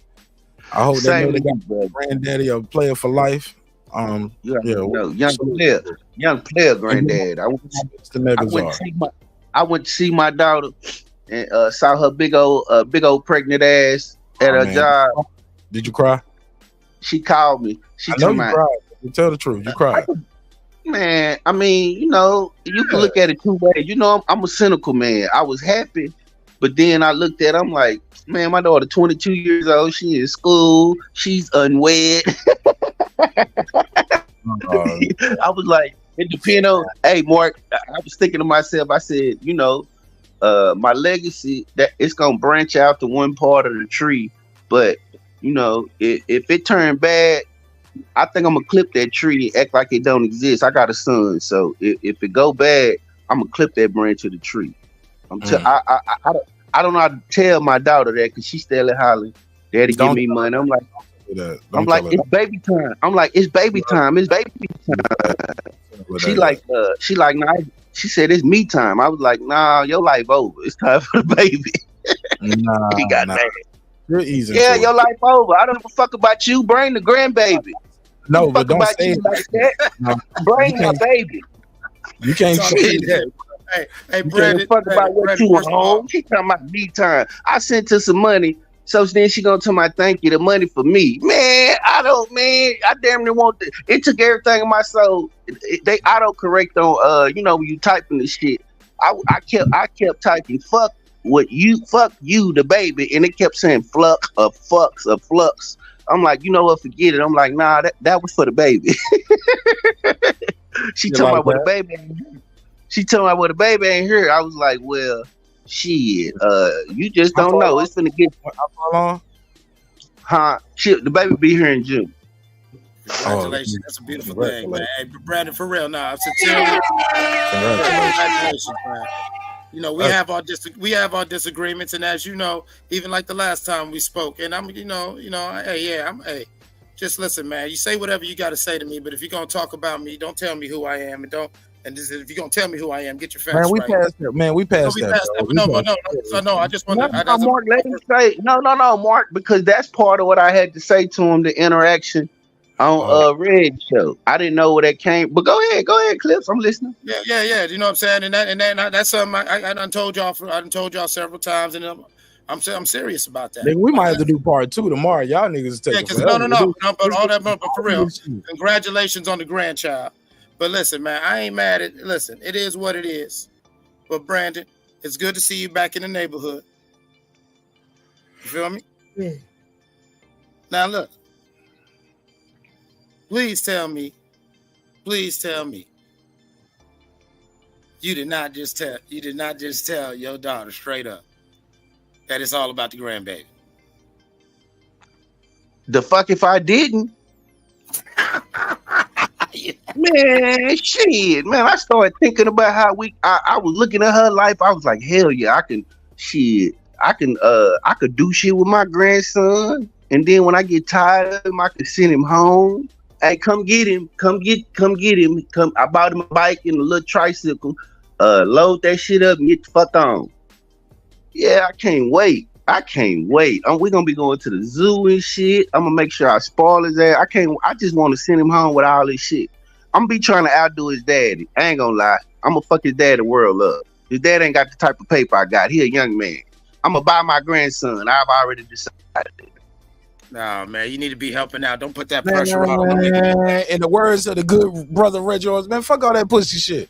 Brandon, you know I got love for you, dog. You know that. You know that, bro. Hey, and Mark, I really thought about it, and I was like, man, do you really want to have a hard conversation on YouTube? Like, this is a hard conversation to have. It's a hard conversation to have. I just don't know if I want to do it today or tomorrow, but I do want to do it. But you got my number. My number's never changed. I never blocked you on my number. I just blocked you from talking to me and crazy in the chat because it was a one-way conversation. I couldn't fight back. A lot of times I felt my hands were tied if I wanted to do something because the conversation you and I had off a line, and I thought we had some kind of conversation agreement where we would and wouldn't go and how far we would and wouldn't go. And you was always like violating that. And I was like, all right, but whatever. But at the end of the day, my G, I don't be making videos about you, talk crazy about you, dog. And you know, that like, and what Boxing Scholar said earlier. But Mark, you did. Go ahead.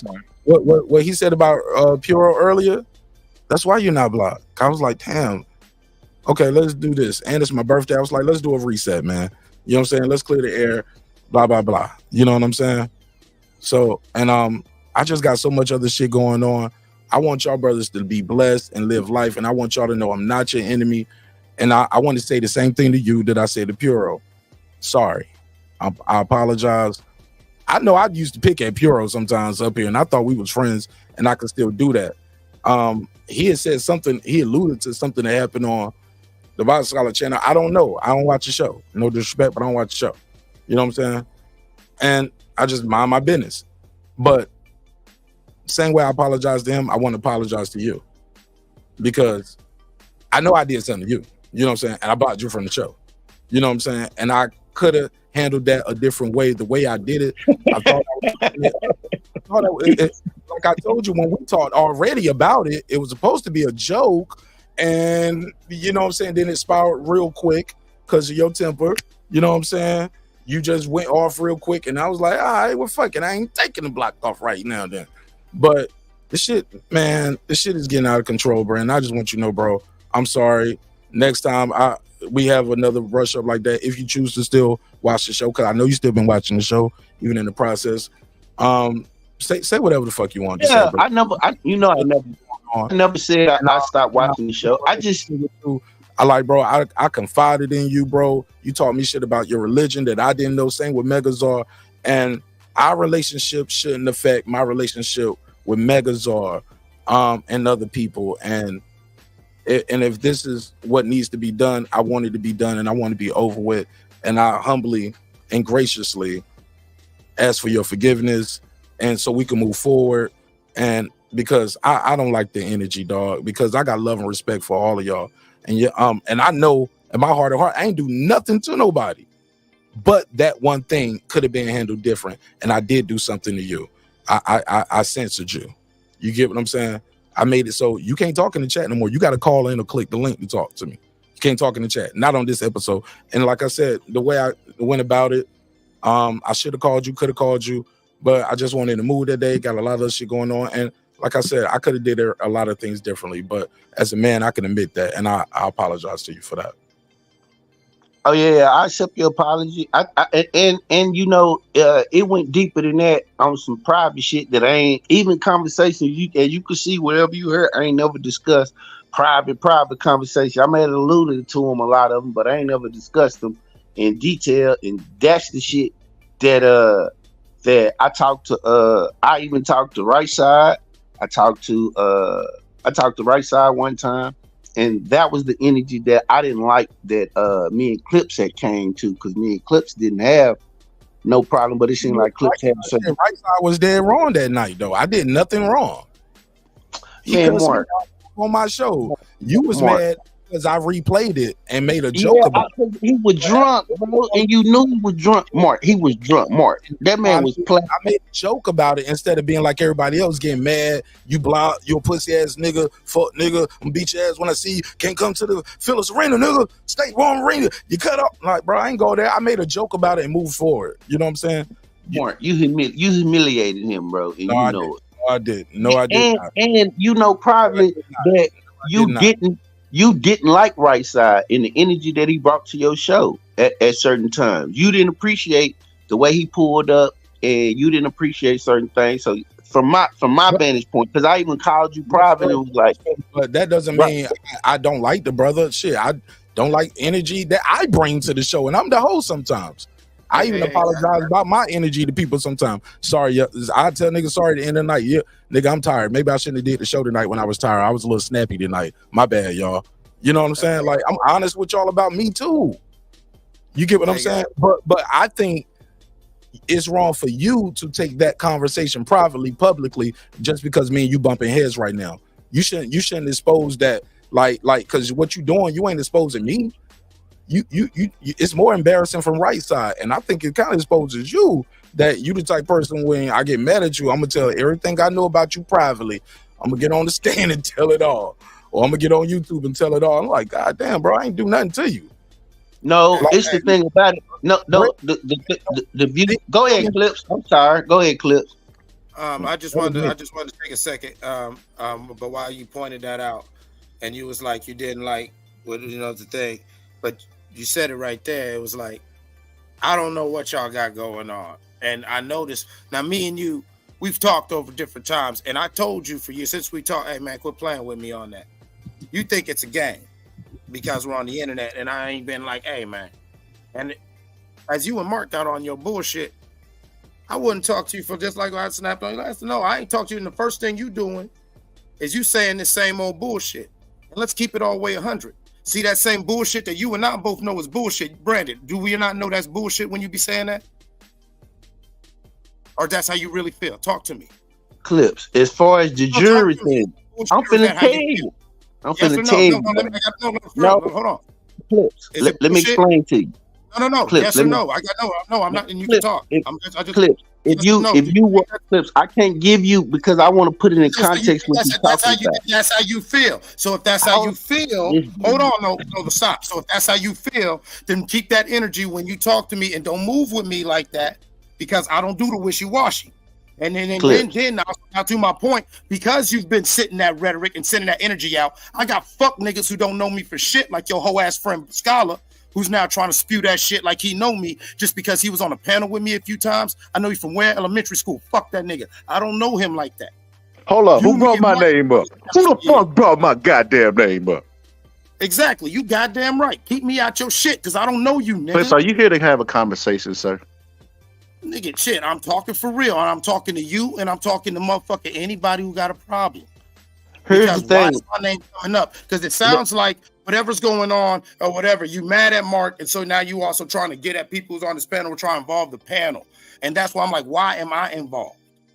Okay. And then on top of that, this man ain't got a problem with me. You just standing on some little stupid goofy shit that Brandon want to say when he's joking. But every time I'm trying to really talk to him man to man, do you really feel like that? You want to dance around that when I got credentials behind my shit. And you know what, matter of fact, bro, hey, it's nothing. If you really feel that way, then stand on it. If I was a fuck nigga in your eyes, then don't try to call me brother and try to be, probably hide it behind decorum or whatever like that. That's how you feel. And don't get mad when you get that energy back. We're men, aren't we? All right. Now, I get where you coming from. I do. Because you feel a certain way about certain things that I've said a joke with. Now, when it comes to you, whether you know it or not, I know you probably don't know this, but I've always been an advocate for you. Always, bro. Always rode for you privately, publicly. I always have. I'm going to tell you why. Because I like the way you, like, when it comes to Mark, I've always felt like you have been genuine when it comes to him. Like, I feel like if he Batman, then you a good Robin. I've always thought that. Now, when it comes to some of the shit you say online, man, the shit is funny. The shit is funny. Stop that, Scholar. The shit is funny. So what I'm going to do, I'm going to make fun of it and I'm going to crack jokes. Now, certain shit that you find sensitive to you is funny and comical. And when you got to know that when you coming on YouTube, especially YouTube, that you coming around, that's what YouTube is for. I done got joked on. I take the joke. It depends. You done got joked on now. The thing that triggered you the last time is you came on Reggie's show. Reggie's show was, what do jewelry, diamonds and shit, what is the effect on black culture? I asked you, everybody gave their opinion about what jewelry mean to them and all that shit. I told the story about why I still wear jewelry, why I buy the shit, all of that. Right? I ask you, why do you buy yo jewelry? You on jewelry? You flip the fuck out, man. Brandon, stop playing with me. Blah, blah, blah, blah, blah. And I'm like, damn. Stop that, Brandon. No, Brandon. Brandon. Go ahead, Clips. You just see that? You just bullshitted. That is not. You did not say that. You asked me, what does jewelry mean to you? I said jewelry means a couple things. I wear jewelry for different reasons. And I started explaining. Then you said, oh, here you go, Mr. OG Crip, motherfucking blah, blah, blah, blah, blah, blah. And just like I said to Scott, first of all, I ain't no motherfucking Crip. All right. Damn sure ain't no motherfucking goddamn Vice Lord. You know what I'm saying? And everything like that. And here you go, trying to dismiss motherfuckers. Because no. My answer ain't yours. Then you kept going on. I know why you wore the jewelry. Yeah, I wore the jewelry for the bitches. And you got mad because I was like, nigga, I never wore jewelry. I don't wear things to impress bitches. And you kept saying things. And I said, listen, Brandon, stop playing with me.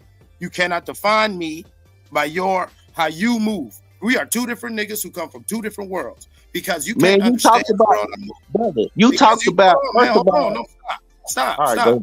Go ahead, bro. Because you can't understand my world. Or because you think, first of all, Brandon, some of the shit you said, you know, that like I told Reggie, like I could be so dismissive with y'all. Like there's certain things that y'all, like Reggie be saying that I actually agree with, but I'm like, damn, sometimes I gotta want to chime in because you're mispronouncing shit, or you're motherfucking, you're giving your facts are somewhat right, but your dates are wrong. You know what I'm saying? I actually am a motherfucking past master of more than one Masonic lodges and past high priest of Royal Arch Masons. So when you're speaking on masonry, yeah, I'm listening to you. And saying some of that, yes, it's pretty accurate. You could Wikipedia that and Google that, and it's up there. That's true. But the date was wrong, or you're mispronouncing the name. And so as I was chiming in, agreeing with you, oh, and you're a this, and you're a that, and you're, yes, because I've lived life. I've been off the porch. Nigga, I've been outside since a motherfucking jit. I don't know, some of y'all niggas didn't get cool till high school or after high school. You know what I'm saying? And these are facts. This is, you know what I'm saying? This ain't no brag. This ain't no flex. Yes, goofy fuck nigga Scholar, I work in a factory because I live a real life, have real consequences. The money I made got spent on real things like lawyers, pallbearers, funeral expenses. The lawyers Commissary. broke you. All that broke you. Shit, a lot of things ain't nothing broke me, nigga. So But why did the clubs you affiliated with, why did they save you? Stupid motherfucker, what are you talking You see how you about? set yourself up for that, bro? You the avatar. You done lived 50 different lives. Struggle, you goofy dumb fuck. What is wrong with you? Motherfucker, even Jesus struggled. Everybody struggles. So you Oh, say now just you 'cause I Jesus. struggled, you Now supposed you to say, Jesus. Hold all on. your shit's false. You Hold a on. goofy We ass not nigga to for that. go there. That's what I'm saying. You got hate in your heart. You the type of nigga who when you ain't looking at none of the motherfuckers, you looking at none of the motherfucking rings, you talking about the time he lost. Back to the contention when me and you started. Now, Go ahead, Brandon. I'm sorry. Go ahead. now. So what happened See, was no, Brandon. Can we be clear that your homeboy He is can't help it, Brandon. He can't help it. He too immature.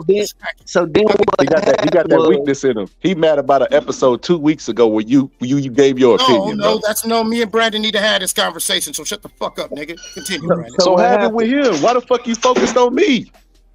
Cause you a fuck nigga and you brought my name. Come up. on, man. Focus on. Hey, I'm in the chat, man. Let me get you back in the chat, Mr. Moore. Don't do it, Mr. Moore. So back to where we were. So Clips, the way you frame that, the way you frame that, you bunched a lot of stuff together was not true. So as soon as I brought up, why do you wear your jewelry or why do you buy your jewelry? You went out, man. Don't start playing with me about them neck. Don't start playing with me about my jewelry, you know. And you start going into reasons about why you wear your jewelry. Nah, it ain't because of no low self-esteem or I buy it because I like it. I said, okay. What? So you went into a story about how you wear your jewelry everywhere, how you will wake up in the morning at 8 o'clock in the morning and be in the store buying, shopping at 8 o'clock in the morning, walking to the corner store in your hood with all your goddamn jewelry on. And I said, why would you do that? That's vain and it don't make sense. And that says something about you. And you got upset, which is true. When you look, I said, how would you look at a person in the store with 5 and 10 chains on, 10 rings on, and bracelets and shit on if you was from the outside looking in? And what did you say? Come on with it. I said if it was from that neighborhood, you'd be like, yeah, that's Mike at the store. If you were sitting there, you'd be like, man, this cat's crazy. That's not what you said. That's not what you said. Be like, that's Eclipse at the motherfucking store, or damn it, oh well, that nigga got jewelry on. If you from what you said is, where I'm at, do what I want to do. That's not what you said. No, stop it, Brandon. I went on my tangent about if you live where I'm at, yes, it's right here in the hood. But if you go not even 2 blocks that way, and if you start going like maybe about 5 miles that way, you start getting where the money is. So it's nothing to see, motherfucking goddamn, all sorts of shit. I'm talking about even white motherfuckers, a lot of Italians and all that shit. People wear jewelry around here, man. A lot of That's not what I said. You said all of your jewelry. You would think something was wrong.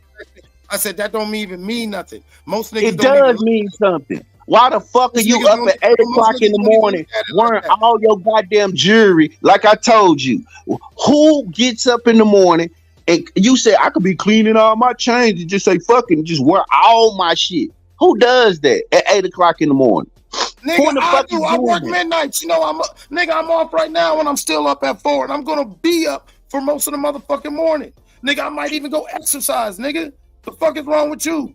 Nigga, you don't know my goddamn life schedule. Anybody who knows me knows I am up once again, that ain't got nothing to do. That don't have nothing to do with what we. Sometimes I might be coming from somewhere. Sometimes I might be at work in my dream because I just came from somewhere. I just came from doing something. We and so that's why described the scenario of waking up in the morning. No, see, you deflected once again. Take it off, put it in my bag. I might have my shit on.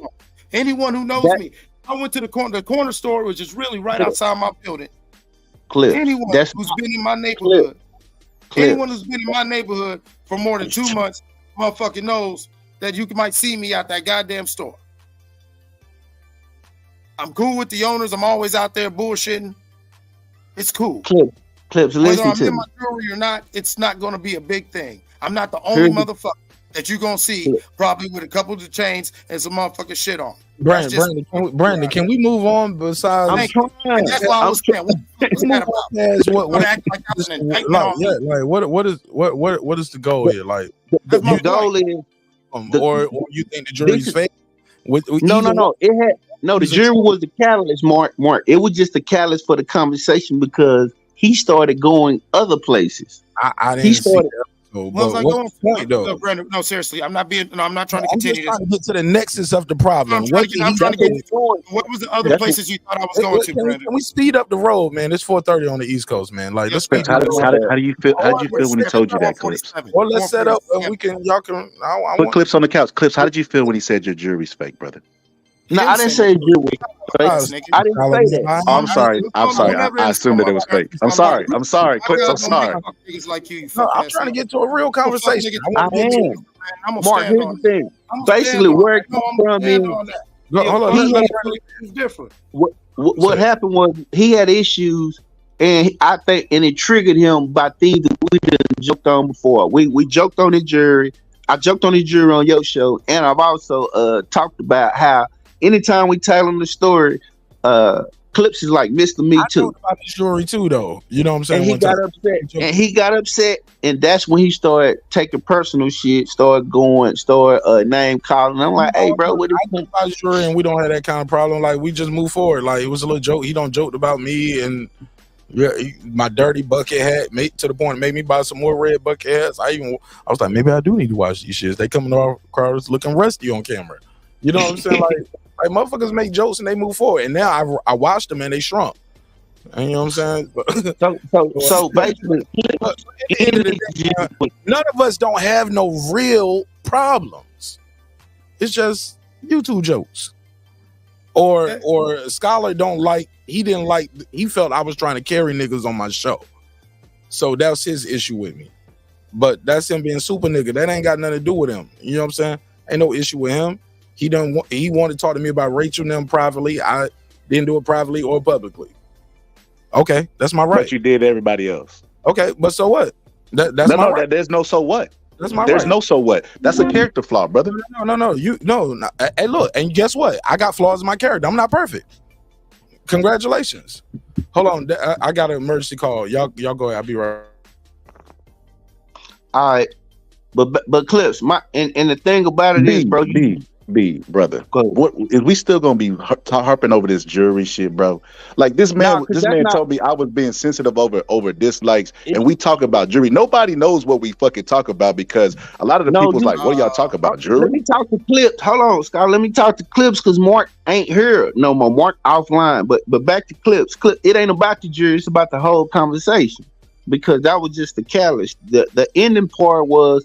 Clips felt like I know him like that, and I'm overstepping my bounds of the conversation. I started saying something, you would cut me off and say, "Nah, nigga, because you did it and you did it," and half the shit you were saying was wrong. You need to go back and watch the show, bro. You was cutting everybody off, and you can go watch the show. You'd be like, "See, Clips is doing this because," and I'd be like, "Nah, man, come on, bro, stop it." Now, come on, now say it honest. So how was I cutting you off? I was saying, "Stop it, Brandon. If you're gonna say it right."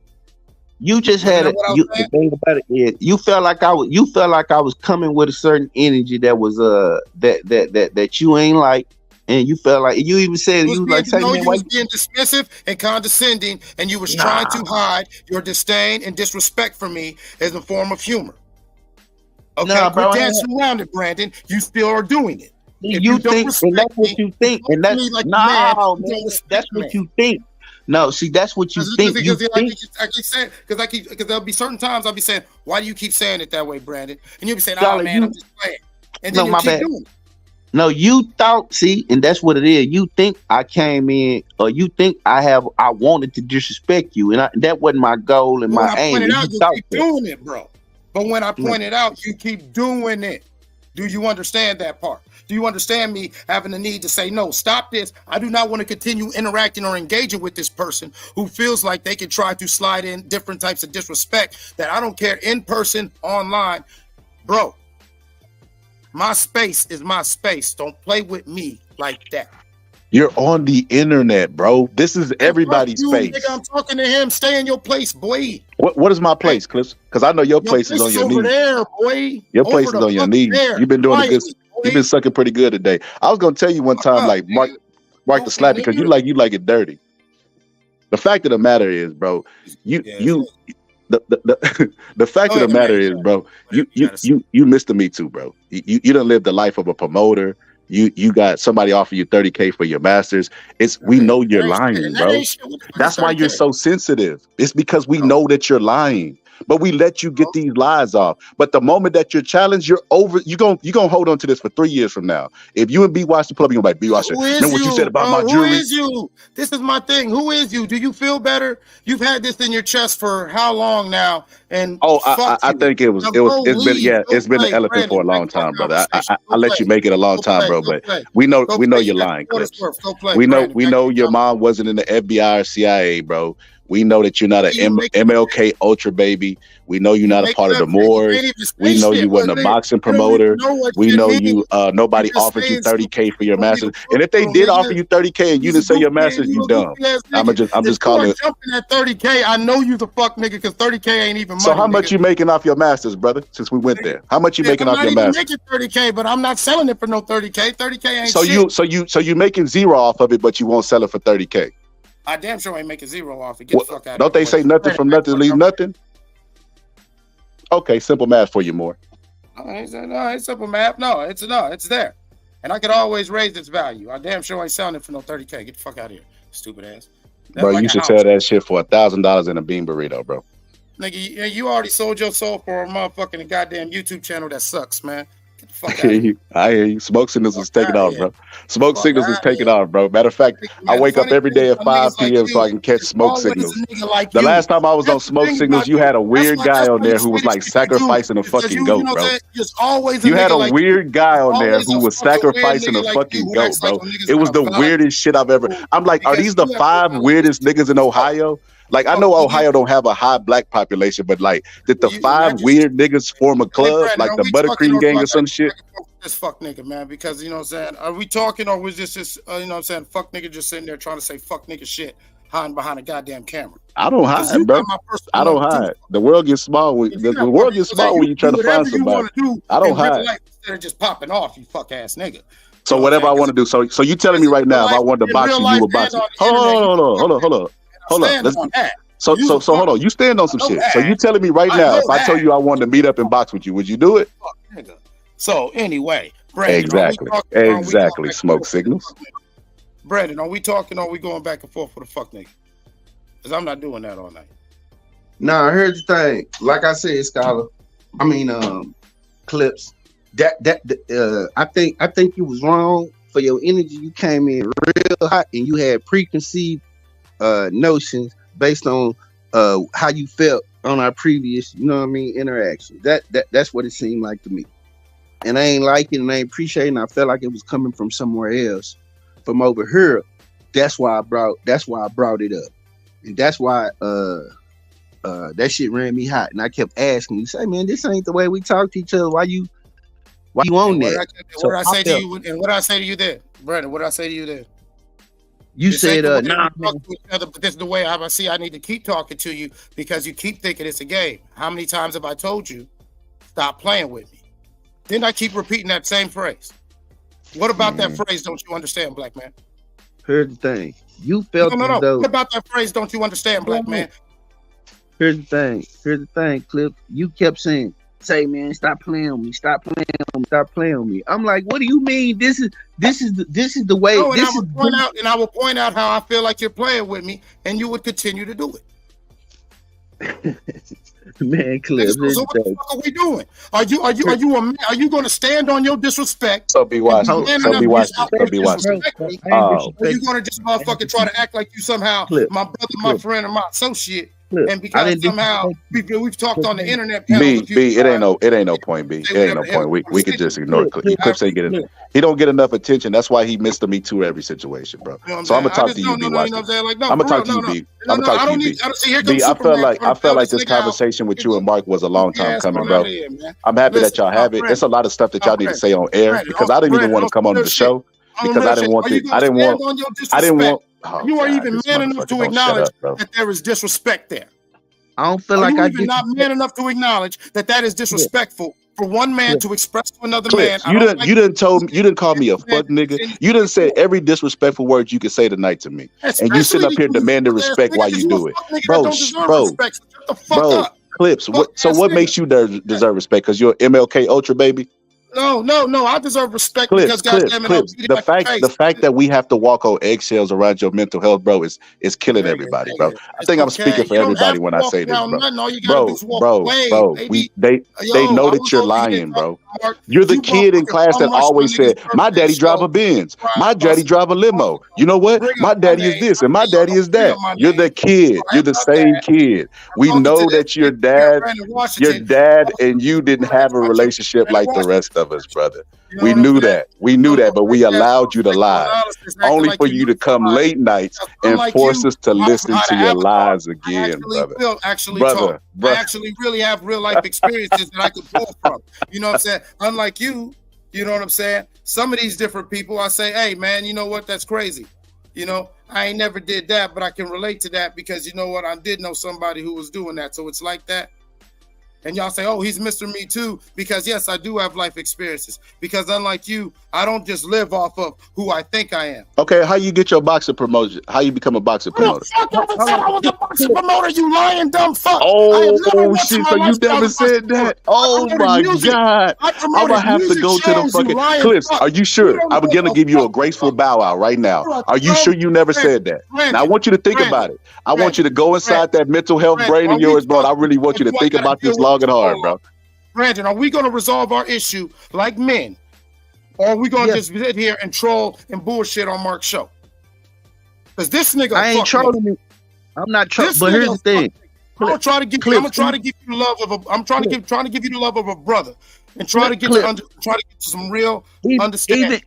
Even doing that show, you called me and Reggie two broke dudes who don't understand because we broke and they never been nowhere. You was like, so when you act, you keep acting like this shit is fucking impossible, or a nigga made this up. A nigga wasn't even having no money, and I guess what? I wasn't scared to touch road, and I was able to go to these places and have experiences. Because guess what? I wasn't scared to touch road. Listen to what the life experiences sound like. Just listen to me, Clip. Listen to what it sounds like. People that's listening. Fuck what it sound like. Let's talk about what it is. All right, let's talk about what it is. Brandon, right now. He don't respect you enough to have civilized discourse with you. You wasting your time, bro. You took your overtime right now, Brandon. If you took your overtime and your paid time off right now and got yourself maybe a week or two, had your money together, got your passport, and said, fuck it, I'm going to Europe, fucking we'll go on or whatever, you'd have a couple experiences during that week or two. Don't let alone be a couple months where you was able to where you had the opportunity to go fuck off. And yeah, you had to come back home eventually and get back to living life, get back to work. But no, to the day you die, can't nobody say your black ass wasn't out there in Germany, wasn't out there in motherfucking France. You acted like that shit's really impossible or unbelievable. Sir, it's definitely unbelievable, sir. Somebody that's not you. Let me say this. Like, oh, he's lying. He never did that. That's impossible. I don't believe that. Or you just that fucking goofy of a nigga that you can't even rebuttal. Let me rebuttal. Enough to go on a vacation. Pretty Clips. Let me rebuttal. Okay, now during that show, and we're adults. Get the fuck out of here. You really don't have life experiences. Like, get out of here. I'm with you, bro. Listen to me. Now, during that show, this is what you said.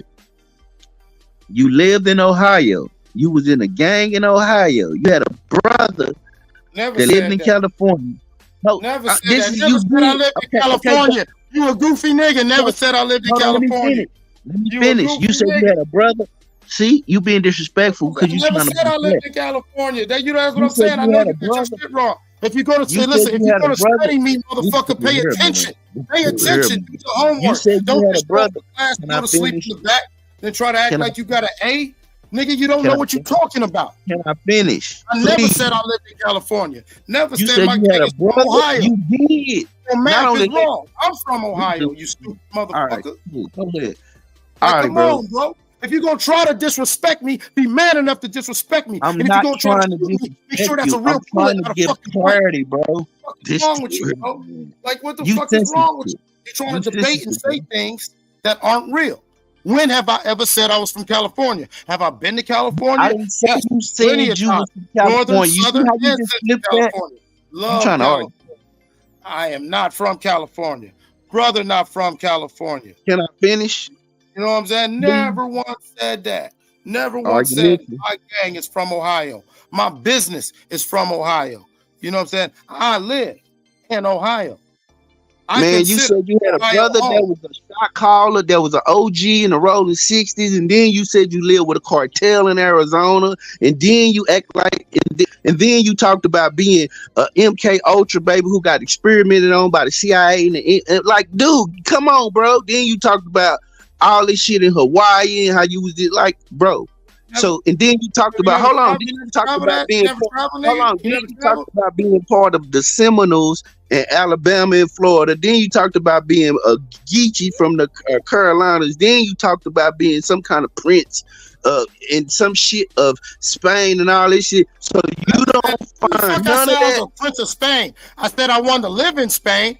I said because I'm a Sufi, not a motherfucking Sunni, like you should know as you claim to be a Muslim. You know what I'm saying? My true home is Portugal. You know what I'm saying? That's actually where I want to go more than Saudi Arabia. Yes, I will go to Mecca, but my true goal as a Sufi is to own land in either Spain or Portugal. Because yes, I do descend from Moors, applying the general term to North and West Africans who were living and colonizing in Europe long even before the time of Rome. Hence the Etruscans before the Romans were black. All y'all motherfuckers want to try to laugh and hide your math. And like I always bring up, when I was 24 years old, my uncle did the DNA test, which proved all the shit that my family talked about that we all thought was bullshit. So I very proudly speak of it because it was crazy as fuck. To look at a goddamn DNA chart that shows, yeah, this is what makes up your blood. From both your motherfucking mom and your dad's side. While you goofy niggas try to, if you want, he says he's this, he says he's that. No, nigga, you don't like the shit you said was false. So I'm gonna say stop, Brandon Washington. I'm gonna say eat a dick. Whoever the fuck you think you are, scholar, dick scholar. You feel what I'm saying? Straight up. You know what I'm saying? Man, straight up, man. If y'all talk like that, no, you don't even got your facts right. Never once said my brother was from California. Never once said. You say your brother was an OG shot caller from Rolling Six. Not from California, you dumb fuck. Man, you know that's not what you said. That's not. Well, then you are a liar because we can get ready on the show right now. You can replay the show. Motherfuckers want to check in and go to California. You talk about you talk about turning GD to California. Ain't no goddamn GD. I'm not a motherfucking GD from California. I never said that. I am a GD, not from California. You don't even know the state where I said me and my brother got turned out in. Me and my brother got turned on to this goddamn gang life where there was no goddamn coming back, especially us being military brats, to where I got an interesting motherfucking perspective of 80s, 90s gang life because I was a military brat, which your motherfucking ignorant ass probably doesn't understand. A real military brat, every 3 to 4 years, I moved all around the country. So you was a CI, so you was the MK Ultra baby. You was the MK Ultra baby. Do you even understand what that means? I mean, do you understand what it means? Yes, I understand what the MK Ultra program was about. I understand. I understand the MOS of my mother and father. If you don't understand, that because you don't know me like you think you do, why you so quick to act like somebody's supposed to prove shit to you, goofy ass nigga. You need to learn about yourself. You throwing out things on the internet and you don't want it to be challenged. And when it is challenged, you start getting sensitive, and then you start getting sensitive. Not only do you start getting sensitive, you start getting insulted because you can't back up and stand on that bullshit that you be talking about. It's okay to not understand. Brandon, it's okay to understand. It's okay to not understand. Okay? That's no problem. What doesn't make sense is just because you don't understand something, you got to hold a grudge and have all this motherfucking little bitch ass poison and shit pumping in your heart. Acting like somebody's got to prove something to you. Because if you really feel that sort of disrespect and don't fuck with me like that, it's easy. Don't act like you my brother. Don't fuck with me. Keep it pushing. Walk away. There's no reason to be. But no, you want to engage. You want to do this because that's that little kitty ass gay shit in your heart. You think it's funny. When I'm saying don't play with me. After this, you want to play, play over there, nigga. Because if you think I got to prove something to you, you ain't got to prove nothing to me, but you not saying a whole bunch of things. Obviously, I'm entitled to say, B, you done showed enough patience, bro. Because you're when not getting through, B. I know you get. I know you, bro. See, look, if there was ever a commercial for being a Muslim, bro, it should be you. You got the most patience in the world, bro. This man sitting up here yelling at you, making threats. You're too familiar. Stop playing with his fucking name, and you didn't remain calm throughout. And I respect you for that. But he don't. He listen to him talk, bro. He's not interested in no conversation. He's interested in proving that he's really a more Ultra K baby, of a UV Light 5, a Central Park /6, bro. What the fuck? He just making shit up, bro. Let's keep this real. Let's keep this real. These niggas were supposed to be talking about Mark, but all of a sudden now they get venting out their problems about me. It seems that's because you interjected. If you would have shut your ass up and played Joe Rogan, you would have never even. I wouldn't even be talking to you if now. If was a man, he could talk to that man like a man without being a bitch and start talking about other people and your problems because I felt like you treated this person and it showed me this about you've been up here whining about your jury, but you called me a bitch. Everybody else but yourself. In real life, I will push you down and I will dare you to get up, and that's a fact, bro. That's too positive. Clips. You can't be nothing about 5'6". I dare you to do something to me.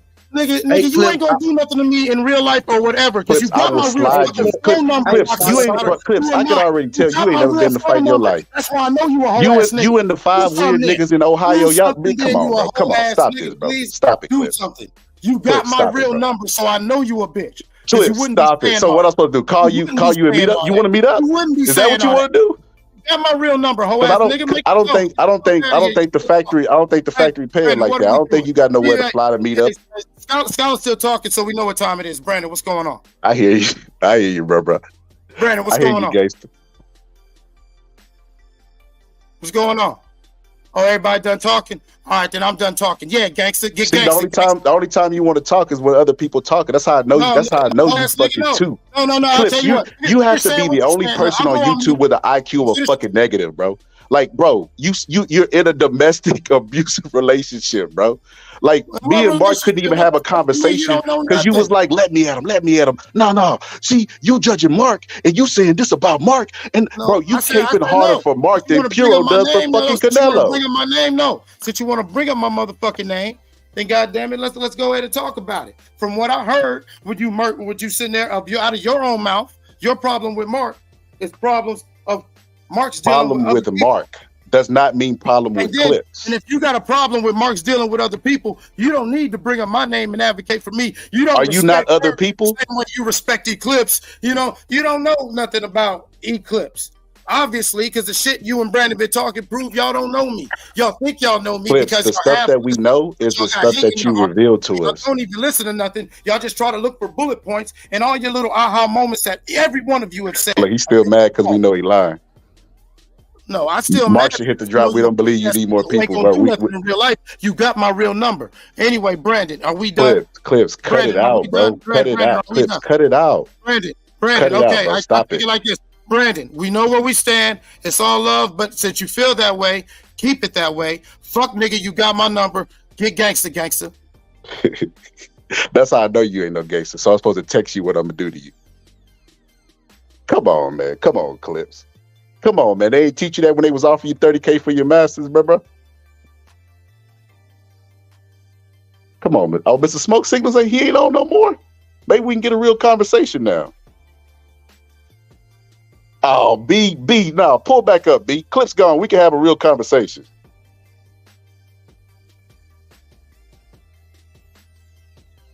See, Clip's only want to talk with other people talking, bro. That man ain't got Mark. All the rules you got, you don't teach that motherfucker no panel etiquette. Motherfucker don't know how to have civilized discourse whatsoever, bro. It's supposed to be a resolution. It ended up being a conversation about Clips. He was itching. He can't have the topic be about anybody else for longer than 15 minutes. But everybody else talking, he got to interject. Oh yeah, you know, I did a track with Lil Wayne and Lil Wayne. He spit some good bars. Yo, my man. Look, Brandon is gone. Clips is gone. At this point, like I said, this shit ain't even moving productive at this point. We can reconvene at another time, bro. I ain't got no issue with you, dog. Just to let you know publicly, I don't know what it is. Like, other than that, I don't think that was a real issue. You call it a character issue, but the same thing you were saying about Clips jumping in That's the same thing you did right there. Like, you don't know my relationship with Brandon, what we did and didn't talk about behind the scenes. If so, you only know. I can't speak on it because I don't know what y'all. Actually, I do know what y'all spoke about behind the scenes. No. If so, you only know one side of it because I haven't talked to you. Well, look. If somebody gives me one side and I see that side to be true, what am I to believe? I mean, you can ride with what you want to ride. He just got unblocked, right? Correct. But in the end of the day, even still, that's you getting involved in another man's dealings with another man. They ain't got shit to do. See, and that's what we're not gonna do, bro. No, that's exactly what's happening here. That you just but we not finna make it like it's some soft shit so that I can't get involved in. I can get involved with what the fuck I want to get involved because that's what the decision I make as a man. And that's what you did, and that's cool too, and that's what Clips did. But you shamed him for it. But that's all good. Because this was supposed to be a resolution. I'm actually talking to the man. I'm trying to find a resolution now, but at times it seems like while I'm on a call, but then I'm hearing little things and I'm reading in the chat. I was like, let me get in here. I don't even know what I missed. I just see people saying, where Mark at? Mark, you need to jump in and shit getting crazy. I was like, what the fuck am I missing? And when I pull up, Brandon's gone, Clips is gone, and it's just you. So what's up, KP? Oh, so you said I ran everybody off? No, I didn't say that. I'm just saying that everybody gone except you. Oh, okay. I wanted you to use that same logic about the original cast that was over here and how everybody gone then since we use the logic. I mean, it ain't no cast, bro. It's just me. And stop. You click the link. See, and that type of talk, bro, is why I had to stop fucking with you, bro. And that's okay, and you're cool with that. But some people, when I do boxing topics, some people don't pull up for boxing topics. When I do hip hop, some people don't pull up for hip hop. When I do politics, some people. Brandon and Reggie pulled up for all of those topics, correct? Brandon and Reggie, yes, sir. No, not every topic. Brandon, Reggie, Megazard, the original cast. You nigga, would pull up. So what are you like the four horsemen or something? What the fuck are we talking about? Like we don't even like go ahead. What's up, KP? Cause I gotta land the plane, bro. Salute, y'all. What's up? What are we talking? Like I wake up and I'm listening to some shit about some niggas arguing about some YouTube shit. Is that what the fuck I'm listening to? Like a YouTube beef, a StreamYard beef, or some shit? Is that what I wake up and listening to? Like black men claiming that they was like, we black, we good, everybody's good months ago, and then niggas is talking about they pull up to they city and what the fuck? Like, I think you got a little wax in your ears, bro. I don't got no wax in my ear. I'm listening to people being very aggressive on the internet about how they go hit the playback. I didn't say nothing while you was talking, bro. I was muted and everything, bro. All I'm saying is this is what I'm hearing is like, it sounds like some internet beef over some words through the stream. That's what it sounded like. I don't know. Like, I'm missing something. I don't get this, bro. I'm gonna just say this. Can black men have conversations about sports and other things in the world without it resulting into some pull up on me type of shit? Because that's what it seemed like the results to after a while. It goes into super nigga land, and I'm the biggest nigga, and pull up on me. I got that thing on me if I need to. After last week, it was revolutionary talk type shit. That's what I always hear on this internet. And you want me to answer, or is it a rhetorical question? Hold on, I'm gonna let you speak. I'm just saying, it just seems to be that way no matter where I go on this internet. I don't never have them kind of like thoughts about doing that to another black man or nothing like that. I mean, I'm civilized. I'm in a place in my life where I got a business. I work a job too, but like this be some weird shit to me. Now you want me to answer, or was it rhetorical? Go ahead, you can answer. This is some weird shit to me. Okay, so this is what I tell you. KP. It is KP, ain't it? I can't see the screen. Yeah. So this is what I tell you, KP.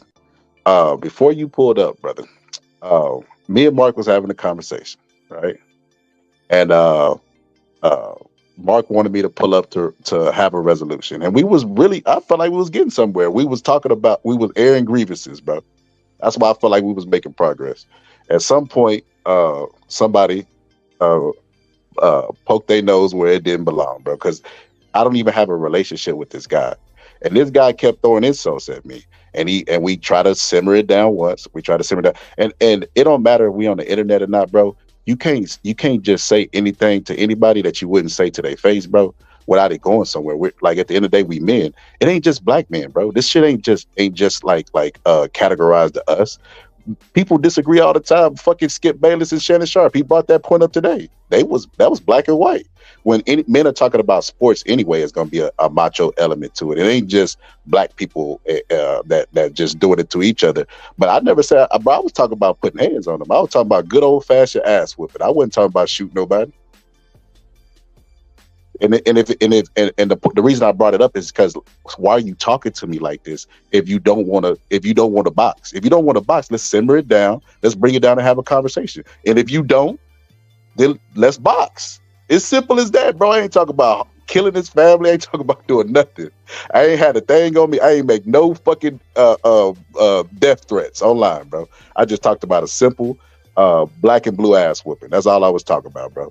But it's because he didn't want to have a conversation, bro. He wasn't even supposed to be a part of the conversation, to be honest with you, bro. Mark told me to pull up for me and him to have a conversation, bro. I didn't know it was going to be me, him, plus Clips, because I didn't have a problem with Clips. I never addressed Clips. I didn't even understand why Clips was speaking. I understand what he was trying to do. He was trying to be a soldier for Mark, but this is not the time. That's so crazy. That's like if my army and your army, like me and you, is trying to have peace, and they keep fucking shooting at each other and shit. Like, bro, that starts war. Like if we trying to have some conflict resolution, then why the fuck are you coming out mute? Why he couldn't even talk to Brandon? Brandon was trying to have a conversation with him, but it ain't got nothing. See, the revolutionary stuff. I don't know. I don't preach revolutionary stuff. I don't know if those to me or not. I don't preach that. I preach respect, bro. Respect. I show a baby respect, and I'll fuck a midget up. That's always been my motto, bro. If a midget get out of hand, a midget gonna get dealt with, bro. It's just simple as that, bro. And shit, like I told Clips, he's mad about us calling him. Like I told him, I didn't see. I was gonna leave the shit alone about how I felt about him, but he interjected himself. So I told him how I felt about him, and he got mad, rage quit, and fucking left. Which he should have did that at the beginning. We would. I guarantee by this hour of the conversation, we would have left. Even if we didn't, like, we would have left. We would have parted ways and understood how the other felt. Even if we disagreed or agreed, I guarantee we would have been at that point. But he didn't allow that to happen. So it is what it is, bro. All right, this is what I'm gonna say on it. This is what I think the main problem and issue is. If we discuss any issue as far as politics, religion, race, sex, whatever. We're discussing ideas. Us as a people, bro, I'm gonna just say black people, because that's primarily who's participating in the show when they hit the link. That's what I'm saying. Is they tend to, instead of attack the ideas, they attack people. And once you attack people, then it becomes personal to those people. And then when somebody reacts to that personal attack, you can't control how they're gonna react to it. So a situation primarily happens when, instead of attacking somebody's political idea, race idea, or whatever, they go to the dumbed down part of themselves and just attack a person. Oh, you ugly nigga, this, you this. That's what it kind of goes to. So it's like a elementary conversation at that point, is all I'm saying. It's like, bro, like, many times we'll discuss things and we'll disagree on things. I just want men to be men, and just, if you disagree on something, you just disagree. Can I disagree with you on this point, and then we talk about another point and we may agree?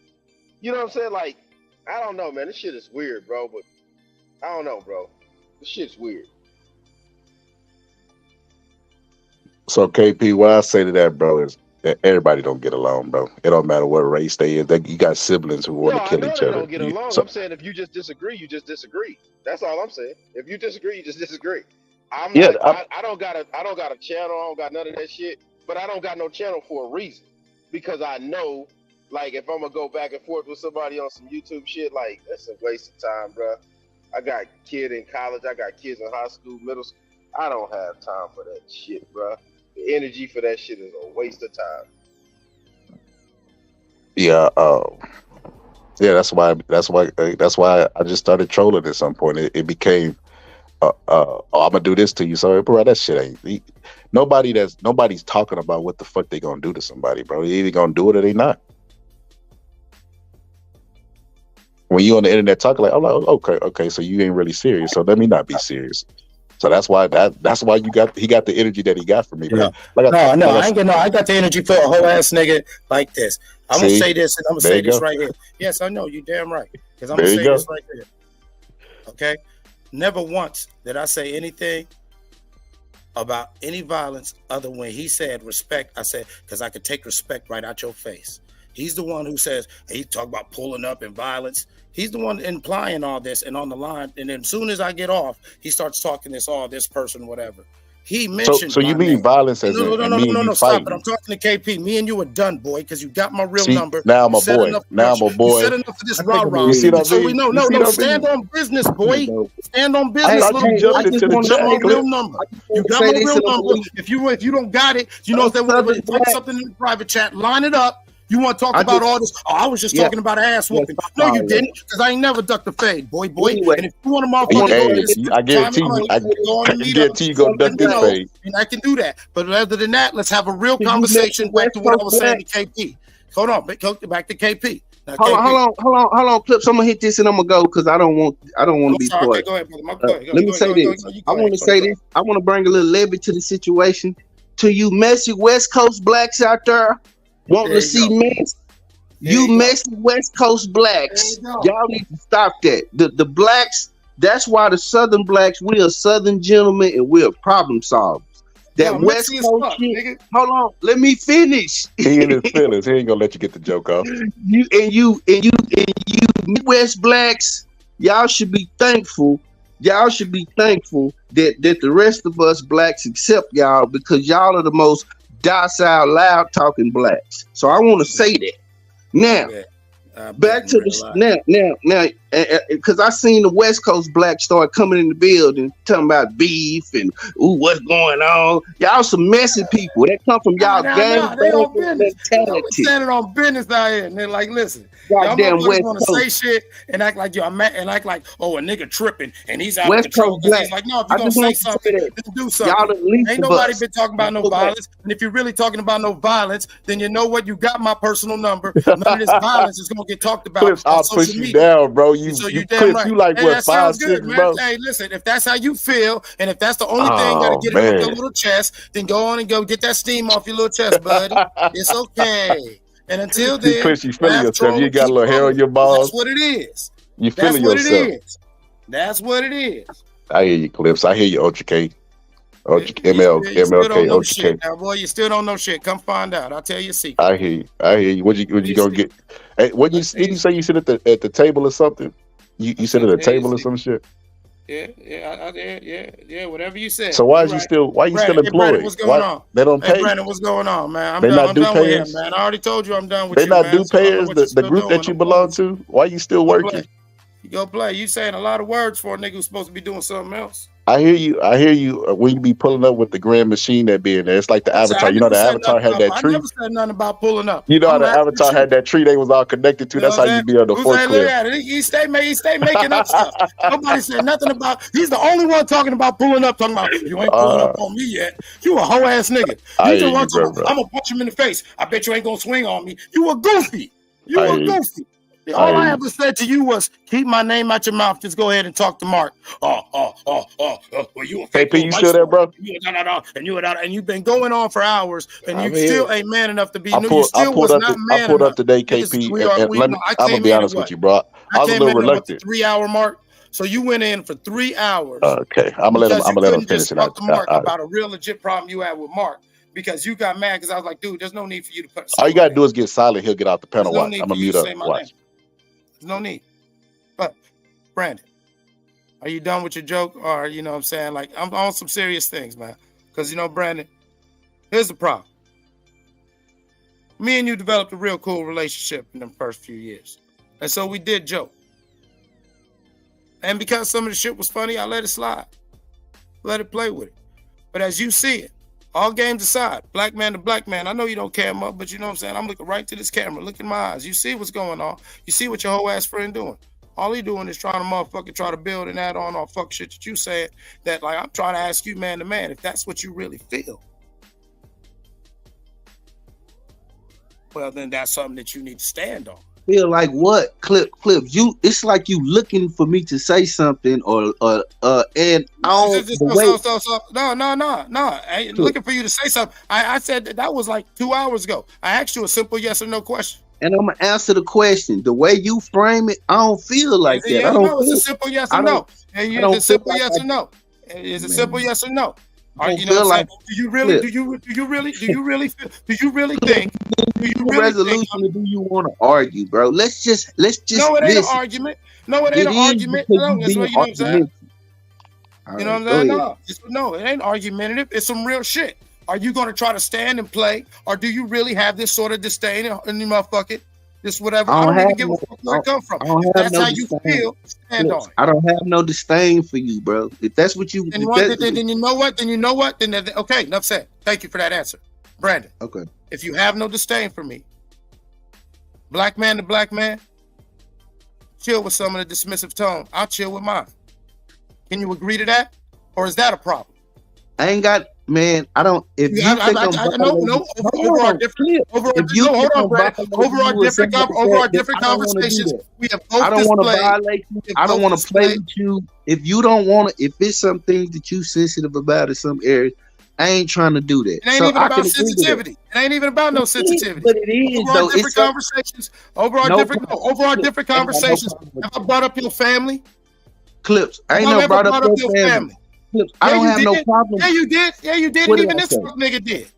What did I say, Clip? Because I'm like, yo, my shit's real. And no one ever said my mom was in the motherfucking FBI, you goofy fuck. That's why I never said that, bro. Clips, I don't even know nothing about that. Nigga said that because he's adding on from shit you say. And that's why I'm talking to you. Brandon ain't tell me that. You forgot I was on the panels with you when you would be having these conversations. I know you're right here, but you don't matter, you fuck nigga. You wouldn't do nothing in real life and you ain't gonna do nothing on the panel. Shut the fuck up and let men talk, boy. God damn. Oh my God, you can't make this shit up, bro. What you gonna do, DI code? Chris, what you gonna do with your DI code looking at? Hey, Brandon, just like you got my real number, your goofy ass dude got my real number. You know what I'm saying? I don't have no disdain for you or nothing like that. If you feel like me joking and playing with you go too far, then I won't joke and play with you. Stop being such a fucking sensitive ass dude. I appreciate that, black man. And I tell you what, as a friend, some of that fire you started, you need to do, you know what I'm saying, put a leash on your dog. Because that's a fire you started. You see, all he's doing is look, and then he make amends with you. Then he insult you and tell you what you need to do. Bro, who the fuck do you think you are, Clips? You know what? Who are you? If you told me I need to clean up something on my yard, we're gonna try to clean this up. All right, Clips, I'm gonna need you to stop riding Mark Dick without a helmet. I ain't talking to this fuck nigga. He don't matter. I'm gonna talk to his daddy.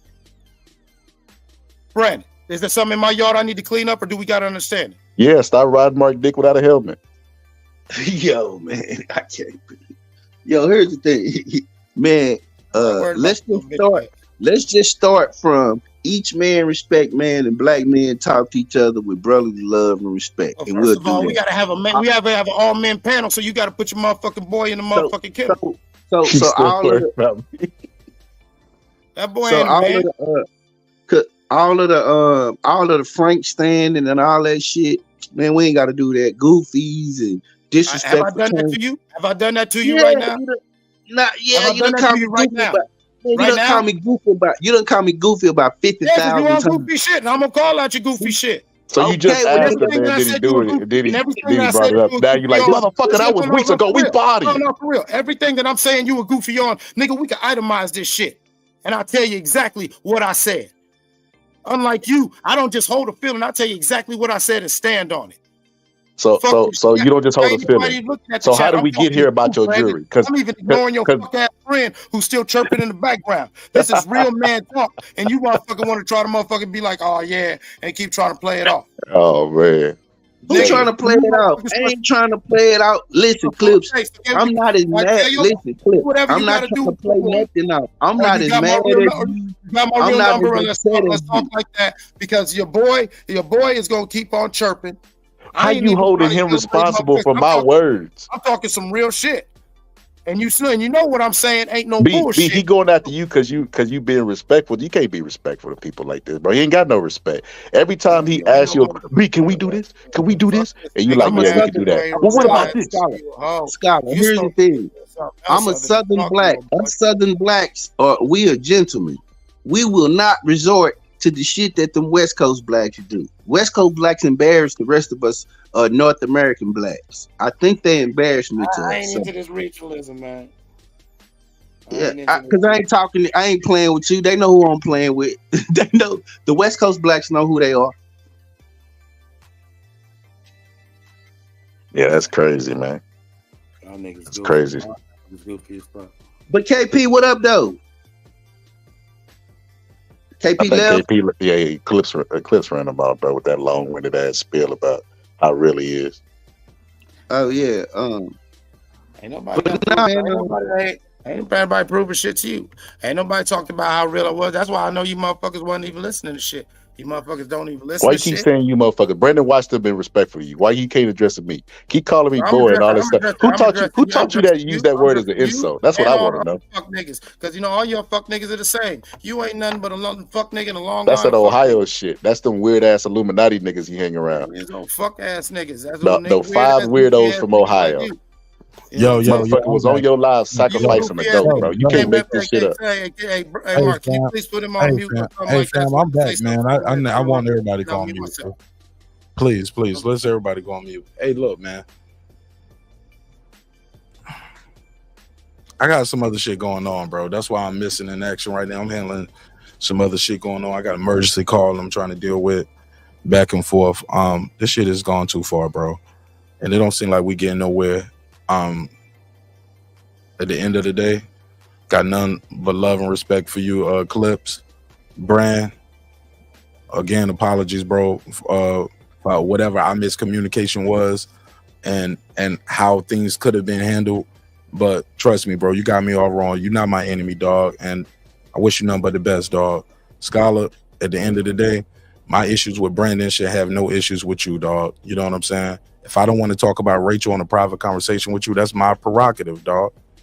You know, it's nothing personal. So now you doubling down on it instead of reflecting on what I told you. No, sir. That's my look. It ain't no double or triple down. It is what it is. Like you said, I can't take it back.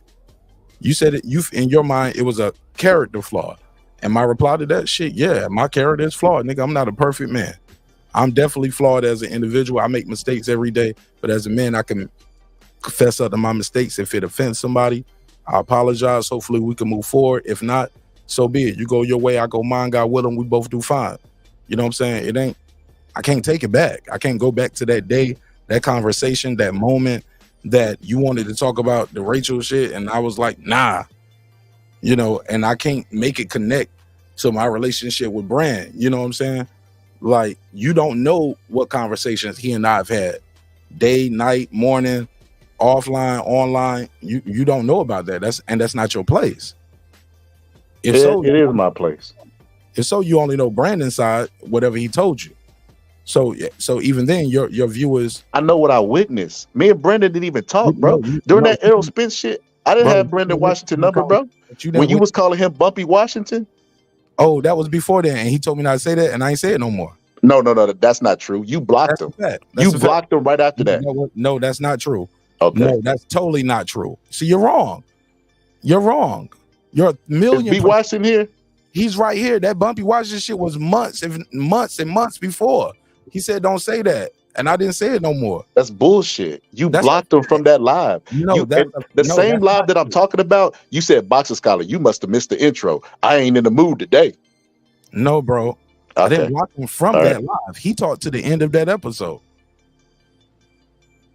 All the way to the end. That video is still up. You can see him talking all the way to the end of the video.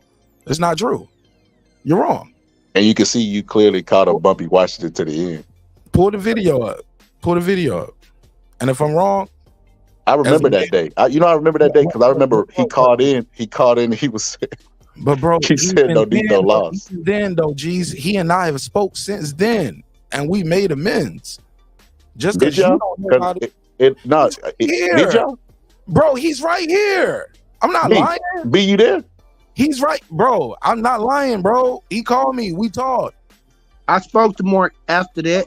After And we the talked for about 30 to 40 minutes while I was in the middle of the live. I took a call just like I took now, and it was like, where's the Mark situation? Where's Mark? I was gone, but the show was still going. And me and Brandon talked for like anywhere between 30 and 40 minutes. We came to amends. I can talk to B right now and guilt dump and be like, damn, we came to amends. Did he feel like it was an amends? My whole point is, Boxing Scholar, that shit ain't got nothing to do with you. It does. I knew him longer than I know you. It doesn't matter. See, and that's what you're doing. That's what you know where it got something to do with me? When you talked about him to me. When you talk about people to me, you involve me into your relationship with them. But bro, there's no but. There's no but. You involve me into a relationship with them, so you can't turn around and be like, it ain't got nothing to do with you. I wouldn't even know anything about him had you not told me something about him. You watch the show and you the nigga that be in the chat. You like, hit me up in the background. You asked him for his number the first time you saw him. B, did we ever talk? Did we ever talk after that? But my G, y'all had your own conflicts, whatever it is. You and him had conflicts. Did I go this far with y'all when y'all was while I was having an interview with Mike Williams Sr. and you two was going back and forth? I ain't got nothing to do with y'all going back and forth. Y'all going back and forth, and y'all was doing it publicly. My issues with Brandon, whatever they may be, that's between him and I to reconcile them, which I thought we had. And then he got upset or whatever happened, and I know what happened that night. It was a Deion Sanders interview, and I was doing a break, or it was after one of them games, and I didn't pull him on that night. Then he kind of started again, and that's between us. Got nothing to do with you, dog. See, there you go again. Listen, you had nothing to do with Brandon. You don't know Brandon. I don't know Clips. But I know everything that you told me about Clips. So now you've invited me into your relationship to have an opinion. Stop. You've invited me into your relationship to have an opinion about it. So I can comment on the treatment of the people that you invited me into the conversation to have. Why you see you're trying to be dismissed because you're trying to spin. You're trying to spin. It ain't no spin, bro. Yeah, you're trying to spin. I caught that shit. You trying to spin. My God, bro. I barely got the chance to speak. Everybody spoke on this shit more than me. What are you talking about? I'm trying to spin. I just now started speaking, sir. The playback will reflect that. I barely spoke. We didn't have no speaking. We just had Clips making threats, but go ahead. And have you making banter like that, trying to do whatever you call that. Stop that. You gotta stop lying. I never threatened nobody. I keep telling you got my number, pull up. You're the one making threats. I keep saying pull up. I keep saying you have my real number, Boxing Scholar. Why are you talking and still trying to lie and make some narrative that I am making threats, you fake ass cop? If you're gonna do something for real, don't make your little alibi. Be a man and do something. I have not threatened you. I've said I am right here. Unlike you, I'm unlike you. Why you say that I was gonna be a cop? Who told you that? Yes, you could come and try to find me, but I've not threatened you. And that's what I mean. That's what I mean, Mark. Because you have conversations with people behind their back, you give people information like that. I've never had a conversation with Clips about what I wanted to do professionally. There's no way he could have found that out other than you. No, bro, you just that's the character flaw. That is the character flaw. That's the character flaw right there, sir. Sir, that is the character flaw right there. That's the character flaw. Look, the fact of the matter is, Mark, you talk too much about your friends, bro. Got into this goddamn circle and started a bunch of shit. You talk too much about your friends behind their back. No. The bottom line is this. No. The problem is this. Maybe I just trusted too much and I vented too much to people. Oh, so now you're a victim. You trusted too much to talk about your friends and you didn't think it was gonna get back. Bro, I'm done. I didn't even want to have this conversation for this reason, bro. I knew you was gonna spin. I knew you was gonna play victim. I knew you was gonna try to pull out every trick in the book, bro. I'm gone, bro. Right now, look, as much as I've been quiet, Clip's been screaming, you and him been going back and forth. I'm trying to speak, and homie won't let me talk, and he just dipped off the panel. Cool. Even better. Let me get this off, man. This ain't no playing victim. I apologized. I said I'm wrong. How is that playing victim? I said I'm wrong. You said that's character flaw. You're right. I fucked up, nigga. Maybe I am too trusting sometimes. Sometimes when I'm talking to people, I vent after the show or during the show. I say shit live, but nigga, you ain't catching me in no moment thinking I won't say this shit live right here on the air, nigga. You got the wrong nigga. Like, I'm cam up all the time, anytime. That shit ain't gonna work with me, dog.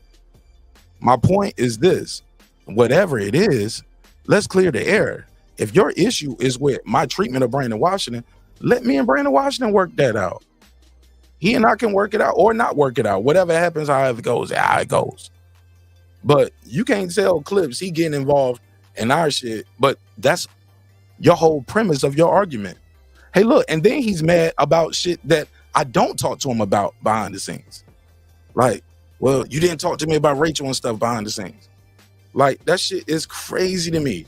You click dislike on my video. Okay, brother, whatever it is, my G, I'm sorry. You happy? Forgive me. If not, don't forgive me. Fuck me.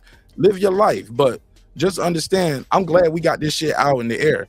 Your whole premise is with me is about my issue with other people. You call it a character flaw. You want to call it that? Fuck it. I'll have at it. Character flaw. I'm not perfect. But if I choose to talk to Brandon about some shit, that's between me and Brandon. And in the process of a year and a half or 2 years, I might have said something to him about Major Key. That don't mean me and Major Key ain't work it out and we ain't figure it out and we cool and we don't moved on. Now, if you think you got something on me by saying, well, Major Key, Martinez said he thought you were jealous of him back in 2021. Have at it, dog. It was 2021. Maybe I did say it. Maybe that's how I felt at that time and I confided in you. That don't make me no fucked up nigga for saying it. Make you a fucked up nigga for saying it publicly. Because whatever my issue is with him is between me and him. You know what I'm saying? And you let that shit rock for 3 years. You never said it. But now you say it now because what you want to form like Voltron against the nigga? Cool. Have at it, dog. I'm going to be all right regardless. You know what I'm saying? Because you can't expose somebody who's telling you the truth. You know what I'm saying? And sorry to everybody that they felt I did wrong. Brandon is able to type in the chat. He's able to be on the. He was always able to call in to be on the panel. I just didn't want him on that day.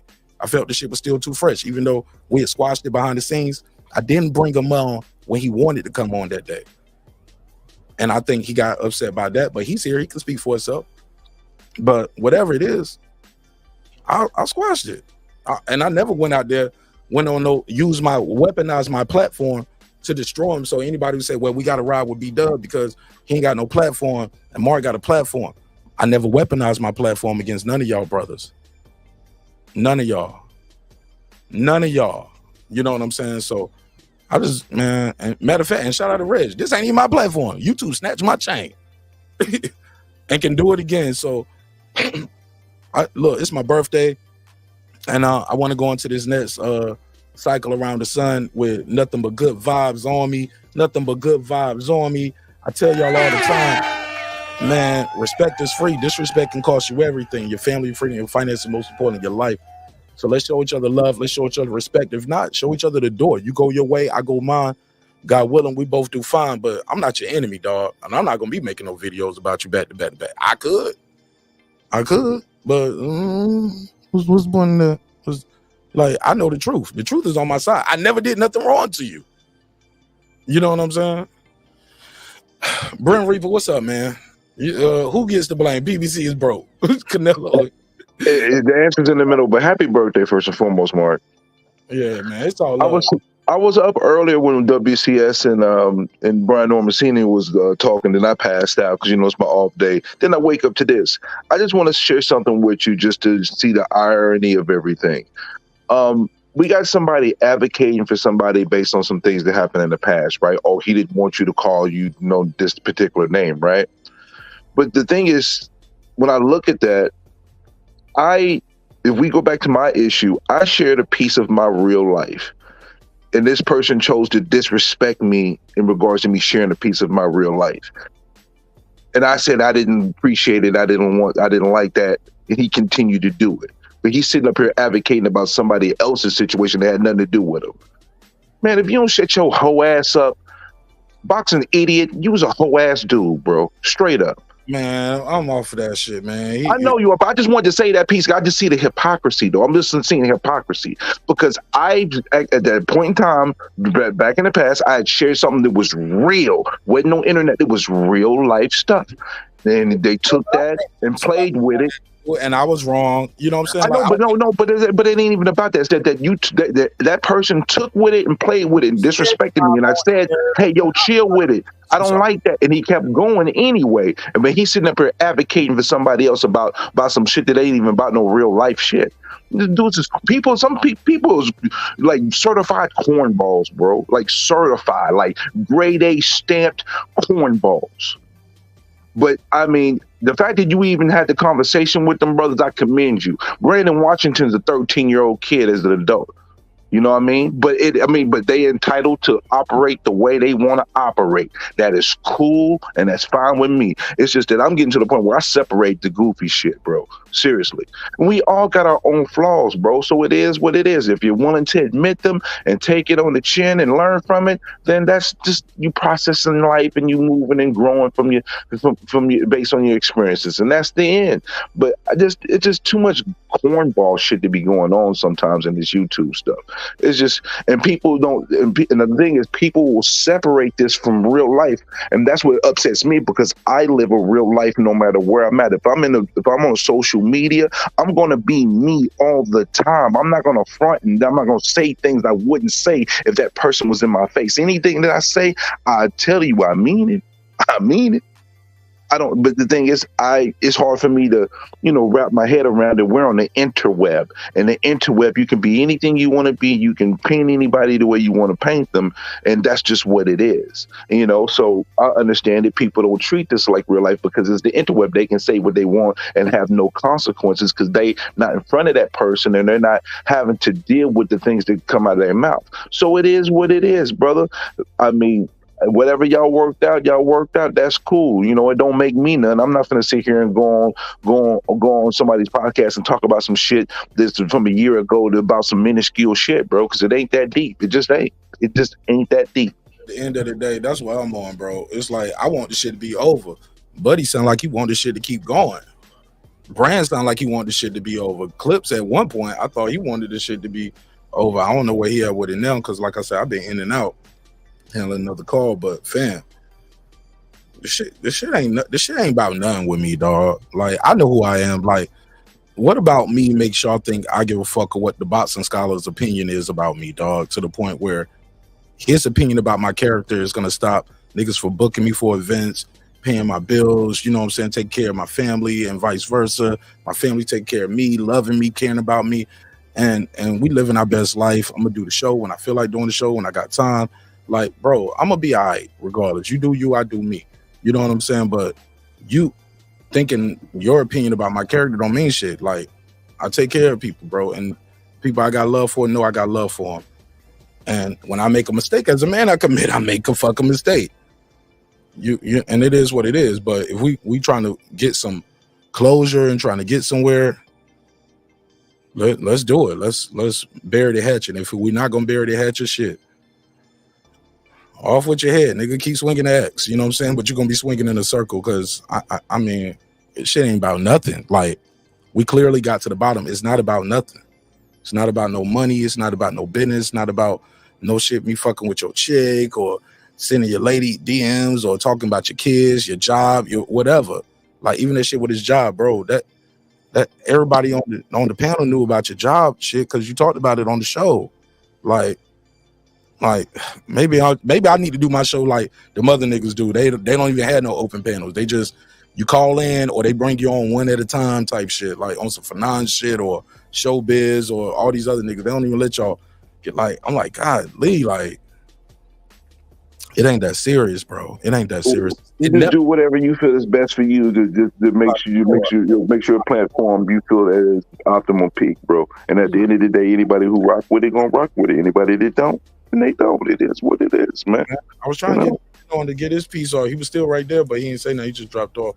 But I ain't got, man, that shit ain't about nothing, bro. Oh, but real quick, I was asleep for so many hours. Do you feel like this is all Canelo? Do you feel like this is PBC, or do you feel like it's a mix of both? How do you feel? I feel I want to hear what B-Dub got to say real quick. Go ahead, Brian, and then I can land the plane because I gotta call my family back. Hey, Mark, can you hear me? Yes, sir. Go ahead. Oh, my bad, because I guess y'all couldn't hear me. I want to address I want to address what's his name for the way he framed certain things. First of all, what's the dude Brim? I want to address Brim because he heard the insult at me, and I just want to have a rebuttal. I just want to rebuttal that. That's all. As far as being a 13-year-old kid, hey man, listen. You were on the show. You shared a story. It was funny. We all made fun of it. Not only was it funny, it touched the nerve in you, and you decided that you decided that it wasn't funny and that people should stop talking about it. Cool. But then you want to be tough and talk shit. You can't be tough and talk shit and be sensitive. Everybody has been content up here. I've been content. It's been 50, 60 shows with content. Everybody get that. So for you to come up here and try to frame it as though everybody didn't laugh and you just pick out one or two people and call them goofies, but when you got a chance, you had a chance to address me on Reggie's show, you bagged that I left. You like, Brandon, don't come up here with that bullshit. I'm just gonna be on mute. Now you come over here, and so I didn't. I just left because if you didn't want to address the situation, I'm not finna bother you. But you're not finna go around and name call. But then I'm on the panel. You have a chance to address me. You don't have to talk around me. If it's something you got to say it to me. Don't talk around me, because that's what men do. What you doing is exhibiting coward behavior since you want to be insulted.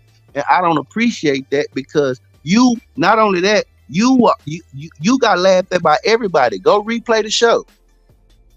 Go replay it. Don't just pick out certain people because you feel like you got a problem with them or the way they do their thing. If you don't want to be a part of it, you could just say, hey fellas, I think I'm gonna bow out on this. But as far as content, man, everybody content, bro. Don't get up here and start acting like that. And now you want to be tough and name called and all that. But when you had the opportunity to address me again, when you see me before this, it's basically like you was like, I don't want no problem. And I feel the same way. I'm not finna bully nobody.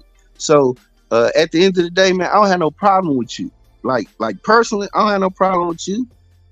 I don't have no problem, but don't flip-flop and get in the chat and be like, oh, Mark got these goofies up here. Well, you got a chance to get on the panel and address a goofy. Are you finished?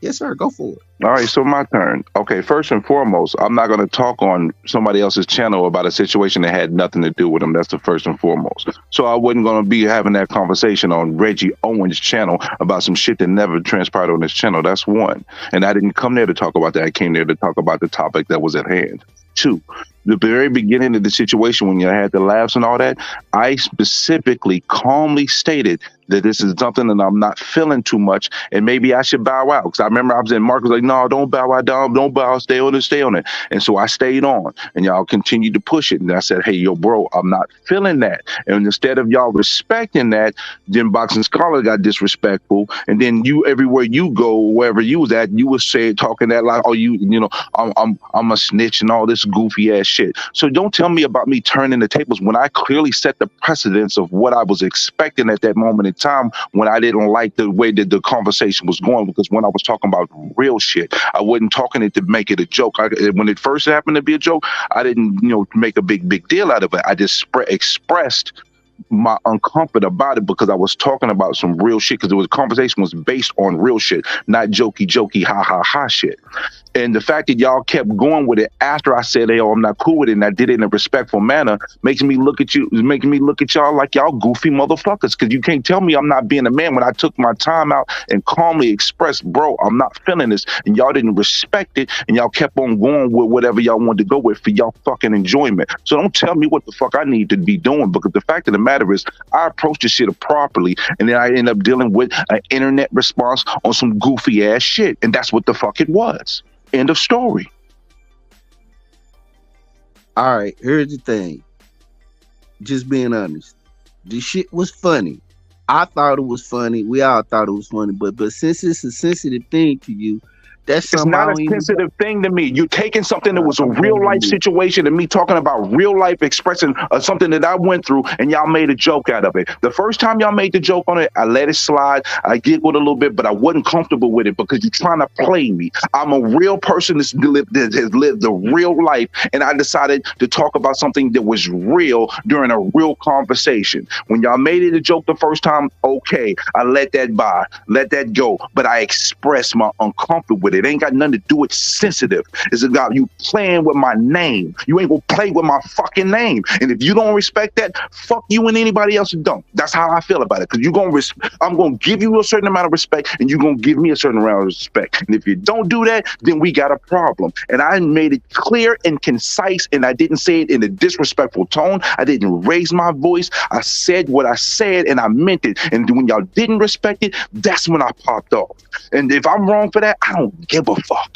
Straight up.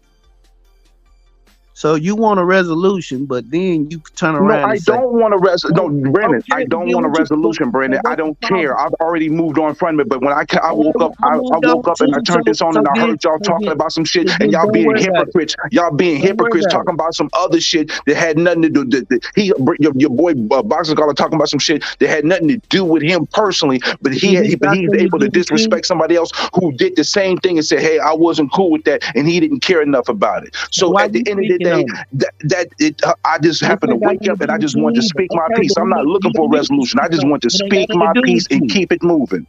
Okay, that's it. Keep moving. This ain't got nothing to do with you then. No, it don't. But you know what the matter? What the thing is so funny? I find it real funny that when people want to have that type of conversation, but when it was the other way around, it was ha jokes. Let's play this nigga. See, that's goofy shit. And I was right. Y'all niggas was on some goofy shit. Straight up. So that's what you want to say? Because you said that in the chat. You said it in the chat. Yeah, and I said it here too.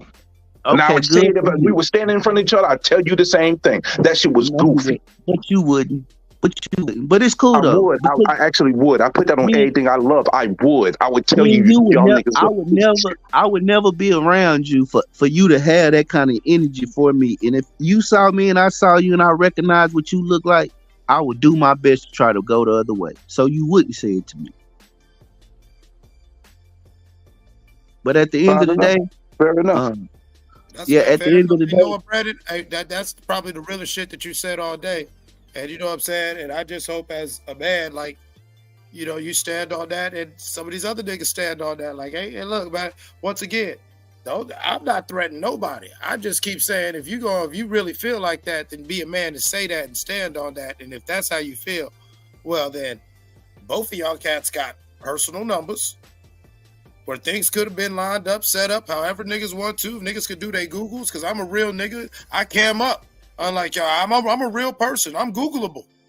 You can Google my album sales, the ones that suck, the ones that are good. You can find out this and that about me. You know, if all that shit y'all talk, you could actually research and find out. You know what I'm saying? So that way, when you say my shit, you can say my shit right. Like I said to you on Reggie's show, you can at least pronounce the shit right. That way, the people that are actually listening to you actually could do their homework properly, and the lit don't get fucked up. You told Reggie that. You told Reggie that.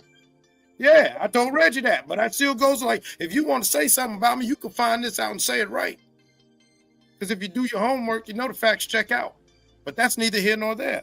I ain't threatening nobody, black man. If that's really how you feel, all I ask of you is have enough self-respect to stand on that belief and either not interact with me or understand that you are interacting with me out of an energy of disrespect, and don't clutch your pearls when that energy is sent back to you. Because trust me, I know what it is. Even if you don't see what you're doing, black man, I've several times calmly tried to explain to you. I ain't got no problem with this clip. I know exactly. I'm gonna tell you. I'm talking to you, Brandon. Listen, Brandon, bless it. All right, go ahead. I'm talking to you as an example right now because I'm not even addressing Buddy no more. I'm beyond that. You know where I'm at. I'm gonna leave it there. So when these next few words are not for you, literal in this moment. Are we cool?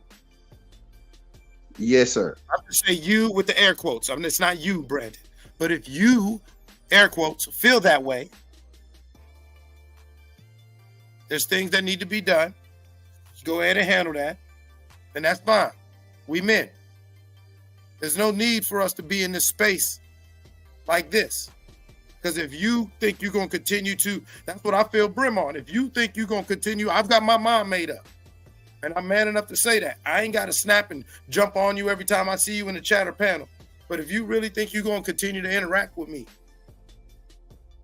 like it's all good when we can't come to this basic understanding of a simple boundary. That fuck us being men, us as being sentient beings. If you can't understand that, hey, I'm not cool with this. So what are the boundaries? Like let's make some clear boundaries right here so we can move forward. You know what I'm saying? Like let's just make some boundaries. You know what I'm saying? And we can move forward, right? Like that's what we all want, right? At the end of the day, everybody here wants peace. Can we agree to that or no? Or niggas like nah, or Brand, it's like nah, niggas up, nigga, let's go.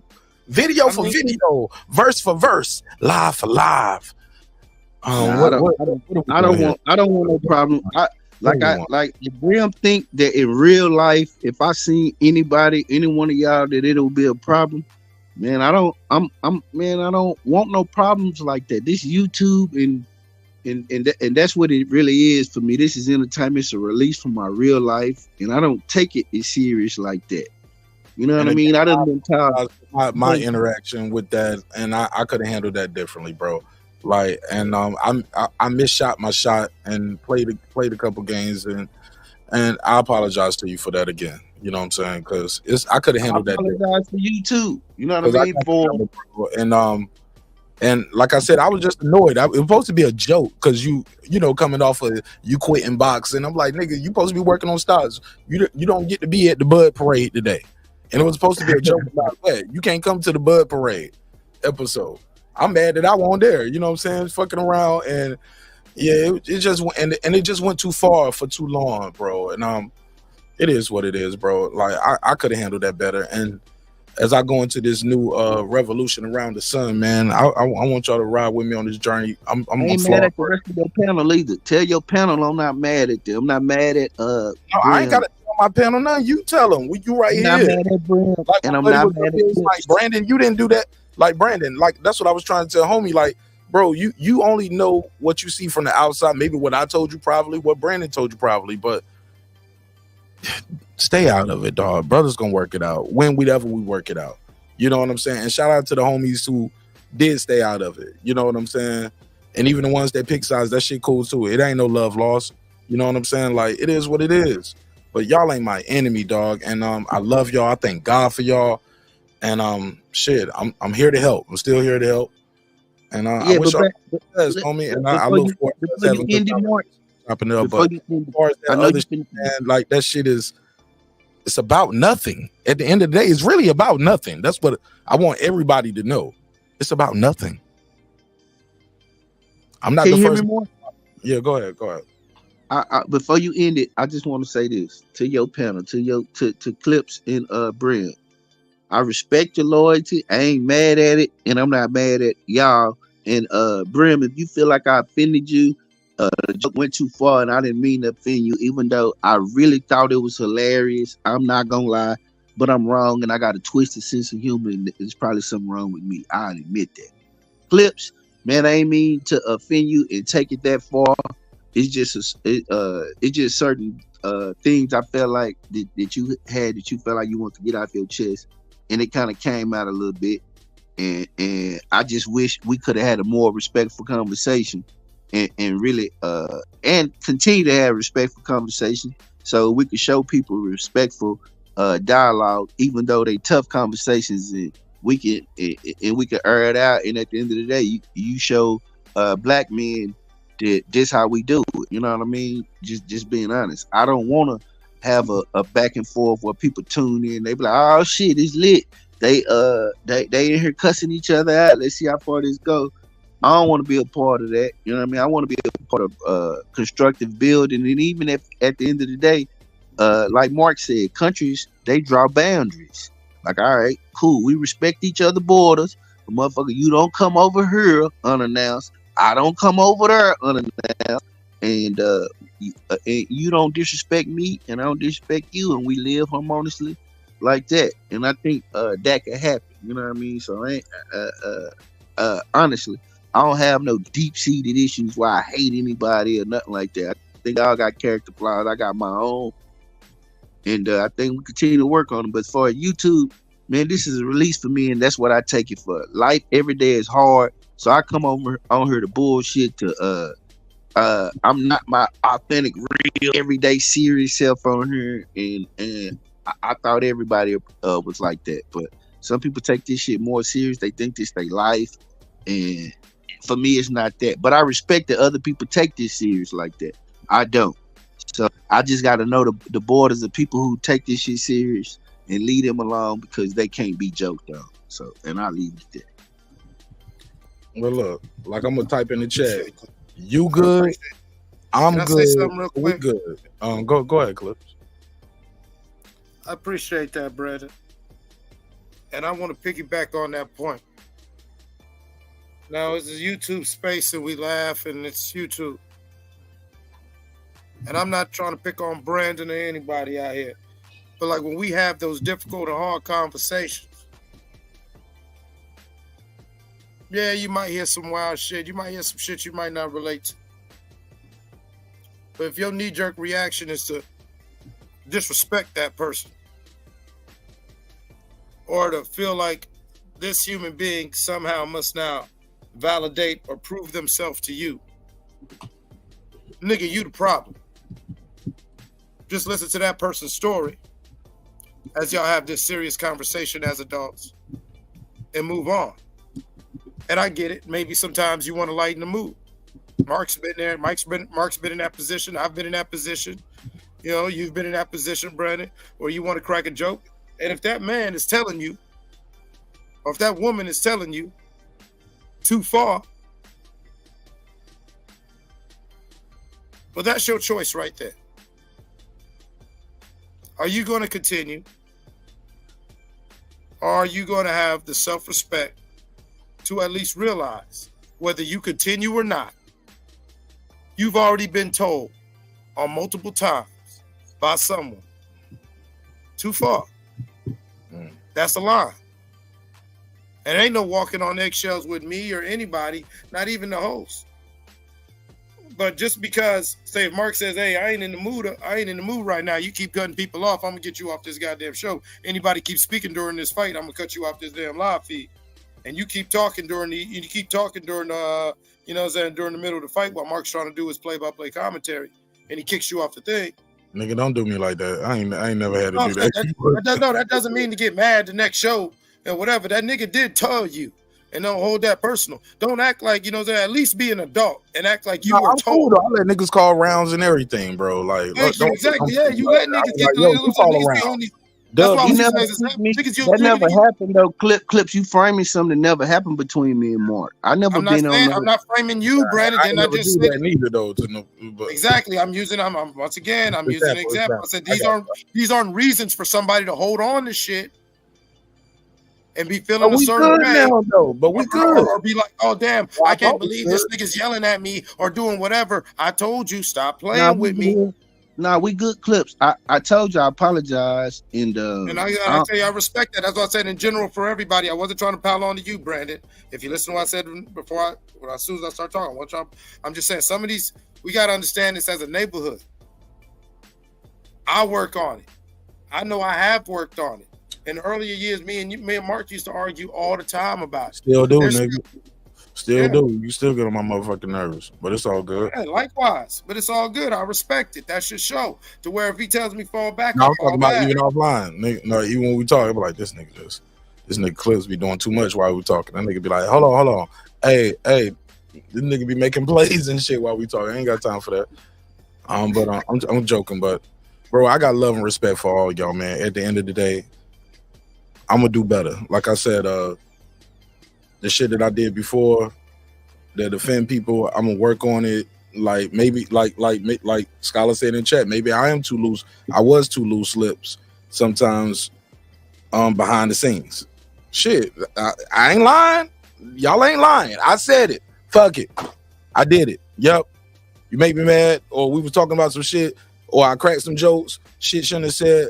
Oh, whatever. I did it 2 years ago, 3 years ago. It's 2024, bro. Like y'all gonna hold y'all still mad about some shit I said in 2022, even though we don't squashed it 3 or 4 times over. We don't argued about some new shit since then. Like shit, I ain't perfect, nigga. Yeah, I don't say some shit. You know what I'm saying? But I'm man enough to say I don't say the shit, and you pull my collar on it live on there. Yeah, I said it. If I said it, but if I didn't say it, you're a fucking liar. You just lying. You just doing whatever you doing, trying to keep some shit going. And at the end of the day, my name is my name, dog, and that name is Martin Nash, nigga, and I'll spell that with a $sign. Fuck with me, man. Anybody got anything else to say on this shit before we move forward, bro? Because hopefully we can bury that shit. If we need to keep talking and build, like you said in the chat. With a $sign, yeah. Everybody got say. What you say, bro? With a $sign. You spell it with a $sign now. No, I said that in a rap a long time ago, and I was in the flow right there. You know, I thought I was, closing the show out. It was like, yeah, and I spelled that with a $sign, nigga. Holla at me. You know what I'm saying? Like, yeah. Oh, Hollywood. I really don't spell it with a $sign. Hollywood. Yeah, I'm Hollywood. There you go. With a dollar now. Yeah, and I spell it with a $sign now. You know, I saw some of them shit you was saying about me, B. You know you wrong for that, bro. I said I was wrong. Hey, man, listen. Man, you let this Jew break up our personally. I told you personally I was wrong. I told you personally on the phone. I said, bro, I went too far. When that nigga, when I said that, when that nigga was on the panel, you ain't say shit. He was like, "Is B Washington still here?" Yes, I'm like, I told you. I said that. I was like, "Is he here?" I was like, "He's right here." I'm not lying, nigga. And then you asked me a question and I answered it. I didn't want to get in the middle of y'all dialogue. When you asked me directly, I answered your question. So did you? So for the record, you did call me. Yes. And the first words she was like, "Man, why you say Tay Jones? Man, why you say Tay Jones was the one that such?" And I was like, "Hey, what's up, Brian?" You know what I'm saying? In the middle of the live, we had a conversation, and you weren't trying to get on the panel. You was calling to talk to me in the middle of the live. Yeah, and I just let the panel keep rocking, and you and I talked for like 30, 40 minutes. Like, you didn't say nothing. I told you I was wrong then. Even when I be on the live, when I was telling laughing jokes. Okay. Even when I laughed and joked about talking about your other channel, I even said I was wrong, especially on Boxing Scholar channel. I be really playing and trolling. You done heard me be like, Mark, you ain't never. I just be. I've admitted to trolling. I've seen a couple times people send me, but then a couple times I tiptoed in, and I was like, these niggas lying. I was like, something I be here, but now I was like, well, I guess it ain't got to be true if it's entertaining. You know what I'm saying? But I was like, these niggas lying. I don't know the fucking Keanas. Then I heard one nigga like, man, don't get me on that shit, bro. Cause like I ain't talking to all them niggas yet, but bro, I ain't got no problem with y'all. If y'all rock with the Scholar, still rock with the Boxing Scholar, man. You know what I'm saying? And shit. Rock with the Scholar, man. If you have me on, I'll pull up and I'll support them. Boxing Scholar, I promise I never click dislike on a video again. If you allow me to be a member to your channel. It's not like that, bro. I don't wish you no ill will, brother. You know what I'm saying? I wish you nothing but the best. No, he was right, Mark. Please tell him he was right. You was clicking dislike, please, brother. Nigga, I'm about to click dislike on his video right now. I don't even know what he got up. He said he clicked dislike. He said he clicked dislike earlier. No, that's right. I never said I didn't do it. That's why I'm sitting there laughing. You mad because a nigga clicked dislike? That's I like might me. not That's have like liked me the video. Like he got to tell me what video. I might have clicked like on it. Might have been somebody else. But do I click dislike on niggas' videos? Yes. Yes. Okay. I mean, I'm not gonna lie to you. I might have clicked dislike on your video. Brandon, have you not gave a heart to your homeboy's post? But on the flip side, Brandon, have you ever clicked dislike on any of my videos, even while you was a member? Yes. Yeah. Not while I was a member. Not while I was a member. But maybe. Maybe. Okay. Yeah. Tell the truth. Come on, but I have clicked dislike on your video. Yes. It's okay. Do I gotta go on a campaign to try to destroy you because you click dislike on my video, nigga? Like, bro. Like, come on, bro. You looking for a reason. Even in the chat right now, it's like niggas squashing. He mad. He bitter. Who hurt you? Who hurt you? He want to keep this shit going. I think that's what bothers him. He want us to hate each other. My nigga, I'm not gonna hate you in Washington. You can't make this nigga was sent by the government. Y'all been on. He been on your show. How long y'all been kicking it, but nothing you can say or do, or what he can say do, make me hate this brother. I'm just not built like that. I don't hate him. Hey, Mark, I got love for him, and it ain't nothing. Hey, look, hold on. Can I ask you a question? Let me say this. I got love for you, bro, and it ain't nothing you can do about it. All right, Brian? Like, even when you get at your worst, I still remember the times when, in my mind, you were at your best, and you was a shoulder for me to lean on. I confided in you about things. You confided in me about things. And, bro, I'm solid, bro. I'm not going to do that. I'm never going to use my platform to weaponize it to try to bring down somebody that was once my friend, even if we're not friends now. Like, I can go the other way. Like, I'm good, homie. I fucked the homies, girls, and fucked the homies' wives and shit. Like, well, they want my homies, you know what I'm saying? But I fucked niggas' wives. You know what I'm saying? When I was in the army, like, they were soldiers like me. But I fucked soldiers' wives, nigga. I did some grimy shit when I was young. But at the end of the day, them niggas ain't even made no videos about me. You get what I'm saying? Like, I done did some foul shit when breaking up with chicks live with me, caught me with other chicks, you know what I'm saying? Like, they ain't make no videos about me. Can't believe some strangers off YouTube, I never even shook their hand. You know what I'm saying? Got this much in. Hey, look, homie won't even, I can get you being mad. You invested money into the show. Homie ain't invest like that into the show. Like, my issue, like, my G, Scholar, let me and my friends deal with whatever we got to deal with, however we deal with it. It's okay, bro. You know what I'm saying? You're not my enemy neither. But I wish you nothing but the best. Unbiased fan, I gotta go, man. I really gotta go. I gotta call my pops and check on everything over there. Everybody good? We good? We can reconvene at another time. I just wanted to say, Brandon, but hopefully we got some clarity. It's no big issue, dog. It's no money involved. It's no business involved. Ain't no bitches involved.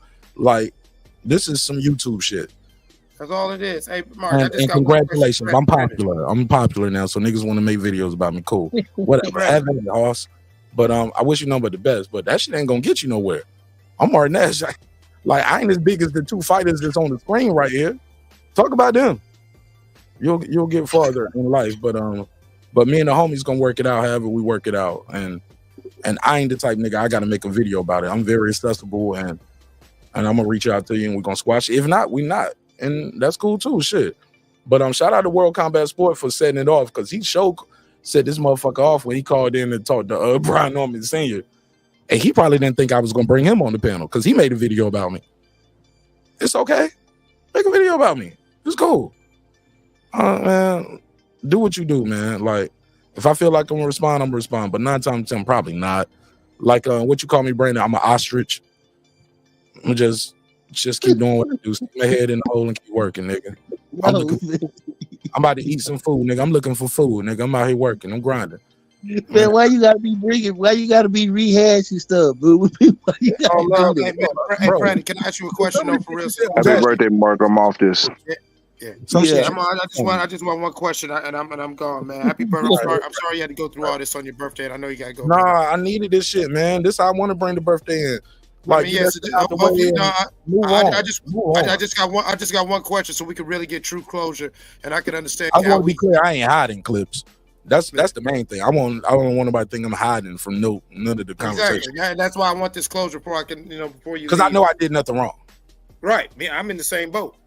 So now listen, Brandon, can we at least agree that certain people, more so a certain person, he's running his engine off the gas you poured, whether jokingly, unintentionally, or intentionally? This is what I really think. I think whatever his view is his view, and he got his own view, and whatever we talked about privately, he take that into all of that shit into account and it shape his view. But I don't think I'm sitting there gassing no man up or telling the man, you say this, you say that, you do this, you do that. Is he not parroting and echoing your hyperbole and rhetoric? I don't think so. I think he's speaking about shit that a view that he formed and a stance that he's standing on. I think what my issue is and his issue is and his stance is different. I don't think his issue is the exact same as what my issue is or whatever. I don't think his agenda is the same as yours. But you know what I'm saying, his fabricated issue is basically to champion your cause and put on a cape and try to I think the same way. I think the same way you've been loyal to Mark.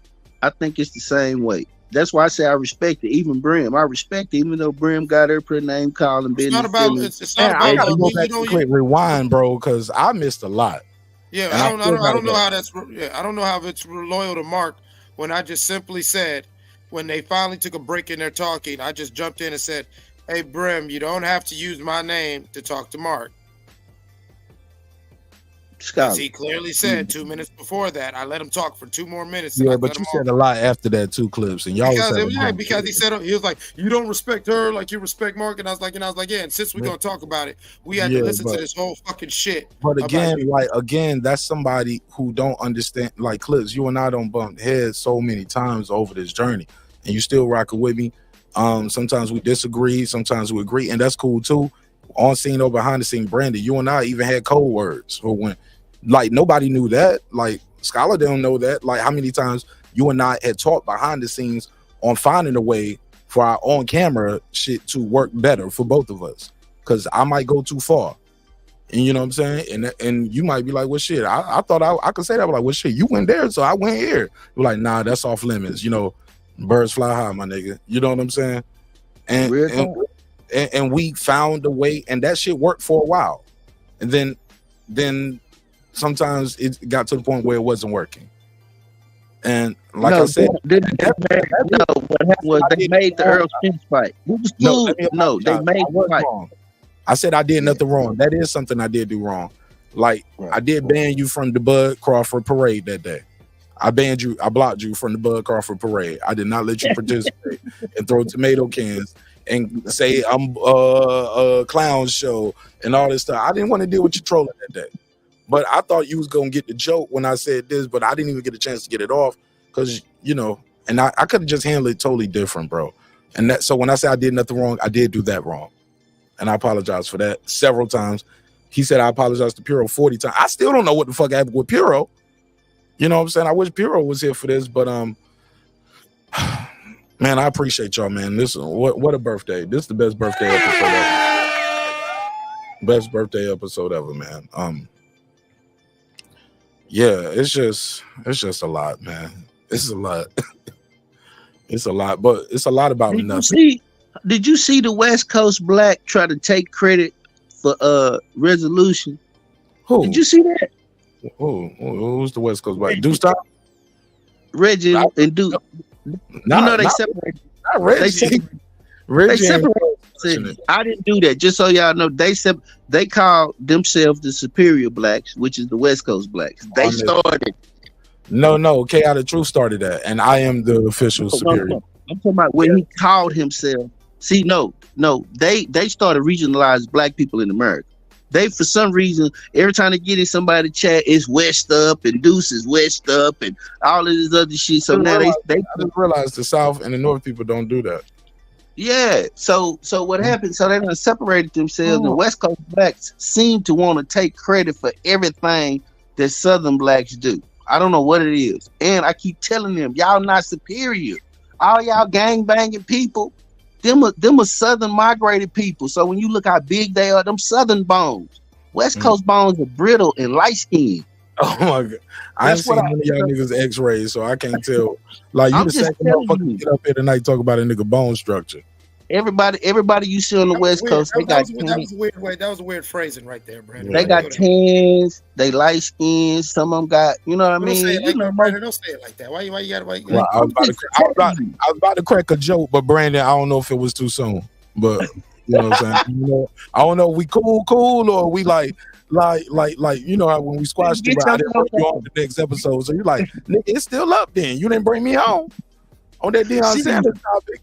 So I was like, so I don't know if we cool or so I'm gonna wait. And I was finishing up with the West Coast blacks. You see how you know, certain things happen on their channel, you know, and they go to Hollywood. They go to Hollywood, do a video in LA, and come back.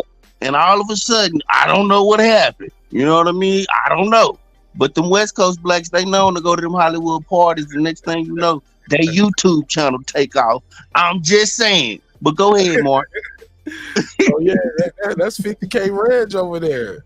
They used to call me billion view Mark. That nigga about to be billion view Reg over there. I see you, Reg. Reg said he gonna get him a motherfucking plaque. Reg, keep this channel. Don't lose this one, G's.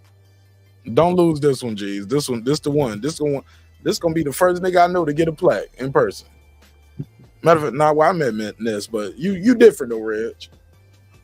Reg, don't lose this channel, dog. What he over there doing?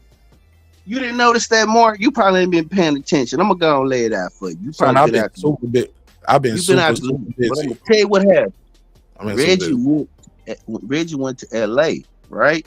He did a little live, drove around, went to visit his family, right? And then for one day, he didn't do a live. I'm like, damn, he got jumped in. That nigga got jumped in. Yeah, he went to one of them parties. I'm telling you. Oh shit. Man, I'm talking about, we ain't about to do that because now Reggie gonna pull up and the show ain't gonna never end. I gotta go.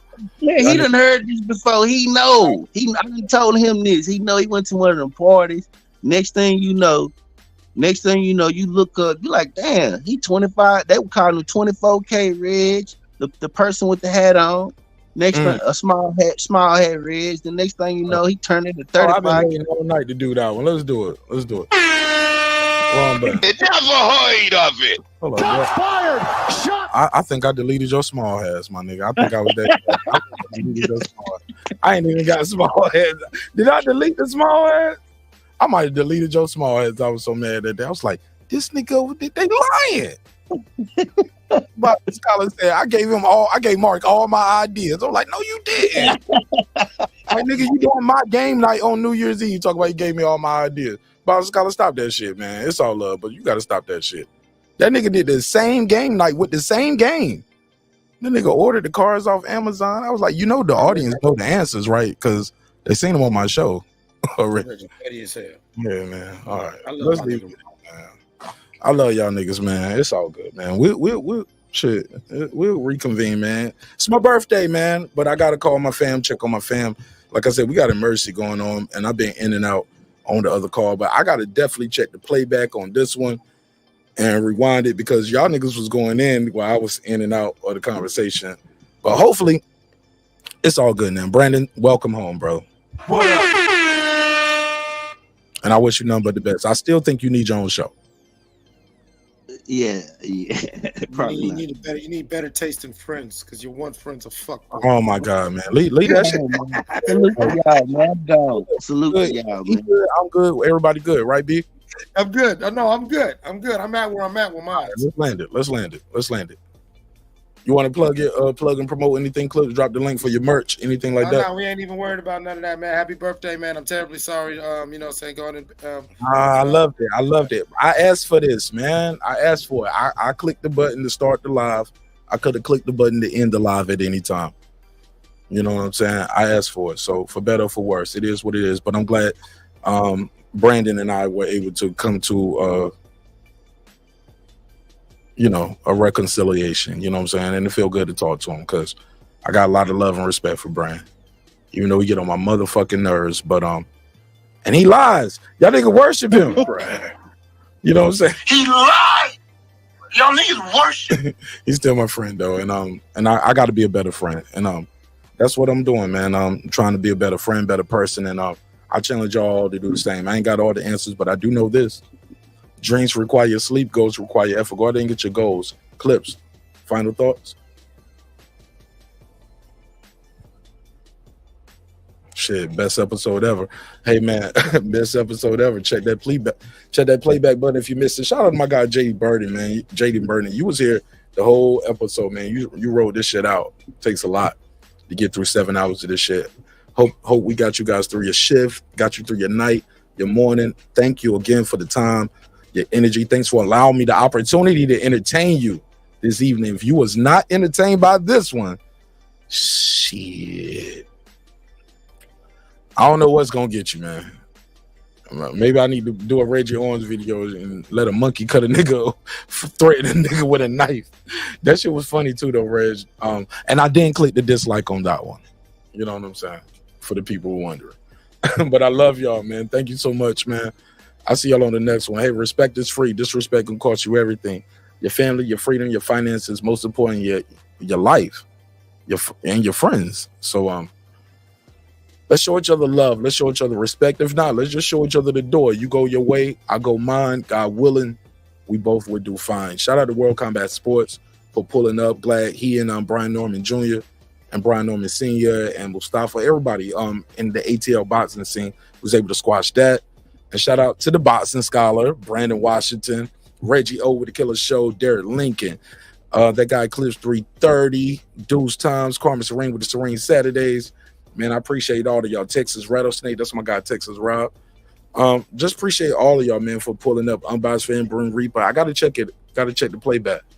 But I'm giving y'all shout outs. I need to hear what they were saying about me while I was gone.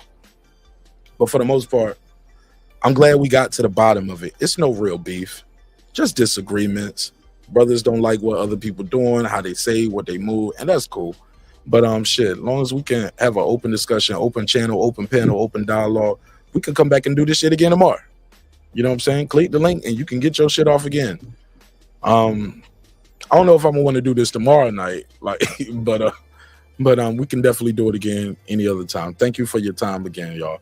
I love y'all. Hope you love yourself. If not, guess what? God loves you. So does Martin Ash in the neighborhood here breaking beats. You can go to martinash.com, copy some merch. Click the like button. That's an easy way to support the show. And yeah, man. And like that, we're gone, man. We are gone. That's it, right? That's it. Anything else? Anybody? He said, Martin Ash, keep it real. Stay classy. Remember, you're the host. You got to act a certain way and conduct yourself in a different way. Happy birthday, bro. I'm trying, but I ain't got all the answers. And yeah, man. Yeah. I be fucking up sometimes. You know what I'm saying? It's happened in the past, but I'm trying to get better, man. I'm trying to get better. But I appreciate y'all rocking with me every step of the way. When I fall, y'all gonna pick me back up or either kick me when I'm down and let me know, hey, nigga, you fucked up. But that's part of life, all right? So I see y'all on the next one. Hey, look, sometimes we're going to agree, sometimes we're going to disagree. But one thing's for certain, two things for sure, homeboy, homegirl. Never forget this. I built this shit. Me. Brick by brick. And I'll be damned if I let you tear it down just because you don't like the way another nigga talk. And I mean that shit. We say it every night, but I mean that shit. Rewind this shit to the beginning, man. Y'all gonna have a good time on this one. Yo, motherfuckers who do timestamps, man, help me timestamp this shit. You help me timestamp this enough through this episode. Send me your cash app. I cash app you for working and doing that shit. Because you get through 7 hours of this shit, whew, you either a big fan of the show or you had a road trip from like Virginia to New York or Rhode Island or some shit. All right, I'll see you on the next one. Peace. Hey, it's Antonio Tarver, champion. You watching Martin Ash at Breaking Beach. I usually don't do drops, but I'm gonna give you one, bro. I'm gonna give you one. I love you, champ.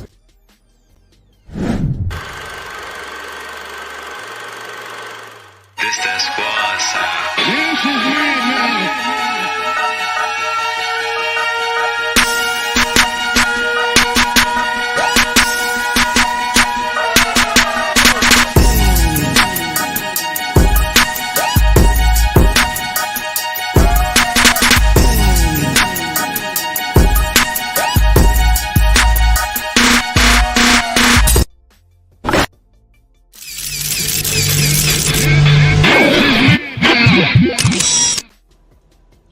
Subscribe. I don't care how many subscribers he has. Support him. So he made all this possible. He made this possible. Oh no, Dr. Mark, God made this possible. And so did viewers like you.